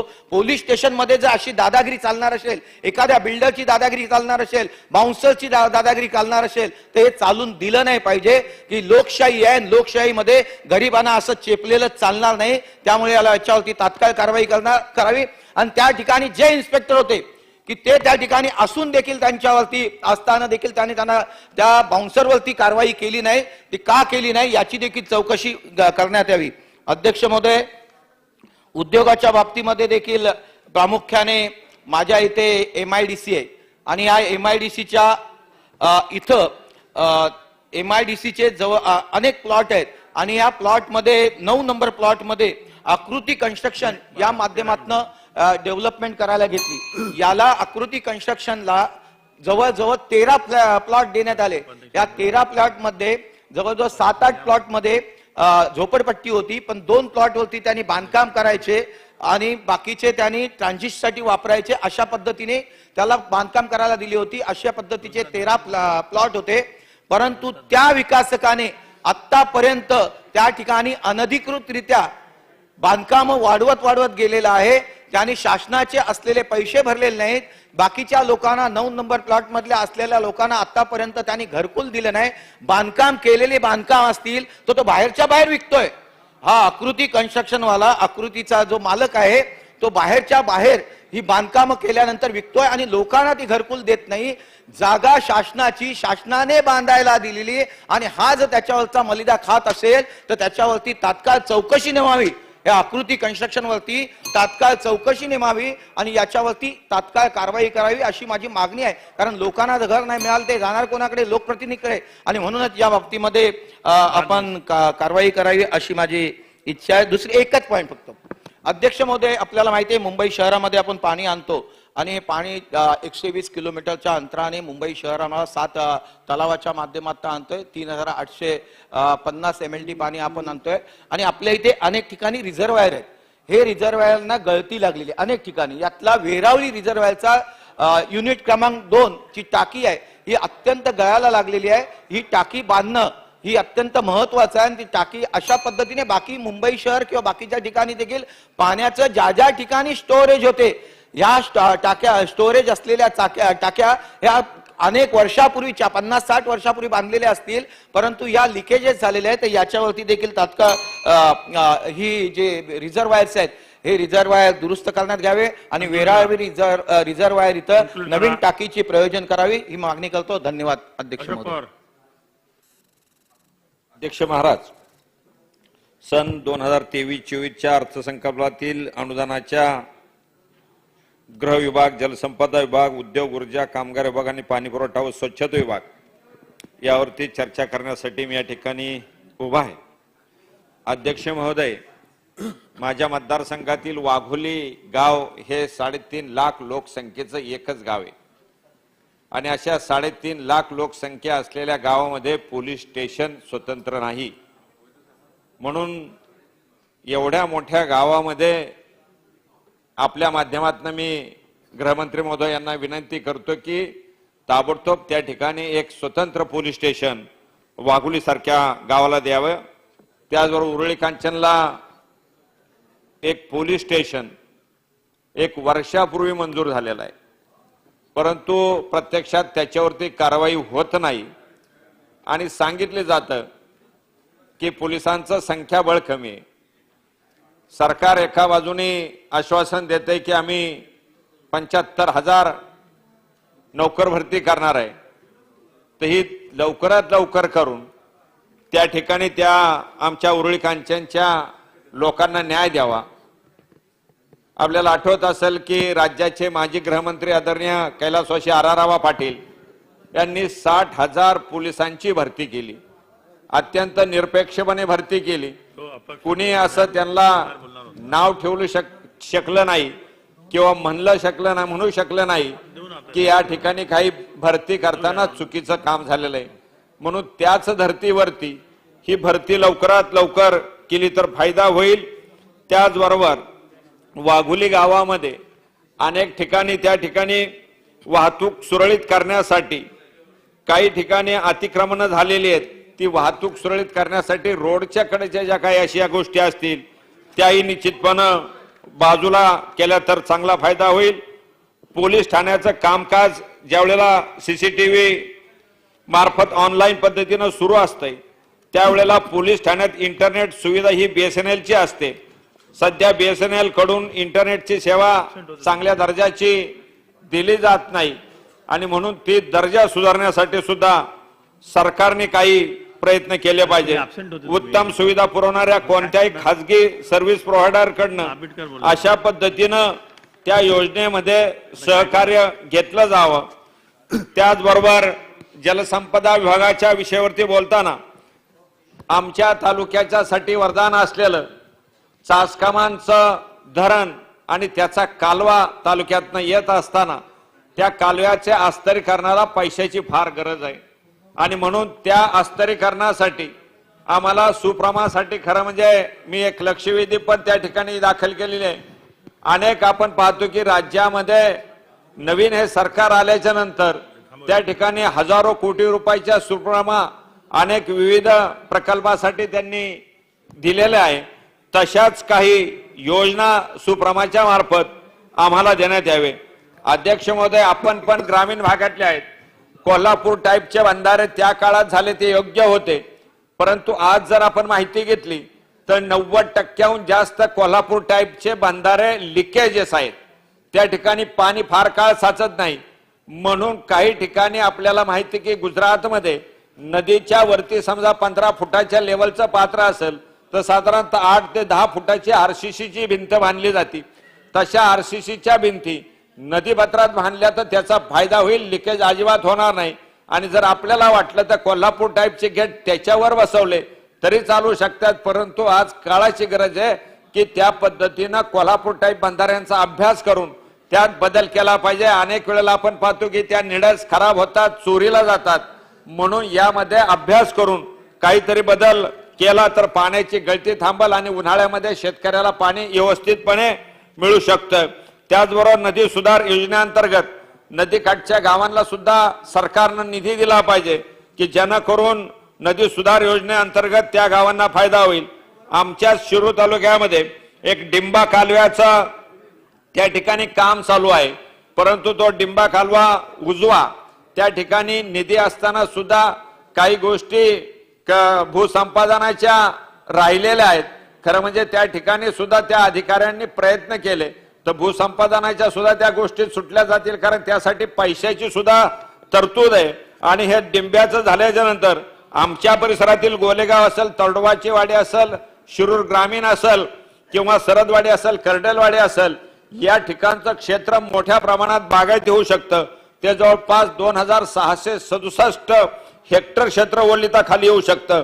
आणि म्हणून अशा पद्धतीनं आमच्या त्या डिंब्या उजव्याच्या कामाला सरकारने गती दिली तर निश्चितपणे त्याचा फायदा होऊ शकतो. उद्योग व्यवसायात आपण विचार करत असताना त्या ठिकाणी MIDC अनेक ठिकाणी होत असते. MIDCला शेतकऱ्यांच्या अगदी मोक्याच्या रस्त्याच्या कडेच्या जागा घेतल्या जातात. आमच्यासारख्या कार्यकर्त्याला वाटतं की MIDC जर रस्त्यापासून थोडी आत गेली तर काय फरक पडतो, कारण ती रस्त्याच्या कडेची जागा मौल्यवान असते. ते शेतकऱ्याला, त्याच्या मुलांना ती कुठेतरी व्यवसाय करायला उपयोग पडू शकते. पण महाराष्ट्रातली आपण माहिती घेतली तर MIDC सगळी मेन हायवेला लागून झालेले आहे. हायवे पासून थोडा अर्धा किलोमीटर आत गेलं तरी बिघडणार नाही, कारण त्या शेतकऱ्याच्या समोरच्या फ्रंटच्या जमिनी वाचल्या जातील, त्याला 2 पैसे त्यातनं निश्चितपणे उत्पन्न मिळेल. MIDC आपण करतो, पण आमची जी जुनी धरणं असतात शेतकऱ्यांच्या शेतीच्या पाण्यासाठी, त्यातलंच पाणी आपण उपसता. MIDCचं क्षेत्र हजारो एकराचं, हजारो हेक्टरचं आपण करता आणि त्या क्षेत्रासाठी परत पाणी त्या धरणातलं उचललं जातं. मग आम्हाला जे शेतीसाठी पाणी त्या ठिकाणी ठेवलेलं असतं, त्या शेती ठेवलेल्या पाण्यातनं ते पाणी MIDCला गेल्यावरती अनेक TMC पाणी आम्हाला शेतीचं कमी होतं, त्यामुळेही नुकसान होतं. म्हणून MIDCने स्वतःचे केटीवेर म्हणा, धरणं म्हणा, छोटे छोटे बंधारे म्हणा, त्यांनी उभे करावं आणि त्यांचा खर्चातनं पाणी तिथं न्यावं. अनेक वेळेला MIDCचे रस्ते आपण पाहतो ते नीट करत नाही. MIDCची पाईपलाईन ज्या भागातनं जाती, नदीवरनं पाणी तिथं आणलं जातं, यांना एक्सप्रेस फिडर असतो आणि मग त्या धरणातलं पाणी हे मोठ्या प्रमाणात उपसतात, परंतु त्या रस्त्याकडे पण MIDC लक्ष देत नाही. मग MIDC काय करते, मग ते रस्ते करायला नको का? अशा पद्धतीने सरकारने त्यांना सूचना दिल्या पाहिजे. आपण म्हणतो की भूमिपुत्रांना नोकऱ्या दिल्या जातात. भूमिपुत्राची व्याख्या कधी पाहिली का आपण? भूमिपुत्र म्हणजे महाराष्ट्रातला रहिवासी. मला सांगा, MIDC उदाहरणार्थ आपल्या तालुक्यात होत असेल, त्या तालुक्यातल्या त्या गावातल्या काही त्रिज्या धरून 20 किलोमीटर 15 किलोमीटरच्या आतली काहीतरी 50% मुलं घेतली पाहिजे. पुढच्या 15-20 किलोमीटरच्या त्रिज्येच्या पुढं परत 25% मुलं घेतली पाहिजे आणि मग राज्यातनं राहिलेली 50% आपण घ्या. पण केवळ स्थानिक असल्यामुळं जर त्या त्यांना लक्षात आलं की हा मुलगा स्थानिक आहे, त्याला नोकऱ्या मिळत नाही, मग आमच्यासारख्या कार्यकर्ते वाटतं की MIDC दुसरीकडे कुठेतरी व्हावी, मग माझ्या तालुक्यातल्या मुलांना तिथं नोकऱ्या मिळतील, माझ्या तालुक्यातल्या मुलींना नोकऱ्या मिळतील. म्हणून ही जी भूमिपुत्राची व्याख्या MIDCच करताय, त्यामध्येही बदल करणं ही काळाची गरज आहे. मी अपेक्षा ठेवतो की निश्चितपणे या सरकारने तसे बदल करावेत. त्याचबरोबर अनेक वेळेला की आपण MIDC आणतो. कोरोनाच्या काळात आम्हाला आठवतंय MIDC मधले कामगार राहायला दुसऱ्या गावात असतात. मग तुम्ही MIDC ज्या वेळेला करता तिथं वसाहत का करत नाही आपण? त्यांच्यासाठी शिक्षणाचं काय असेल दालन खोला. मग प्राथमिक शाळा असतील, कॉलेजेस असतील, मेडिकलची काही असतील, दुकानं असतील किंवा काही मेडिकल ऑफिसरसाठी जागा राखून ठेवल्या पाहिजे. आणि त्या जागेचा उपयोग यांना झाला तर, कारण कोरोनाच्या काळातलं मी एक उदाहरण सांगतो अध्यक्ष महोदय. आमच्या तालुक्यामध्ये एक सणसवाडी गाव आहे. तिथली माणसं MIDCत कामाला जात होते आणि ते कोरोना बाधित झाले. ते झाल्यानंतर गाव अख्खं सगळं 10 दिवस बंद झालं. गावातला एकही माणूस कोरोना बाधित नव्हता. सगळे MIDC मधले कामगार होते. त्यावेळेला ह्या कंपन्यांनी त्यांच्या कंपन्यामध्ये त्यांचे उपचार किंवा काही करायला पाहिजे होतं, ते काही केलं नाही आणि गावकऱ्यांना उलट त्याचा त्रास झाला. म्हणून MIDC मध्ये ह्या सगळ्या सुविधा अभ्यास करून केल्या तर निश्चितपणे भविष्यात त्याचाही फायदा आपल्याला सगळ्यांनाच होईल. अनेक वेळेला हॉस्पिटल सारखी गोष्ट त्या MIDC मध्ये पाहिजे असते, परंतु ती त्या ठिकाणी नसते. म्हणून MIDC मध्ये चांगलं एखादं हॉस्पिटल भव्य दिव्य असं केलं तर त्याचाही फायदा होईल. ऊर्जा विभागामध्ये चर्चा करताना अध्यक्ष महोदय, आपण इथं भाषण मोठमोठे आम्ही ऐकतोय, परंतु ट्रान्सफॉर्मर जळला 10 वेळेला त्या आमदारांना फोन करावा लागतो तरी ट्रान्सफॉर्मर मिळत नाही. आणि इथं सांगितलं जातं, आज मी आदरणीय आपल्या राज्याचे अर्थमंत्री यांचं मी आज इथं ज्या परवाचं जे भाषण झालं त्याच्यामध्ये त्यांनी सांगितलं गेलं की ज्या ठिकाणी प्रलंबित असलेल्या 86,073 कृषी पंपांना लगेच वीज जोडणे आम्ही तात्काळ देऊ. आम्हाला माझ्या तालुक्यात आठवतंय की महिना 2-2 महिने आज तिथं वीज जोड मिळत नाही. त्याचबरोबर 3 वर्षात कृषी वीज वाहिन्याचे सौर ऊर्जीकरण करण्यात येणार असून सुमारे 9.5 लाख शेतकऱ्यांना त्याचा लाभ होईल. म्हणून हे सौर कृषी पंप जेवढे लवकर बसवता येतील तेवढे बसवले तर निश्चितपणे त्याचा फायदा तमाम शेतकऱ्यांना होऊ शकतो. आणि आपल्याला माहिती आहे की PM कुसुम सौर योजना ही जी सेंट्रल गव्हर्नमेंटची आहे ती फक्त महाऊर्जा राबवती, तर ती योजना MSEB ला दिली तर काय फरक पडेल? महाऊर्जाने राबवावी, MSEB ने पण राबवावी, त्याचा फायदा निश्चितपणे होईल. अध्यक्ष महोदय, नुकतंच सुरुवात झालेली थोडेसे माझे फक्त पॉइंटेड विषय आहेत तेच मांडतोय मी. त्याचबरोबर ज्या शेतकऱ्यांना विद्युत पुरवठा 5 पोलच्या पुढे आहे अशा ग्राहकांना MSEB कडून म्हणजे HVDS या संकल्पनेतनं कनेक्शन दिले जात नाही. अशाच शेतकऱ्यांना सौर ऊर्जावर कनेक्शन दिलं तर काय बिघडतंय? म्हणून त्यांनाही त्या पद्धतीनं कनेक्शन द्यावं. महावितरणचा विद्युत पुरवठा शेतकरी वापरत असेल तर या योजनेचा लाभ त्याला घेता येत नाही. म्हणून या अटीमध्ये बी शिथिलता आणून त्याचा फायदा त्याला घेता आला पाहिजे. ग्रामपंचायत असेल, आरोग्य, पाणी पुरवठा, जिल्हा परिषद शाळा यांना सौर ऊर्जावर आणण्यासाठी महाऊर्जाकडे जो असलेला निधी आहे त्या निधीतनं यांना मदत झाली तर चांगला फायदा होईल. त्याचबरोबर मुख्यमंत्री सौर कृषी योजनेतनं गायरान जागेत जास्तीत जास्त प्रकल्प उभा करण्याचे प्रयत्न चालू आहे. पण हे नुसते आम्ही कागदावरती ऐकतोय. गेल्या अनेक वर्षापासून योजना चालू आहे, पण महाराष्ट्रातल्या कुठल्याही एका गावामध्ये ही योजना अजून तरी चालू मला दिसत नाही. योजना फार चांगली आहे, कारण त्याला एकरी 30,000 रुपये वर्षाला भाडं देणार आहे आणि शिवाय त्या गावामध्ये दिवसा लाईट देण्यात येणार आहे. खरं म्हणजे आमच्याकडे बिबट्या क्षेत्र मोठ्या प्रमाणात आहे. खरं म्हणजे बेनके साहेब नाही तिथं, जुन्नरला बिबट्याचा मोठा वावर आहे, शिरूरला आहे, आंबेगावला वळसे पाटलां साहेब तिथे आहे, दिलीपराव मोहितेंचा खेडला आहे, अनेक ठिकाणी. मग त्या ठिकाणी दिवसा लाईट आम्हाला का देत नाही हाही प्रश्न सरकारला माझा आहे. वर्ध्याच्या बाजूला काहीतरी अशी चर्चा चालू आहे की 4 जिल्ह्यामध्ये त्या ठिकाणी दिवसा लाईट देणारे बिबट्या जिथं आहे तिथं. म्हणून दिलेली माझ्या माहितीने ती दिलेली असेल तर अध्यक्ष महोदय आपण तपासून पाहावा आणि मग वर्ध्याला एक न्याय आणि बाकीच्या परिसराला काय न्याय नाही आपण तपासा की खरंच इथं बिबट्या आहे का अशोक पवार चुकीचं सांगतोय आणि असले तर द्या, नसल्या तर नाही दिलं तरी काही फरक पडणार नाही. म्हणून तोही विषय ऑनलाईन अर्ज भरताना अध्यक्ष महोदय या ठिकाणच्या योजनेची साईट अत्यंत संत आहे. मग आपण म्हणतोय की ऑनलाईन करा, लवकर होईल लवकर, ह्या साईटची पण तपासणी करणं गरजेचं आहे. त्यामुळं तोही प्रश्न आपण त्या पद्धतीनं सोडवण्यासाठी सरकारला आपण खरं म्हणजे त्या ठिकाणी काही आदेश दिले तर त्याचं काम निश्चितपणे आम्हाला सोपं होईल. इतरही ट्रान्सफॉर्मर लवकरात लवकर शेतकऱ्याला मिळावे, कारण शेतकऱ्यांना आज उन्हाळ्याच्या दिवसामध्ये त्यांची पिकांची आज बाजारच नाही कुठल्या पिकाला, निदान ती पिकं तरी जळून देऊ नका, ती पिकं तरी वाचवण्याचा प्रयत्न करा म्हणून. आणि आम्हाला हे कळू द्या की एखादा ट्रान्सफॉर्मर जळाला किंवा फेल झाला तर कमीत कमी किती तासामध्ये सरकारचा कायदा आहे की तो त्याला शेतकऱ्याला देता आला पाहिजे. तर अशा पद्धतीनं ह्या वेगवेगळ्या मागण्या आम्ही आजच्या या आयुष्याद्वारे मांडत आहे. आपण बोलण्याची संधी दिली त्याबद्दल धन्यवाद अध्यक्ष. सन्मान्य आरोग्य मंत्र्याला काही निवेदन करायचं आहे. मान्य आरोग्य मंत्री. आज सकाळी माननीय विरोधी पक्षनेते अजितदादाजी पवार यांनी एक दोन गोष्टी उपलब्ध केल्या आणि त्याच्याविषयी निवेदन करण्यासाठी विनंती केली होती. राज्यातील आरोग्य सेवाच्या बाबतीत H3N2 फ्लू सदृश्य साथीरोगाचं जे काही वाढतं प्रमाण आहे त्या बाबतीतलं हे निवेदन आहे. इन्फ्लुएन्झा ए आजार विषाणूमुळे होणारा आजार आहे.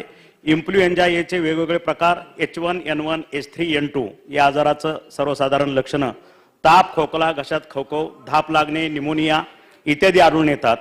इन्फ्लुएन्झा बाबत रुग्ण सर्वेक्षण हे मुख्यतः लक्षण आधारित आहे. याबाबत सर्व आरोग्य केंद्रात रुग्णांची तपासणी करण्यात येत आहे. मार्गदर्शक सूचनानुसार उपचार करण्यात येतात. 13/3/2023 अखेर H1N1 बाधित 303 रुग्ण आणि H3N2 बाधित 58 रुग्ण आढळलेले आहेत. राज्यात इन्फ्लुएन्झा हा आजार मुख्यत्वे करून पुणे, मुंबई, ठाणे, नागपूर, औरंगाबाद, सांगली, कोल्हापूर या जिल्ह्यातील शहरी भागात दिसून येत आहे. H3N2 या आजाराने मृत्यू झालेल्या रुग्णाची माहिती पुढील प्रमाणे आहे. 13/3/2023 रोजी अहमदनगर येथील साईदीप या खासगी रुग्णालयात श्री चंद्रकांत सपकाळ वय 23 वर्ष या रुग्णाचा मृत्यू झाल्याची नोंद आहे. श्री चंद्रकांत सपकाळ हा doctor Vikhe Patil medical college Ahmednagar येथे MBBS चा विद्यार्थी होता. प्रथम वर्षाची परीक्षा संपल्यावर 2 ते 6 मार्चच्या दरम्यान तो अलिबागला सुट्टीला गेला होता. सुट्टीवरून परत आल्यानंतर 10/3/2023 रोजी ताप व किरकोळ अंगदुखीचा त्रास सुरू झाला. यासाठी दिनांक 11/3/2023 रोजी doctor Vikhe Patil medical college येथील अपघात विभागात तपासणी झाली. डॉक्टरांनी त्यांना भरती होण्याचा सल्ला दिला, तथापि तो भरती झाला नाही. दुसऱ्या दिवशी त्याच्या पालकांना फोन करून त्यानं बोलवून घेतलं आणि 12/3/2023 रोजी सकाळी 10 वाजता ICU मध्ये भरती झाला. त्याच दिवशी दुपारी नातेवाईकांनी त्याला अहमदनगर येथीलच खाजगी साईदीप रुग्णालयात भरती केलं.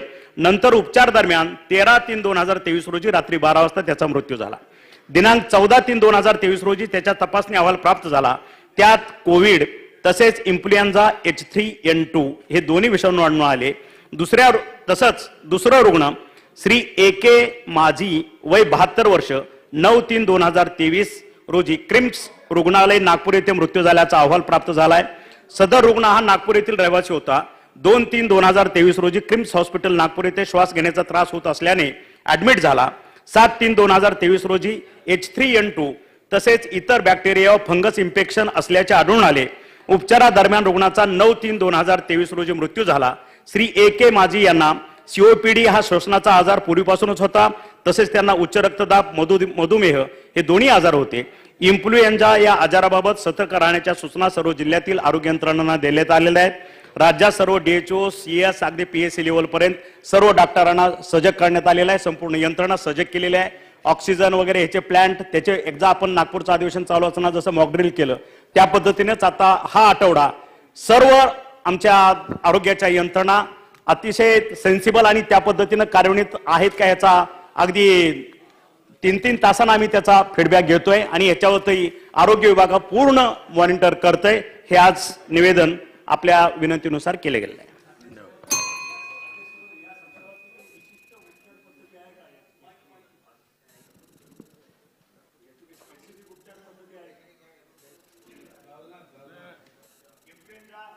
इन्फ्लुएन्झा हा आजार विषाणूमुळे होणारा आजार आहे. इन्फ्लुएन्झा चे 2 प्रकार H1N1 H3N2. या आजाराचं सर्वसाधारण लक्षण ताप, खोकला, घशात खवखव, धाप लागणे, निमोनिया असं आहे. 48 ते 72 तासाच्या दरम्यान टॅमीफ्लू याचा कोर्स म्हणजे डॉक्टरांचा सल्ला घेऊन टॅमीफ्लू गोळीचा कोर्स केला तर हे 3 दिवसामध्ये बरा होतं. राहुल कोल आहे आता. अध्यक्ष महोदय, सन्माननीय मंत्री महोदयांनी माहिती दिली. माझा विनंती मंत्री महोदयांना अशी आहे की आपण याचं स्पष्टीकरण द्यावं की एम्सच्या डायरेक्टर गुलेरी यांनी एम्स दिल्ली असं म्हटलं की मास्क वापरणे आता संयुक्तिक ठरेल आणि बरोबरीने हात धुणं आणि पुन्हा करोनाच्या काळात आपण जसे हात धुणे, हात स्वच्छ ठेवणे, गर्दीच्या ठिकाणी मास्क वापरणे, या सगळ्या गोष्टी या संयुक्तिक ठरतील, योग्य ठरतील अशा पद्धतीची सूचना दिली. राज्य सरकार या गोष्टींचा विचार करून काही मार्गदर्शक सूचना करणार आहे का, त्यासाठी कुठली समिती बनवली आहे का, आणि त्या समितीच्या माध्यमातून काही सूचना किंवा सरकारच्या माध्यमातून मास्कच्या बाबत काही सूचना देणार का? मान्य सदस्य आशिषजी शेलार यांनी जी सूचना केलेली आहे ह्याच्यावरती साधारणतः उद्या किंवा परवा माननीय मुख्यमंत्री यांच्या अध्यक्षतेखाली ह्याच संदर्भात एक बैठक लावलेली आहे. मीन व्हाईल मास्क असेल, हात धुणं असेल, एक अंतर पाळणं असेल, ह्याच्या मार्गदर्शक तत्व ऑलरेडी मी सकाळीच आपल्या मीडियाच्या माध्यमातून सर्व जनतेला आव्हान केलेलं आहे की अशा पद्धतीचं जर एखादं व्हायरल होत असेल तर थोडं अंतर पाळावं, मास्क वापरावा, हात धुतला पाहिजे आणि अंगावरती न काढता थोडा ताप आणि जर अंगदुखी असेल तर तात्काळ डॉक्टरांचा सल्ला घेऊन उपचार चालू करावा.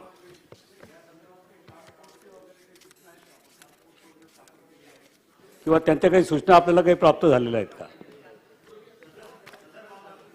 ही मुख्यमंत्र्यांच्या अध्यक्षतेखाली आता उद्या मीटिंग होणार आहे, त्याच्यामध्ये हे ठरवलं जाईल. सन्माननीय कुल साहेब.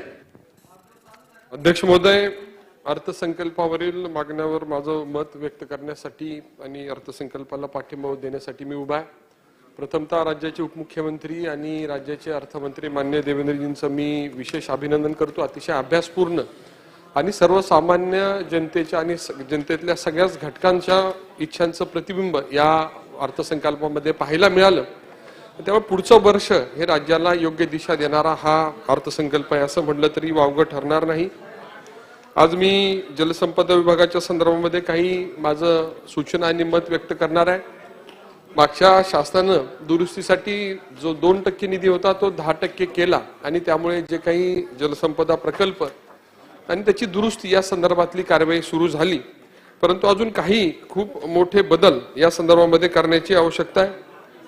अर्थसंकल्पामध्ये उल्लेख झाला की उपसा सिंचन योजनांच्या वीज दरातली जी सवलत आहे त्याची वाढ ही आपण त्याची मुदत ही आपण मार्च 2024 पर्यंत मुदतवाढ दिलेली आहे.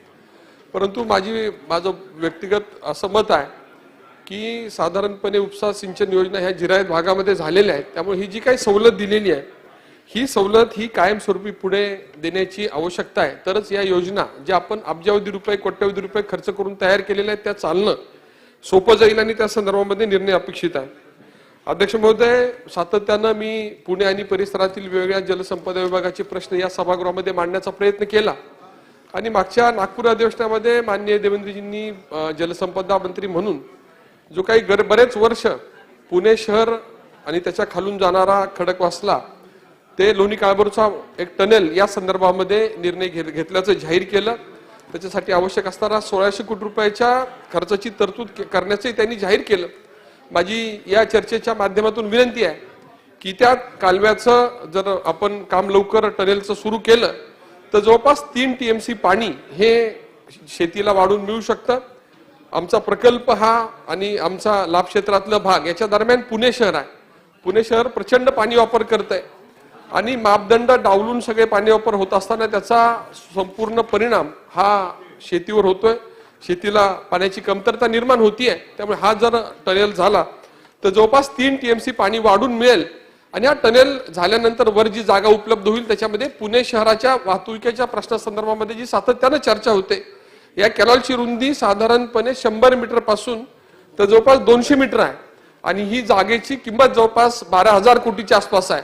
1500-1600 कोटी रुपये खर्च करून जर ही जागा उपलब्ध झाली तर पुण्याच्या वाहतुकी संदर्भामध्ये 100 मीटरचा खडकवासल्यापासून लोणी काळभोर पर्यंतचा हा संपूर्ण रस्ता, मग त्याच्यामध्ये फ्लायओव्हर असेल, त्याच्यामध्ये रेल्वे असेल, त्याच्यामध्ये मेट्रो असेल, अशा प्रकारचे वेगवेगळे प्रकल्प करण्यासाठी खुली होऊ शकते आणि त्यामुळे हा तातडीनं हाती घ्यावा अशा प्रकारची विनंती या चर्चेच्या निमित्तानं करतो. खडकवासला पुरंदर उपसा सिंचन योजना, त्याचबरोबर जानाई शिरसाई उपसा सिंचन योजना या संदर्भामध्ये आशियाई बँकेचा, एशियन बँकचा जवळपास 1300 कोटी रुपयाचा प्रकल्प शासनाच्या विचाराधीन आहे. त्याच्यावर कारवाई चालू आहे. तो लवकर झाला तर या भागातील जिरायत शेतीला, बागायत शेतीला पाण्याची उपलब्धता चांगली होण्याच्या संदर्भातली त्या ठिकाणी परिस्थिती निर्माण होऊ शकते आणि त्या संदर्भामध्ये सुद्धा तातडीनं निर्णय घेण्याची आवश्यकता आहे. या सगळ्या व्यवस्था जर पाहिल्या तर या सगळ्या व्यवस्थावर पुणे शहराच्या पाण्याचा ताण आहे. पीएमआरडीचं नियोजन होत आहे आणि आत्ताची असताना तिथलं नागरिककरण आणि पुण्याच्या परिसरातील असणारा येलो झोन याचा जर विचार केला तर साधारणपणे या धरणाचं सगळं पाणी उद्या पिण्यासाठी सुद्धा कमी पडेल अशा प्रकारची परिस्थिती आहे. त्यामुळे मुळशी धरणासंदर्भामध्ये त्या धरणाचं पाणी जे पूर्वमुखी मूळचं आहे ते पश्चिमेकडे कृत्रिमरित्या वळवण्यात आलेलं आहे. वीज निर्मिती त्या माध्यमातून केली जाते. वीज निर्मितीची गरज जरी असली तरी पाण्याची गरज ही त्या प्रमाणामध्ये खूप जास्त प्रमाणात वाढलेली आहे. त्यामुळे मूळ हक्काचं पूर्वमुखी पाणी या भागामध्ये देण्यासाठी ज्या 2 वेळा समित्या झाल्या त्या समित्या संदर्भातला जो अहवाल आहे हा लवकर शासनासमोर येऊन त्या संदर्भातला निर्णय झाला तर मुळशी धरणातलं पाणी त्या भागामध्ये गेलं तर काही पश्चिम महाराष्ट्रातल्या भागाला आणि काही प्रमाणामध्ये मराठवाड्यातल्या काही जिल्ह्यांना त्याच्यामधून शेतीच्या पाण्यासंदर्भातली नवीन व्यवस्था निर्माण होण्याचा मार्ग खुला होईल. कोल्हापूर पद्धतीचे बंधारे झाले, 20 वर्ष झालं, 30 वर्ष झालं, 40 वर्ष झाले. आता त्याच्यामध्ये खूप मोठ्या प्रमाणावर बदल करण्याची आवश्यकता आहे. एक आपण पहिला प्रयत्न केलाय आणि तो म्हणजे त्या ठिकाणी काही बॅरेजेस करता येतील का, तर प्रायोगिक तत्वावर काही बॅरेजेसचं काम जर लवकर आपण सुरू केलं तर निश्चितपणे त्याच्यामध्ये पाण्याची उपलब्धता चांगली राहील, त्याची व्यवस्था चांगली राहील आणि उद्याच्या काळामध्ये ती व्यवस्था चांगली ठेवण्यासाठी या गोष्टीचा उपयोग होईल. इतर जे आजचे विभाग आहेत त्याच्यामध्ये महत्वाचा विभाग ऊर्जा आहे. ऊर्जा विभागासंदर्भामध्ये आपल्या बऱ्याच सहकाऱ्यांनी चर्चा केलेली आहे. सगळीकडे मागणी आहे की शेतकऱ्याला दिवसा वीज द्यावी. त्या संदर्भामध्ये माझी आग्रही मागणी राहील, परंतु त्याच्यामध्ये शेतकऱ्यांसाठी असणारी पायाभूत व्यवस्था ही मजबूत करण्याच्या दृष्टीनं आपण त्याच्यामध्ये आपल्या माध्यमातून शासनाला विनंती आहे की थोडा जादाचा निधी या पुढच्या 2-3 वर्षामध्ये दिला तर आज ट्रान्सफर फेल होण्याचं प्रमाण, त्यामुळे शेतीवर त्याचा दूरगामी विपरीत परिणाम होण्याचं प्रमाण हे खूप जास्त आहे आणि त्या संदर्भामध्ये एक रोड मॅप हा शेतकऱ्यांसाठी करण्याची आवश्यकता आहे. आज शेतकऱ्याला वीज मिळायला, त्याच्यासाठी कनेक्शन मिळायला प्रचंड अडचणीला सामोरं जावं लागतं. आज आपण शहरी भागामध्ये दुसऱ्या दिवशी कनेक्शन देतो, परंतु वर्षानुवर्ष विजेच्या जोडण्या दिल्या जात नाही आणि वीज बिला संदर्भामध्ये सगळ्यांचीच मागणी आहे की आपण कधीतरी 6 महिन्यातून, 3 महिन्यातून, 12 महिन्यातून कधीतरी विजेचे बिल मागणी करतो आणि त्यासाठी ट्रान्सफर बंद करतो. माझी विनंती आहे की या संदर्भामध्ये दूरगामी विचार करून विजेसंदर्भातलं सगळ्या पक्षांना विचारात घेऊन काहीतरी दूरगामी धोरण घेतलं तर वारंवार वीज पुरवठा खंडित होणे, शेतकऱ्यांचं जे नुकसान होतं ते टळू शकेल आणि त्या संदर्भामध्ये आपण त्या बाबतीत निर्णय घ्यावा अशा प्रकारची अपेक्षा अध्यक्ष महोदय आपल्या माध्यमातून मी करतो. बांधकाम विभागाच्या कामगारांसंदर्भातली कामगार विभागाची अतिशय चांगली योजना आहे. त्याच्यामध्ये नोंदणीकृत कामगारांना विम्याचं संरक्षण मिळतं, आरोग्यासाठी त्यासाठी आवश्यक सुविधा मिळतात आणि इतरही काही शिक्षणासाठी सुविधा मिळतात. त्या संदर्भातलं बोर्ड जे आहे त्याच्यामध्ये काही बदल अपेक्षित आहे. घरांना त्यांना अनुदान दिलं जातं, परंतु ते घरांचं अनुदान हे देताना ते महारेरा अंतर्गत जे गृहनिर्माण प्रकल्प आहे त्यांच्यासाठी दिलं जातं. तर तो लाभ हा स्वतःच्या जागेमध्ये ज्यांची जागा आहे अशा बांधकाम कामगारांना सुद्धा बांधकाम घराचं बांधकाम करण्यासाठी त्या योजनेचा लाभ द्यावा अशा प्रकारची विनंती मी अध्यक्ष महोदय आपल्या माध्यमातून शासनास करत आहे. गृह विभागाच्या बाबतीमध्ये गुन्हेगारीकरण वाढू नये या दृष्टीने काही पावलं आपण आताच उचलण्याची आवश्यकता आहे. ऑनलाईन फसवणूक करण्याचं प्रमाण विशेषतः ग्रामीण भागामध्ये खूप मोठ्या प्रमाणावर वाढलेलं आहे. त्या संदर्भामध्ये सायबर विभाग अजून सक्षम करण्याची आवश्यकता आहे आणि फसवणुकीचे हे प्रकार टाळण्यासाठी आपण व्यवस्था निर्माण करण्याची आवश्यकता आहे. सायबर व्यवस्थेच्या माध्यमातून आपल्या परिसरातील युवकांचं जे काही गुन्हेगारीकरण होण्याची जी काही दिशा असते ती मिळू शकते. त्याच्यावर बारकाईने लक्ष देण्याची व्यवस्था जिल्हावार जर केली तर संभाव्य गुन्हेगार जे निर्माण होत आहेत त्याचं प्रतिबिंब आपल्याला निश्चितच सोशल मीडियावरून आपल्याला पाहायला मिळतं. त्याच्यावर व्यवस्थित लक्ष दिलं तरी सुद्धा कायदा आणि सुव्यवस्थेची परिस्थिती चांगली ठेवण्याच्या बाबतीमध्ये आपल्याला मदत होऊ शकते आणि तशा प्रकारची सूचना या चर्चेच्या निमित्तानं मी करतो. माझ्या मतदारसंघातील दौंड पोलीस स्टेशन, यवत पोलीस स्टेशन, दौंड उपविभागीय पोलीस अधिकारी कार्यालय आणि पोलिसांची निवासस्थानं, त्याचबरोबर माझ्या मतदारसंघात असणाऱ्या SRP गट क्रमांक 5, गट क्रमांक 7, RPTS, PTS या सगळ्या पोलीस व्यवस्थेसंदर्भातल्या ज्या इमारतीच्या मागण्या आहेत त्या तातडीनं पूर्ण होणं आवश्यक आहे. आपण पोलिसांच्याकडून कर्तव्याची अपेक्षा सातत्यानं करतो, पण आपलं सुद्धा त्यांच्याप्रती असणारं कर्तव्य लक्षात घेऊन आपण त्यांना काम करण्यासाठी सक्षम असती पायाभूत यंत्रणा उभं करण्यासाठी निधी उपलब्ध करून द्यावा अशा प्रकारची विनंती करतो. माझ्या मतदारसंघामध्ये कुरकुम MIDC आहे, केमिकल MIDC आहे. प्रचंड प्रमाणामध्ये प्रदूषण होतं, प्रचंड अपघात होत असतात. काही अपघात तर अतिशय गंभीर स्वरूपाचे झालेले आहेत आणि आजूबाजूच्या गावातून लोक खाली करावे लागले, अशा प्रकारची परिस्थिती आहे. तर या कामगार विभागानं MPCB आणि इंडस्ट्रियल सेफ्टीच्या माध्यमातून त्या भागातील जे काही अपघात होण्याची संभाव्य शक्यता आहे त्याचं नियंत्रण करण्यासंदर्भात कारवाई करावी. त्याचबरोबर कामगारांच्यावर होणारे अन्याय दूर करण्यासंदर्भामध्ये कामगार विभागानं त्याच्या संदर्भात कारवाई करावी, अशा प्रकारची विनंती या संदर्भात करतो.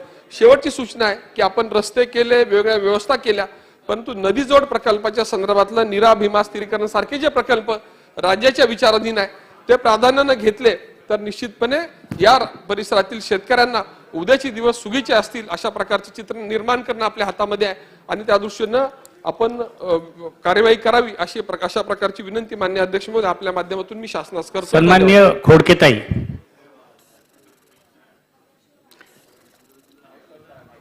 दोन 2023-24 अर्थसंकल्पावर अनुदानावर मागण्यासाठी मी या ठिकाणी उभी आहे.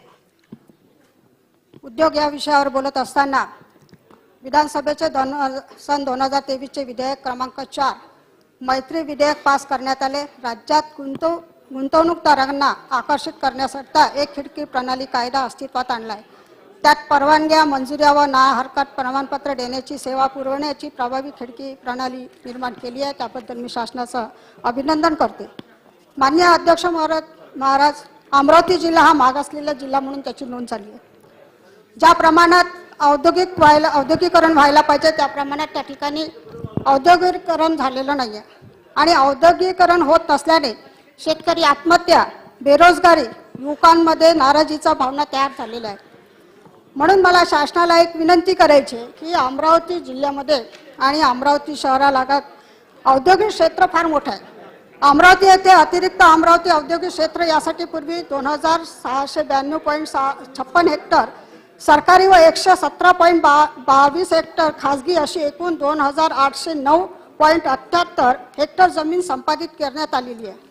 त्यात 1224 भूखंड पाडण्यात आले असून 1090 भूखंडाचे वाटप करण्यात आले. त्यापैकी फक्त 115 उद्योजकांनी भूखंडावर बांधकाम करून व्यवसाय सुरू केलेला आहे व 47 उद्योजकांना बांधकामाला सुरुवात केलेली आहे. कारण या ठिकाणी उद्योग चालू करत असताना शासनाच्या वतीने त्या ठिकाणी असणारी उद्योजकांना जर आपण या अविकसित या ठिकाणी भाग असल्यामुळे या ठिकाणी याला आपण योजनेचा लाभ दिला तर निश्चितच या ठिकाणी उद्योग वाढू शकतो. आज अतिरिक्त अमरावती नांदगाव पेठ औद्योगिक क्षेत्रामध्ये मे इंडिया बुल्स पॉवर लिमिटेड या कंपनीचं 546.34 हेक्टर असे क्षेत्रफळाच्या भूखंडावर वाटप करण्यात आले असून भूखंडावर औष्णिक विद्युत निर्मिती झाली आहे. कंपनीला कोळसा वाहतूक करण्यासाठी रेल्वे लाईन टाकण्याकरिता 104.4 हेक्टर जागा अतिरिक्त संपादित करून रेल्वे सायडिंग करता वाटप करण्यात आली आहे. एकूण प्रकल्पाची किंमत 1720.4 कोटी इतकी असून रोजगार निर्मिती क्षमता 2022 कुशल व अकुशल कामगार एवढी आहे. सद्यस्थिती कंपनीचे जवळजवळ काम पूर्ण झालेलं असून उत्पादनास सुरुवात झालेली आहे. परंतु सन 2000ला ॲडव्हान्टेज विदर्भ या अनुषंगाने टेक्सटाईल झोन 1076.80 हेक्टर क्षेत्राची निर्मिती करण्यात आली आहे. सदर टेक्सटाईल झोनमध्ये अजूनही काही कंपन्या येण्याची शक्यता आहे. सदर टेक्सटाईल झोनमध्ये मे JK इन्व्हेस्टर प्रायव्हेट लिमिटेड, मे Shyam Indo fab private limited, मे सूर्यलक्ष्मी कॉटन मिल्स, मे VHM इंडस्ट्री, मे golden fibre LLP, messrs Raymonds, messrs CRS silk mills industry, messrs dove garments, messrs Baleshwar synthetic textiles, messrs Damodar industry, messrs techno craft limited, messrs Sudarshan jeans private limited, messrs Pratap industry यांनी कारखान्याच्या इमारती बांधकाम पूर्ण करून उत्पन्नास सुरुवात केली आहे आणि अन्य कंपन्यांना वाटप करण्यात आलेल्या 3 भूखंडावर बांधकाम प्रगतीवर आहे. ही खऱ्या अर्थानं अमरावती MIDC मध्ये काम चालू आहे. महोदय, एमंड कंपनीच्या देशातील सर्वात मोठा प्रोजेक्ट हा अंतर्गत अमरावती येथे आलेला आहे. परंतु त्यातील माझ्या माहितीनुसार अर्धाच प्रकल्प कार्यान्वित झालेला आहे. मग जो चालू केलेला आहे तोही तो पूर्ण क्षमतेने चालवत नाही आहे. म्हणून शासनाने याकडे पूर्ण क्षमतेचा व अर्धा राहिलेला प्रोजेक्ट चालू केल्यास मोठ्या प्रमाणात रोजगार निर्मिती होऊ शकतो. यातच माननीय उपमुख्यमंत्री महोदयांनी अमरावती येथे आले असताना टेक्सटाईल झोन पूर्ण गतीने व नवीन उद्योग आणण्याची घोषणा केली. उपमुख्यमंत्री हे अमरावतीचे पालकमंत्री आहे. या काळातच खऱ्या अर्थाने अमरावती जिल्ह्याचा औद्योगिक विकास अपेक्षित आहे. म्हणून उपमुख्यमंत्री महोदयांना माझी विनंती आहे की अमरावतीच्या MIDC कडे आपण लक्ष देऊन या ठिकाणी उद्योग कसे येतील यासाठी आपण लक्ष द्यावे अशी विनंती करते. तसेच महोदय, अमरावती येथे गारमेंट व्यवसाय फार मोठ्या प्रमाणात आहे. अमरावतीमध्ये लहान मोठे गारमेंट जसे 200 ते 250 एवढे कारखाने आज अस्तित्वात आहे. त्यात 10,000 एवढे महिला कामगार आज काम करत आहे. देशातील 25 ते 30% गारमेंटचा व्यवसाय अमरावतीमधून होतो. देशातल्या सर्व राज्यामध्ये मोठ्या प्रमाणात अमरावतीचे गारमेंट विकले जातात. टेक्सटाईल्स पार्क अंतर्गत गारमेंट निर्मितीसाठी नवीन टेक्नॉलॉजी व शासकीय सोयी सुविधा देऊन अमरावती येथील गारमेंट असोसिएशन सोबत चर्चा करून त्यांना काही फॅसिलिटीजची उपलब्ध करून दिल्यास उपमुख्यमंत्री महोदयांना माझी विनंती आहे की दिल्यास व्यवसाय करिता अमरावतीमध्ये मोठी रोजगार निर्मिती करू शकतो व मोठा रेव्हेन्यू निर्माण करू शकतो. त्याचप्रमाणे अमरावती विभागामध्ये जवळपास 20 ते 25 इंजिनिअरिंग कॉलेज आहेत. पॉलिटेक्निक कॉलेज व तत्सम IT रिलेटेड संस्था आहेत. दरवर्षी हजारो प्रशिक्षित मुले हे पुणे, मुंबई, बेंगलोर, परदेशात IT सेक्टरमध्ये एकच मुद्दा झालेला आहे. आजपर्यंत एक सुद्धा IT पार्क कंपनी अमरावतीत आलेली नाही आहे. खऱ्या अर्थाने अमरावती विभागाच्या मागासलेपणा दूर करण्यासाठी असल्यास अमरावतीमध्ये IT इंडस्ट्री निर्माण करण्याची गरज आहे. त्यामुळे अमरावती येथे 4 ते 5 हजार मुली अमरावती येथे नोकरीला लागू शकतात आणि त्यांना मिळणाऱ्या पगारातून जो पगार ते पुणे, मुंबई, बंगलोर, परदेशात खर्च करतात तो खर्च अमरावती येथे झाल्यास अमरावती पर कॅपिटल इन्कम वाढून अमरावती विभागाचा मागासलेपणा रोजगार निर्मिती होऊन अमरावती मोठा वाढवा प्राप्त होऊ शकते. त्यासोबत ऊर्जा या विभागाच्या अध्यक्षामध्ये एक मुद्दा 4 ते मुद्दे मांडू द्या. मुद्देच मांडा. फटाफट. ऊर्जा विभागासाठी बोलत असताना मी सांगू इच्छिते की अमरावती येथील एका वितरण कंपनी ग्राहकांची वाढती संख्या पाहता 1,14,778 आहेत. मतदारसंघात 1374 रोहित्रीची गरज आहे. म्हणून वाढलेल्या ग्राहक लोकसंख्येच्या माध्यमातून मला या ठिकाणी शासनाला विनंती करायची आहे. नवीन 116 रोहित्राची गरज आहे. म्हणून त्यासाठी सुद्धा याचा प्रस्ताव शासनाकडे आलाय. त्याची मान्यता द्या. त्यासाठी DP साठी सुद्धा प्रस्ताव आलेला आहे आणि DP मुळे सुद्धा या ठिकाणी 711 KV वाहिन्यांची गरज आहे. म्हणून या ठिकाणी माझ्या ऊर्जा मंत्री महोदयांना विनंती आहे की माझ्या मतदारसंघात 3311 KV 8 EHV केंद्र उपस्थित आहे. 10 उपकेंद्र आहेत. परंतु RDCSS योजनेत 3311 KV ट्रान्सपोर्ट नगर, 3311 KV गव्हर्नमेंट इंजिनिअरिंग कॉलेज व 3311 KV नागपूर असे 3 उपकेंद्र प्रस्तावित आहे. म्हणून मला शासनाला विनंती करायची आहे. 2 मिनिटं. अनेक सदस्यांना बोलायचं आहे. 5 मिनिटात संपवा. बोलू द्या ना. 5 मिनिटात संपवा. ती आवश्यकता मला शासनाला विनंती करायची की आपण हे 3 उपकेंद्र उपस्थित करून द्या.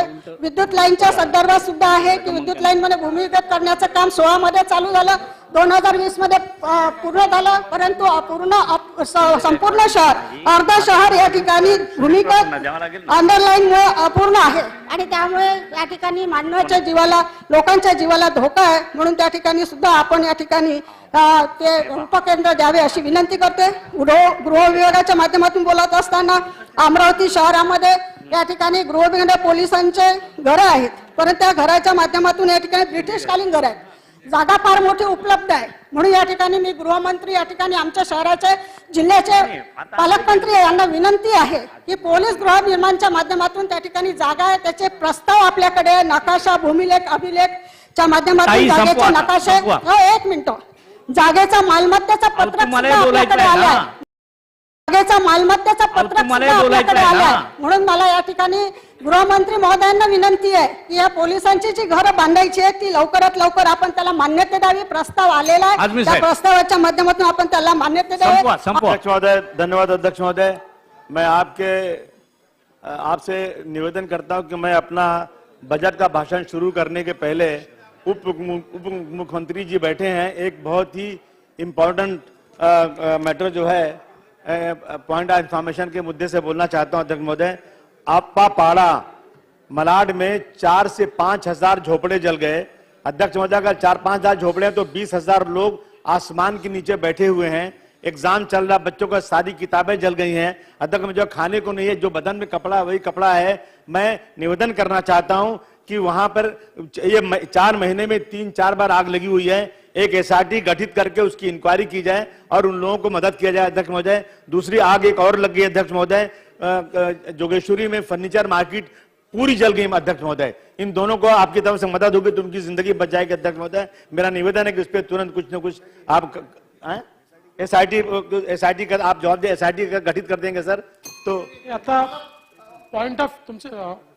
पॉइंट ऑफ इन्फॉर्मेशनच्या माध्यमातून जो मुद्दा अबू आझमी साहेबांनी मांडलाय, काल तोच मुद्दा सुनील प्रभू साहेबांनी देखील मांडला होता आणि त्यांनी भेटून देखील मला तिथली वस्तुस्थिती नजरेस आणून दिली आहे।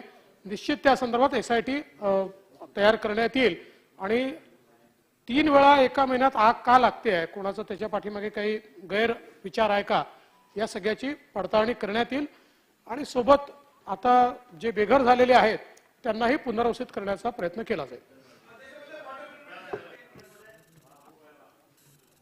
अध्यक्ष महोदय, मैं 2023-24 के बजट के ऊपर इंडस्ट्री, एनर्जी, लेबर पे अपने और होम पे अपने ख्यालात इजहार करने खड़ा हूं अध्यक्ष महोदय। 14,233 करोड़ 4,10,000 रुपया सरकार ने दिया है ये एनर्जी, इंडस्ट्री और लेबर के लिए। सर, सरकार से मेरा एक निवेदन है सर, बिजली डिपार्टमेंट जो प्राइवेट कंपनियों को दिया गया है अध्यक्ष महोदय, सरकार जो है प्रॉफिट एंड लॉस के लिए नहीं है। सरकार इंसान की जिंदगी कैसे बचे, कैसे लोग अपनी जिंदगी अच्छी तरह गुजार सकें, सरकार को पहले उधर ध्यान देना चाहिए। मेरा ये निवेदन अध्यक्ष महोदय कि लोगों की खास तौर से जो लोगों की कंप्लेन है, जो कंपनियां, प्राइवेट कंपनियां गई हैं, जिन जिन जगहों पर बिजली सप्लाई के लिए टोरेंट कंपनी गई है, मालेगांव, भिवंडी और इधर अपना 3 जगह पे गई हुई है, तो इन जगहों पर अध्यक्ष महोदय लोगों को सबसे ज्यादा लोगों की जो शिकायत है कि मीटर में टेम्परिंग है और मीटर बहुत तेज चलता है। तो जब टैक्सी का मीटर चेक करने के लिए आरटीओ मुअत्तन किया है और ऑटो रिक्शा के लिए आरटीओ चेक करता है, बहुत सख्त उसके ऊपर कदम उठाता है। तो मेरा मानना है कि अध्यक्ष महोदय एक प्राइवेट कहीं भी मीटर टेस्ट करने के लिए कोई एजेंसी तय किया जाए ताकि लोग अपने मीटर को वहां टेस्ट कराएं और लोगों को इत्मीनान हो जाए कि हाँ उनकी बिल सही ली जा रही है अध्यक्ष महोदय। और इसके पहले मैं कह चुका हूं कि क्रिमिनल लोगों को जो भेजते हैं बिल वसूलने के लिए वो बंद करा जाए। अध्यक्ष महोदय, एक ही कंपनी को वीटो पावर दे दिया गया बिजली पानी सप्लाई करने का। मेरा कहना है कि जो इनकी मनमानी चलती है, अगर ऐसा हो जाए कि जहां जहां प्राइवेट कंपनियों को टेंडर दिया गया है उन्हीं जगहों पर एक और कंपनी जैसे टाटा है और यहाँ टाटा है, अदानी है, इसी तरह से जहां पे टोरेंट को दिया गया है वहां पर किसी और कंपनी को दे दिया जाए ताकि कोई अपनी मनमानी ना करने पाए। अध्यक्ष, मेरा दूसरा सुझाव अध्यक्ष में जो यह है कि जैसे किसानों को बिजली सस्ते दाम में दी जाती है, येलो राशन कार्ड वालों को राशन सस्ते में दिया जाता है, गरीबों को मदद की जाती है, इसी तरह से स्मॉल स्केल और येलो राशन कार्ड वालों को भी बिजली कुछ सस्ती दिया जाए, इसका बहुत बड़ा बोझ पड़ता है। और दिल्ली में जिस तरह से दिल्ली मॉडल है जो इलेक्ट्रिक सप्लाई में जो वसूली करता है, उसी तरह से अगर हम लोग अपनाएं तो शायद यहाँ के लोगों को थोड़ा आराम हो सकता है। पोल्यूशन की वजह से बहुत बीमारियां बढ़ रही, chemical industry, dumping, SMS company और लोग गंदगी में कचरा चुनते हैं, इन पर होने वाली बीमारियों को सिर्फ Tata institute of social science वो जो रिसर्च करता है, एक सरकार की तरफ से रिसर्च कंपनी बनना चाहिए कि इन लोगों को जो बीमारियां होती हैं, जो माल न्यूट्रिशन में बच्चों को कमजोरियां हैं, महिलाओं को, अनऑर्गेनाइज्ड जो वर्करों को और जो लेबर्स भिवंडी में लेबर काम करते हैं, जो 6 महीने काम करते हैं, टीबी के मरीज बन जाते हैं, इनके लिए सरकार को कुछ न कुछ इनकी मदद के लिए एक वेलफेयर बनाना बहुत जरूरी है। अध्यक्ष महोदय, मैं होम पे बोलना चाहता हूं। होम पे 35,444 करोड़ 81 लाख होम पे दिया गया है। पुलिस डिपार्टमेंट के लिए जो है 29 करोड़ 25 लाख 827 है, 61 लाख 38,000, इसमें से मुंबई की पुलिस भी शामिल है। अध्यक्ष महोदय, मुंबई को क्राइम मुक्त करने की जरूरत है। 2022 के क्राइम लिस्ट को देखेंगे तो रोजाना डेली जो क्राइम हो रहा है, जहेज पे रोजाना 2 केस, रेप पे रोजाना 3 केस, किडनैपिंग पे यानी माइनर बच्चों की किडनैपिंग, लड़कियों की किडनैपिंग पे 3 केस रोजाना हो रहा है। अध्यक्ष महोदय, इसको रोकने की बहुत ही जरूरत है। अध्यक्ष महोदय, मोलेस्टेशन रोजाना 7 केसेस होते, पॉस्को में 3 केसेस रोजाना हो रहे हैं और crime against women and child 17 cases daily के हैं, थेफ्ट के चोरी के 41 केसेस डेली के हैं, आईपीसी केसेस रोजाना 74 केसेस हो रहे हैं। इस तरह लॉ एंड ऑर्डर की सिचुएशन बिल्कुल ठीक नहीं है, इस पे कहीं ना कहीं सरकार को कदम उठाना चाहिए। मैं इसी को देखते हुए मुझे खुशी है कि मेरे एरिया में 2 साल का एक बच्चा जो है किडनैप हो गया था, अतः पता ही नहीं चल रहा था कहां चला गया।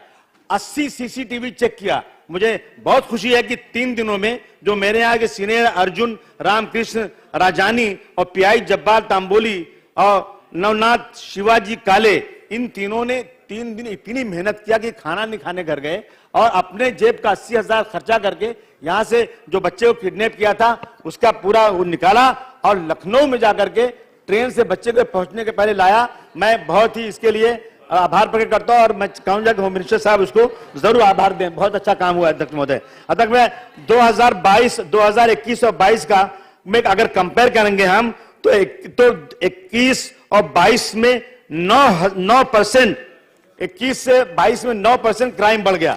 अध्यक्ष महोदय, इस तरह से पुलिस का जो डिटेंशन रेट है वो 14% गिरा है। शहर की सुरक्षा के लिए अच्छी बात नहीं है। अगर जब 12 से 21 तक नजर डालेंगे तो मुंबई में क्राइम का रेट बढ़ता ही जा रहा है। खास तौर से रेप केसेस में 235%, 2012 से 21 में रेप में 235% की बढ़ोतरी हुई है। मोलेस्टेशन में 2012 से 21 तक 172% जो है बढ़ोतरी हुई है। एडमिनिस्ट्रेशन ऑफ जस्टिस, सरकारी वकील पीपी के लिए 207 करोड़ 62 लाख रुपया का प्रोविजन दिया गया। मैं सपोर्ट करता हूं उसको, लेकिन अध्यक्ष महोदय मैं कहना चाहता हूं कि जो ये कन्विक्शन रेट बहुत पुअर है। ट्रायल केसेस अदालत में पेंडिंग पड़े रहते हैं, रोजाना तारीख पे तारीख। केसेस हाई कोर्ट में आए, बोले 40 नंबर पे है, चला गया केस। यानी 6 महीने तक आदमी जाता है केस के लिए, तारीख आती नहीं है, कोर्ट में काम होता नहीं और वकीलों की फीस इतनी ज्यादा कि गरीब कोई वकील कर नहीं सकता है। अध्यक्ष वह इतना ज्यादा केसेस है कि 34 साल, आने वाले 34 साल तक अगर ये केसेस चलेंगे, जितने पेंडिंग पूरे होंगे और 34 साल में जितने नए केसेस आएंगे उतना और भार बढ़ जाएगा। तो अध्यक्ष महोदय, इसके लिए मैं समझता हूं कि कुछ न कुछ सरकार को एक नीति बनानी पड़ेगी। या तो शाम को, रात को 11-12 बजे तक असेंबली चलती है, पार्लियामेंट चलता है, कोर्ट को भी चलाया जाए 12 बजे रात तक, लेकिन केसेस को खत्म किया जाए। छोटे छोटे केसेस जिसका कोई वैल्यू नहीं है उसमें 5-5, 10-10 साल लग जाते हैं। अतः मेरे पर एक केस है, बोगस केस, 97 का केस है, आज तक खत्म ही नहीं होता, केस चलता ही नहीं। हमने डिस्चार्ज डाला है तो 6 महीने से पीपी की रिप्लाई ही नहीं आती है। अंधेर नगरी चौपट रहा है, किसको बोले किसको नहीं बोले। अध्यक्ष में इससे बहुत जरूरी सरकार को कुछ न कुछ नीति बनानी पड़ेगी। ड्रग एक बहुत बड़ा मसला शहर के अंदर है और ड्रग के लिए तो बड़े कानून बने हुए हैं अध्यक्ष महोदय, लेकिन उस कानून का इंप्लीमेंट नहीं हो रहा है। इस तरह पोस्को में स्पीडी कोर्ट है, 1 साल में खत्म होगा, 1 साल में कोई 3-3, 4-4 साल तक केसेस पेंडिंग पड़े हुए हैं। अध्यक्ष में सबसे जरूरी चीज है कि पीआई पीएसआई की पोस्टें 18% खाली पड़ी हैं। इन्वेस्टिगेशन यही लोग करते हैं, लेकिन वीआईपी के एरिया में, वीआईपी एरिया में जहां क्राइम कम है, जहां स्लम नहीं है, वहां पुलिस बराबर है, पूरी है। लेकिन जहां पे बहुत क्राइम है, जैसे मानकुश शिवाजी नगर, ऐसे एरिया में जहां स्लम है, बहुत क्राइम है अध्यक्ष महोदय, वहां पर चौकियां बनी हुई हैं, लेकिन एक पुलिस जा ही नहीं सकती है। क्राइम बढ़ता जा रहा है और नशा बढ़ता जा रहा है। मेरा निवेदन है कि मानकुश शिवाजी नगर में कम से कम 50 कांस्टेबल की तुरंत भर्ती की जाए। अब बहुत जरूरी है तो कम से कम कुछ न कुछ वहां पे बीट चौकियों पे लोगों को बैठने को मिलेगा। इस तरह से हर पुलिस स्टेशन में जितने लोगों ने भाषण किया है, हर पुलिस स्टेशन में पुलिस की बहुत ज्यादा कमी है।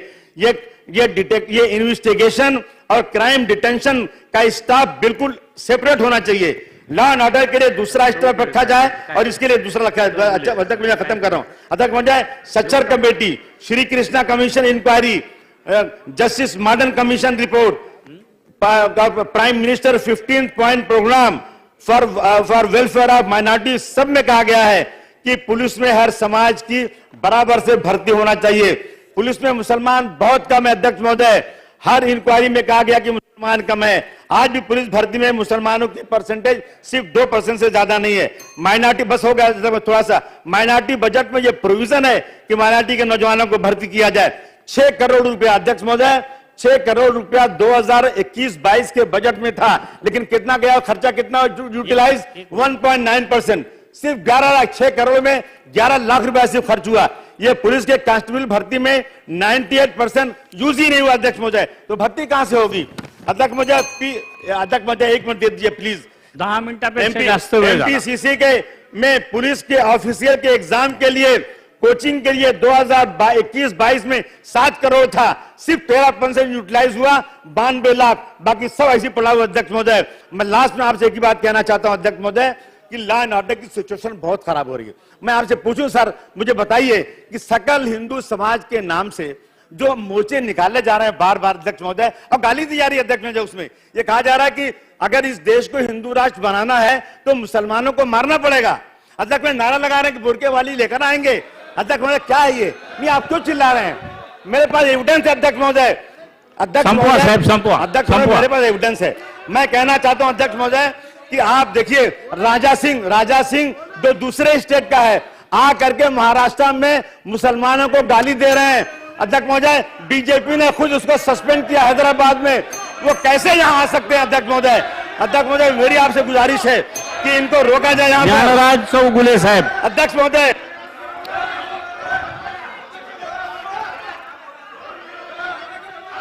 अध्यक्ष महोदय बोलतात, सन्माननीय सदस्य बोलायला लागलेत। बोला चौगुले साहेब, बोला। अध्यक्ष महोदय, चौगुले साहेब बोला। सन 2023-24च्या गृह विभाग, जलसंपदा विभाग, उद्योग, ऊर्जा व कामगार विभाग, पाणी पुरवठा व स्वच्छता विभाग या थोडक्यात संपवा. अनुदानाच्या मागण्यावर आपण मला बोलण्याची संधी दिली त्याबद्दल आभार। मी गृह विभागाविषयी बोलत असताना एक गोष्ट प्रामुख्याने सांगू इच्छितो। अध्यक्ष महोदय, शहराचं वाढतीकरण लक्षात घेता माझ्या मतदारसंघातील 3 पोलीस स्टेशन आहेत, उमरगा, लोहारा, मुरुम, या तिन्ही पोलीस स्टेशनच्या एकंदरीत कर्मचाऱ्यांची संख्या बघितलं तर ती अपुरी संख्या आहे। आता ते त्या पुढे संख्येत गेले, वाढ पुढे करून गेले. तात्काळ करण्यात यावी। त्याचबरोबर उमरगा शहरातील पोलीस कर्मचारी यांच्या निवासस्थानाची व्यवस्था जर बघितलं, स्वातंत्र्याच्या पूर्वीच्या कालखंडात बांधलेली ते निवासस्थान आहेत, मोडकळीस आलेले आहेत। मी यापूर्वीही अशी मागणी केली होती आणि आताही या ठिकाणी महाराष्ट्राचे उपमुख्यमंत्री तथा गृहमंत्री आहेत, त्यांना विनंती करतो की आपण ते तात्काळ जर त्यांची राहण्याची व्यवस्था केली तर बरोबर नाही होत असेल तर बीओटी तत्वावर घरं बांधून बाकी काय कॉम्प्लेक्स करता आले तर त्याची व्यवस्था करता आली तर करावी, ही एक मागणी करतो। त्याचबरोबर माझ्या मतदारसंघात उमरगा येथे एक MIDC खूप मोठ्या प्रमाणात आहे, तिथं एक नव्यानं पोलीस स्टेशन व्हावं, शहराची सुद्धा मोठ्या प्रमाणात वाढ झालेली आहे, शहरात सुद्धा एक नवीन पोलीस स्टेशन व्हावं, ही एक मागणी करतो। आणि त्याचबरोबर माझी एक दुसरी मागणी असेल, आपण बघितलं महाराष्ट्रभरातील जेवढे म्हणून पोलीस स्टेशन असतील त्या पोलीस स्टेशनच्या आवारात एक गोष्ट आपल्याला लक्षात येते, सगळ्या मोडकळीस आलेल्या गाड्या अपघातातल्या असतील, कुठल्या गुन्ह्यात वापरलेल्या गाड्या असतील, ते स्क्रॅपच्या प्रमाणात खूप मोठे वर्षानुवर्ष पडून राहिलेल्या गाड्या आहेत। जर त्याच्यामुळे शहराचं सुशोभीकरण बी म्हणजे पोलीस स्टेशनचं बी जर सुशोभीकरण करायचं म्हणलं तर ते स्क्रॅप खूप मोठ्या प्रमाणात आहे। कुठली तरी एक नवीन योजना ते स्क्रॅप काढून काय त्याचे पैसे येतील, ज्याची गाडी असेल त्याला देता आलं तर त्या पद्धतीने करावं। शासनाचं धोरण आहे 15 वर्षाच्या नंतरची गाडी आपण रस्त्यावर चालू शकत नाही, तर 20-20 वर्षापासून पडलेल्या गाड्या तात्काळ विकण्याची व्यवस्था करावी, ही एक मागणी या माध्यमातून मी करतो। त्याचबरोबर जलसंपदा विभागाच्या बाबतीत बोलत असताना महाराष्ट्र शासनाचे मी मनपूर्वक आभार व्यक्त करेन की आमच्या उजनीसाठी आपण पाणी दिलेलं आहे। त्याबरोबर दुसरी एक गोष्ट मागणी या माध्यमातून करतो, मराठवाडा सिंचन प्रकल्प अंतर्गत उपसा सिंचन योजना क्रमांक टप्पा 2 रामदरा ते एकुरगा ला प्राधान्यक्रम देऊन निविदा पूर्ण करण्यात आलेल्या आहेत। उस्मानाबाद जिल्ह्यातील माझ्या उमरगाव व लोहारा मतदारसंघातील कृष्णा मराठवाडा सिंचन प्रकल्प अंतर्गत उपसा सिंचन योजना क्रमांक 2 या योजनेत सन 2007 मध्ये शासकीय मान्यता मिळालेली असून सध्या स्थितीला टप्पा क्रमांक 1 ते टप्पा क्रमांक 5 साठी प्राधान्यक्रम प्राप्त झालेत। सदरील टप्प्यामधील बहुतांश कामं पूर्ण झालेले आहेत। उर्वरित कामासाठी आपल्या सरकारने नुकतेच 11,726 कोटी रुपयाची निधी मंजूर केला आहे, त्याबद्दल माझं मनात अभिनंदनच आहे। आणि दुसरी गोष्ट प्रामुख्याने मी ज्या मतदारसंघाचं प्रतिनिधित्व करतोय त्या टप्पा क्रमांक 6 नसल्यामुळे माझ्या मतदारसंघातील सध्या त्या कामाची सुरुवात झालेली नाही। सर्वेक्षण पूर्ण होऊन कामाची संकल्पना व रेखाचित्र बनवण्यात आली आहेत. निविदा प्रक्रिया तात्काळ लवकरात लवकर पूर्ण करावी व टप्पा क्रमांक 6 चालू करावे, ही एक मागणी या माध्यमातून करतो. त्याचबरोबर या योजनेचे महत्त्व लक्षात घेता टप्पा क्रमांक 6 एक प्राधान्यक्रमात घ्यावे म्हणून जेणेकरून तो प्रश्न मार्गी लागेल. 1995 ते 2001 या कालावधीत कृष्णा खोरे योजनेअंतर्गत माझ्या मतदारसंघात जवळजवळ 29 साठवण तलावाची निर्मिती करण्यात आलेली आहे. आज मितीला जर या 29 साठवण तलावाची परिस्थिती बघितली तर दुरावस्थेकडे आहे. बऱ्याचशा प्रमाणात गळती लागलेली आहे आणि त्याचा परिणाम असा होतो की ते महाराष्ट्र राज्यातून कर्नाटकच्या सीमेवर असल्यानं बरंचसं पाणी हे कर्नाटक राज्यात वाहून जात आहे. तेव्हा त्याच्या दुरुस्तीसाठी वेगळा निधी उपलब्ध करून द्यावा, ही मागणी मी या माध्यमातून करतो. त्याचबरोबर कोळसू साठवण तलावातून आष्टा साठवण तलावापर्यंत एक लिंक कॅनॉल जे की महाराष्ट्रात कुठेच नाही असा एक लिंक कॅनॉल माझ्या या मतदारसंघात आहे. पण सध्या तिथं परिस्थिती बघितलं तर त्यात गाळ एकच मिनिट घेतो गाळ साचलेला आहे. कोळसू साठवण तलावातून ते पाणी आष्टा तलावात नेण्यासाठी ते कॅनॉलची दुरुस्ती करून त्यातला गाळ काढण्याची एक विनंती या माध्यमातून मी आपल्याला करतो. त्याचबरोबर मीर गव्हाण फाउंडेशन ड्रॉइंग तयार नाही ते तात्काळ तयार करून मिळावे, ही एक माध्यमातून मी जिल्ह्याच्या माध्यमातून म्हणजे मागणी करतो. त्याचबरोबर माझ्या मतदारसंघात मागणी इथं एक तेरणा नदीवर धरण बांधलेलं आहे. धरण बांधल्यापासून त्याला एक डावा कालवा व एक उजवा कालवा अशा पद्धतीची निर्मिती आहे. पण मी ज्या मतदारसंघाचं प्रतिनिधित्व करतो त्या बघितलं तर नदीच्या पॅरलल एक कालवा आणि तो निलंग्या तालुक्यात गेल्यानंतर पुन्हा त्याचं विस्तारीकरण करण्यात आलंय. तर माझी अशी मागणी असेल आपल्या माध्यमातून त्या कालव्याचं विस्तारीकरण करून तोरंबा, सालेगाव, सुपतगाव, येणेगूर, समुद्राळ अशी बरीचशी गावे जर जोडता आली तर ते जोडण्याचं काम करावं, एक मी मागणी करतो. ऊर्जा विभागावर 2 गोष्टी आहेत फक्त, झालं सर, 2च मागण्या आहेत. उद्योग ऊर्जा विकासाच्या बाबतीत बोलत असतं माझ्या मतदारसंघातील उमरगा शहरात महावितरणचे सुमारे 15,020 ग्राहक आहेत. परंतु या ठिकाणी 7,000 ग्राहक संख्येच्या नियमानुसार केवळ 1 सहाय्यक अभियंता व 14 तांत्रिक कामगार कार्यरत आहेत. यामुळे शहरातील नागरिकांची वेळेवर काही वीज अडचण निर्माण झाली तर सुरळीत वीज केली जात नाही. या ठिकाणी नव्याने 1 सहाय्यक अभियंता व 11 तांत्रिक कामगार यांची पदे तात्काळ भरण्यात यावी. तसेच शहरासाठी कार्यान्वित असलेले 33 केवीचे /11 केवीचे अपुरे पडत असलेले उपकेंद्र नव्याने 33 केवीचं उपकेंद्र निर्माण करण्यासाठी आपण निधी उपलब्ध करून द्यावा, ही एक मागणी या माध्यमातून करतो. त्याचबरोबर शेतकऱ्यासाठी ट्रान्सफॉर्मर योजना आपण चालू केल्याबद्दल शासनाचे मनपूर्वक आभार व्यक्त करतो. पण दुसरी अडचणीची बाब अशी आहे की नादुरुस्त झालेल्या ट्रान्सफॉर्मरला शेतकऱ्यांना ऑइल नसल्या कारणानं 15-15, 20-20 दिवस ते ट्रान्सफॉर्मर दिले जात नाहीत. त्यामुळे शेतकऱ्यांची खूप मोठ्या प्रमाणात अडचण निर्माण होत असते. तेव्हा मी एक विनंती करेन, ज्या सबस्टेशनच्या माध्यमातून 25-50 सबस्टेशन अधिक ट्रान्सफॉर्मर त्या ठिकाणी अतिरिक्त आणून ठेवले तर जळल्या दुसऱ्या दिवशी आपण ट्रान्सफॉर्मर शेतकऱ्याला देऊ शकू. त्याला लागणारा खर्च काय खूप मोठा नाही आहे. तेव्हा अतिरिक्त ट्रान्सफॉर्मर उपलब्ध करून द्यावे, एक मागणी करतो. लोहारा जिल्हा धाराशिव येथे नव्यानं MIDC निर्माण करावे, ही एक मागणी करतो. उमरगा MIDC मधील जवळपास सर्वच भूखंड आता संपलेले आहेत. तेव्हा अतिरिक्त हद्द वाढ करून नव्याने भूसंपादन करून त्या ठिकाणी MIDCचा विस्तार करावा, ही एक मागणी करतो. उमरगा MIDC मध्ये सलग 5 MIDC कमिशन पॉवर एकच मिनिट अध्यक्ष महोदय, एकच मिनिट 5 HMUचे क्षमतेचे ट्रान्सफॉर्मर असून यामुळे पुरेशा दाबाने तिथल्या उद्योजकांना वीज मिळत नाही. तेव्हा नव्याने 5 MUचं ट्रान्सफॉर्मर उपलब्ध करून द्यावे, एक मागणी करतो. जल जीवन मिशन अंतर्गत माझ्या मतदारसंघातील बहुतांश गावासाठी अध्यक्ष महोदय मी जास्त बोलणार नाही, मी 5 मिनिटांमध्ये संपवणार आहे. 5 मिनिटांमध्ये अध्यक्ष महोदय, होम डिपार्टमेंटच्या बाबतीमध्ये मला एवढंच सांगायचं आहे की नाशिक हे पौराणिक शहर परंतु आता एक क्राईम कॅपिटल अशी त्याची ओळख व्हायला लागलेली आहे. रोज दिवसाआड एक मर्डर जो आहे ह्या नाशिक शहरामध्ये, अरे भाई दिवसाआड एक खून जो आहे नाशिक शहरामध्ये होतो आहे. 4,455 गुन्हे जे आहेत या वर्षामध्ये दाखल झाले. काल सुद्धा जे आहे एका तरुणावर दिवसाढवळ्या खून करण्यात आला.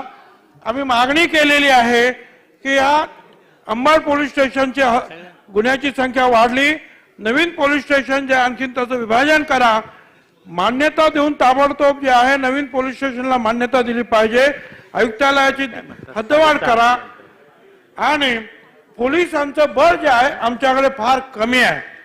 त्याचबरोबर आमच्याकडे म्हणजे येवल्यामध्ये असलेले जे शहर आणि ग्रामीण ह्या पोलिसांच्या गाड्या साहेब अजिबात चालत नाहीत. अनेक ठिकाणी इतर काही लोकांनी जे आहेत नवीन नवीन गाड्या दिल्या, पण साध्या गाड्या सुद्धा दिलेल्या नाहीत. तर मग गाड्या सुद्धा नाही तर पोलीस जो आहे क्राईम शोधायला कसे जाणार आहेत अध्यक्ष महोदय. त्यानंतर अध्यक्ष महोदय विजेच्या बाबतीमध्ये सुद्धा या इथे मरळगोळी, खडक माळेगाव किंवा बलेगाव या सगळ्यांचे जे आहे प्रकरण जे आहे चीफ इंजिनियरने महावितरणच्या संचालकाकडे पाठवली. 6 महिने त्याच्यावर बसून आहेत. 6 महिने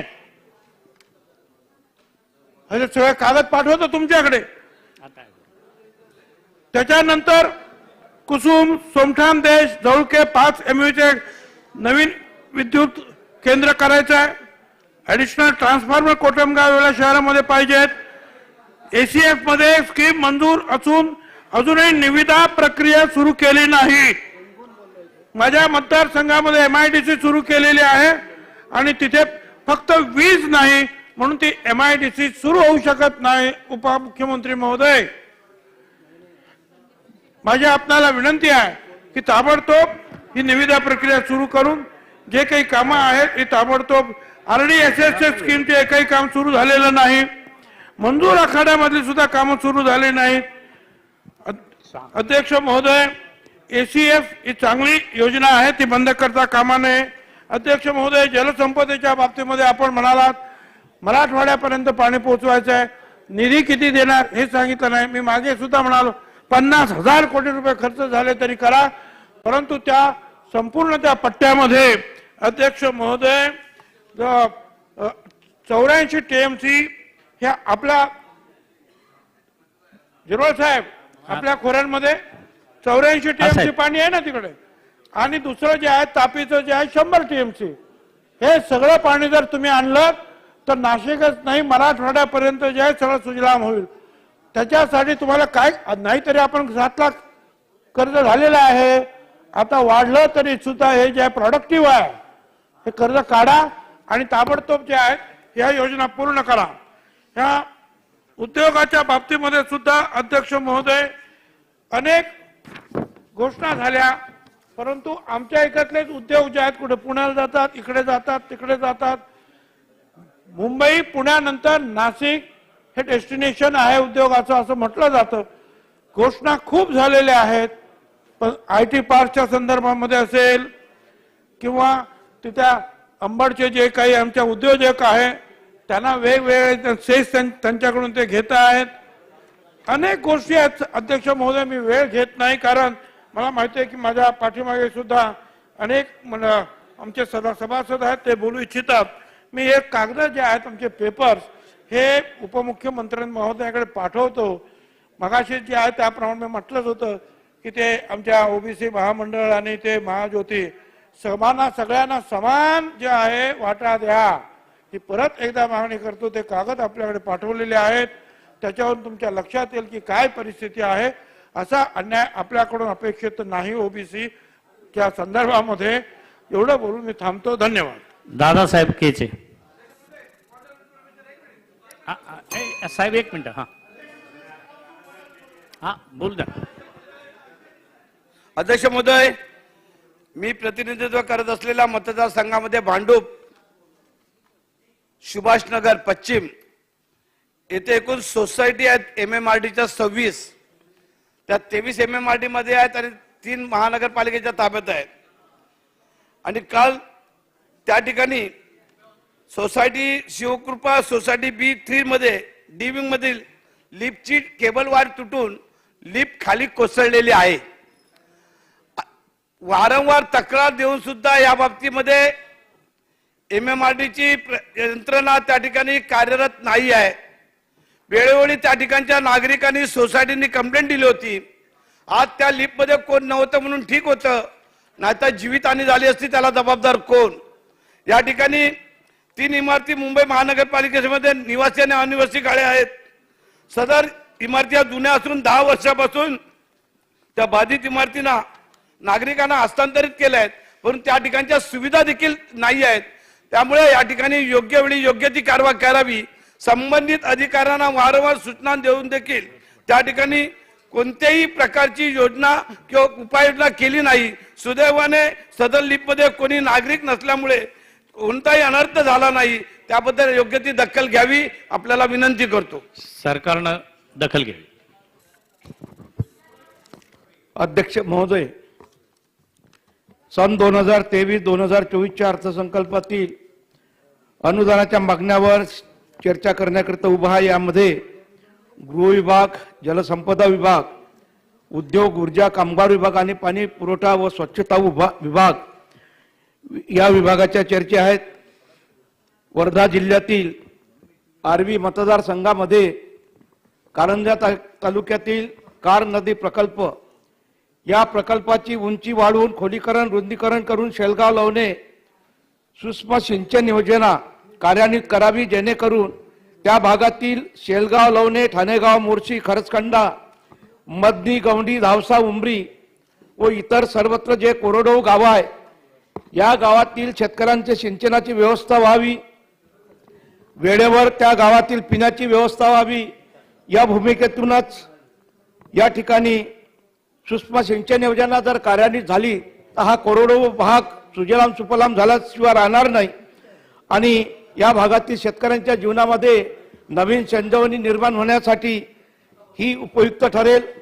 तसंच नवीन नदीजोड प्रकल्प जो या राज्याचे सन्मान्य उपमुख्यमंत्री देवेंद्रजी फडणवीस साहेब यांच्या संकल्पनेतून वैनगंगा, नळगंगा, पैनगंगा नदीजोड प्रकल्प हा विदर्भातील नागपूर, वर्धा, अमरावती, यवतमाळ, अकोला, बुलढाणा, वाशिम या जिल्ह्यातून जात असताना वर्धा जिल्ह्यातून माझ्या मतदारसंघातील वाढवणा, खरांगणा या कोरडवाहू सर्कलमधून जात आहेत. त्या भागामध्ये तळेगाव, रघुजी, दानापूर, पिंपळगाव, पिंपळखुटा, तरोडा, बोतली, किनाळा, गुमगाव, वाढवणा, महादापूर, चोपण, बेलारा तांडा, पांजरा, हिवरा तांडा हा पूर्णतः कोरडवाहू भाग आहे. या भागामध्ये कोणतीही शेतकऱ्यांच्या सिंचनाला कोणतीही जागा नाही, कोणतीही सिंचनाची व्यवस्था नाही. त्या माध्यमातूनच वैनगंगा, नळगंगा, पैनगंगा हा जो नवनिर्मित प्रकल्प आहे या प्रकल्पावरून पाईपद्वारे सूक्ष्म सिंचन योजना कार्यान्वित करावी, जेणेकरून हरित क्रांतीचे स्वप्न साकार होण्याकरिता हे मदत होईल. तसंच जलयुक्त शिवार जे 2.5 वर्षे बंद होतं ते आपण पुन्हा सुरुवात केलं, म्हणून मी या महाराष्ट्राचे उपमुख्यमंत्री देवेंद्रजी फडणवीस साहेब यांचं निश्चितपणानं अभिनंदन करतो आणि आभार मानतो. तसंच कारंजा तालुक्यातील धाम नदी प्रकल्प आहे, त्या परिसरामध्ये 100% आदिवासी बहुल शेतकरी आहे. त्या आदिवासींचं कल्याण जर करायचं आहे तर धाम नदी प्रकल्पावरून आदिवासींच्या शेतकऱ्यांना शेतीची सिंचनाची व्यवस्था झाली तर त्यांच्या जीवनामध्ये चांगले दिवस निर्माण होईल. त्या भागातील शेतकरी सुजलाम सुफलाम होईल. आर्वी तालुक्यातील सुकळे उभार प्रकल्प आहे, या प्रकल्पापासून अजूनपर्यंत कोणतीही सिंचनाची व्यवस्था झालेली नाही. तरी या संदर्भात वरिष्ठ अधिकाऱ्यांना तात्काळ निर्देश देऊन या सुकळी उभार प्रकल्पावरून सुद्धा सूक्ष्म सिंचन योजना कार्यान्वित करावी ही आग्रहाची व कळकळीची विनंती आहे. त्याच आधारावर निम्न वर्धा प्रकल्प आणि या प्रकल्पामध्ये 19 पुनर्वसित वसाहती आहे, त्याचा पुनर्विकास करण्याकरिता उर्वरित काम मोठ्या प्रमाणामध्ये बाकी आहे. 18 नागरी सुविधा पुरवल्या गेलेल्या नाही. त्यासाठी मी आपल्याकडे एक सन्मान्य मंत्री महोदय, उपमुख्यमंत्री महोदय 50 कोटी रुपये या 18 नागरी सुविधा पुरवण्याकरिता एक पत्र दिलेलं आहे. त्या पत्रात निश्चितच आपण दखल घेऊन मंजुरात करावी ही आग्रहाची विनंती करतो. तसंच निम्न वर्धा प्रकल्पातून अतिरिक्त जे पाणी सोडले जाते त्यामध्ये रोहणा, दयापूर, सायखेडा असे असंख्य गावं त्या पाण्याखाली येऊन एक दाणा सुद्धा शेतकऱ्यांचा शेती घरापर्यंत येऊ शकत नाही. म्हणून त्यामध्ये एक तर त्यांची जमीन एक तर संपादित करावी, जेणेकरून या शेतकऱ्यांना दिलासा मिळेल. तसंच आर्वी निम्न वर्धा प्रकल्प आहे, वॉटर ब्लॉकमुळे राजापूर, देऊरवाडा या सर्कलमध्ये मोठ्या प्रमाणामध्ये वहिवाटीचे रस्ते निर्माण म्हणजे पूर्णतः नष्ट झालेले आहे. वहिवाटीचे रस्ते पुनश्च दुरुस्त करण्याच्या संदर्भात मोठा निधी या ठिकाणी देण्यात यावा ही सुद्धा मी आजच्या प्रसंगी विनंती करतो. तसंच ऊर्जा उद्योग विभाग नवीन उद्योग निर्माण करण्याची अशी आपली संकल्पना आहे आणि याच माध्यमातून आर्वी विधानसभा मतदारसंघामध्ये सावळापूर महामार्ग क्रमांक आर्वी ते वर्धा या महामार्गावर सावळापूर गाव आहे. त्या ठिकाणी 100% शासनाची जमीन आहे. जमीन घेण्याची शासनाला गरज नाही. पाण्याची पुरेशी व्यवस्था आहे. या ठिकाणी जर सावळापूर या ठिकाणी आपले अधिकारी सुद्धा त्या ठिकाणी येऊन गेलेत. या ठिकाणी त्या MIDCची संकल्पना जर साकारलीत तर त्या भागातील जे सुशिक्षित बेरोजगार आहे, पुनर्वसित भाग आहे, अप्पर वर्धा लोअर वर्धा असे प्रकल्प आहे आणि त्यामध्ये मोठ्या प्रमाणामध्ये सुशिक्षित बेकार आहे.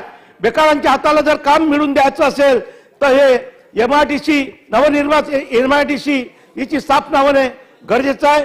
ऊर्जा विभागाच्या माध्यमातून बोर अभय अरण्य आर्वी आष्टी कारंजा तालुक्यामध्ये आहे. या भागामध्ये जंगली जनावरांचा मोठ्या प्रमाणामध्ये उपद्रव आहे. दिवसाआड सुद्धा जंगली जनावर वाघ आहे, डुक्कर आहे, गावामध्ये येऊन आराम करतात आणि गुरेढोरे घेऊन जातात, माणसावर हल्ले करतात. आतापर्यंत 13 शेतकऱ्यांवर हल्ले केले.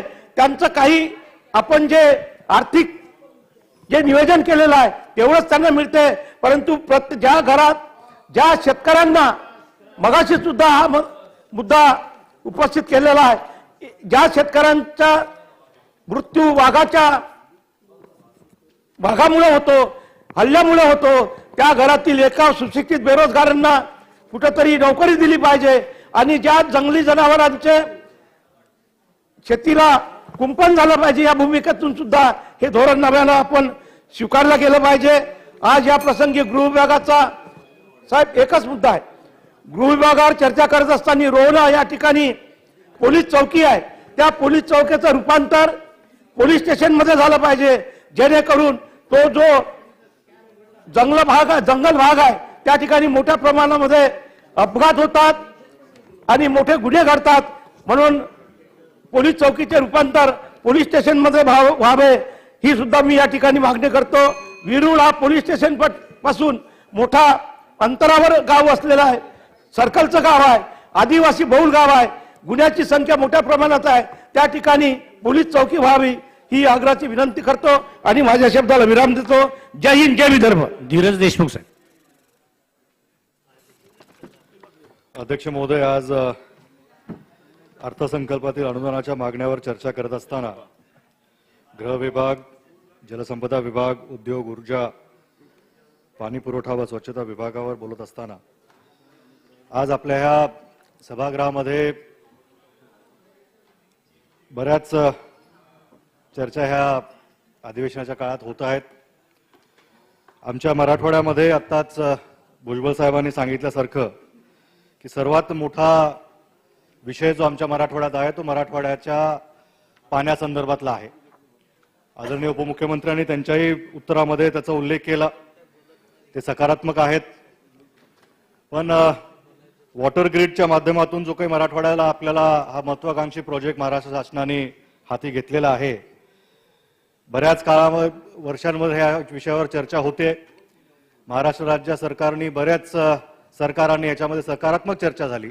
अनेक मुख्यमंत्री, अनेक मंत्रिमंडळ याच्यावर मार्ग काढत आता आपण हा विषय पुढे नेत आहोत आणि आता कुठेतरी येणाऱ्या काळामध्ये हा विषय मार्गी लागेल अशी सगळ्याच महाराष्ट्राची आशा आहे आणि मोठ्या प्रमाणामध्ये मराठवाड्याच्या वासियांची ही इच्छा आहे. जे काही उपाययोजना होते पण कधी कधी ह्याच्यामध्ये इच्छाशक्ती असताना, सगळे सकारात्मक ह्याच्यावर बोलत असताना ह्या प्रकल्पाला जो खर्च येणार आहे त्याच्यावर कुठेतरी चर्चा होत असताना या प्रकल्पाचा खर्च कसा उचलायचा, त्याचा भार केंद्र सरकार उचलणार, त्याचा भार राज्य सरकार उचलणार, कशा पद्धतीने याची तरतूद झाली पाहिजे, किती पैसे याला उभे झाले पाहिजेत. पण मला कुठेतरी वाटतं की मराठवाड्याच्या वॉटर ग्रीड किंवा मराठवाड्याचा पाणी प्रश्न जेव्हा येतो, पाणी आपल्याकडे उपलब्ध आहे, पाणी वाहून जात आहे, ते वापरता येण्यासारखं आपल्याकडे टेक्नॉलॉजी आहे. आज आपण ज्या जगामध्ये वावरतो, आज आपण चंद्रावर जाऊ शकतो. वॉटर ग्रीडच्या माध्यमातून आता आपण असा प्रकल्प घेतला पाहिजे की वॉटर ग्रीड सारखा प्रकल्प हा इन्फ्रास्ट्रक्चर म्हणून शासनाने याच्यामध्ये उल्लेख केला पाहिजे की ज्या पद्धतीने समृद्धी महामार्ग आहे, ज्या पद्धतीनं बुलेट ट्रेन आहे, त्याच पद्धतीनं आमचं मराठवाडा वॉटर ग्रीड असलं पाहिजे, जेणेकरून ह्या प्रकल्पाला ते महत्व आणि पाण्यामुळं जे आपल्या मराठवाड्यामध्ये प्रत्येक मराठवाडा विकसित होत नाही, पाणी आता हे लाईव्हलीहूडचं माध्यम झालेलं आहे. अध्यक्ष महोदय, पाण्यामुळं शेतीचं पाणी असेल, पिण्याच्या पाण्याचा विषय असेल, उद्योगाचं पाणी असेल. पाणी नसेल तर विकास होणार नाही, पाणी नसेल तर रोजगार मिळणार नाही, आणि पाणी नसेल तर शेतीचं पीक येणार नाही, आणि पाणी नसेल तर आपण जगू शकणार नाही. तर पाण्याला आपण कुठेतरी आपल्या ह्या अर्थकारणामध्ये ते महत्व मिळवून दिलं पाहिजे. फक्त पावसाचं पाणी आहे, ते पाणी कसं वापरायचं, त्याच्यामध्ये आपण पहिल्या काळामध्ये जेव्हा सिंचनासाठी पाणी उपलब्ध करून दिलं, मोठी मोठी धरणं या राज्यामध्ये बांधली गेली, पण कालांतरामध्ये जो काही याच्यामध्ये विस्तार होत गेला त्याच्यामध्ये प्रायोरिटीज बदलत गेल्या. शेतीसाठी म्हणून धरणं केलेली, शेतीच्या जमिनीवर म्हणून धरणं केलेली, शेतकऱ्यांनी जमीन देऊन तिथे जे धरणं झाली तिथं पाणी साठा उपलब्ध झाला. त्याच्यानंतर कालांतराने उद्योगाने त्याच्यावर आपला हक्क जमवला की उद्योग झाले पाहिजे, रोजगार निर्मिती झाली पाहिजे, उद्योगाला पाणी देणं प्राधान्य असतं. इथंही माझ्या सभागृहाच्या सदस्यांनी सांगितलं की MIDC जेव्हा आपल्या आपल्या भागात होते त्याच्यासाठीही पाणी आरक्षित केलं जातं, तेही त्या धरणावरच केलं जातं. मधल्या काळामध्ये जेव्हा दुष्काळ आपल्याकडे होतो त्या माध्यमातून आपण बघतो की पिण्यासाठी आपली प्रायोरिटी असते की लोकांना पाणी पहिलं दिलं पाहिजे, जनावरांना पाणी पहिलं दिलं पाहिजे, उद्योगाला पाणी दिलं पाहिजे. म्हणजे आमच्या शेतकऱ्याचं शेतीचं पाणी ज्यासाठी म्हणून ही व्यवस्था उपलब्ध होती तो कुठेतरी मागे राहत जातो. आणि जर पाणी जर शेतकऱ्याला मिळालं नाही त्याच्या लाईव्हलीहूडवर हा एक परिणाम होतो. तर येणाऱ्या काळामध्ये ह्या विधिमंडळामध्ये आपण सर्वांनी हाही निर्णय घेतला पाहिजे की आपण राईट टू इन्फॉर्मेशन करतो, राईट टू एज्युकेशन करतो, तर राईट टू वॉटर ह्या देखील गोष्टीवर आपण चर्चा केली पाहिजे. ज्या पद्धतीनं जलजीवन मिशनच्या माध्यमातून पिण्याच्या पाण्यावर आपण आता आरक्षण आणलेलं आहे की प्रति व्यक्ती किती पाणी कुणाला लागतं त्याचाही अभ्यास झालेला आहे. तर शेतकऱ्याच्या जीवनामध्ये जर क्रांती आणायची असेल, शेतकऱ्याला जर सुरक्षित करायचं असेल, त्याचं पीक वाचवायचं असेल, तो निसर्गाच्या लहरीपणामुळे अडचणीत येतोच, पण शासनाची ही जबाबदारी आहे की त्याच्या पिकाला पुरेसं पाणी, तेवढं तरी पाणी त्याला मिळालं पाहिजे, ह्याची व्यवस्था ह्याच्यामध्ये झाली पाहिजे.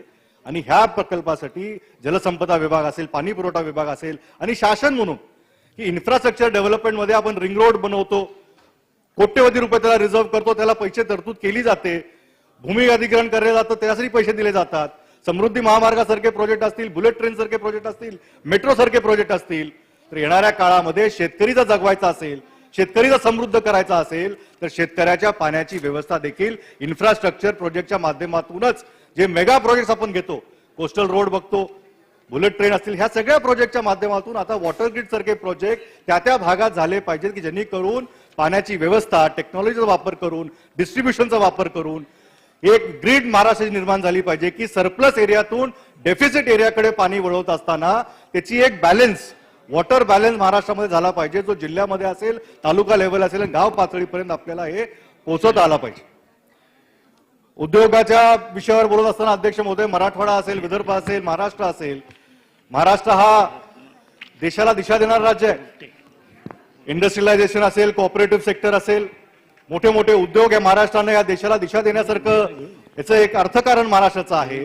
पण येणाऱ्या काळामध्ये आपण बघतोय की प्रत्येक वेळेस, आताही या सभागृहामध्ये ह्या अर्थसंकल्पाच्या विषयात चर्चा झाली की परदेशामध्ये आपले मुख्यमंत्री गेले, तिथं करार होतात, प्रत्येक मंत्रिमंडळाचे मुख्यमंत्री असतील ते दावोसला वगैरे जातात, लाखो कोटीचे करार होतात. मॅग्नेटिक महाराष्ट्र असेल, प्रत्येक जण विषय करतोय. हा सर, वर चुकीचं येऊ नये अध्यक्ष महोदय.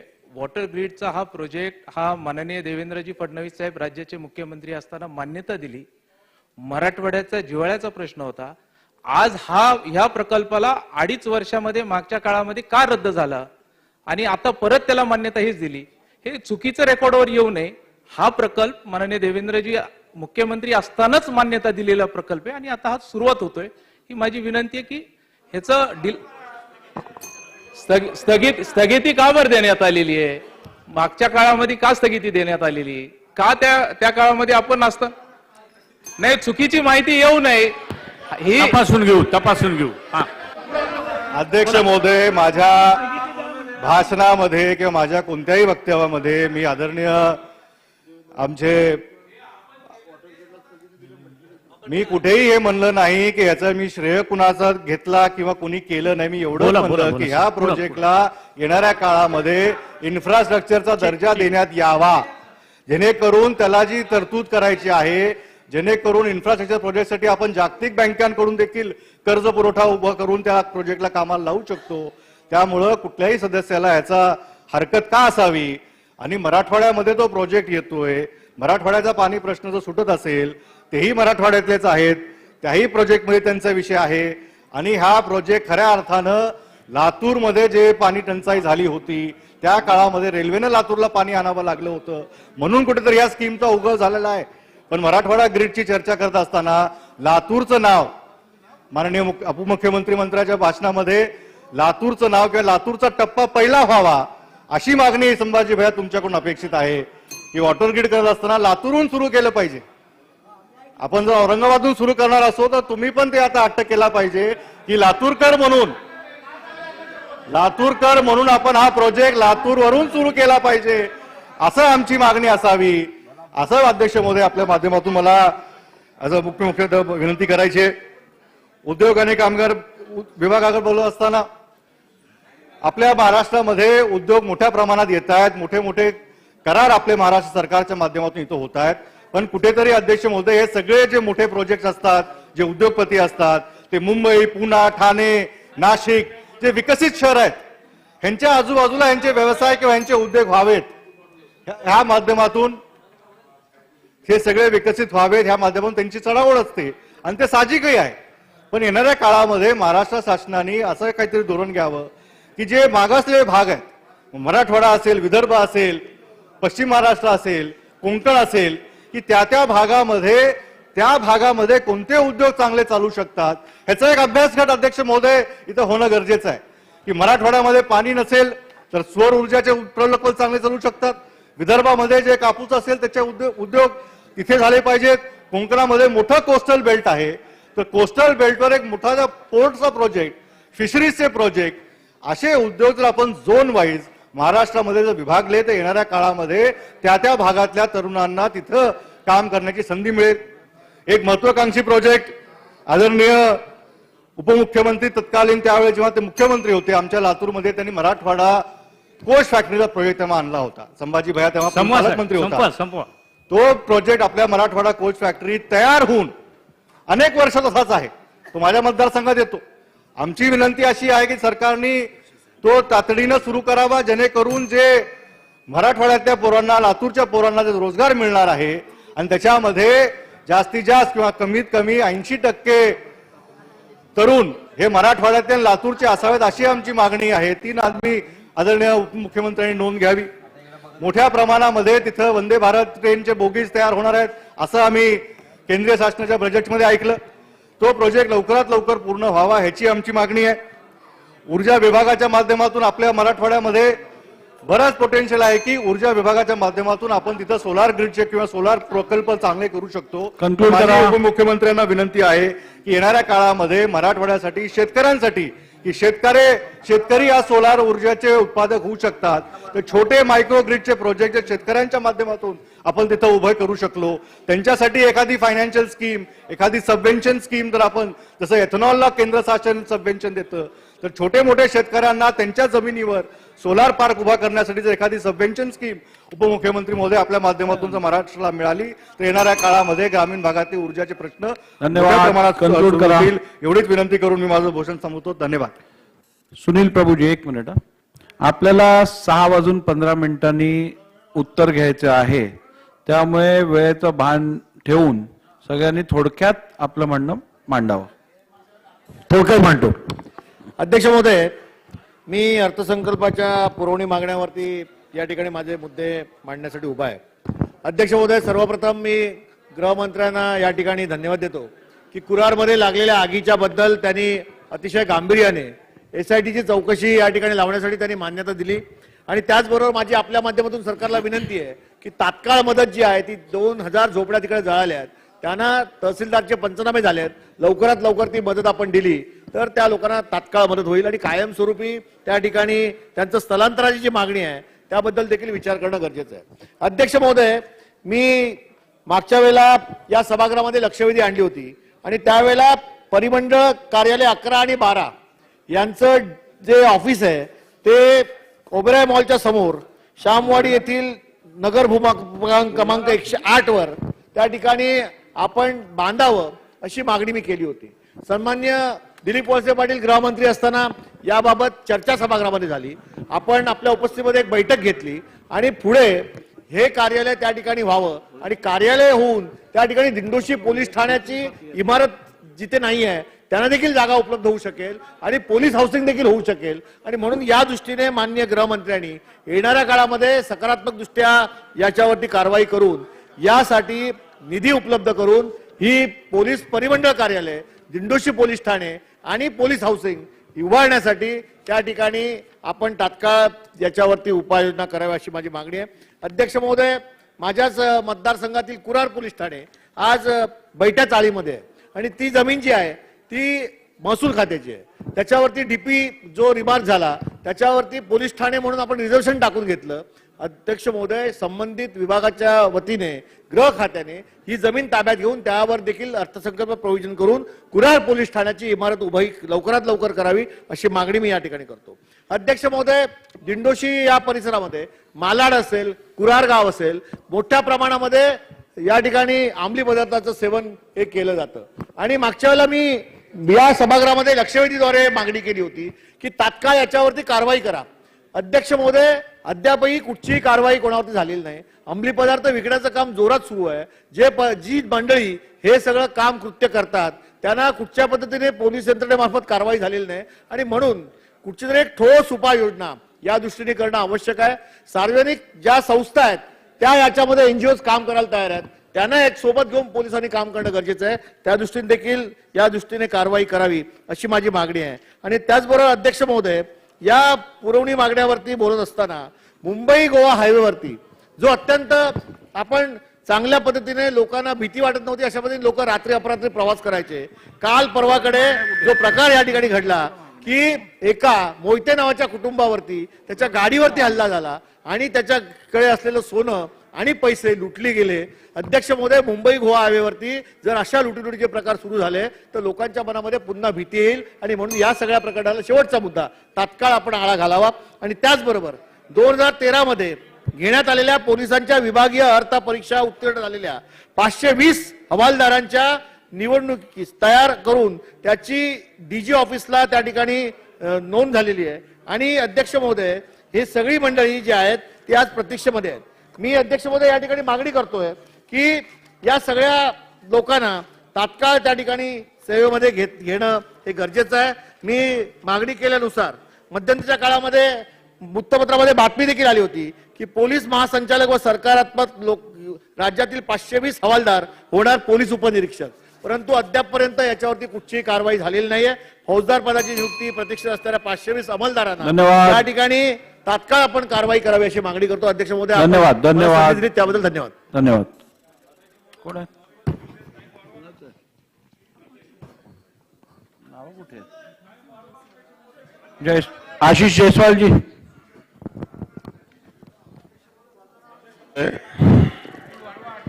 अध्यक्ष महोदय, देतो.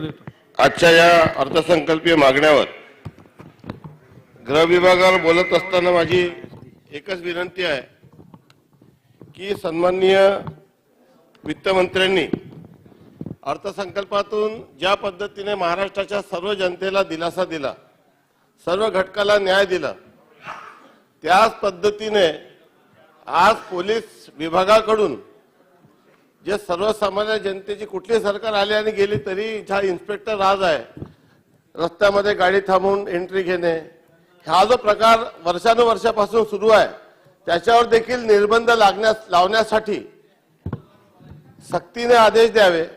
आणि अध्यक्ष महोदय, आपल्याला माहित आहे की जेव्हा आपण एसटीचे वगैरे चेकिंग करतो तेव्हा कंडक्टरकडे जर जास्तीचे पैसे मिळाले तर आपण त्याच्यावर कारवाई करतो छोट्या छोट्या गरीब कंडक्टरवर. मग अशा परिस्थितीमध्ये आज एटीएम सारखी व्यवस्था या ठिकाणी निर्माण झाली आणि वेगवेगळ्या रस्त्यावर हायवेवर उभं करून जे मोठ्या प्रमाणामध्ये कलेक्शन अवैध हे जे सुरू असते अध्यक्ष महोदय, याला देखील कुठेतरी थांबवण्याची गरज आहे. आणि जर हा निर्णय जर सक्तीने इम्प्लिमेंट केला आणि या संदर्भामध्ये माननीय गृहमंत्र्यांनी जर निर्णय घेतला अध्यक्ष महोदय, तर मोठ्या प्रमाणामध्ये पूर्ण राज्यामध्ये जे वर्षानुवर्षापासून किती जरी अध्यक्ष महोदय आपण कंट्रोल केलं तरी त्याला कंट्रोल होत नाही आणि मग सरकारची त्याच्यावर बदनामी होते. जेव्हा की मला पूर्णपणे माहित आहे की माननीय गृहमंत्री अत्यंत प्रामाणिक आहे आणि कुठल्याही अशा पद्धतीच्या व्यवहारामध्ये त्यांचा विरोधच असतो, परंतु त्यांच्या मनाची जी इच्छा आहे ती कृतीत येणं आवश्यक आहे. आणि म्हणून माझी विनंती या संदर्भामध्ये राहणार आहे की आपण संपूर्ण महाराष्ट्रासाठी एक अशा पद्धतीचं धोरण या ठिकाणी आखावं. मला आठवतंय की सन्माननीय आताचे राज्य उत्पादन शुल्क मंत्री हे गृहराज्यमंत्री असताना त्यांनी सभागृहात आश्वासन दिलं होतं की हे जे अवैध वसुली वेगवेगळ्या ठिकाणी जे सुरू असते त्याच्यावर कशा पद्धतीने निर्बंध आणता येईल त्याच्या संदर्भामध्ये आपण ठरवू असं आपण मला आश्वस्त केलं होतं सभागृहात, परंतु दुर्दैवाने ते झालं नाही. आणि दुसरा महत्वाचा मुद्दा ज्याचा पुन्हा उल्लेख मी या ठिकाणी सर्व सन्मान्य सदस्यांच्या वतीने उल्लेख करू इच्छितो की 3दा या सभागृहामध्ये आश्वासन देण्यात आलं होतं. अध्यक्षमध्ये शेवटचा मुद्दा मांडतो. मलाही माहिती आहे की आपल्याला उत्तर घ्यायचं आहे की 353च्या संदर्भामध्ये जी अमेंडमेंट माननीय गृहमंत्री यांनी केली होती मागच्या सरकारमध्ये, त्याला सर्व पक्षीय आमदारांनी पाठिंबा दिला होता की त्याच्यावर पुनर्विचार करावा. सन्माननीय दिलीप वळसे पाटील साहेब गृहमंत्री असताना त्यांनी आश्वासन दिलं. मागच्या नागपूरच्या अधिवेशनामध्ये माननीय गृहमंत्री महोदयांनी देखील आश्वासन दिलं होतं की याच्यामध्ये जे ट्रॅव्हल बाय सेशन जी आपण तरतूद केली आहे ते कमी करून त्याच्यामुळे ती जी ढाल आहे त्याला तलवारीसारखा किंवा शस्त्रसारखा त्याचा वापर करू नये. परंतु माननीय गृहमंत्र्यांच्या व्यस्ततेमुळे ते होऊ शकलं नाही हे मला मान्य करावं लागेल. परंतु अध्यक्ष महोदय त्याचा मोठ्या प्रमाणामध्ये राज्याच्या जनतेच्या सळ सुरू आहे, ते आपण थांबावं अशी विनंती करतो. सन्मान्य सदस्य अनिल पाटील जी. अध्यक्ष महोदय, अर्थसंकल्पाच्या विभागनिहाय चर्चेसाठी आपण मला संधी दिली त्याबद्दल आभारी आहे. मी फार काही आपला अधिक वेळ घेणार नाही, पण गृह विभागावरती चर्चा करताना अध्यक्ष महोदय, जळगाव जिल्ह्यात खून, दरोडे, बलात्कार, अवैध व्यवसाय याचं प्रमाण खूप मोठ्या प्रमाणावरती वाढलेलं आहे. अध्यक्ष महोदय, बाजारपेठ असेल किंवा छोट्या जागा असतील त्या ठिकाणी चाकूचा हल्ला असेल, मधनच गोळीबारासारखं एखादं चौकाचं ठिकाण असेल त्या ठिकाणी गोळीबार फार मोठ्या प्रमाणावरती जळगाव जिल्ह्यात माझ्या मतदारसंघात तरी होताना दिसतोय. अध्यक्ष महोदय, वाळू माफियांच्या माध्यमातून अंमळनेर तालुक्यातल्या मांडळ या गावातल्या एका वाळू माफियाच्या माध्यमातून एका शेतकऱ्याच्या घरातून ज्या वेळेला ती शेतकऱ्याच्या शेतातून वाळू वाहतूक चालू होती त्यावेळेला त्याने थांबवण्याचा प्रयत्न केला, तर अध्यक्ष महोदय पावडी आणि टिक्कम टाकून त्या ठिकाणी त्याचा घात केला गेला, त्याचा खून झाला. अध्यक्ष महोदय, मला आपल्या माध्यमातून हे कळवायचंय की हा जो खून झाला त्याच्यासाठी पकडण्याकरता पोलीस प्रशासनाला 2 ते 2.5 महिने लागले. अध्यक्ष महोदय, या सगळ्या गोष्टी तर होतात, पण शेतकऱ्याच्या दृष्टिकोनातून अतिशय संवेदनशील जर का गोष्ट असेल तर रात्रीच्या 12 वाजेनंतर सकाळच्या 3 वाजेपर्यंत कोणीतरी चोरटे येतात आणि चोरटे येऊन शेतकऱ्याच्या शेतामध्ये जातात. त्याचं ज्या ठिकाणी खळं असतं, आमच्याकडे खळं म्हणतो आपण, त्या ठिकाणी बैलजोडी बांधलेली असते, त्याची जी घंटी असते त्याच्यामध्ये शेण लावलं जातं आणि रात्रीतून अशा शेकडो बैलजोड्या ज्या असतील माझ्या मतदारसंघातून या चोरीला गेल्या. अध्यक्ष महोदय, याच्यासाठी अनेक वेळा तक्रार झाली, परंतु त्या बाबतीत कुठेही दखल घेतली जात नाही आणि त्याचं सापडण्याचं प्रमाण सुद्धा अगदी नगण्य आम्हाला या ठिकाणी दिसतंय. अध्यक्ष महोदय, अजून एक प्रकार असा शेतकऱ्याच्या बाबतीमध्ये आपल्याला सातत्याने दिसतो. अंमळनेर तालुक्यातील नीम गावातला शिवाजी लटकन पाटील याला एका अज्ञात व्यक्तीचा छत्तीसगडवरून फोन आला आणि अध्यक्ष महोदय, तो शेतकरी अत्यंत गरिबीच्या परिस्थितीचा, त्याला सांगितलं की तुमचा फोन नंबर बदलवायचा आहे, त्याच्यासाठी एक ओटीपी आलेला आहे, तो ओटीपी शेअर करा. त्या साध्या बोळ्या शेतकऱ्याने तो ओटीपी देऊन टाकला. अध्यक्ष महोदय, 5 मिनिटाच्या आत त्याला लक्षात आलं. नंतर त्याला कोणीतरी सांगितलं की असा ओटीपी द्यायचा. 59,000 रुपये त्याच्या अकाउंटमध्ये सपाचोट झाले. अध्यक्ष महोदय, ज्यावेळी तो शेतकरी जो होता तो पोलीस स्टेशन मध्ये गेला तर त्याची दखल कोणी घ्यायला तयार नव्हतं. मला आपल्या माध्यमातून एकच विनंती करायची आहे, या सगळ्या याच्यामध्ये सायबरच्या माध्यमातून जळगाव जिल्ह्यातून ते काम चाललेलं आहे. अद्याप पावत त्या शेतकऱ्याच्या बाबतीत छत्तीसगडला तो शेतकरी जाऊ शकत नाही आणि त्याला न्याय कोणी देऊ शकत नाही. अध्यक्ष महोदय, मी फार काही जास्त बोलत नाही, पण अंमळनेर तालुक्यातलं अंमळनेर पोलीस स्टेशन हे अनेक दिवसापासून आमची मागणी आहे. शहरासाठी पोलीस स्टेशनची मागणी आहे. त्यामुळे आपण या माध्यमातून अंमळनेरला शहराचं पोलीस स्टेशन मिळावं. अध्यक्ष महोदय, ऊर्जा विभागावरती 2च मागण्या मागतो की अंमळनेरला सारबेटे आणि शेळावे या ठिकाणी सबस्टेशनची मान्यता मिळालेली आहे, परंतु काही कारणामुळे आता ती थांबलेली आहे. मला विनंती करायची की त्या दोन्ही सबस्टेशनला लवकरात लवकर सुरुवात करावी. अध्यक्ष महोदय, अंमळनेर शहरासाठी आणि मारवड गावासाठी 2 सबस्टेशनची आवश्यकता आहे. त्याही कामाला लवकरात लवकर आपण मान्यता द्यावी. आणि अध्यक्ष महोदय, ऊर्जा विभागाचा एक कळस गाठला गेला. अंमळनेर तालुक्यातल्या मंगरुळ या गावाला भाईदास नवल पाटील या व्यक्तीच्या शेतामध्ये एक लग्नाचा कार्यक्रम चालला होता आणि त्या लग्नाच्या कार्यक्रमामध्ये त्या लग्नाच्या वेळी आग लागली आणि आग लागल्यानंतर अध्यक्ष महोदय आग एकच मिनिट फक्त आग लागल्यानंतर नवरदेव नवरी समोर असताना थोड्या विजेच्या तारा तुटल्या. नवरदेव नवरी घरात येत नाही तोपर्यंत त्यांच्या दारापुढे ऊर्जा विभागाचे लोक गेले आणि पोलीस स्टेशन मध्ये गेले. मला एकच विनंती करायची की अशा स्वरूपाचा अन्याय नको झाला पाहिजे, एवढी एक विनंती करतो आणि थांबतो. धन्यवाद. श्री PN पाटील. अध्यक्ष महोदय, एक मिनिट. पाटील साहेब, नानांनंतर तुमचा आहे नंबर. मी पुकारताना नाव त्यांचं विसरलो, देतो तुम्हाला. अध्यक्ष महाराज, सन 2023-2024 अर्थसंकल्पावरील अनुदानाच्या मागण्यावर माझे विचार मांडण्यासाठी मी उभा आहे. अध्यक्ष महाराज, फुलंब्री तालुका निर्माण होऊन आज जवळपास 23-24 वर्ष झाले. त्यावेळेला दुसऱ्या तालुक्यातून काही गावं त्या तालुक्यात समावेश करण्यात आले. आता त्या गावाची ग्रामपंचायत असू द्या, पंचायत समिती असू द्या, तहसीलचं कार्यालय असू द्या, त्या तालुक्याच्या ठिकाणी त्या गावाचं कार्यालय आलं, पण पोलीस स्टेशन मात्र जुन्या तालुक्यातच राहिलं. आणि अजूनही इकडच्या काही गावांना दुसऱ्या तालुक्यातल्या पोलीस स्टेशनला जावं लागतं. वारंवार मागणी होऊन सुद्धा या तालुक्यातल्या गावांना याच तालुक्यातल्या पोलीस स्टेशनला जोडल्या गेलेलं नाही. खुलताबाद तालुक्यातले काही गाव आहे, कन्नड तालुक्यातले काही गाव आहे आणि त्यामुळे त्या गावाला हे जोडल्या गेले पाहिजे अशी मागणी आपल्या वारंवार आलेली आहे.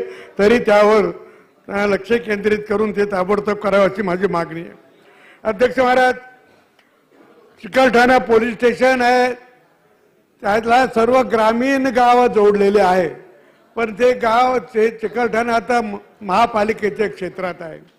तेव्हा हे पोलीस स्टेशन बाहेर जावं असं अनेक वेळेला मागणी केलेली आहे आणि त्याचं जागा त्यांनी पूर्वी चितपिंपळगावला ही निश्चित केलेली होती. तर तीही माझी एक मागणी आहे की हे पोलीस स्टेशन या महापालिकेच्या बाहेर म्हणजे जी गावं याला जोडलेली त्या गावामध्ये गेलं पाहिजे अशी माझी मागणी आहे. अध्यक्ष महाराज, ओढोद बाजार पोलीस स्टेशन आहे, ते ओढोद बाजार नाही आता दुसऱ्या गावात शिफ्ट झालंय, परंतु तिथं जागा आहे पोलीस स्टेशनची आणि त्या ठिकाणी पोलिसाला राहण्यासाठीचे घर नाहीत आणि म्हणून ते भाड्याचे घर अजून आजूबाजूला राहतात.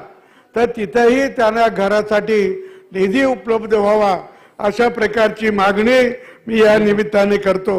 अध्यक्ष महाराज, बऱ्याच वेळेला या पोलीस स्टेशनमध्ये करमाड पोलीस स्टेशन आहे आणि तिथल्या पोलीस स्टेशनच्या गावामध्ये एका पिंपळखुटा गावामध्ये मुलांनी छत्रपती शिवाजी महाराजांचा पुतळा उभा केला.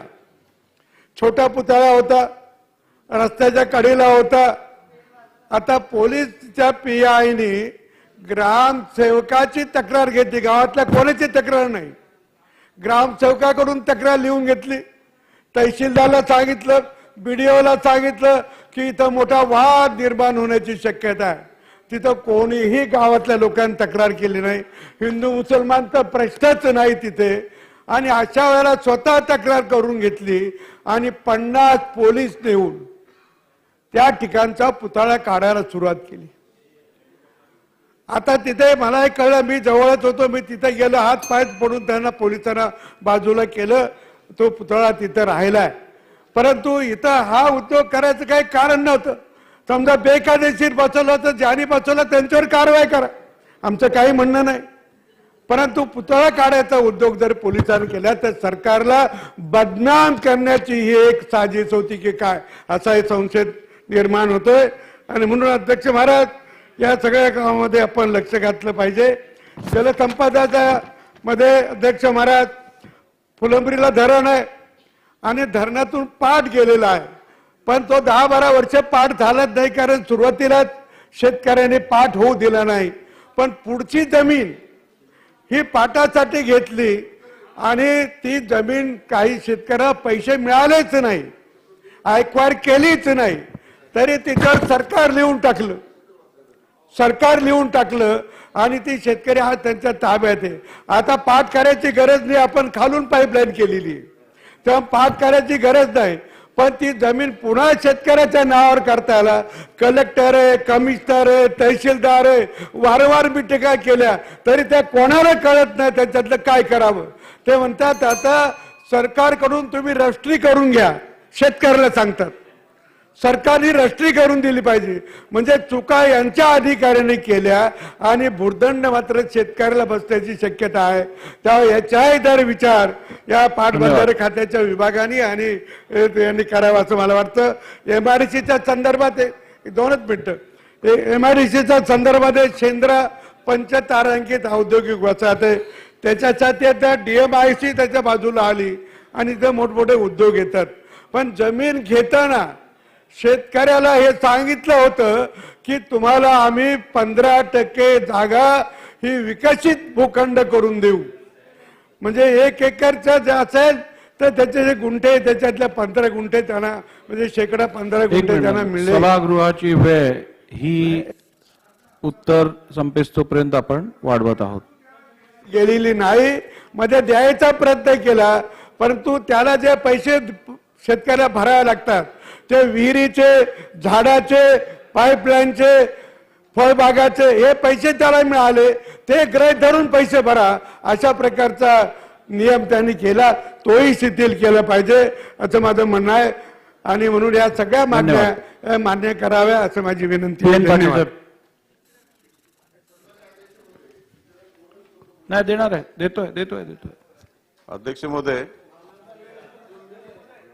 हो विभागावरती बोलत असताना उत्तर गांभीर्यपूर्व उत्तर शासनाकडनं मिळेल. उत्तरात घेऊ आपण ते. माझ्या मतदारसंघातील कडे पोलीस स्टेशन त्या ठिकाणी इमारत बांधण्यासाठी प्रस्ताव शासनानं मंजूर केला. राज्याचे गृहराज्यमंत्री त्यावेळेला शंभूराजे होते, त्यावेळेला 19-20 ला या मंदिरासाठी पैसे ताबडतोब द्या अशी आम्ही त्यांना विनंती केली होती. 3,72,00,000 त्यावेळेला त्याचं बजेट केलं होतं. त्यानंतर 20-21 ला ते 4.5 कोटीवरती गेलं आणि 22-23 ला ते 5,15,00,000 पर्यंत गेलं. तर ते पोलीस स्टेशन ग्रामीण भागातल्या डोंगराळ भागामध्ये ते अतिशय लवकर करण्याच्या दृष्टीने लवकरात लवकर त्या ठिकाणी बजेट लावून काम करावं अशा पद्धतीची विनंती करतो. त्याच पद्धतीनं करवीरमध्ये शहरामध्ये पोलीस स्टेशन आहे, ग्रामीण भागातली सगळी गावं त्याला आहेत. शहराच्या बाहेर त्याला रिंग रोडवरती किंवा त्या सिंगणापूर रोडवरती जागा पोलीस खात्याने बघितलेला आहे. ती पोलीस स्टेशन लवकर व्हावं, शहरात सगळ्या भागातल्या लोकांना त्या ठिकाणी यावं लागतं आणि त्यांची त्या ठिकाणी गैरसोय उपवती या ठिकाणी होती. आमच्या मतदारसंघात एक धामणी प्रोजेक्ट आहे, त्याचं काम गेले 22 वर्षे काम चालू आहे. अगदी मध्ये 10 वर्षे तर काम बंद होतं, आता ते काम चालू झालं. 317 कोटी त्याला बजेट लावलं, ते काम अतिशय धीम्य पद्धतीने चालू आहे. त्या ठिकाणी पुनर्वसनचं काम त्याकडे अपुरं आहे. ते पुनर्वसनचं काम जास्तीत जास्त लवकरात लवकर करावं, म्हणजे ते काम सुद्धा लवकर पूर्ण होईल अशा पद्धतीची भूमिका त्याच्यामध्ये आहे. ग्रामीण भागातल्या शेतकऱ्यांना लाईटच्या विषयावर कालपासून चर्चा झाली. लाईट फुकट द्या अशी विनंती होती 1 वर्षासाठी, पण ती काही मान्यता दिली नाही उपमुख्यमंत्री साहेबांनी. पण आम्ही त्या ठिकाणी शेतकऱ्याला किमान दिवसा वीज द्यावी. आमच्या भागामध्ये अतिशय मोठ्या प्रमाणात गवारेडे आणि त्या ठिकाणी जंगल असल्यामुळं प्रत्येक वर्षी 2 ते 3 शेतकऱ्यांचा त्या ठिकाणी गवारेड्याच्या हल्ल्यामध्ये मृत्यू होतो, ही परिस्थिती आहे. त्याला यावर्षी आपण मदत द्यायची, त्याचा मृत्यू झाल्यानंतर 20 लाख 15 लाखाची 20 लाख केली, पण एक शेतकरी गेल्यानंतर त्याला 20 लाख रुपये द्यायचे, अतिशय कमी प्रमाणामध्ये आहे. एवढा त्याचं नुकसान होतं आणि रात्री गेला की शेतकऱ्याचा कुठल्याही परिस्थितीत 2-3 शेतकऱ्यांचा वर्षाला त्या ठिकाणी त्या गवारेड्याच्या हल्ल्यामध्ये मृत्यू होतो. तेव्हा ते आम्हाला त्या भागामध्ये दिवसा लाईट द्यावी शेतकऱ्यांना. 3 दिवस 6 दिवस आहे त्याच्यापेक्षा. आणि त्या ठिकाणी आपण या ठिकाणी पाणी पुरवठा विभागावरती बोलत असताना जल जीवन योजनेमध्ये आपण या ठिकाणी 55 लिटरची या ठिकाणी पर हेडला आपण त्या ठिकाणी मान्यता दिली आहे, ती 55 लिटर कमी या ठिकाणी पडतं, ते 70 लिटर पर्यंत करावं अशा पद्धतीची या ठिकाणी मागणी करतो. 15 वर्षाची योजना धरून आपण त्या ठिकाणी ते प्रोजेक्ट या ठिकाणी करायचा, जलजीवनचं काम केलंय ते 30 वर्षाचं करावं अशा पद्धतीची मी या ठिकाणी आपल्याला मागणी या ठिकाणी करतो. आणि ह्या योजनेमध्ये 12 तास लाईट गेल्यानंतर ती टाकी भरल अशी सोय त्या ठिकाणी मशिनरी बसवलेली आहे. ती 12 तासाच्या ऐवजी 6 तासात बसली. लाईट वेळेवर येत नाही, बरेच वेळा लाईट खंडित होती, ती लाईट मिळाली असेल, लोकांना पाणी मिळालं असेल ते 6 तासात अशा पद्धती योजना करावी अशी आपल्याला या ठिकाणी विनंती करतो. आणि आपण त्या पाईपलाईन टाकत असताना पीडब्ल्यूडीच्या रस्त्या साईडनं जर आपण लाईन टाकली तर पीडब्ल्यूडीला 1150 रुपये पर मीटर पैसे भरावे लागतात. अध्यक्ष महोदय, अर्थसंकल्पातील अनुदानाच्या मागण्यावर चर्चा करण्यासाठी मी इथे उभा आहे आणि त्यामध्ये उद्योग खात्यावर मी ते बोलणार आहे. अध्यक्ष महोदय, बोला बोला. महाराष्ट्रामध्ये मोठ्या प्रमाणात औद्योगिक गुंतवणूक झाली पाहिजे, यासाठी शासनाने प्रयत्नशील राहणं अतिशय गरजेचं आहे. अध्यक्ष महोदय, मधल्या काळामध्ये मोठ्या प्रमाणात काही प्रकल्प महाराष्ट्रातून बाहेर गेलेत. त्यामध्ये वेदांता फॉक्सकॉन असो, जवळजवळ 1,54,000 कोटीचा प्रोजेक्ट सेमी कंडक्टरचा महाराष्ट्राच्या बाहेर गेला. त्याचबरोबर दुसरा बल्क ड्रग प्रोजेक्ट 3,000 कोटीचा महाराष्ट्राच्या बाहेर गेला. त्यानंतर मेडिकल इक्विपमेंट प्रोजेक्ट 424 कोटीचा, ज्यामध्ये जवळजवळ 3,000 नोकऱ्या मिळू शकल्या असत्या, तो महाराष्ट्राच्या बाहेर गेला. आणि त्याचबरोबर ऊर्जा प्रकल्प उपकरणे क्लस्टर हा सुद्धा अतिशय मोठा प्रोजेक्ट मध्य प्रदेशमध्ये गेला. आणि त्याचबरोबर महाराष्ट्रामध्ये मिहान, नागपूरला गेल्या 15 वर्षापासून मिहानमध्ये अतिशय चांगली इंडस्ट्रियल इन्फ्रास्ट्रक्चर त्या ठिकाणी डेव्हलप आहे. त्या ठिकाणी सुद्धा टाटाचा एअरबसचा प्रोजेक्ट जवळजवळ त्यामध्ये 22,000 कोटीचा हा प्रोजेक्ट होता आणि हा 22,000 कोटीचा प्रोजेक्ट सुद्धा हा बाहेर गेला. अध्यक्ष महोदय, मिहानमध्ये मी सांगितलं की अतिशय चांगल्या सोयी उपलब्ध आहेत. हा जर एअरबसचा टाटाचा प्रोजेक्ट जर मिहानमध्ये आला असता आणि त्या ठिकाणी अध्यक्ष महोदय अतिशय सर्व सोयी उपलब्ध आहेत. त्यामध्ये विमानाचे सुटे भाग तयार करण्याच्या सोयी तिथे उपलब्ध आहेत. विमानाची देखभाल करणारे 2 डेपो तिथे उपलब्ध आहेत. त्याचबरोबर विमानाचं जे फ्लोर बीम राहतं त्या फ्लोर बीम तयार करण्याचा टाटाचा कारखाना सुद्धा त्या ठिकाणी अध्यक्ष महोदय उभा आहे. त्याच्यामुळे अशा ठिकाणी जर एअरबसचा 22,000 कोटीचा प्रोजेक्ट आला असता तर तिथे औद्योगिक चांगल्या पद्धतीनं वाढ त्या भागात आणि बाकी तालुक्या प्लेसमध्ये अँसिलरी युनिटच्या बाबतीत झाली असती. अध्यक्ष महोदय, त्याचबरोबर एक अतिशय महत्वाचा प्रोजेक्ट फ्रान्स गव्हर्नमेंटचा सॅफ्रॉनचा, हा सुद्धा 1,185 कोटीचा प्रोजेक्ट जो मिहानमध्ये येणार होता, हा सुद्धा अध्यक्ष महोदय बाहेर गेलेला आहे. त्याच्यामुळे आज मिहानमध्ये खऱ्या अर्थानं मोठे मोठे उद्योग येण्याची अतिशय गरज आहे. त्या ठिकाणी TCS असो, इन्फोसिस असो, हे जवळजवळ 15 वर्षापूर्वी आलेत, पण नवीन उद्योग त्या निमित्तानं तिथे येण्याची अतिशय आवश्यकता आहे, जेणेकरून महाराष्ट्रामध्ये चांगल्या पद्धतीनं मोठ्या प्रमाणात औद्योगिक गुंतवणूक झाली पाहिजे. याच्याकडे अध्यक्ष महोदय शासनाने लक्ष देण्याची आवश्यकता आहे. मी माझ्या मतदारसंघाच्या बाबतीत सांगायचं झालं तर मी सांगतो की माझ्या मतदारसंघामध्ये काटोलमध्ये MIDC सेकंड फेज मंजूर आहे. त्या ठिकाणी इन्फ्रास्ट्रक्चर आहे, रोडची व्यवस्था आहे, पाण्याची व्यवस्था आहे, रेल्वेची व्यवस्था आहे. त्या ठिकाणी जर काही इंडस्ट्री येऊ शकल्या तर त्या ठिकाणी चांगल्या पद्धतीनं आपल्याला रोजगार उपलब्ध करून देता येईल. त्याचबरोबर दुसरं एक तहसील प्लेस आहे नरखेड, त्या ठिकाणी सुद्धा MIDCचा फेज 2 प्रकल्प, फेज 2 प्रकल्प हा उच्चाधिकार कमिटीने हाय पॉवर कमिटीकडे पाठवलेला आहे मंजुरीसाठी. 2 वर्षापासून त्या ठिकाणी हाय पॉवर कमिटीकडे हा फेज 2 नरखेड MIDCचा प्रोजेक्ट प्रलंबित आहे. त्यामुळे याला जर मान्यता मिळाली तर त्या ठिकाणी सुद्धा चांगल्या प्रकारे उद्योग अध्यक्ष महोदय येऊ शकतील आणि त्या माध्यमातून अध्यक्ष महोदय सरकारने प्रयत्न करावे आणि मोठ्या प्रमाणात मिहानमध्ये नाही पण सर्व महाराष्ट्रामध्ये मोठ्या प्रमाणात उद्योग आले पाहिजे. हे जे उद्योग मोठे मोठे गेले ज्याचा मी उल्लेख केला त्याच्या व्यतिरिक्त, हे तर गेले आता, पण त्याच्या व्यतिरिक्त सुद्धा मोठे मोठे उद्योग महाराष्ट्रामध्ये आले पाहिजे, यासाठी शासनाने प्रयत्न करावे अशी मी त्यांना विनंती. धन्यवाद. सन्माननीय सदस्य संजय गायकवाडजी नाही आहेत का? अध्यक्ष महोदय आहे ना, कुठे जाणार? आजच्या या अर्थसंकल्प पूर्व मागण्याच्या संदर्भात बोलण्याकरता उभा आहे. अध्यक्ष महोदय, माझा बुलढाणा जिल्ह्याचं ठिकाण आहे आणि त्या शहरामध्ये बॉन्ड आणि MP मधून आलेल्या टॅबलेट आणि गांजा असा संयुक्तिक नशा करणाऱ्या लहान लहान पोरांचं प्रमाण प्रचंड प्रमाणात वाढलेलं आहे आणि हे पोरं एकदा या तीन याचा नशा एकत्रित केल्यानंतर अगदी भन्नाट त्या ठिकाणी होतात, कोणालाही लुटतात, कोणालाही मारतात आणि पोलिसांचं अक्षम्य दुर्लक्ष या गोष्टीकडे आहे. आणि म्हणून परराज्यातून येणारे हे जे काही सगळं ज्या वस्तू येतात ह्या थांबवल्या गेल्या पाहिजे, नाहीतर संपूर्ण ही लहान पिढी बर्बाद त्या ठिकाणी होणार आहे. दुसरी एक नवीन गोष्ट शहरामध्ये होती की जे कॉफी शॉप आहेत, या कॉफी शॉपांचं रूपांतर आता अश्लीलतेमध्ये होऊन राहिलेलं आहे. प्रत्येक कॉफी शॉप मध्ये बंदिस्त रूम आहेत, अश्लीलता त्या ठिकाणी चालते, वेश्याव्यवसाय त्या ठिकाणी चालतो आणि शहरातल्या आणि लगतच्या परिसरातल्या ग्रामीण भागातल्या तरुण कवळ्या मुली त्या ठिकाणी बर्बाद होतात आणि म्हणून त्या संदर्भात देखील पोलिसांकडून कारवाईची अपेक्षा त्या ठिकाणी आहे.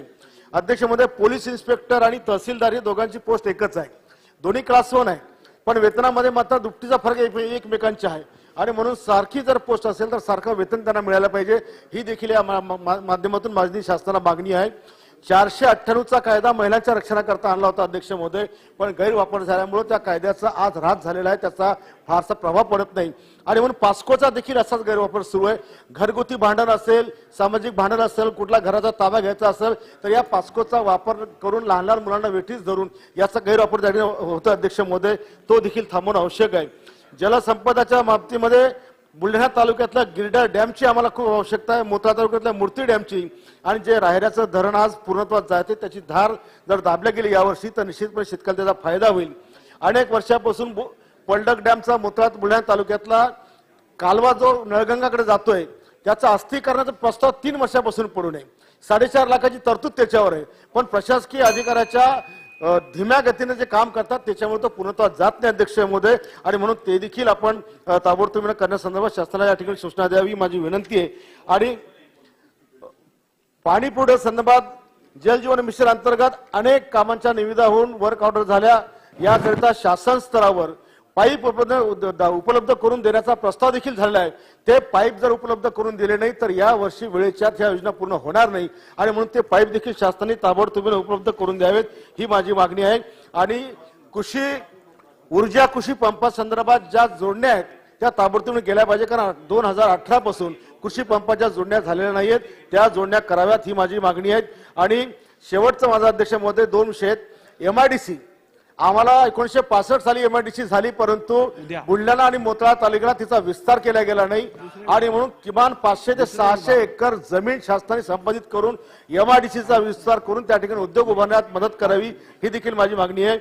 पलडक डॅमचं पाणी डाव्या कालव्याने नळगंगा डॅमला आणि उजव्या कालव्याने धामणगाव देशमुख जर नेलं तर वाटेत येणारी सर्व शेती सिंचनाखाली येईल, पाण्याचं स्टोरेज वाढेल. तर ह्या सगळ्या मागण्या मी या अनुषंगाने या ठिकाणी करतोय महोदय. धन्यवाद. सिद्धार्थ शिरोळे. महोदय, सन 2023-24च्या अर्थसंकल्पातील अनुदानाच्या मागण्यांवर चर्चेसाठी मी उभा आहे. प्रामुख्याने फक्त 2च विभागांवरती मी बोलू इच्छितो, गृह विभाग आणि स्वच्छता विभाग. अध्यक्ष महोदय, आमच्या इकडे भोपोडी आणि खडकी इथे गेल्या काही महिन्यामध्ये गुन्हेगारी खूप वाढलेली आहे. अल्पवयीन मुलामुलींमध्ये नशापान होणे, चोऱ्या, छेडछाड, मारामाऱ्या, छोटे व्यापाऱ्यांना धमकवणे आणि हप्ते मागणे हे फार वाढलं आहे. अध्यक्ष महोदय, भोपोडी परिसरातील जुन्या जकात नाक्यावर पोलीस चौकी असून सुद्धा ती बंद आहे आणि त्याच पद्धतीने खडकी बाजारामध्ये सुद्धा पोलीस चौकी ही अनेक काळापासून बंद आहे. माझी मंत्री महोदयांना विनंती आहे की आपण योग्य त्याची चाचणी करून पोलीस अधिकारी नेमून ह्या दोन्ही पोलीस चौक्या समजा खडकीच्या आणि भोपोडीच्या सुरू केल्या तर हा जो वाढती गुन्हेगारी आहे ह्याला नक्कीच आळा बसेल. त्याच पद्धतीने स्वच्छता विभागावरती बोलताना अध्यक्ष महोदय, आमच्या शिवाजीनगर मतदारसंघामध्ये अनेक सेवा असतात आणि त्याचे जे पब्लिक टॉयलेट्स आहेत त्याची पाहणी मी गेल्या अनेक महिन्यापासून करतोय. जवळजवळ 100 स्वच्छतागृहांची पाहणी मी स्वतः केलेली आहे. ह्या 2च विषय अध्यक्ष महोदय समजा आपण केले की जी पाण्याची स्टोरेज असते कुठल्याही स्वच्छता जे पब्लिक टॉयलेट आहे त्याच्यावरती पाण्याचं स्टोरेज हे इनएडिक्वेट असल्यामुळे हे पाणी कमी पडतं आणि त्याच्यामुळे त्याचा मेंटेनन्स नीट होत नाही. त्याच पद्धतीने त्याचं जे ड्रेनेज फक्त पब्लिक टॉयलेटची प्रत्येक सेवावस्थेतले महाराष्ट्रातल्या समजा आपण ड्रेनेज आणि पाण्याच्या स्टोरेजवरती योग्य निधी ही रिपेअर्स अँड मेंटेनन्ससाठी आपण खर्च केली किंवा स्टोरेज वाढवण्याच्या दृष्टिकोनाने समजा आपण त्याचं प्लॅनिंग केलं तर मी सांगतो तुम्हाला की प्रत्येक सेवावस्थेमधील अनेक लोकांच्या आयुष्यात आपण रोज एक सकारात्मक स्पर्श करू शकू. त्यामुळे मला माझी विनंती आहे की आपण ह्याच्यासाठी भरीव तरतूद करावी. सन्मान्य सदस्य रत्नाकर गुट्टेजी. अध्यक्ष महोदय, मी 23 आणि 24च्या अर्थसंकल्पावर बोलण्यासाठी उभा आहे. मला 2-3 मुद्द्यावरच बोलायचं अध्यक्ष महोदय. परभणी इथे पोलीस कल्याण निधीमध्ये फार मोठा गैरव्यवहार झालेला आहे अध्यक्ष महोदय. हे जयंत मीना हे परभणी इथे एकदम पॉइंटेड मुद्दे मांडा. म्हणजे काय, आता रिप्लाय घेणार आहोत, ते बाकीच्यांना पण बोलता येईल. पॉइंटेड मुद्दे मांडा आपले. बोला बोला महोदय. भ्रष्टाचार पोलीस कल्याण निधीमध्ये भ्रष्टाचार झालेला आहे बोला. अध्यक्ष महोदय. आणि जी खरेदी जीएम पोर्टल मधून खरेदी करायला पाहिजे ती जीएम पोर्टल मधून अशी कुठलीही खरेदी झालेली नाही अध्यक्ष महोदय. आणि कुठल्या रेकॉर्डवर पण घेतलेलं नाही. आणि इव्हन 10 लाख रुपयाचाही फिक्स डिपॉझिट असतं ते पण तोडलेलं आहे. आणि हा निधी पोलीस कल्याण निधी फक्त अपघात असेल, कोणी बिमार असेल याच्यासाठी वापरला गेला पाहिजे होता. पण हा निधी पोलीस अधीक्षकांनी आपल्या स्वतःच्या घरी टीव्ही असेल, इतर कुठलं काम करायचं असेल या सगळ्यासाठी हा निधी वापरलेला आहे अध्यक्ष महोदय. आणि जवळजवळ 1,10,00,000 रुपये याचा गैरव्यापार झालेला आहे अध्यक्ष महोदय. तसेच गुन्ह्याची माहिती भरण्यासाठी अध्यक्ष महोदय सीआयडी क्राईम मार्फत सीसीटीएनएस प्रणाली चालवली जाते अध्यक्ष महोदय. त्यासाठी सुद्धा अधीक्षकांनी जवळजवळ 8 लाख रुपयाची खर्च दाखवलेला आहे, जे की पूर्ण महाराष्ट्रामध्ये अध्यक्ष महोदय सीसीटीएनएस वर कुठे 8 रुपयाचा पण खर्च होत नाही. तसा अध्यक्ष महोदय यांनी 8 लाख रुपयाचा खर्च केलेला आहे. तर हा फार मोठा भ्रष्टाचार आहे. तरी हे वरील जे मी मुद्दे मांडलेले आहेत यावरील पोलीस खात्यामार्फत पोलीस अधिकारी वरिष्ठ अधिकाऱ्याकडून चौकशी करण्यात यावी व या चौकशीतून सत्य बाहेर येईलच. आल्याच्या नंतर हे करा. आणि दुसरं अध्यक्ष महोदय, गंगाखेड इथे जवळजवळ माझ्या म्हणजे पोलीस स्टेशन आहे ते पोलीस स्टेशन निजामाकालीन पोलीस स्टेशन आहे, त्यासाठी निधी देण्यात यावा. डीवायएसपीचं ऑफिस नाही त्यासाठी पण निधी देण्यात यावा. राणी सावरगाव 8 ते 10,000 वस्तीचं आमचं शहर आहे, तिथे आम्हाला पोलीस स्टेशन द्यावं. आणि चाटूरला पण एक पोलीस स्टेशन द्यावं. आणि अध्यक्ष महोदय, गंभीर मुद्दा आहे. इथं माजी गृहमंत्री आता बसलेले होते. अध्यक्ष महोदय, माझ्यावर 21 तारखेला फिर्यादी तारामती शेषराव कोरके 62 वर्षे वय आहे यांनी माझ्यावर 354चा गुन्हा माझ्यावर दाखल केला अध्यक्ष महोदय. तर त्या गुन्ह्यामध्ये 11 ते जवळजवळ 10 ते 11च्या दरम्यान हा गुन्हा दाखल झाला. आणि मी 30 ते 35 लोकांनी मारहाण करून हे सगळं करून असा माझ्यावर गुन्हा दाखल केला होता. अध्यक्ष महोदय, मी त्यावेळेसचे गृहमंत्री उद्या आहो ना आपण, सन्माननीय दिलीप वळसे पाटील होते. मी त्यांना भेटलो आणि त्यांना भेटून सांगितलं की या एसपीवर माझा बिलकुल भरोसा नाहीये. अध्यक्ष महोदय, 2च मिनिटं, मला या एसपीवर कुठला भरोसा नाहीये. हा आपण जो गुन्हा आहे ही एफआयआर केली हे आपण इतरत्र कुठेतरी दुसऱ्या जिल्ह्यामध्ये ट्रान्सफर करावा. आणि तो दुसऱ्या जिल्ह्यामध्ये ट्रान्सफर करण्यात आला अध्यक्ष महोदय. आणि तिथनं मला नंतर ज्यावेळेस इन्क्वायरी झाली, धर्माबादचे पीआय एक होते आणि त्या पीआयनी ज्यावेळेस लिखी केलं त्यावेळेस त्यांनी मला आता त्याच्यामधनं वगळण्यात आलं आणि ते गुन्हा बोगस आहे. माझ्या घरचे सीसीटीव्ही तपासण्यात आले, गाडीतली माझी टाइमलाईन बघण्यात आला, माझ्या मोबाईलचा टाइमलाईन बघण्यात आला. आणि हे सर्व बघितल्यानंतर ज्यावेळेस कळालं की मी त्या गुन्ह्यामध्ये सहभाग नाही, त्या गुन्ह्यामधून मला वगळण्यात आलंय. तर मला एकच आपल्या वतीनं मला विचारायचं आहे, ह्या जो फिर्यादी आहे ही जो खोटा गुन्हा जे दाखल केला आहे फिर्यादीने, त्या फिर्यादीवर आपण काय कारवाई करणार. आणि अध्यक्ष महोदय, तत्कालीन जो अध्यक्ष महोदय, 1 मिनिट, अध्यक्ष महोदय, तत्कालीन सुनील माने यांनी जे माझ्यावर हा गुन्हा दाखल केला त्या सुनील माने, धन्यवाद गुट्टे साहेब, धन्यवाद. सर, चला शेखर निकम. अध्यक्ष महोदय, मी जलसंपदा विभागासाठी बोलतोय. चिपळूणमध्ये महापूर आल्यामुळे तिथे आदरणीय अजितदादांनी 10 कोटीचा निधी दिला होता. गाळ काढण्याचं काम चालू आहे. सदरच्या निधीतूनच अजून काम आहे. आता निधी संपणार आहे. ती तातडीने जो 5 कोटीचा प्रस्ताव आपल्याकडे आलाय तो तातडीने मंजूर करणं गरजेचं आहे. तिसरा फेजचं काम देखील तेवढ्याच पद्धतीने चालू होणं गरजेचं आहे. जलसंपदा अंतर्गत माझ्या मतदारसंघात गडगदी व गडनदी प्रकल्प येतात. कॉन्ट्रॅक्टरच्या फायद्यासाठी त्याची उंची वाढवण्याचं काम केलं जात आहे. तर त्याआधी आमच्याकडे कोकणात जे मातीचे कालवे असतात ते बुडून जातात आणि झाडी वगैरे वाढते, तर तिथं पाईपलाईनचे कालवे करण्याचं काम पाईपलाईनचंच व्हावं. अनेक विषय होते अध्यक्ष महोदय, त्यामध्ये सर्वात महत्वाचा कोकणातील शेती पंपांना महावितरण कंपनीने एजी अदर मध्ये टाकलेलं आहे.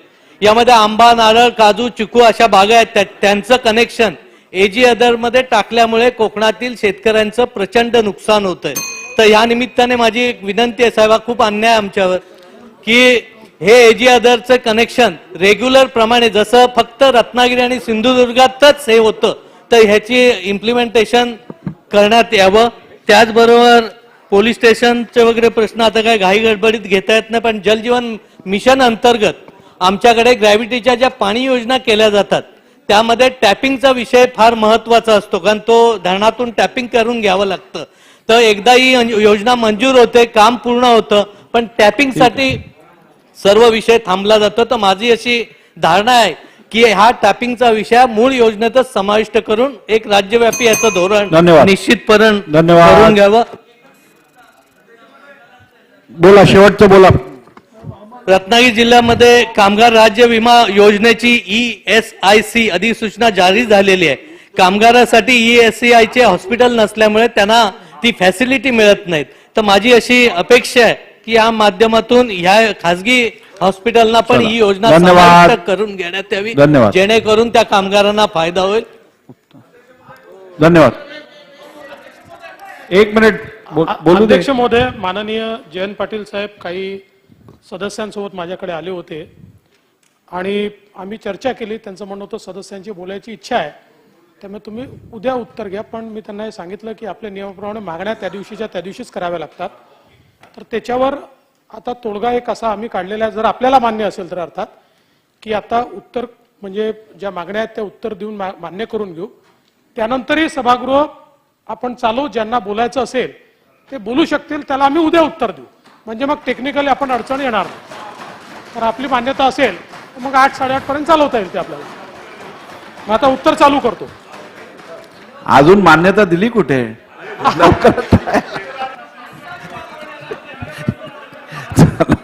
बोला. नाही, तुमचं झालं, तुम्ही बसा. उत्तर घेऊन मग उत्तर घेऊया. मग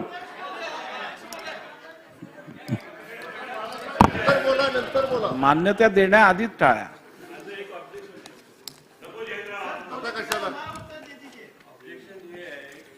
इथे सभागृह चालू असताना प्रत्येकाने मुकेशचं एक तरी गाणं बाहेर जाऊन ऐकलं पाहिजे.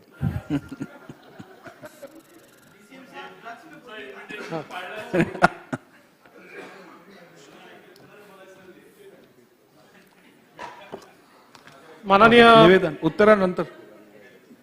अध्यक्ष महोदय, मी गृह विभागाच्या B1, B4, B5, B6, B9, B10 व B11 रुपये 29,171,36,10,000. जलसंपदा विभाग I2 ते I5 व I7 रुपये 19,179,20,34,000. ऊर्जा विभाग K1, K6 व K11 रुपये 10,992,30,09,000.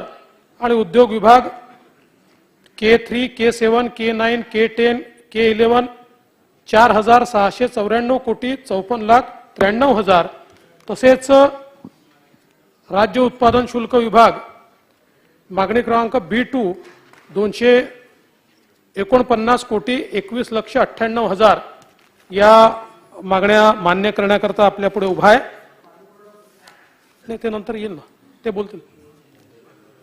अध्यक्ष महोदय, गृह विभागाशी संबंधित विविध बाबी या ठिकाणी मांडण्यात आला. विशेषतः आमचे मित्र जितेंद्र आव्हाड यांनी पोटतिडकीनं एका अधिकाऱ्याच्या संदर्भातला विषय या ठिकाणी मांडला. मी पहिल्यांदा तर त्यांना आश्वस्त करू इच्छितो की कुठल्याही परिस्थितीत लोकप्रतिनिधी म्हणून तुम्ही असाल किंवा तुमची कन्या असेल, तुमचा परिवार असेल, कुठल्याही परिस्थितीत त्यांना कुठल्याही धोक्यामध्ये येऊ दिलं जाणार नाही. संपूर्ण त्यांची सुरक्षा केली जाईल, त्यांना सुरक्षा पुरवली जाईल.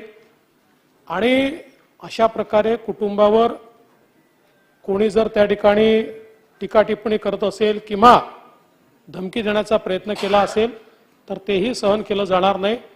आणि म्हणून ही संपूर्ण जी केस आहे, ही केस मी सीआयडीला ट्रान्सफर करतोय आणि स्पेशल अधिकारी त्या ठिकाणी सीआयडी मध्ये अपॉइंट करून या केसची सगळी इंडिपेंडंट चौकशी ही त्या ठिकाणी केली जाईल. आणि आपण आश्वस्त राहा, कारण शेवटी आपण जसं म्हणालात की आपली पोरगी आमची पोरगी आहे, त्याच्यामुळे कुठल्याही परिस्थितीमध्ये अशा प्रकारच्या कुठल्याही प्रवृत्तीला, आणि मी स्वतः या संदर्भात माननीय मुख्यमंत्र्यांशी बोललो, मुख्यमंत्र्यांनी सांगितलं की अशा प्रकारे धमकी वगैरे देणं हे मान्य करण्याचं कारण नाही आहे. त्यामुळे निश्चितपणे त्या संदर्भातली संपूर्ण इंडिपेंडंट इन्क्वायरी जी आहे ही इन्क्वायरी आपण त्या ठिकाणी करू.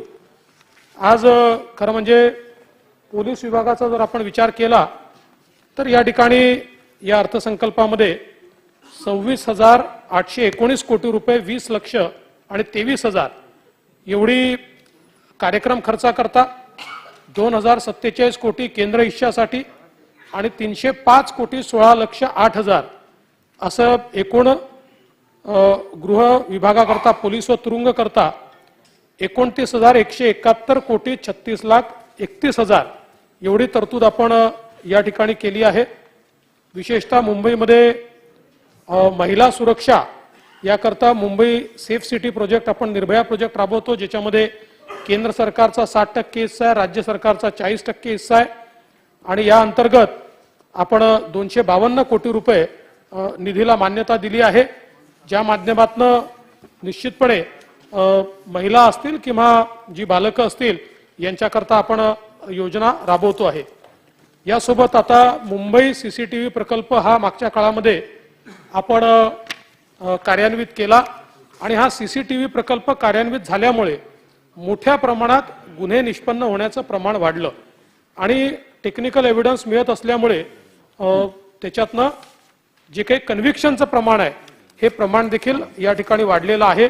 आणि म्हणून आता याचा फेज 2 देखील कार्यान्वित करण्याचा आपण निर्णय घेतलेला आहे. फेज 2 करता लार्सन अँड टुब्रो ही जी कंपनी आहे त्यांना त्या ठिकाणी काम देण्यात आलेलं आहे. आणि आता फेज 2 मध्ये पुन्हा 5,837 कॅमेरे आपण त्या ठिकाणी लावणार आहोत. आणि याकरता विशेषतः आपण आता ऍडव्हान्स कॅमेरे लावतो. फेस रिकॉग्निशन पासून तर जेवढ्या आधुनिक टेक्निक्स आहेत त्या सगळ्या टेक्निक या कॅमेऱ्यांमध्ये असणार आहे. त्यामुळे निश्चितपणे यातनं एक मोठा फायदा होईल. त्याचप्रमाणे मागच्या काळामध्ये आपण पुणे सीसीटीव्ही प्रकल्प देखील कार्यान्वित केला होता आणि आता पुणे आणि पिंपरी चिंचवड शहराकरता शहर सीसीटीव्ही प्रकल्पांतर्गत अजून अधिकचे 1,406 नवीन सीसीटीव्ही कॅमेरे बसवण्याचं प्रस्तावित आहे. याकरता RFP अंतिम करण्यासाठी HPC आपण आयोजित केलेली आहे आणि लवकरच हे काम देखील आपण करू आणि त्यांनी या दोन्ही शहरांमध्ये सुरक्षिततेच्या दृष्टीनं एक गुणात्मक बदल आपल्याला पाहायला मिळेल. इतर जे सीसीटीव्ही प्रकल्प आहेत, विशेषतः माननीय विरोधी पक्ष नेते आपण 26/7/2022 पत्रान्वये बारामती व माळेगाव हद्दीत वाढते शहरीकरणाच्या अनुषंगाने सुरक्षेच्या दृष्टीने सीसीटीव्ही कॅमेरा बसवण्याच्या संदर्भात मागणी केली होती. त्या संदर्भात प्रशासकीय मान्यता दिली आहे आणि 28 कोटी इतक्या निधीचं वितरण करण्याबाबत शासनाला आपण तशी विनंती देखील केली आहे. आणि 13/1/2023 अन्वये बारामती, कर्जत, जामखेड, काटोल शहर सीसीटीव्ही संनियंत्रण प्रकल्पाच्या पुढील निविदा प्रक्रिया राबवण्याकरता मान्यता देण्यात आलेली आहे. त्यामुळे आपण ज्याला त्यावेळेस सांगितलं होतं असं कुठेही थांबवण्यात आलेलं नाही. या तिन्ही ठिकाणची मान्यता देऊन त्याला निधी आपण उपलब्ध करून देण्यात आलेला आहे. आपला जो CCTNS चा प्रकल्प आहे, देशामध्ये हा जो काही क्रिमिनल नेटवर्क जो प्रकल्प आहे CCTNS चा, हा राबवणारं महाराष्ट्र हे पहिलं राज्य होतं आणि आपण सगळ्यात पहिल्यांदा सगळे पोलीस स्टेशन हे त्या ठिकाणी जोडले आणि 100% आपण डिजिटल सिस्टीमवर त्या ठिकाणी गेलो. सगळ्या प्रकारच्या नोंदी याच्या माध्यमातून सगळा रेकॉर्ड हा डिजिटाइज झाला, सगळा रेकॉर्ड हा एकमेकाशी जोडला गेला. आता या प्रकल्पाचा दुसरा म्हणजे आपण 15/9/2015 रोजी हा प्रकल्प पूर्ण केला होता आणि भारतातलं पहिलं राज्य आपण झालो होतो की ज्या ठिकाणी 100% CCTNS आहे. आता याचा दुसरा टप्पा आपण या ठिकाणी राबवतो आहोत आणि या दुसऱ्या टप्प्यामध्ये आपण आपला स्वतःचा प्लॅटफॉर्म आता तयार करतो आहोत आणि एक टप्पा आपण पुढे त्या माध्यमातून जाण्याचा निर्णय केलेला आहे. नॉन कॅश प्रणाली च्या अंतर्गत CCTNS 2.0 हा प्रकल्प आपण राबवतो आहोत आणि या प्रकल्पामुळे निश्चितपणे आपल्याला मागच्याही काळात जो प्रकल्प आपण राबवला त्यामुळे एका पोलीस स्टेशनच्या हद्दीत गुन्हा करून दुसऱ्या पोलीस स्टेशनच्या हद्दीत पळून जाणारा, नावं बदलून काम करणारा असे अनेक जे गुन्हेगार आहेत, या गुन्हेगारांना पकडण्यामध्ये आपल्याला त्यात थोडा फायदा मिळाला होता. तर त्या संदर्भात आता हा नवीन प्रकल्प आपण या ठिकाणी करतोय. डायल 112चं अपग्रेडेशन देखील करण्याचा आपण निर्णय हा या ठिकाणी घेतलेला आहे. त्या संदर्भात आपल्याला माहितीच आहे, मी फार वेळ त्या संदर्भात आपला घेणार नाही कारण आपण तो मागच्याच वर्षी गो लाईव्ह देखील केलेला आहे. पण आता त्याच्या देखभाल, दुरुस्ती आणि अपग्रेडेशनचं काम आपण हातामध्ये घेतो आहोत. महाराष्ट्र एमबीसच्या संदर्भात देखील पहिलं राज्य होतं आणि automated multi model biometric identification service ही आपण सगळ्यात पहिल्यांदा महाराष्ट्रामध्ये सुरू केली. आता आपली एमबीस सिस्टीम पाहून केंद्र सरकारने संपूर्ण देशामध्ये ही एमबीस सिस्टीम राबवण्याचा निर्णय घेतला आहे आणि त्याकरता केंद्र सरकारने कायदा देखील तयार केलेला आहे आणि या सिस्टीम मध्ये आता सगळ्या गुन्हेगारांचे बायोमेट्रिक कॅप्चर करतो. आपल्याकडे आपण 60% आता बायोमेट्रिक कॅप्चर केले आहेत. त्यामुळे देशात कुठेही एखाद्याने गुन्हा केला तरी देखील बायोमेट्रिकच्या आधारावर तो कुठेही पळून गेला असेल, कुठेही तो निष्पन्न झाला असेल, कुठल्याही गुन्ह्यात तो सापडला असेल तर त्या ठिकाणी त्याचे फिंगरप्रिंट्स घेतले, आयरिस घेतले की तो कुठला आहे, कोण आहे, आधीचा त्याच्यावर काही गुन्हा आहे का, या सगळ्या गोष्टी यातनं बाहेर येणार आहे. आता या प्रकल्पामध्ये एकूण 1160 पोलीस ठाणे आणि 42 जिल्हा पोलीस घटक, 7 पोलीस परिक्षेत्र, 4 फिंगरप्रिंट ब्युरो, अशा 10 सेंट्रल जेल आणि 12 पोलीस प्रशिक्षण केंद्र यांचा समावेश आपण केलेला आहे आणि या माध्यमातून मोठ्या प्रमाणात आपल्याला त्याचा देखील फायदा होणार आहे. त्याचबरोबर मुंबई पोलीस दलाकरता मेगा सिटी पोलिसिंगचा एक कार्यक्रम आपण मागच्या काळामध्ये हातामध्ये घेतला होता. आता त्याला देखील आपण पुन्हा चालना दिलेली आहे आणि आपल्याला कल्पना आहे की मेगा सिटी पोलिसिंग या योजनेमध्ये केंद्राचा हिस्सा 60% आणि राज्याचा हिस्सा 40% आहे. यामध्ये अहमदाबाद, मुंबई, चेन्नई, हैदराबाद आणि कोलकाता व बंगळुरू असे महानगर त्याच्यामध्ये समाविष्ट करण्यात आले आहेत.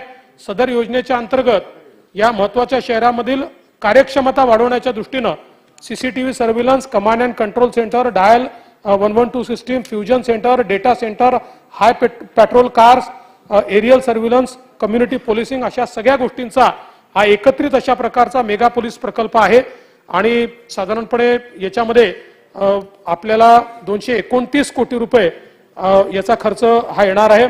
आपण 2015 साली पहिल्यांदाची सुरुवात केली होती. 15 ते 19 आपण 89 कोटी दिले होते. मध्यंतरीच्या काळात दुर्दैवाने याला निधी मिळू शकला नाही, पण आता याला पुन्हा आपण चालना दिली आणि याला निधी उपलब्ध करून दिलाय आणि आता प्रोजेक्ट इम्प्लिमेंटेशन कमिटी या माध्यमातून मोठ्या प्रमाणात काम करते आहे. पोलीस दलाच्या आधुनिकीकरणाच्या कार्यक्रमामध्ये देखील आपण मोठ्या प्रमाणात रक्कम त्या ठिकाणी दिलेली आहे आणि विशेषतः जवळजवळ 70 कोटी रुपयाची रक्कम या संदर्भात आपण दिलेली आहे.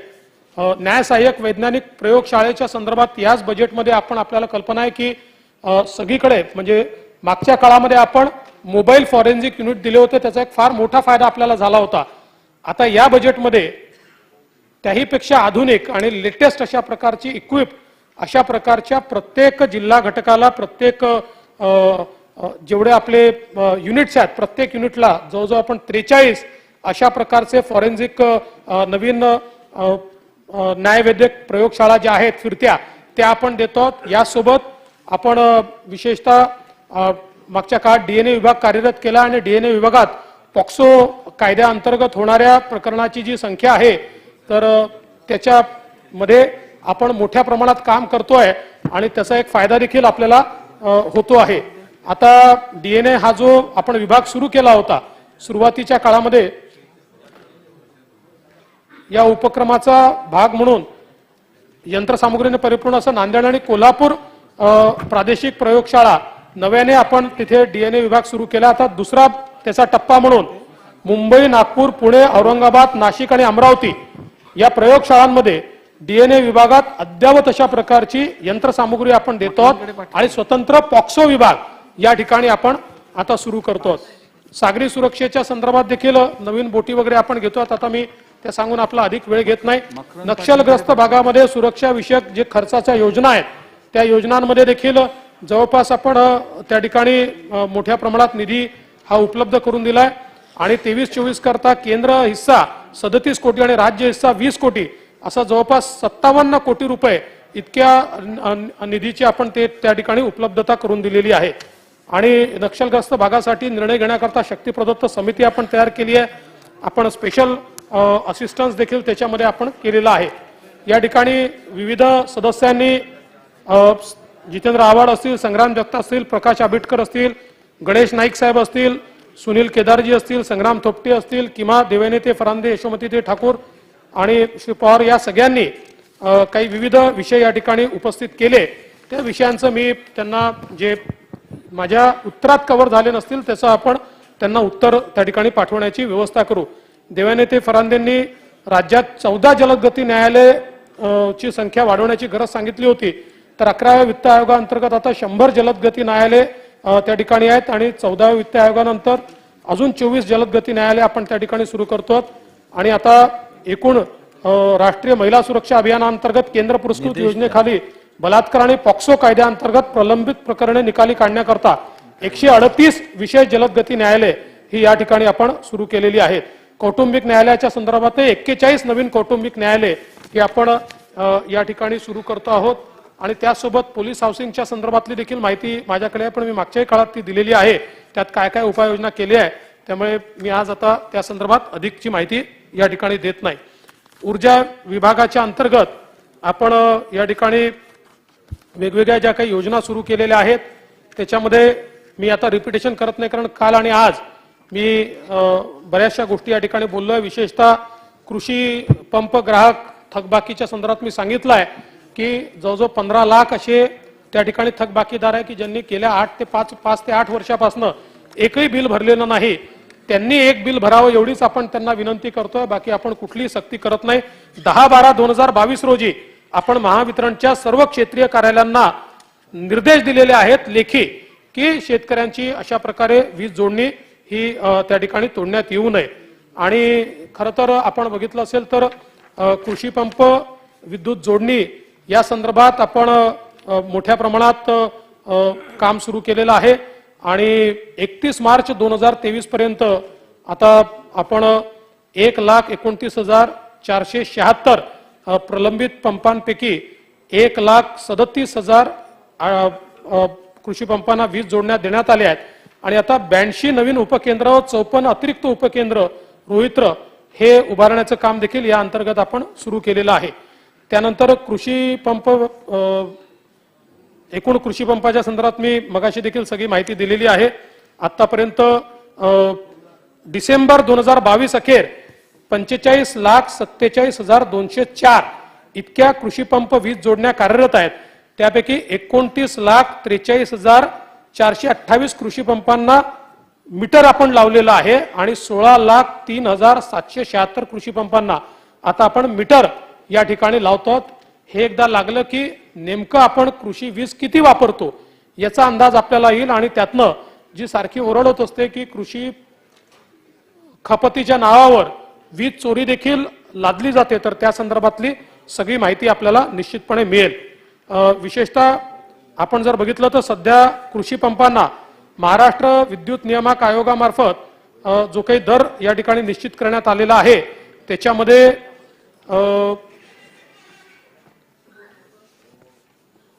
आपण 3 रुपये 30 पैसे हा वीज दर निश्चित करण्यात आला आहे.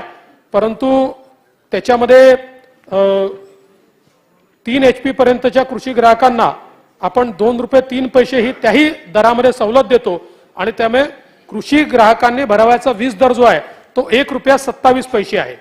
3 HP वरील कृषी ग्राहक जे आहेत त्यांना आपण 1 रुपये 73 पैसे प्रति युनिट एवढी सवलत देतो. आणि त्यांच्याकडनं 1 रुपया 57 पैसे एवढं युनिट एवढाच त्या ठिकाणी आपण विजेचं बिल घेतो.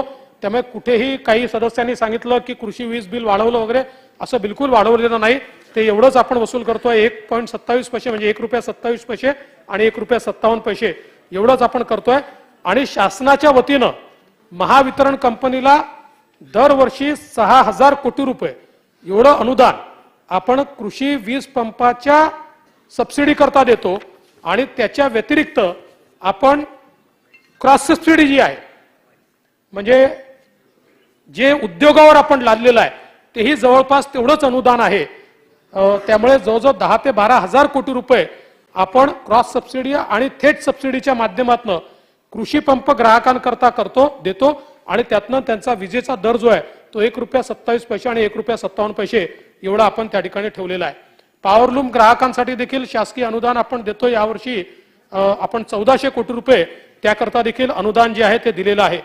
मी मगाशी ज्याचा उल्लेख केला की RDSS ची योजना ही जी योजना आहे त्या योजनेमध्ये आपल्याला सन 2024-25 पर्यंत तांत्रिक व वाणिज्यिक हानी ही 12.15% कमी करायची आहे आणि त्याकरता वेगवेगळे आपण उपाय केलेले आहेत.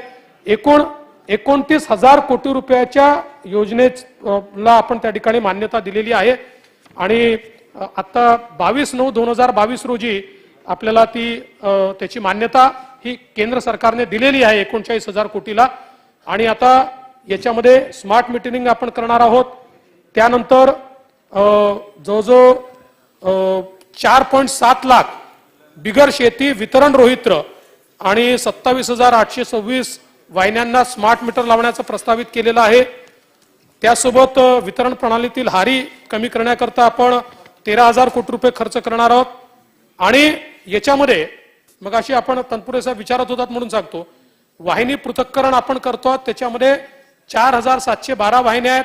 वाहिनी विभाजन त्याच्यामध्ये आहे, वाहिनी क्षमता वाढ त्याच्यामध्ये आहे, एरियल बंच केबल त्याच्यामध्ये आहे, मल्टीमीटर बॉक्स त्याच्यामध्ये आहे, उच्च दाब वितरण प्रणाली त्याच्यामध्ये आहे, IT OT संबंधित कामे, NCRP सगळी कामे एंड टू एंड सगळी कामे ही आपण याच्यामध्ये घेतलेली आहेत.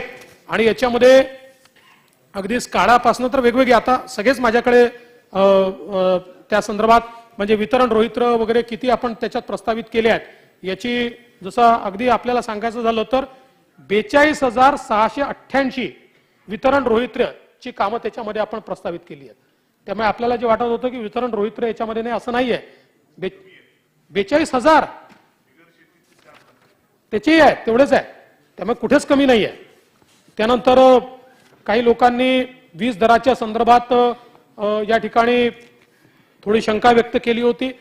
वीज दराच्या संदर्भात मल्टी इयर टेरिफमध्ये काल मी 11 आणि 12 म्हणालो होतो, तसं नाही 14% आणि 11% वाढ ही त्या ठिकाणी मागितलेली आहे. पण तेवढी वाढ काही मिळणार नाही. राज्य सरकारने देखील त्या संदर्भात आपली भूमिका मांडलेली आहे आणि मोठ्या प्रमाणात ही वाढ होऊ नये या दृष्टीनं राज्य सरकार देखील लक्ष देत आहे. आता नादुरुस्त रोहित्र ऑइल वगैरे या संदर्भात मी सांगत नाही. आपण आपल्याला कल्पना आहे की आपण भार नियमन मुक्त महाराष्ट्र हा 2016 पासून घोषित केलेला आहे. तथापि अनेक वेळा काही अडचणी येतात तर आपल्याला भार नियमन करावं लागतं. पण कृषी पंपाच्या संदर्भात विशेषतः आता मी आज सकाळीच त्या संदर्भातलं उत्तर दिलेलं आहे, त्यामुळे ते उत्तर पुन्हा रिपीट मी करत नाही. आणि म्हणून रिक्त जागा भरण्याची सुरुवात केली आहे. ऑलरेडी रिक्त जागा भरण्याची सुरुवात आपण केली आहे. त्यानंतर जलसंपदा विभाग जो आहे या संदर्भात देखील काही विषय मांडण्यात आले.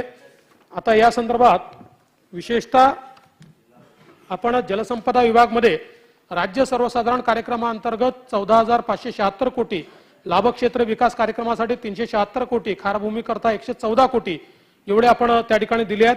पूर नियंत्रण 200 कोटी, जलविद्युत प्रकल्प 220 कोटी अशी आपण त्या ठिकाणी व्यवस्था केली आहे. सामायिक योजनेमध्ये 210 कोटी, भविष्यकालीन प्रकल्पाकरता शेल्फ तयार करण्याकरता 20 कोटी, भूसंपादक विषयक जी प्रकरणं आहेत त्याकरता 830 कोटी अशी एकूण 1,060 कोटीची ही आपण व्यवस्था या ठिकाणी केली आहे. अमरावती प्रदेशातील भौतिक अनुशेष निर्मूलनाकरता 2428 कोटीची तरतूद केलेली आहे आणि यामधनं 61,613 एवढा रबी समतुल्य अनुशेष निर्मूलनाचा उद्देश आहे. गोसीखुर्द राष्ट्रीय प्रकल्प हा आपल्याला जून 2024 पर्यंत पूर्ण करायचा आहे, त्याकरता 1,500 कोटी रुपयाची तरतूद केली आहे.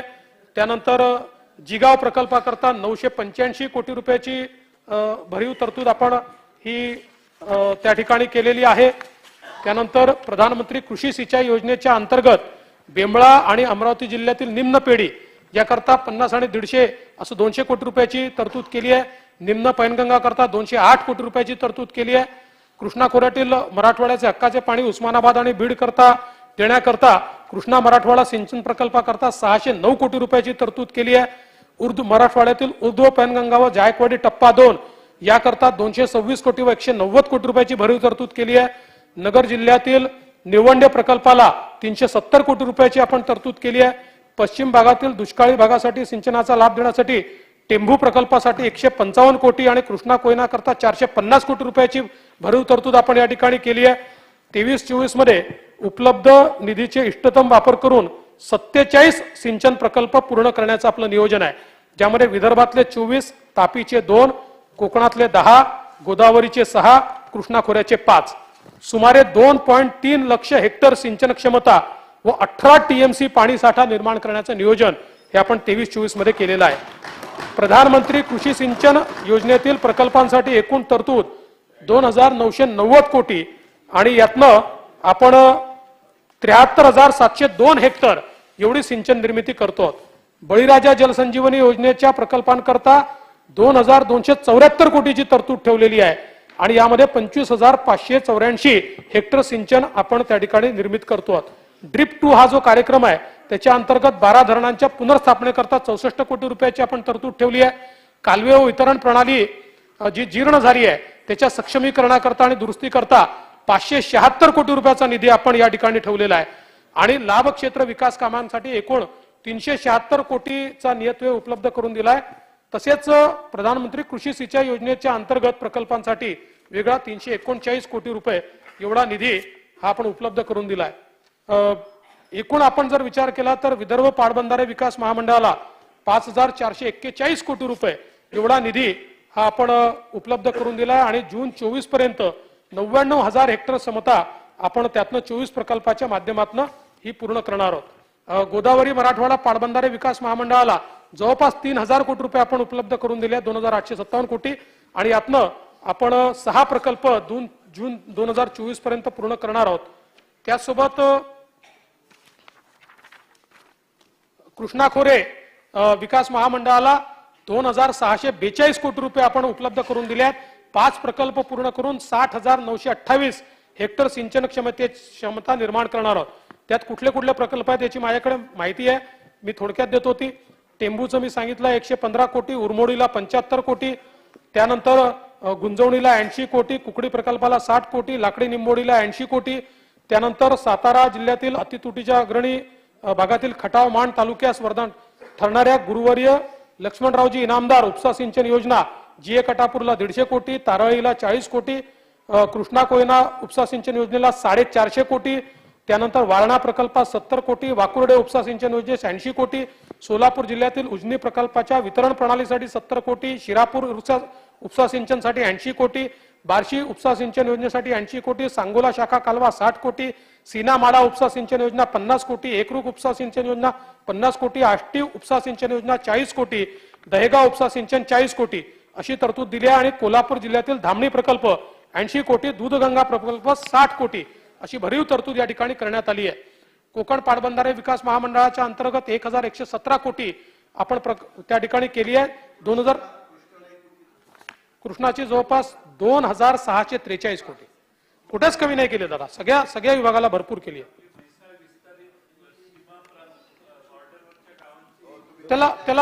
त्याला याच्यात दिले ना, आपण पुरवणीमध्ये देऊन टाकली, त्याला पुरवणीत दिले ना, त्यामुळे आता याच्यात आणण्याची गरज नाही.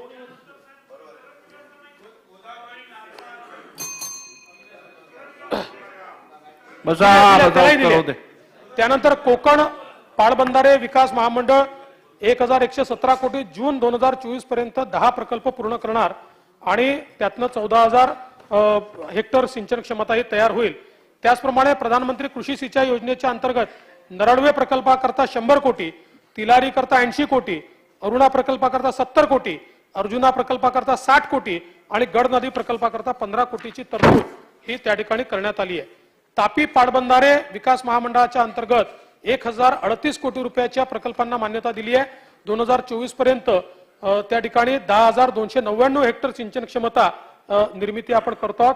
विशेषतः सुलवाडे जामफळ हा जो आपला धुळ्याचा अतिशय महत्वाचा प्रकल्प आहे याकरता 270 कोटी रुपये दिले आहेत. शेळगाव बॅरेजला 45 कोटी, वरखडे लोंढे बॅरेजला 30 कोटी, असे एकूण 345 कोटीची ही तरतूद अवर्षण प्रवण भागामध्ये आपण केली आहे. यासोबत वाघूरला 75 कोटी, निम्न तापीला 100 कोटी, वरणगाव तळवेल प्रकल्पाकरता 79 कोटी, भागपूर उपसा सिंचन योजनेकरता 75 कोटी आणि त्यासोबत आपल्या बुधवड उपसा सिंचन योजनेला 96 कोटी आणि बडोदा उपसा सिंचन योजनेला 36 कोटीची भरीव तरतूद केली आहे. माननीय भुजबळ साहेब, आपण जो विषय मांडला त्याच्यावर मी पुन्हा याकरता बोललो नाही की मी जलसंपदावर सकाळी बोलताना त्या संदर्भात अतिशय सविस्तर उत्तर दिलेलं आहे आणि हे सगळं पाणी आपल्याला अडवायचंच आहे. आपण होतात जयंतराव, हे सगळं पाणी आपल्याला अडवायचं आहे. त्या संदर्भात आपण सांगितल्याप्रमाणे आपण अतिरिक्त निधीची तरतूद करतो आहोत आणि जेवढे नदीजोड प्रकल्प आहेत ते नदीजोड प्रकल्प आपण हातामध्ये निश्चितपणे या ठिकाणी घेणार आहोत. त्यामुळे वेगवेगळ्या सदस्यांनी जे मुद्दे मांडले आहेत, प्रकाश आंबेडकरांनी काही मुद्दे मांडले आहेत, यशोमती ठाकूरांनी मांडले आहेत, अशोक पवारांनी मांडले आहेत, या सगळ्या मुद्द्यांची नोंद जी आहे ही नोंद आपण या ठिकाणी घेतलेली आहे.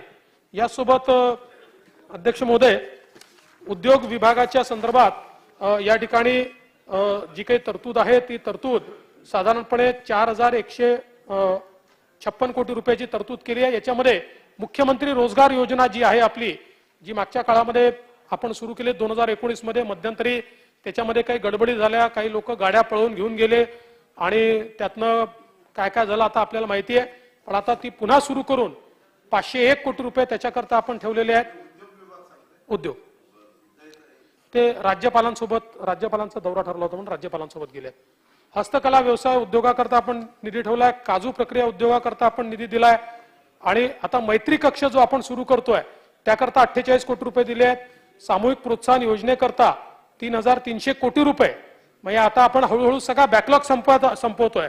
सामूहिक प्रोत्साहन योजनेमध्ये जवळजवळ 10,000 कोटीचा बॅकलॉग आपला झाला होता आणि उद्योजक आपल्याला विचारत होते की तुम्ही सवलती अनाऊन्स करता पण सवलती देत नाही, म्हणून आम्ही मागच्याही पुरवणी मागण्यांमध्ये मोठ्या प्रमाणात सवलती दिल्या. आता 3300 कोटी रुपये हे आपण उद्योजकांचे त्या ठिकाणी देतो. औद्योगिक पायाभूत सुविधाच्या अंतर्गत 150 कोटी रुपये आपण देतो आणि राज्याची सामायिक सुविधा निर्माण करण्याकरता जी काही क्लस्टर योजना आहे त्याच्यामध्ये आपण निधी देतो आणि महाराष्ट्र राज्य औद्योगिक समूह विकास योजना यामध्ये देखील 100 कोटी रुपये आपण देतो. या संदर्भात आपल्याला कल्पना आहे की नवीन लॉजिस्टिक धोरण आता आपण तयार करतो. त्यासोबत स्टार्टअपचं देखील एक नवीन कळंबोलीला प्रशिक्षण केंद्र आपण सुरू करतो. जेम्स अँड ज्वेलरीचं नवीन धोरण आणतो. एक नवीन जेम्स अँड ज्वेलरी पार्क आपण त्या ठिकाणी तयार करतो. राज्यामध्ये औद्योगिक संस्थांच्या ज्या काही आहेत त्याचा दर्जा वाढ करण्याच्या संदर्भात आपण काही प्रकल्प हातामध्ये घेतलेले आहेत आणि या अंतर्गत विशेषतः आपल्याकडे मोठ्या प्रमाणात उद्योग कसे आकृष्ट करता येतील या संदर्भात ईज ऑफ डुईंग बिझनेस याच्यावर मोठ्या प्रमाणात आपला त्या ठिकाणी भर आहे. माननीय गणेश नाईक साहेब, आपण बोलत असताना विशेषतः त्या ठिकाणी NMNC ला दिलेले जे काही भूखंड आहेत त्या भूखंडाचा आपण मुद्दा मांडला. जरूर याची चौकशी करण्यात येईल आणि कुठल्याही परिस्थितीमध्ये अशा प्रकारे हे जे काही भूखंड आपल्या महानगरपालिकेला दिलेले आहेत ते भूखंड जे सामूहिक उपयोगाकरता दिले आहेत ते असे विक्री जर त्या ठिकाणी आणि पुनर्विक्री होत असेल तर ते थांबवण्याचं काम या ठिकाणी करण्यात येईल. अनेक सदस्यांनी अनेक मुद्दे मांडले आहेत. त्या संदर्भात निश्चितपणे त्या सर्व सदस्यांना त्याचं उत्तर जे आहे हे उत्तर या ठिकाणी देण्यात येईल. यासोबत आपला जो राज्य उत्पादन शुल्क हा जो विभाग आहे या विभागाच्या अंतर्गत आपण छोटीशी मागणी आहे 249 कोटी रुपयाची ही मागणी या ठिकाणी करण्यात आलेली आहे आणि त्याच्यामध्ये काही बांधकामाकरताच मोठी त्यातली 140 कोटीची मागणी आहे की ज्याच्यामध्ये 19 प्रशासकीय मान्यता प्राप्त बांधकामे आपण करतो आणि काही नवीन बाबीचा समावेश करण्यात आलेला आहे. आणि म्हणून मी या निमित्ताने या सभागृहाला अशी विनंती करतो की गृह विभागाचे मी मगाशी मागणी क्रमांक सांगितली आहे रुपये 29,171 कोटी 36,10,000, जलसंपदा विभागाचा 19,119 कोटी 20,34,000, ऊर्जा विभागाच्या 10,992 कोटी 30,09,000, उद्योग विभागाच्या 4,694 कोटी 54,93,000 आणि राज्य उत्पादन शुल्क विभागाच्या 249 कोटी 21,98,000 एवढ्या मागण्यांना या सभागृहाने मान्यता द्यावी.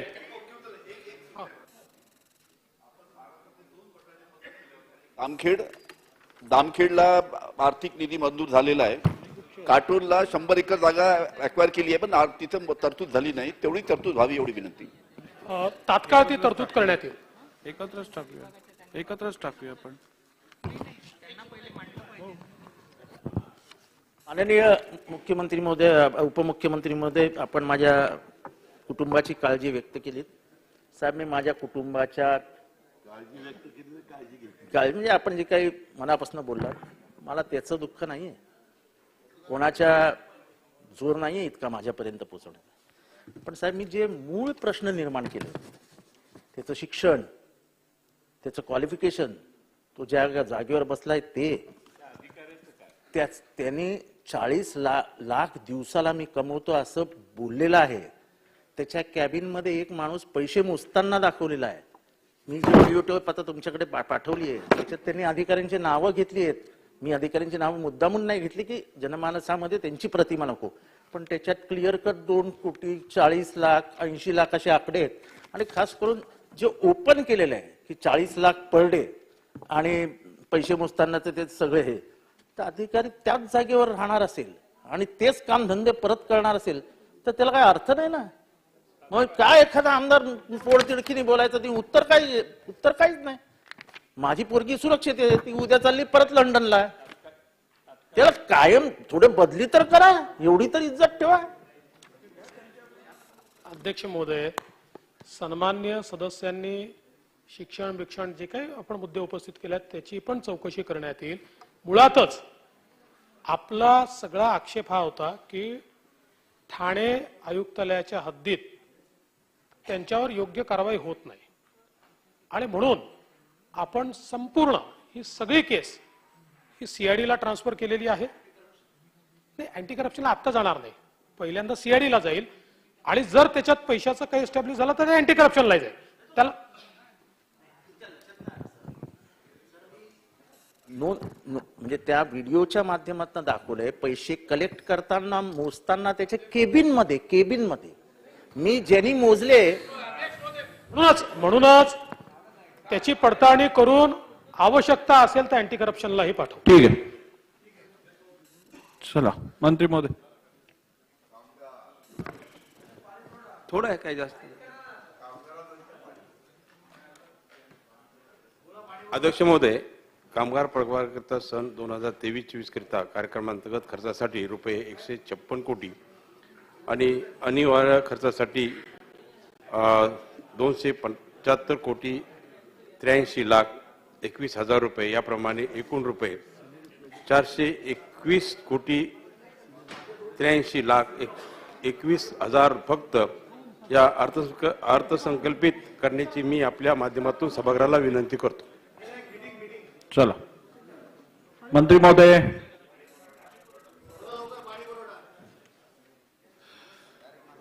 डायरेक्ट मांडायचं का भाषण करून?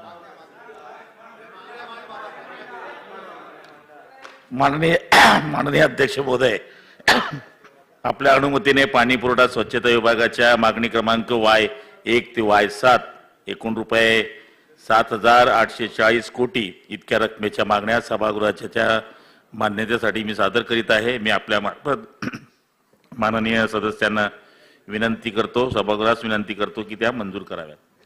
ठीक आहे.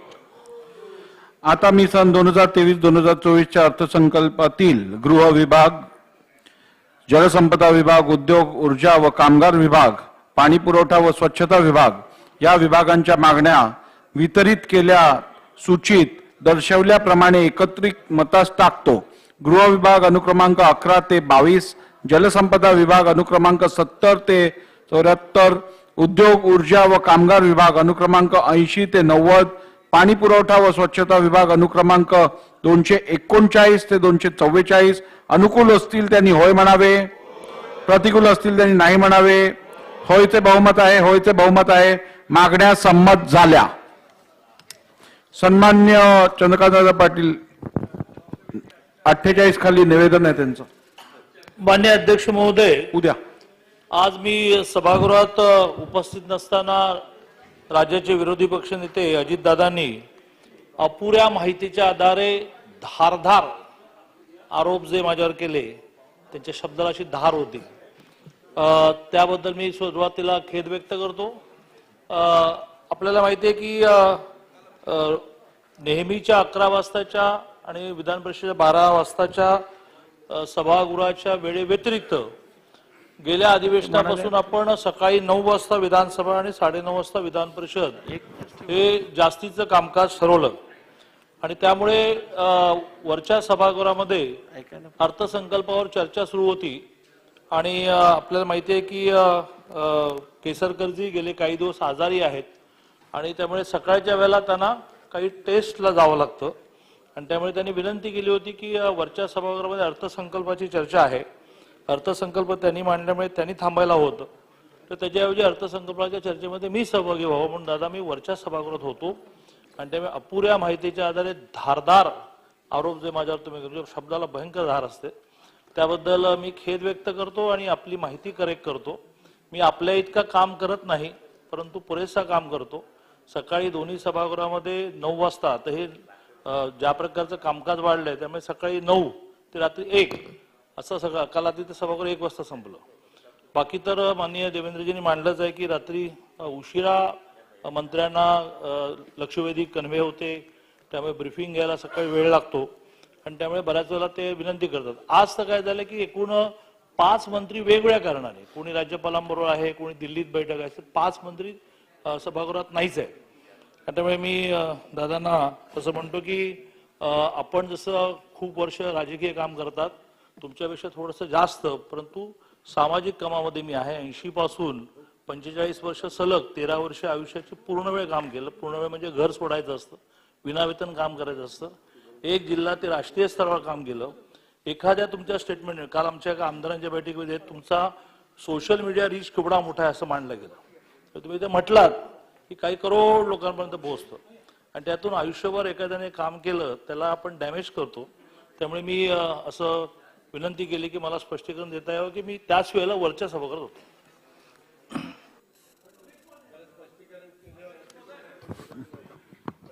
माझी दादा एवढीच विनंती आहे की आम्ही दोघं रोज साधारण चर्चा त्यांच्याच ऑफिसमध्ये करतो किंवा फोनवर करतो.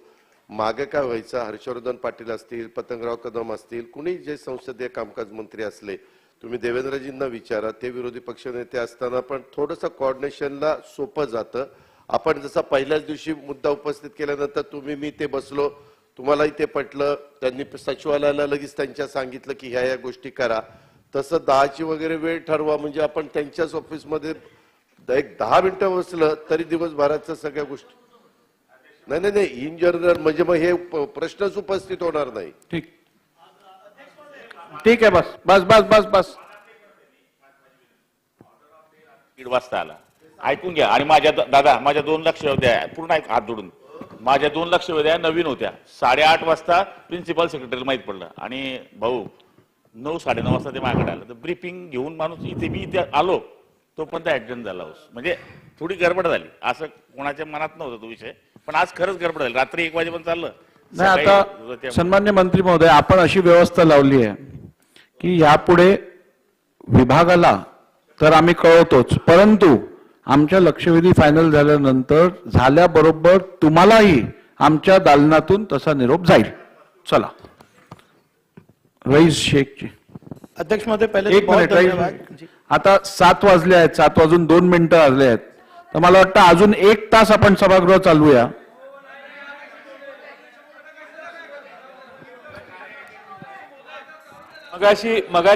मगाशी सन्माननीय उपमुख्यमंत्री महोदयांनी सांगितलं त्याप्रमाणे आपण सभागृहात अनेक सदस्यांना बोलायचंय त्यामुळं हा आपण याचा कार्यक्रम आजच्या मागण्यांच्यावरच बोलून याच विषयावर सर्व सदस्य जे काही दोन्ही बाजू आपण किती वाजेपर्यंत चालवायचं साधारण यांना 12-1 वाजेपर्यंत बोलायला दिलं तरी चालेल आणि उद्या मग एक 15-20 मिनिटात माननीय उपमुख्यमंत्री महोदय उत्तर देतो असं म्हटलंय तशी चर्चा ठरलेली आहे. मग लक्षवेधी घ्यायच्या की नाही उद्या त्या घ्यायच्या ना आपल्याला ते तर आपला वेगळाच प्रश्न ते पण 9:30 ला चालू करायचं आज 1 वाजेपर्यंत चालवायचं. माझी विनंती अशी आहे आपण जरूर चालवू पण खूप वेळ चालवू नका. शेवटी आपण आता कार्यक्रम ठेवलाय 100 वर्ष मुकेश यांना झाले आहे त्यांना आपण त्यामुळे म्हणजे सगळ्यांनी शेवटी त्या कार्यक्रमात आलं पाहिजे एवढं तरी आपण वेळ ठेवला पाहिजे.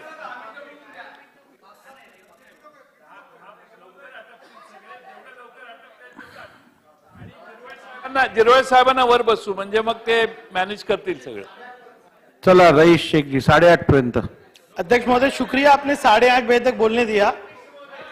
ठीक है, चालू तो करा.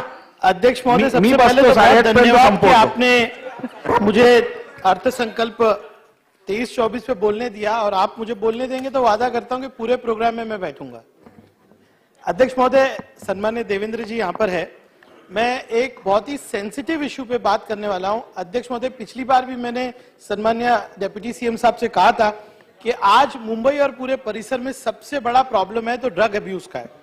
मैं चाहता हूं अध्यक्ष महोदय के आज केंद्र शासन के जो फिगर्स है, मैं यूएन ऑफिस ऑन ड्रग्स और Indian ministry of social justice के फिगर्स सम्मान्य महोदय देना चाहता हूं. 26% पॉपुलेशन आज किसी न किसी ड्रग के इन्फ्लुएंस में है, ये गवर्नमेंट ऑफ इंडिया का डेटा कहता है. अध्यक्ष महोदय, आज कई सदस्यों ने इसके ऊपर बोला है. हमने भी भिवंडी के अंदर ड्रग फ्री भिवंडी यानी मेरा माशरा मेरी जवाबदारी ऐसा एक प्रोग्राम लॉन्च किया है. सर, भिवंडी का प्रॉब्लम क्या, भिवंडी जो है गुजरात से ट्रांजिट एरिया है और पिछले ही हफ्ते भिवंडी के अंदर ऐसे मैन्युफैक्चरर्स जिनका कोई बैच नंबर नहीं है, कोई डेटा नहीं है, ऐसे बैच का एक बहुत बड़ा साटा कोरेक्स का पकड़ा गया है. यानी कि इलीगल मैन्युफैक्चरिंग गुजरात में हो रही है फार्मास्यूटिकल की, जो हमारे राज्य में आ रही है. मैं सम्मान्य उप मुख्यमंत्री जी से कहूंगा कि आपने पिछली बार कहा था कि हम एक अवेयरनेस कैंपेन चालू करेंगे जैसे दारूबंदी के लिए हमने किया था, लेकिन आज तक ये अवेयरनेस कैंपेन चालू नहीं हुई. पिछली बार सम्मान्य उप मुख्यमंत्री जी ने कहा था कि ऑनरेबल प्राइम मिनिस्टर जी ने भी इसकी दखल ली है कि ड्रग्स का जो है बहुत बड़ा असर है और कलेक्टर के अंडर में एक कमेटी बनाई गई है जिसके अंदर एफडीए और पुलिस की यंत्रणा है. लेकिन मैंने माहिती लिया तो आज तक कलेक्टर ने इसके ऊपर कोई मीटिंग नहीं ली है.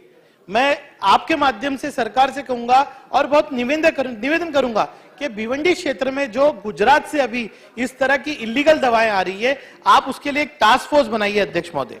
और दूसरा जो सबसे बड़ा विषय अध्यक्ष महोदय, और आप भी एग्री करेंगे कि सरकारी रिहैब सेंटर्स है ही नहीं. आज अगर एक गरीब परिवार को अपने एक बच्चे को रिहैब में भेजना है तो 6,000 से 8,000 रुपया खर्च होता है. इस बजट के अंदर प्रोविजन होना चाहिए था कि रिहैब सेंटर्स बने. भिवंडी के आसपास बहुत सारे हुक्का सेंटर्स खुल गए. मुंबई से बच्चे मैं देखता हूं हाई स्पीड कार्स के अंदर उस हुक्का पार्लर्स में आ रहे. अध्यक्ष महोदय, मैं ज्यादा समय नहीं ले रहा हूं, लेकिन मैं चाहता हूं कि इस विषय के ऊपर खुलासा हो. दूसरा, पुलिस हाउसिंग पे इतनी बात की गई, भिवंडी के अंदर पुलिस हाउसिंग के लिए डीसीपी ऑफिस के बाद पूरी वसाहत तैयार है और आज 6 महीने हो गए, लेकिन सम्मान्य मुख्यमंत्री जी का समय नहीं मिला, इसलिए वो प्रोजेक्ट आज तक लॉन्च नहीं हुआ. एक तो भिवंडी के अंदर जो लोग काम करते हैं, जो पुलिस कर्मचारी अधिकारी काम करते हैं, उनको घर भत्ता और अलाउंस जितने भी मिलते हैं वो पूरे जोन से कम मिलते हैं और आज उनको उनके हक का घर मिला है तो वो आज सम्मान्य मुख्यमंत्री जी की समय नहीं मिलने की वजह से आज उसका उद्घाटन नहीं हो रहा है. अध्यक्ष महोदय, मैं चाहूंगा इन 2 मुद्दों के ऊपर सविस्तर निवेदन हो. मैं सम्मान्य उप मुख्यमंत्री जी से हाथ जोड़ के कहूंगा कि ड्रग्स के विषय में वो कोई ना कोई धोरण बनाइए, वरना ये पूरे नौजवानों की नस्ल को पूरी बर्बाद करा है. धन्यवाद अध्यक्ष महोदय. चला पुढचं. सन्मान्य सदस्य नाव द्या. हेगडे साहेब, राजेश हेगडे जी. अध्यक्ष महोदय, मी तुम्हाला दिली ना परत लिहायला. 2023च्या अर्थसंकल्पावरील अनुदानाच्या मागण्यावरील चर्चेकरता उभा आहे. अध्यक्ष महोदय, गृह विभागावर बोलताना विदर्भाचे प्रवेशद्वार असलेला माझा मलकापूर मतदारसंघ आहे. तिथं मलकापूर व नांदुरा असे 2 तालुके आहेत. दोन्ही तालुक्यामध्ये अध्यक्ष महोदय पोलीस स्टेशनची इमारत व पोलिसांच्या शासकीय निवासस्थानाची व्यवस्था नसल्यामुळे तिथं मलकापूर व नांदुरा येथे नवीन पोलीस स्टेशन इमारत आणि शासकीय इमारतीसाठी निधी उपलब्ध करून द्यावा अशी माझी गृहमंत्री महोदयांना विनंती आहे. अध्यक्ष महोदय, बुलढाणा जिल्ह्यात राष्ट्रमाता जिजाऊ जन्मोत्सव 12 जानेवारीला होत असतो. सुमारे 28 वर्षापासून स्थानिक जिल्हा प्रशासन, पोलीस यंत्रणा व मराठा सेवा संघ हा उत्सव समन्वयाने साजरा करत असतो. हा सोहळा आतापर्यंत कोणतेही गालबोट न लागता पार पाडत आलेला आहे. परंतु अध्यक्ष महोदय, यावर्षी जिजाऊ जन्मोत्सवासाठी येणाऱ्या भाविक भक्तांची स्थानिक पोलीस प्रशासनाच्या आडमुठ्या धोरणाने गैरसोय झालेली आहे. यावर्षी स्थानिक पोलीस प्रशासनाचे जिल्हा पोलीस उपअधीक्षक यमावार यांनी जिजाऊ सृष्टीकडे जाणाऱ्या मार्गामध्ये ऐनवेळी बदल केल्यामुळे महोत्सवास येणारी वाहने व भक्त यांना जवळपास 7 ते 8 किलोमीटर दूर अडवल्यामुळे भक्तांना नाहक पायपीट करावी लागली. ही गंभीर तक्रार माननीय मुख्यमंत्री व उपमुख्यमंत्री यांच्याकडे सुद्धा करण्यात आली आहे. तरी या प्रकरणाची चौकशी करून संबंधितावर कारवाई करण्यात यावी ही माझी या निमित्ताने मागणी आहे. अध्यक्ष महोदय, माझा मतदारसंघ बुलढाणा जिल्ह्यातील नांदुरा येथे रेल्वेची सुविधा उपलब्ध आहे. शहरालगत मलकापूर नांदुरा खामगाव रोडवर मोठ्या प्रमाणात शासकीय जमीन उपलब्ध आहे. परंतु अध्यक्ष महोदय, मी वारंवार मागणी केल्यानंतरही एमआयडीसीची वारंवार पत्रव्यवहार करून एमआयडीसीची मंजुरात अद्यापपर्यंत झालेली नाही. तरी या निमित्ताने मी मागणी करत आहो की नांदुरा येथे एमआयडीसी मंजूर करावी. अध्यक्ष महोदय, बुलढाणा जिल्ह्यात 17 प्रक्रिया केंद्र मंजूर केल्याबद्दल मी सरकारचे अभिनंदन करतो. परंतु अध्यक्ष महोदय, बुलढाणा जिल्हा हा कापूस उत्पादक जिल्हा आहे. या जिल्ह्यात कापसाचे पीक हे प्रथम क्रमांकाचे आहे. जवळपास 3 लाख हेक्टर कापसाचा पेरा असतो. त्यामुळे कापसाच्या पिकावरील प्रक्रिया उद्योगाला चालना मिळण्याच्या दृष्टीने जिल्ह्यातील शेतकऱ्यांना त्याचा फायदा होईल. त्यामुळे अध्यक्ष महोदय, कापूस ते कापड निर्मिती असा एक टेक्सटाईल पार्क उभारण्या केली पाहिजे असं मी उपमुख्यमंत्री महोदयांकडे मागणी करतोय आणि हा प्रकल्प माझ्या मतदारसंघात द्यावा ही विनंती करतो. अध्यक्ष महोदय, जलसंपदा विभागावर बोलताना बुलढाणा जिल्ह्यातील अत्यंत महत्वाकांक्षी असलेला जिगाव प्रकल्प आहे. जिगाव प्रकल्प विदर्भ पाटबंधारे विकास महामंडळ यांच्या अंतर्गत बुलढाणा जिल्ह्यातील नांदुरा तालुक्यात जिगाव गावाजवळ पूर्णा नदीवर आहे. अध्यक्ष महोदय, या प्रकल्पात 15 उपसिंचन योजना आहेत. जिगाव प्रकल्पाकरता बुलढाणा जिल्ह्यातील खामगाव, शेगाव, जळगाव, जामोद, संग्रामपूर, मलकापूर आणि नांदुरा या 6 तालुक्यातील 268 गावातील व अकोला जिल्ह्यातील बाळापूर आणि तेलारा या 2 तालुक्यातील 19 गावातील असे 78,580 हेक्टर क्षेत्र हे सिंचनाखाली येणार आहे. अध्यक्ष महोदय, मलकापूर विधानसभा क्षेत्रातील हा प्रकल्प असल्यामुळे मलकापूर क्षेत्रातील आमच्या नांदुरा तालुक्यातील बहुतांश शेती ही बुडीत क्षेत्रात जाणार आहे आणि पुनर्वसनासाठी सुद्धा नांदुरा तालुक्यातीलच जमीन घेतलेली आहे. त्यामुळे नांदुरा तालुक्यातील संपूर्ण गावं जी आहे ती लाभ क्षेत्रात आली पाहिजे अशी आपल्या माध्यमातून मी सरकारला विनंती करत आहो. जिगाव प्रकल्पातील ही 14 वंचित गावं लाभ क्षेत्रात घेण्यात यावी अशी मागणी मी तत्कालीन जलसंपदा मंत्री माननीय श्री जयंतरावजी पाटील साहेब यांच्याकडे केली होती. त्यांनी माझ्या विनंतीवरून एक बैठक सुद्धा लावली होती आणि बैठकीत निर्देशही दिले होते. 5/5/2022 बैठक झाली होती. त्या बैठकीत निर्देश सुद्धा दिले होते की 3 महिन्याच्या आत नियामक मंडळाची मान्यता घेऊन आदेश देण्यात यावे अशी त्यांनी मीटिंग मध्ये मान्यता दिली होती. परंतु 3 महिन्यानंतर दुर्दैवाने सरकार बदलले आणि नंतर त्यावर कोणतीच कारवाई झाली नाही. तरी अध्यक्ष महोदय मी आपल्या माध्यमातून सरकारला विनंती करतो की ते जे 14 गावं लाभ क्षेत्रापासून वंचित ठेवलेले आहेत आपल्याला सर्वांना ते संधी द्यायची. ते घेण्यात यावे. अध्यक्ष महोदय, हा तरी संपवा. अध्यक्ष महोदय, तसेच बोदवड उपसा जलसिंचन योजना जळगाव, खानदेश आणि मलकापूर मधले काही गावं आहेत. जवळपास 23 गावं मलकापूर मतदारसंघातले आहे. त्यासाठी माननीय उपमुख्यमंत्र्यांनी आज 96 कोटी रुपये जाहीर केले, परंतु ते खूपच कमी असल्यामुळे त्यात अजून जास्तीचा निधी मंजूर करावा आणि बोदवड उपसा जलसिंचन योजना ही पूर्णत्वास न्यावी अशी मी आपल्या माध्यमातून विनंती करतो. यामिनी जाधव ताई. हा हा बोला. ठीक. त्यामुळे हा माईक चालू करा. अध्यक्ष महोदय धन्यवाद. अर्थसंकल्पातल्या विभागीय चर्चेमध्ये मला भाग घ्यायला दिलं. पण अध्यक्ष महोदय, बोलायच्या आधी मला एक गोष्ट आपल्याला स्पष्टपणे इथे सांगायची. हा अन्याय होतोय. आमच्या मतदारसंघामध्ये आम्ही सुद्धा निवडणूक लढून आणि लोकांना सामोरे जाऊन इथे निवडून आलेलो आहोत. मग काही लोकांना 25 मिनिटं दिली जातात आणि शेवटच्या लोकांना 2-2 मिनिटांमध्ये बेल वाजवली जाते. हा अन्याय का होतो?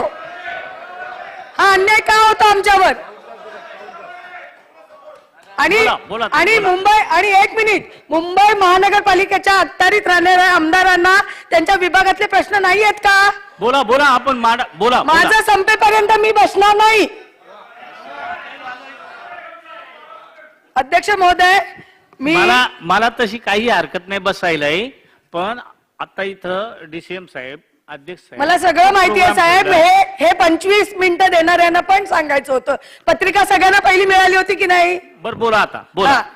अध्यक्ष महोदय, इथे मी आपल्या राज्याचे गृहमंत्री तथा महाराष्ट्र राज्याच्या उपमुख्यमंत्री महोदयांचे आभार मानते की गेल्या अधिवेशनात त्यांनी मला एक आश्वासन दिलेलं आहे आणि मला वाटतं, माझा पूर्ण विश्वास आहे त्यांच्यावर की या अधिवेशनात उद्याच्या उत्तरात ते या बाबतीतच्या या निर्णयाची घोषणा करतील.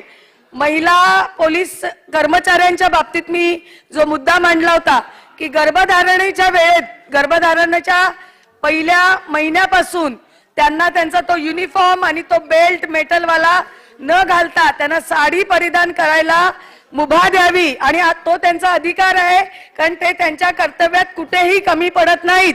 पूर्ण 9 महिने त्या ड्युटी करतात. त्यामुळे पहिल्या महिन्यापासून त्यांना साडी परिधान करायला द्यावी ही घोषणा मी विनंती करते गृहमंत्र्यांनी उद्याच्या उत्तरामध्ये करावी.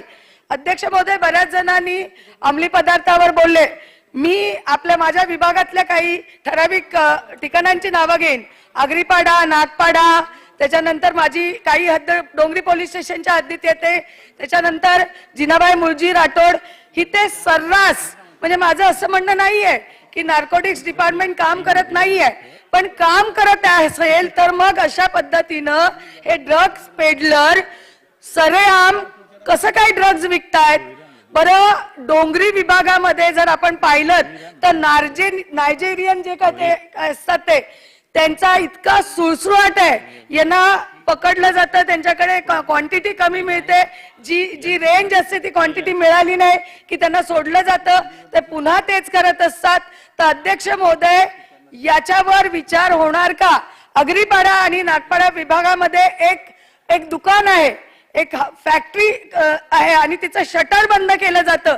मी वारंवार पोलीस आयुक्तांना या बाबतीत सूचना दिलेली आहे, वारंवार त्यांना सूचित केलेलं आहे आणि विभागातल्या लोकांच्या कंप्लेंट्स लेखी आलेल्या आहेत की तिथे ते हुक्कामध्ये काय ते फ्लेवर्स असतात आणि ते बनवण्याचं काम आतमध्ये चालतं, पण त्या हुक्का फ्लेवर मध्ये जे नैसर्गिक फ्लेवर असतात त्याच्यामध्ये अंमली पदार्थ मिक्स करून ते वितरित केले जातात. अध्यक्ष महोदय, इतक्या वेळा बोलल्यावर सुद्धा तिथे काहीच होत नाहीये.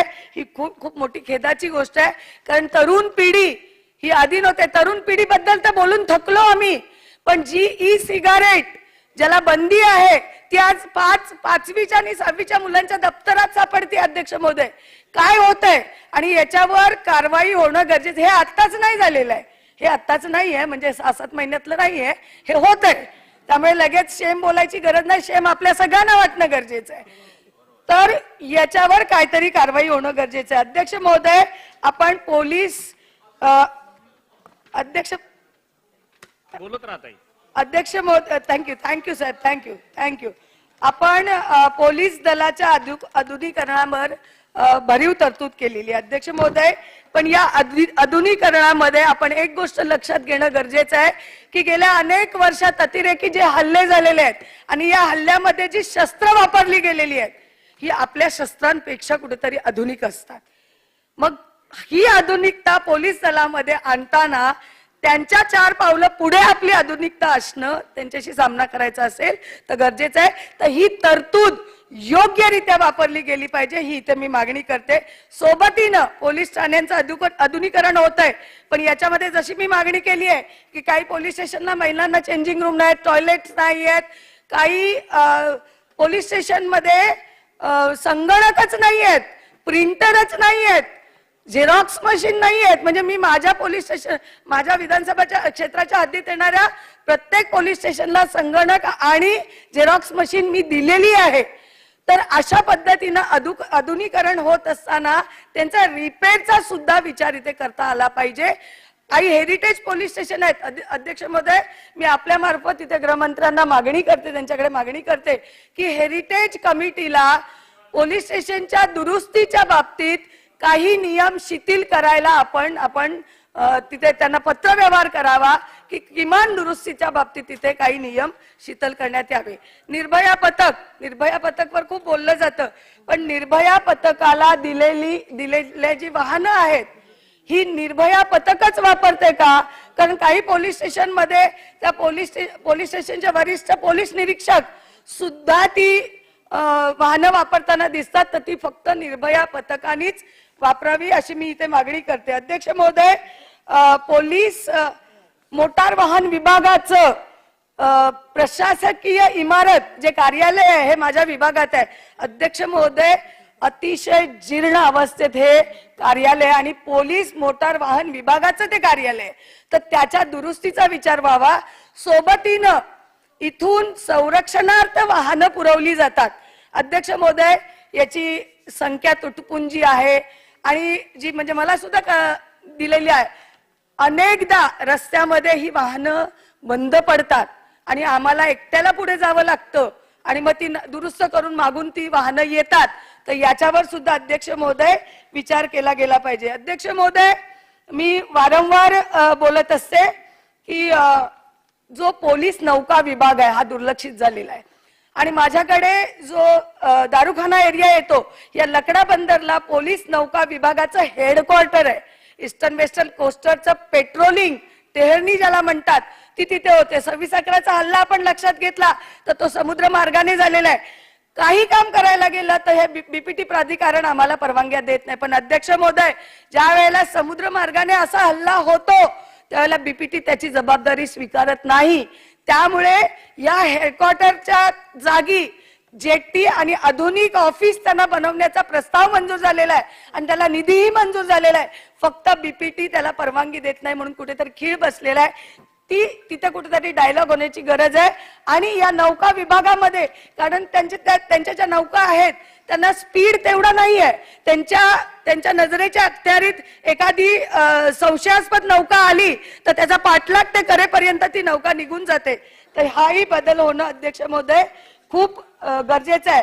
अध्यक्ष महोदय, काही विकासक स्वतःचे ते कोण पोळ की काय ते काय त्याला म्हणतात बाउन्सर की काय ते पाळतात आणि मग त्यांचे भाडीकरू म्हणा किंवा जे त्यांचे टेनंट असतात त्यांच्या बाबतीत काही झालं की त्यांच्या अंगावर धावून जातात, त्यांना मारहाण होते आणि मग पोलीस स्टेशनला गेल्यानंतर त्यांच्या तक्रारी दर्ज करून घेतल्या जात नाहीत.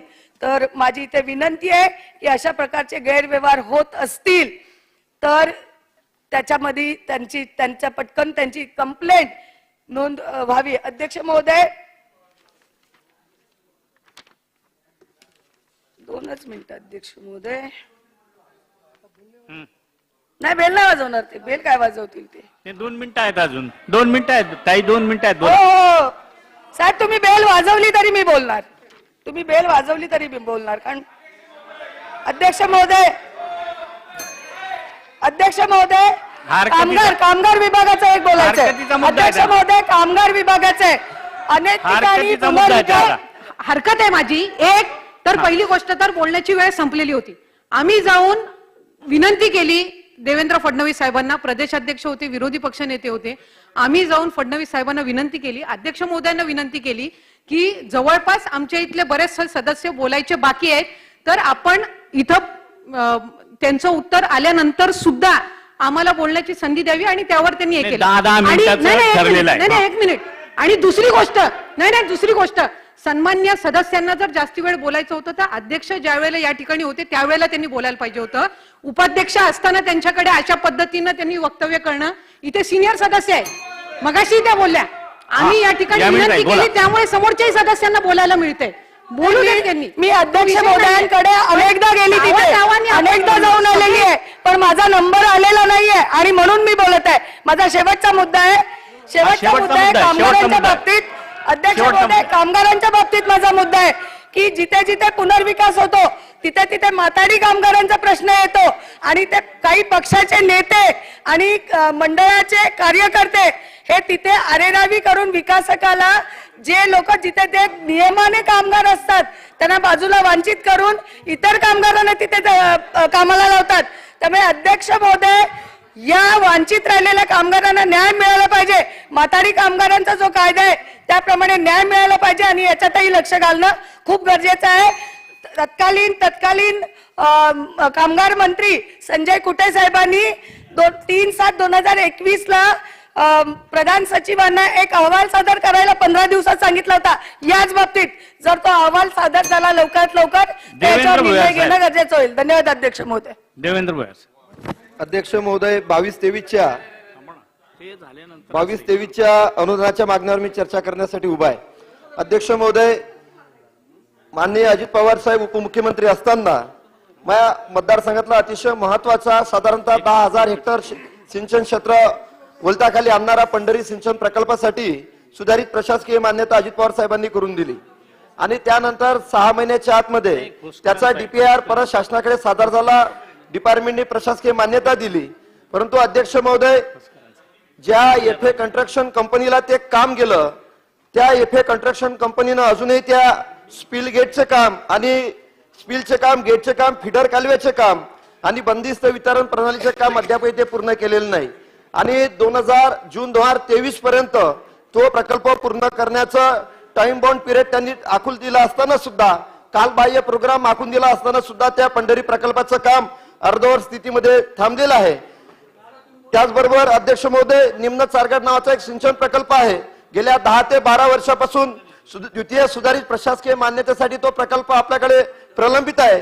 2009 मध्ये या प्रकल्पाला मान्यता मिळाली. 150 कोटी खर्च करून 16 MCM क्षमतेचा हा प्रकल्प होता, परंतु 150 कोटी रुपये त्या प्रकल्पासाठी खर्च झाले आणि 9 MCMच प्रकल्प तो पूर्ण झाला, आणि 7 MCMच्या द्वितीय सुधारित प्रशासकीय मान्यतेचा प्रस्ताव अध्यक्ष महोदय आपल्याकडे आलेला आहे. अध्यक्ष महोदय, वरुड मोर्शी तालुका हा अतिशोषित भाग आहे. 2000 साली तिथे ड्राय झोन म्हणून घोषित करण्यात आलं, आणि आता राज्य सरकारनं, महाविकास आघाडीच्या सरकारनं वैनगंगा ते पैनगंगा हा प्रोजेक्ट अस्तित्वात आणला, आणि या सरकारने त्याला प्रशासकीय मान्यता करून दिल्याचं आता उपमुख्यमंत्री महोदयांनी आपल्या भाषणामध्ये सांगितलेलं आहे. परंतु अध्यक्ष महोदय, ज्या हेतूसाठी तो वैनगंगा आणि पैनगंगा प्रोजेक्ट आपण इथं कार्यान्वित करणार आहोत तो उद्देश सफल होणं गरजेचं आहे. त्यासाठी वरुड मोर्शी तालुक्यातील जे 165 गावं अतिशोषित गावं आहे ते गावं त्या प्रकल्पामध्ये समावेश करण्यात यावी, आणि नदीजोड प्रकल्पाच्या माध्यमातून पंढरी प्रकल्पामध्ये, शेखदेरी प्रकल्पामध्ये आणि पाक प्रकल्पामध्ये पाणी टाकून वरुड मोर्शी तालुक्यातील 165 गावाच्या सिंचन प्रश्नाचा त्यांनी निर्णय लावून देण्यात यावा.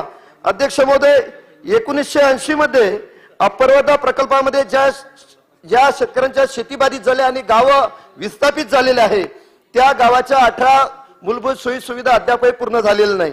त्यासाठी इतमगाव असेल, शिंगोरी असेल, आणि 2009 मध्ये निम्न चारगळ प्रकल्प पंढरी, खोपळा, बोंडा या गावाच्या 28 मूलभूत सोयी सुविधेसाठी सरकारने निधी उपलब्ध करून द्यावा.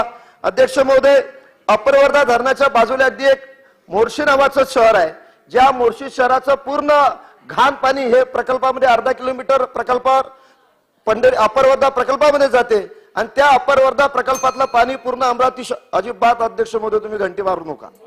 त्याचं कारण सांगतो. मी पहिल्या दिवसपासून नाव आपल्याकडे पाठवायला लागलो, नाव आलं नाही. अध्यक्ष महोदय, मी विदर्भातला एकदम सातपुड्याच्या पायथ्याशी राहणारा कार्यकर्ता आहे. त्यामुळे तुम्ही पूर्ण वेळ बोलण्याची संधी दिली पाहिजे. तुम्ही त्या पहिल्या रांगेला बोलायची संधी देता, चेहरे कोण काम करता का तुम्ही? आपण बोला. अध्यक्ष महोदय, आपल्या भागातील अपर वर्धा प्रकल्प. एक मिनिट. अध्यक्ष महोदय, काय चाललंय की सभागृहाचा डेकोरम बिघडत चाललाय. मग स्वसन्मानित सदस्य आपल्याला उद्देशून बोलल्या, हे सदस्य बोलतायत, तर त्यांना तुम्ही समज दिली पाहिजे किंवा ते शब्द त्यांचे काढून टाका ना तुम्ही. हे कुठलं चाललंय काय? हा, तसे ते काढून टाकू. अध्यक्ष महोदय, अपर वर्धा धरणाच्या बाजूले जे मोर्शी नावाचं शहर आहे, त्या शहराचं पूर्णतः घाणपाणी त्या प्रकल्पामध्ये जाते आणि त्या प्रकल्पाचं अमरावती शहर आणि इतर शहरांमध्ये पाणी पिल्या जाते. घाण पाणी पिऊन विविध आजार सुद्धा शहरातल्या लोकांना उद्भवत आहे. तर अपर वर्धा धरणाच्या बाजूला असणारं तिथे फिल्टर प्लांट जर उभा केला तर अतिशय शुद्ध पाणी त्या शहराला देता येईल. त्याबरोबर अपर वर्धा धरणामध्ये ज्या नळा आणि दमयंती आणि नागठाणा प्रकल्पातून चुडामणी आणि वही प्रकल्पातून सातनूर प्रकल्पातून जीवना आणि देवना ह्या ज्या नदी वाहते, या नदीच्या बाजूले पूर संरक्षण भिंत पूर नियंत्रणासाठी बांधणं हे फार गरजेचं आहे. अध्यक्ष महोदय, शेखदिरी नावाचा सिंचन प्रकल्प 1971 मध्ये तो प्रकल्प उभा झाला. आदरणीय मल्हारदादा माहुलकर यांच्या कार्यकाळात तो प्रकल्प उभा झाला. 2000 हेक्टर सिंचन क्षेत्र करणारा, उलटाखाली आणणारं, संत्रा बागाला पाणी देणारा हा प्रकल्प आहे. तिथं बंदिस्त वितरण प्रणालीचं काम कार्यान्वित करण्यात यावं अशी मागणी या आजच्या मागणीच्या अनुषंगाने आहे. ऊर्जा विभागाच्या संदर्भात, उद्योग विभागाच्या संदर्भात अध्यक्ष महोदय, वरुड मोर्शी तालुका हा पूर्ण संत्र्याचा बेल्ट आहे.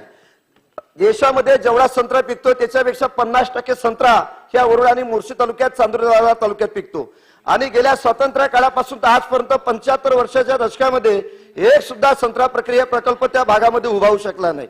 अध्यक्ष महोदय, इकडे उसाले राजश्रय मिळाला, द्राक्षाला राजश्रय मिळाला, परंतु संत्र्याला मात्र राजकीय इच्छाशक्तीच्या अभावी राजश्रय मिळू शकला नाही. अध्यक्ष महोदय, या मागणीच्या अनुषंगाने माझी विनंती आहे की नागपुरी संत्र्यावर प्रक्रिया होणारा एक संत्रा उद्योग प्रकल्प आणि कापसावर प्रक्रिया होणारा टेक्सटाईल प्रकल्प त्या वरुड मोर्शी भागामध्ये निर्माण झाला पाहिजे. अध्यक्ष महोदय, विजेच्या बाबतीत विदर्भातून सोपियातून आम्ही वीज देतो, पारसमधून वीज देतो आणि प्रत्यक्षात पाहिलं तर विदर्भामध्ये विजेचा प्रश्न फार गंभीर आहे. 5 ते 6 तास वीज आम्हाला मिळते, पण ते पण संध्याकाळी मिळते. तिकडे पूर्व विदर्भामध्ये आदरणीय राज्याचे उपमुख्यमंत्री महोदय यांनी 7 ते 8 तास 10 तास वीज करून घेतली, परंतु आमच्या इकडे अजूनही 6 तासाच्या वरती वीज मिळत नाही, ते सुद्धा रात्रीनं मिळते. अध्यक्ष महोदय, या मागणीच्या अनुषंगाने आपल्याला विनंती आहे की दिवसानं 15 तास वीज या संत्रा उत्पादक शेतकऱ्यांना त्यांच्या शेतीचं वलित करण्याकरता आपण द्यावी अशी विनंती आजच्या मागणीच्या अनुषंगाने मी करतो. अध्यक्ष महोदय, भूमिगत विद्युत वाहिनीच्या संदर्भात वरुड, मोर्शी आणि चंद्रधना घाट या 3 शहराचा प्रस्ताव RDSS नावाच्या योजनेमध्ये आमचा मंजूर झाला आणि 4 सबस्टेशन सुद्धा मंजूर झाले, 125 डीपीएस सुद्धा मंजूर झाल्या. अद्यापही निविदा प्रक्रिया त्याची राबवण्यात आली नाही. त्यासाठी विनंती आहे अध्यक्ष महोदय की तत्काळ निविदा प्रक्रिया राबवून आम्हाला न्याय देण्यात यावा. अध्यक्ष महोदय, एकच राहिला कामगार विभागाच्या अतिशय महत्वाची मागणी आहे. आपण सगळ्या विभागाचे महामंडळ तयार केले, समाजाचे महामंडळ तयार केले, परंतु स्वतंत्र शेतमजूर कामगार मंडळ आपण तयार केलं नाही. या सभागृहाच्या अनुषंगाने विनंती आहे की स्वतंत्र कामगार मंडळ उभं करून अपघात विमा योजना असेल, स्वतंत्र योजना असेल, आरोग्य सोयी सुविधा असेल, एकच राहिलं अध्यक्ष महोदय, एकच राहिलं साहेब, पाणी पुरवठ्याचं राहिलं. अध्यक्ष महोदय, आपण मला या ठिकाणी बोलून दिल्याबद्दल मी सुरुवातीला आपले आभार या ठिकाणी मानते. अध्यक्ष महोदय, या मागण्यांच्या चर्चावर सुरुवात करण्याच्या आधी माझी एक फक्त विनंती राहील. खाडेसाहेब, आपण या ठिकाणी आहात, आम्ही सर्व पहिल्या टर्मचे सदस्य आहोत, जवळपास 100 पेक्षा अधिक हे पहिल्या टर्मचे आमदार आहेत. आपण अनेक वर्षांपासून या सभागृहामध्ये आहात. मगाशी सन्मान्य सदस्य त्या ठिकाणून बोलल्या, त्याचा म्हणजे एक हरकत म्हणून मी या ठिकाणी उभी राहिली, ही यासाठी की पहिल्या टर्मच्या आमदारांना आपण सगळ्यांनी शिकवलं पाहिजे की आम्ही या खुर्चीचा मान सन्मान कसा ठेवावा. त्याच्यामुळे मगाशी आम्ही सगळे सदस्य जे आहोत आम्ही मागणी केली अध्यक्ष महोदयांकडे आणि त्यांनी ती मान्य केली आणि ती केल्यानंतर आपल्या सर्वांना या ठिकाणी त्याच्यामुळे माझी या ठिकाणी विनंती राहील की अशा पद्धतीनं विनाकारणचे आरोप प्रत्यारोप होऊ नयेत. सगळेच आपण कळकळीने या ठिकाणी विनंती शासनाकडे करत असतो. अध्यक्ष महोदय, आपल्या गृह विभागाच्या अंतर्गत शासनाला या ठिकाणी माझी विनंती राहील की पोलीस उपनिरीक्षक भरती प्रक्रिया 2021 मध्ये मुख्य परीक्षा उत्तीर्ण झालेल्या ज्या विद्यार्थिनी आहेत त्यांची शारीरिक चाचणी करिता 2023 मध्ये निवड करण्यात आलेली आहे. प्रामुख्याने शारीरिक चाचणीमध्ये महिला उमेदवारांना 400 मीटर धावण्यासाठी 1 मिनिट 15 सेकंड हे त्या ठिकाणी वेळ देण्यात येतो आणि तोच इतर राज्यामध्ये जवळपास 1 मिनिट 30 सेकंड हा वेळ देण्यात येतो. आपल्याला माहिती आहे की शारीरिक तपासणीमध्ये 1 सेकंडचं किती महत्व असतं. 1.30 सेकंड ते 2 मिनिटं इतका वेळ देण्यात येतो. सदर प्रक्रियेत पुरुषांकरता 800 मीटर साठी 2 मिनिटं 30 सेकंड इतका वेळ देण्यात येतो. अध्यक्ष महोदय, आपण जर बघितलं तर शारीरिकरित्या पुरुष असतील महिला असतील यांच्यामध्ये फरक असतो. शारीरिकरित्या पुरुष हे जास्ती पद्धतीने सक्षम, फिजिकली जास्ती स्ट्रॉंग असतात. आज जर आपण बघितलं तर इतर राज्यांना जितका वेळ महिलांना दिला जातो त्यासाठी 400 मीटर धावण्यासाठी तितकाच वेळ हा दिला जावा. आणि दुसरं म्हणजे जी लॉंग जंप आपण म्हणतो 4 मीटर लांब उडी जी मारावी लागते ती अट ही 2020 मध्ये ती अट रद्द करण्यात आली होती. पण यावेळेस ज्या वेळेला 2023 मध्ये शारीरिक ची जी परीक्षा आहे ती सुरू करण्यात आली त्यावेळेला ती लॉंग जंप ही पुन्हा एकदा त्या फिजिकल टेस्ट मध्ये त्यांनी इन्क्लूड केलेली आहे. माझी शासनाला गृह विभागाला विनंती राहील की आपण ती चाचणी त्या ठिकाणी म्हणजे ती जी टेस्ट आहे ती 2020 मध्ये रद्द करण्यात आलेली होती आणि तोच नियम कायम ठेवावा. का तर अनेकदा ज्या वेळेला या महिला किंवा ज्या पात्र झालेल्या विद्यार्थिनी असतात या परीक्षा द्यायला येतात त्यावेळेला मासिक त्रास असतो, त्यांना मासिक पाळीचा अनेकदा त्रास असतो. काही वेळेला फिजिकली सुद्धा त्या तितक्या पद्धतीने स्ट्रॉंग नसतात आणि त्यांना पुढे आणखीन फिजिकली हे होऊ शकतील. असा निर्णय इतर राज्यांनी घेतलेला आहे. त्याच्यामुळे आपल्या राज्यानेही तशा पद्धतीचा निर्णय हा ठिकाणी घ्यावा अशी आपल्या माध्यमातून विनंती राहील. ट्रॅव्हल एजन्सीच्या फसवणुकीमुळे महाराष्ट्रातील शेकडो महिला या ओमान या देशामध्ये अडकल्याची तक्रार ही महिला आयोगास नोव्हेंबर 2022 मध्ये त्या ठिकाणी अध्यक्ष महोदय प्राप्त झालेली आहे. आणि या संदर्भामध्ये अनेक तक्रारी या गृह विभागाकडे केल्यानंतर सुद्धा जास्त महिला या वेगवेगळ्या आपल्या राज्यातल्या वेगवेगळ्या विभागातून त्या ठिकाणी ओमानला नोकरीसाठी जातात आणि मग तिथं ट्रॅव्हल एजन्सीकडनं त्यांची फसवणूक केली जाते, त्यांचं लैंगिक शोषण सुद्धा करण्यात येतं. अध्यक्ष महोदय, यामध्ये विदर्भातील एक महिला आहे त्यांनी पुढाकार घेऊन काही महिलांना तिथून सुटका करून आणली. पण माझी या ठिकाणी आपल्या माध्यमातून विनंती राहील की राज्य शासनाने आणि गृह विभागाने खासकर याच्यामध्ये लक्ष घालून या ज्या बेपत्ता किंवा तिथं ओमानमध्ये अडकलेल्या महिला असतील त्यांना त्या ठिकाणी सुरक्षितरित्या परत आणण्यासाठी ज्या काही तातडीच्या उपाययोजना आहेत त्या ठिकाणी कराव्या. अध्यक्ष महोदय, पाणी पुरवठा अंतर्गत केंद्र शासनाने हर घर जल अशी ही योजना जी आहे ती त्या ठिकाणी जाहीर केलेली आहे. महाविकास आघाडीच्या कार्यकाळामध्ये जल जीवन मिशन अंतर्गत हजारो कोटींचे आपण आराखडे त्या ठिकाणी तयार करून घेतले, सर्वे जे करायचे ते त्या ठिकाणी नेमले गेले. पण अध्यक्ष महोदय, मी या ठिकाणी अतिशय महत्वपूर्ण बाबीकडे सगळ्यांचंच लक्ष वेधू इच्छिते.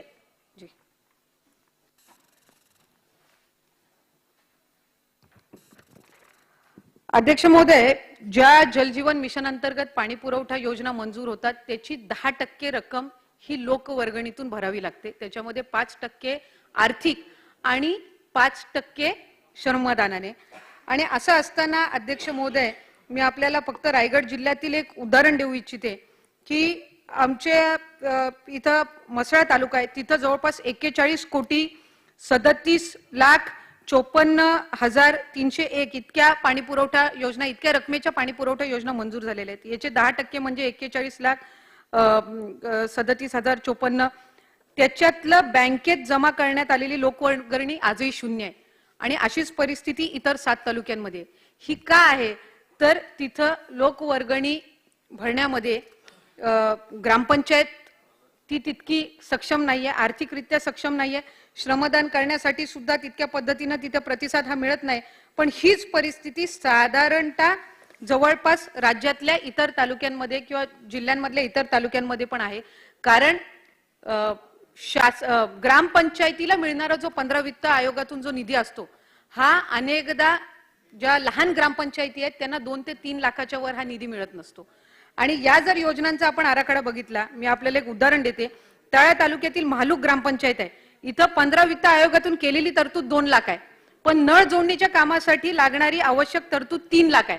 जर हे 2च्या 2 लाख जर या ग्रामपंचायतीनी त्या योजनेच्या नळ जोडणीवर खर्च केलं तर यांना इतर कामांसाठी खर्चासाठी 1 रुपयाही त्या ठिकाणी शिल्लक राहणार नाही. इथं जितके सदस्य आहेत यांनी जर आपापल्या मतदारसंघातली पण माहिती घेतली तर नळ जोडणीसाठी जो लागणारा खर्च आहे निम्म्यापेक्षा जास्ती ग्रामपंचायती तो खर्च काही पेलू शकणार नाहीत. मग त्याचं टेंडरिंग करायला, त्याची वर्क ऑर्डर करायला आपण काय करतो, तर जे ठेकेदार असतील त्यांना आपण सांगतो की लोकांच्या वतीने लोकवर्गणी म्हणून तुम्हीच त्या ठिकाणी 10% रक्कम आपण भरावी, अशी आपण त्या ठेकेदारांना अनेक वेळेला काम सुरू होण्यासाठी म्हणून प्रयत्नासाठी म्हणून मुख्य कार्यकारी अधिकारी असतील, पाणी पुरवठा विभाग असेल सांगण्यात येतं. याच्यानी कामाचा दर्जा हा टिकून राहत नाही, कारण 10% रक्कम ठेकेदारांनी भरल्यानंतर त्याच्या जी काही कामाला लागणारा खर्च असतो त्याच्यातून ती हे रक्कम भरतात आणि म्हणून ते काम हे चांगल्या दर्जाचं अध्यक्ष महोदय होत नाही. आणि ग्रामपंचायत ह्या तितक्या पद्धतीनं सक्षम नाहीयेत की त्यांचा 15 वित्त मधला सगळ्याच्या सगळा निधी याच्यावर खर्च करू शकतील. खाडेसाहेब, आपण आपल्या मतदारसंघातली माहिती घेतली तर ज्या लहान ग्रामपंचायती आहेत त्या तितक्या पद्धतीनं सक्षम नाहीयेत. म्हणून माझी शासनाला पाणी पुरवठा विभागाला विनंती राहील की ज्या योजनांच्या नळ जोडणीचं जे काही खर्च आहे त्या आराखड्यामध्ये जर त्यांनी समाविष्ट केलेलं नसेल तर त्यांनी ते सुद्धा त्या आराखड्यामध्ये समाविष्ट करून घ्यावं, जेणेकरून ग्रामपंचायतीवर किंवा लोकांवर हा भार हा त्या ठिकाणी अध्यक्ष महोदय पडणार नाही. ऊर्जा विभागाअंतर्गत अध्यक्ष महोदय मागच्या जून 2020 मध्ये निसर्ग चक्रीवादळाचा फटका कोकणात बसला, त्याच्यानंतर तौक्ते चक्रीवादळ आलं, महापुराचा सुद्धा फटका हा 2021 मध्ये बसला आणि त्याच्यानंतर तत्कालीन महाविकास आघाडीच्या सरकारमध्ये भूमिगत विद्युतीकरण करणे, अंडरग्राउंड इलेक्ट्रिफिकेशन याचे आराखडे त्या ठिकाणी अध्यक्ष महोदय तयार करण्यात आले आणि त्याच्यामध्ये पहिल्या टप्प्यात सन्मान्य विरोधी पक्षनेते तत्कालीन उपमुख्यमंत्री अर्थमंत्री म्हणून त्यांच्याच दालनामध्ये अजितदादांच्या दालनामध्ये ती बैठक झाली आणि त्याच्यामध्ये समुद्र किनाऱ्यालगत जे तालुके आहेत ज्यांना दरवर्षी चक्रीवादळ असेल किंवा नैसर्गिक आपत्तींचा फटका बसतो त्या तालुक्यांना प्राधान्य देऊन तिथं अंडरग्राउंड इलेक्ट्रिफिकेशन करण्यात यावं आणि त्या संदर्भातला आराखडा तयार करण्याची त्या ठिकाणी अध्यक्ष महोदय निर्णय घेण्यात आला आणि म्हणून त्यानुसार माझ्या इथल्या कोकणातल्या श्रीवर्धन तालुका असेल, मुरुड असेल किंवा अलिबागचं काम मंजूर आहे पण त्याला गती देणं गरजेचं आहे, त्यामुळे श्रीवर्धन असेल, मुरुड असेल या आणि रत्नागिरी मधल्या काही तालुक्यांचा आराखडा त्या ठिकाणी शासनाकडे आलेला आहे आणि त्याला मंजुरी मिळावी अशी या ठिकाणी अध्यक्ष महोदय मी विनंती करते. महाविकास आघाडी सरकारच्या कालावधीमध्ये मॅग्नेटिक महाराष्ट्र 2.0 या हा लॉन्च झाल्यानंतर जवळपास अध्यक्ष महोदय कोविडच्या कालावधीमध्ये सुद्धा राज्यामध्ये मोठे उद्योग आणण्यामध्ये तत्कालीन सरकार हे यशस्वी ठरलं होतं आणि जे करार त्यावेळेला करण्यात आले आजही अनेक त्यातले जे लँड अलॉटमेंट आहेत किंवा प्रोजेक्ट प्लॅन्स आहेत किंवा त्याचे एक्झिक्युशन आहेत हे त्या ठिकाणी अंमलबजावणी जी आहे ती अध्यक्ष महोदय अजून झालेली नाहीये. त्यामुळे माझी उद्योग विभागाला विनंती राहील की महाविकास आघाडीच्या सरकारच्या कालावधीमध्ये सुद्धा जे काही एमओयू म्हणजे जे सामंजस्य करार झालेले असतील त्याही कंपन्यांच्या जे काही फॉर्मॅलिटीज आहेत, जे काही त्यांची प्रोसिजर आहे त्यांनाही गती द्यावी, जेणेकरून राज्यामध्ये अधिकाधिक रोजगार उपलब्ध करून देण्यामध्ये आपण त्या ठिकाणी यशस्वी ठरू शकू. अध्यक्ष महोदय, आपण मला या ठिकाणी बोलण्याची संधी दिल्याबद्दल सीमाताई. सन्माननीय अध्यक्ष महोदय, अर्थसंकल्पावर चर्चा करत असताना गृह विभागाच्या काही मागण्या मी इथे मांडणार आहे. आमच्या मतदारसंघात सिडको येथील जी पोलीस इमारत आहे ती अतिशय जुनी आहे. जवळपास 40 वर्षापूर्वीची ती इमारत असल्यामुळे तिथे अत्यंत दुरावस्था आहे. आज कस्टडी असेल किंवा कोणी तक्रारदार असेल यांना बसण्यासाठी सुद्धा व्यवस्थित जागा नाही आणि त्यामुळे सिडको इथे अद्ययावत इमारत बांधकाम करणे हे प्रयोजित करावे. त्याचबरोबर आमच्या इथे पाथर्डी फाटा, सातपूर इथे पोलीस वसाहत मोठ्या प्रमाणात आहे आणि आज जर तिथे गेलं तर ड्रेनेज असेल किंवा पाणी असेल, इतर दुरावस्था खूप मोठ्या प्रमाणात झालेली आहे आणि त्यामुळे तिथे पोलीस वसाहतीत देखील नूतनीकरण करणं फार आवश्यक आहे. कारण जे पोलीस लोक हे आपल्यासाठी सुरक्षा ठेवतात आणि तिथे जर त्यांची राहायची व्यवस्था व्यवस्थित नसेल तर मला वाटतं ती व्यवस्था व्यवस्थित करणं हे फार महत्वाचं आहे. सातपूर येथे मागच्या वर्षी आदरणीय मुख्यमंत्री तत्कालीन देवेंद्रजी फडणवीस यांनी सातपूर येथे इमारत बांधण्यासाठी निधी दिलेला होता आणि आज ती इमारत पोलीस इमारत ही बांधून तयार आहे. परंतु त्या भागात तिथे जी वसाहत आहे ती देखील नूतनीकरण करणं आवश्यक आहे आणि त्यामुळे त्यावेळेला जो निधी दिला तो अपुरा पडल्यामुळे पुढे देखील ती वसाहत नूतनीकरण करण्यासाठी निधीची तरतूद करणं हे आवश्यक आहे.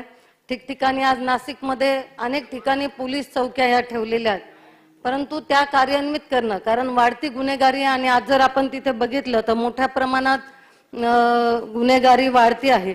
तर ही वाढती गुन्हेगारी ही रोखण्यासाठी आपल्याला ज्या ज्या ठिकाणी पोलीस इमारत आहे त्या कार्यान्वित करणं आणि त्याचबरोबर मनुष्यबळ वाढवणं, कारण कमी संख्या असल्यामुळे किंवा मनुष्यबळ अपुरा असल्यामुळे पोलीस यंत्रणेवर देखील मोठ्या प्रमाणात ताण येतो आणि त्या ड्युटी करत असताना तेवढ्या संख्येमुळे ते काम पाहिजे तसं होत नाहीये.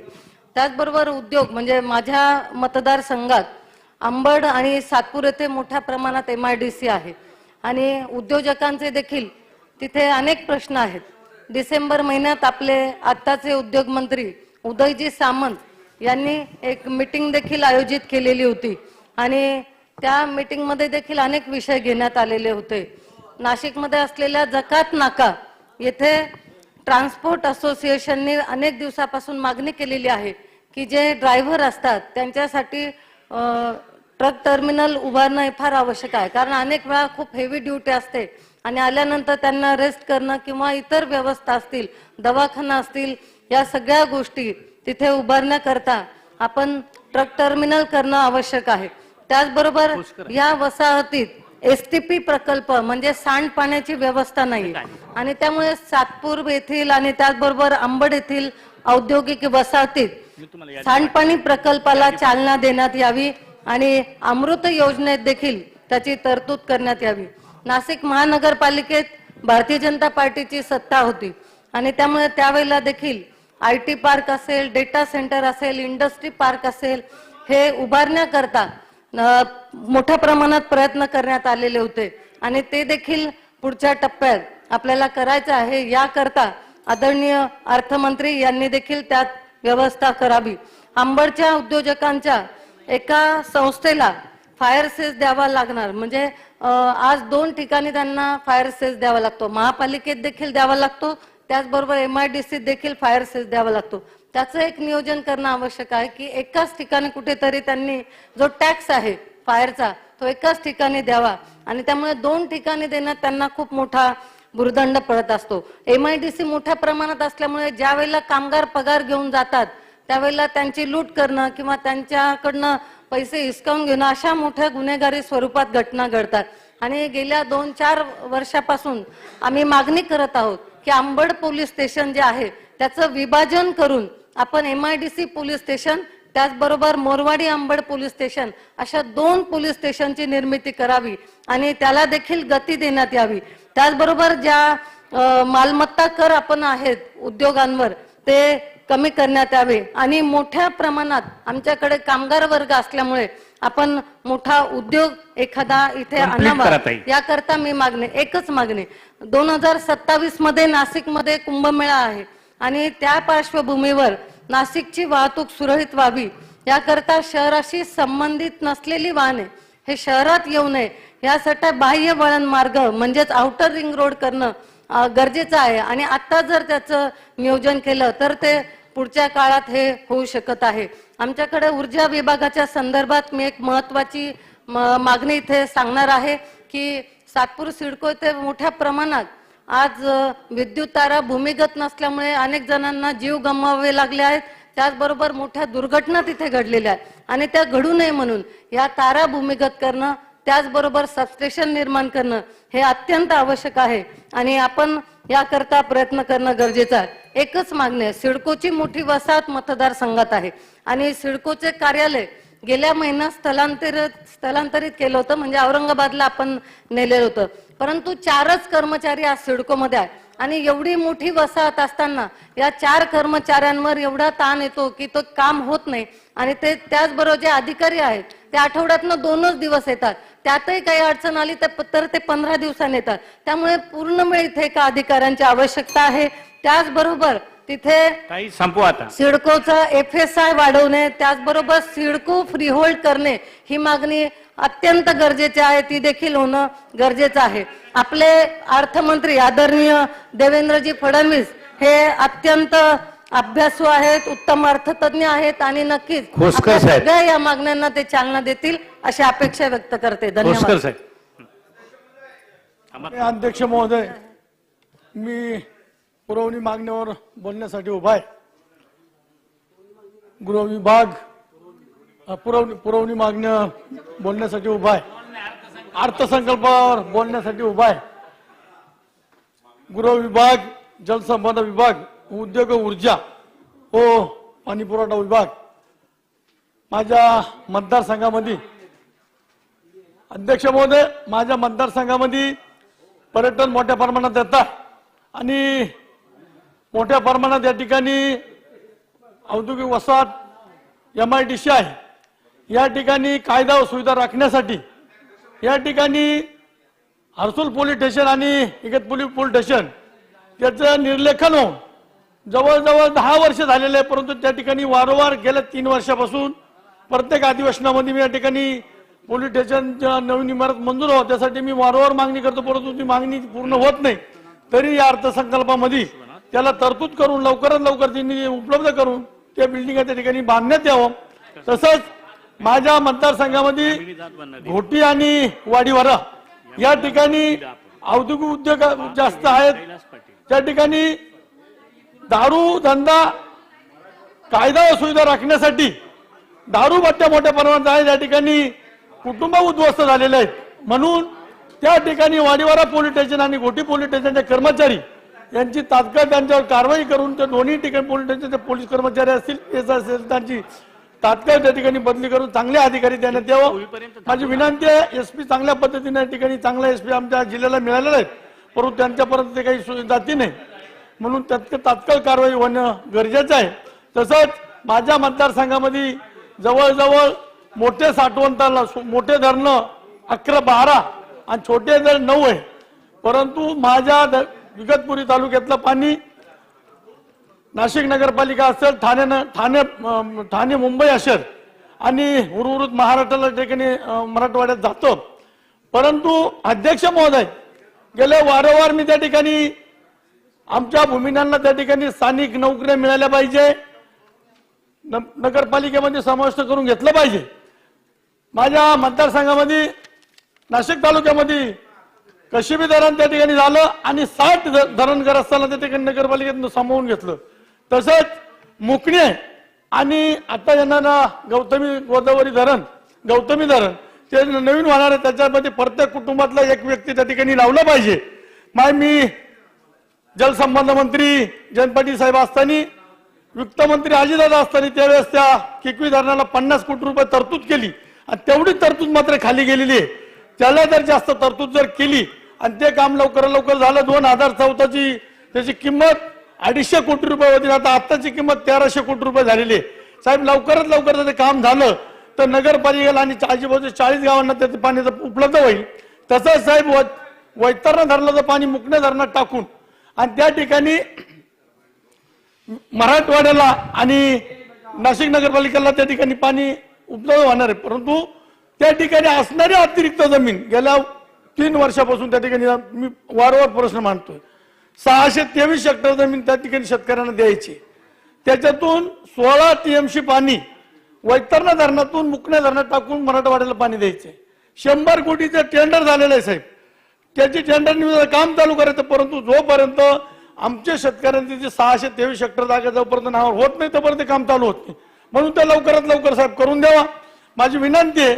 तसंच त्या धरणातले काही जे लोक भूमिहीन झाले त्यांनी रस्त्याला लागून ज्या काही जमिनी घेतल्या रोडला लागून त्यांचे काही छोटे मोठे व्यवसाय धंदे, परंतु 10 वाजता त्या ठिकाणी पोलीस डिपार्टमेंट बंद करते.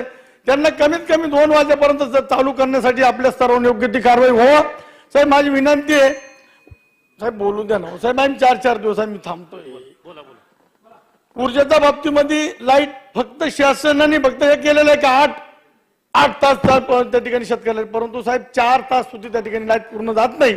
शेतकऱ्यांची मोठ्या प्रमाणात त्या ठिकाणी लागवड असेल, शेतीचे पिकं असेल नुकसान झालेले, परंतु ती 8 तास का होईना 6 तासपर्यंत रेग्युलर त्या ठिकाणी लाईट द्यावं. माझी विनंती आहे साहेब, माझ्या मतदारसंघामध्ये कमीत कमी 45 MIDC कंपन्या आहे, रिसॉर्ट मोठ्या प्रमाणात.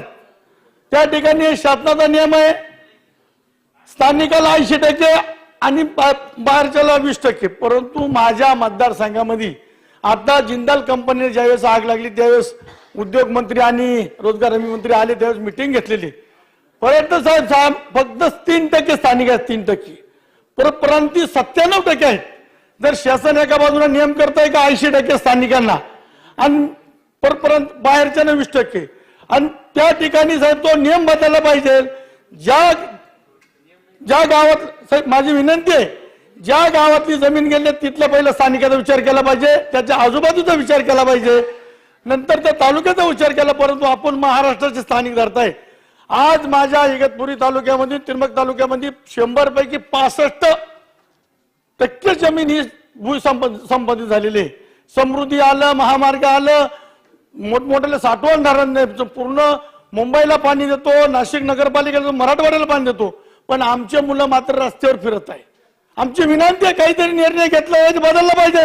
आम्ही बँकेच्या देठापासून काढतोय, बोलतोय, निर्णय काहीच होत नाही. साहेब जे काही ठिकाणी इगतपुरी तालुक्याला जसं नाशिक तालुक्यात कशिबी धरणाच्या बाबतीमध्ये सगळे नियम बाजूला ठेवून 60 मुलं त्या ठिकाणी नगरपालिका घेतले, तसं माझ्या इगतपुरी तालुक्यातली मुकणा असेल, वैतरणा असेल, दारणा असेल, त्या ठिकाणी आता किकवी धरण असेल, याचा विचार करताना ज्या नगरपालिका भरती राहील ते 5% न करता त्यांना स्पेसिफिक त्या ठिकाणी नोकरीमध्ये समाविष्ट करून घ्यावं.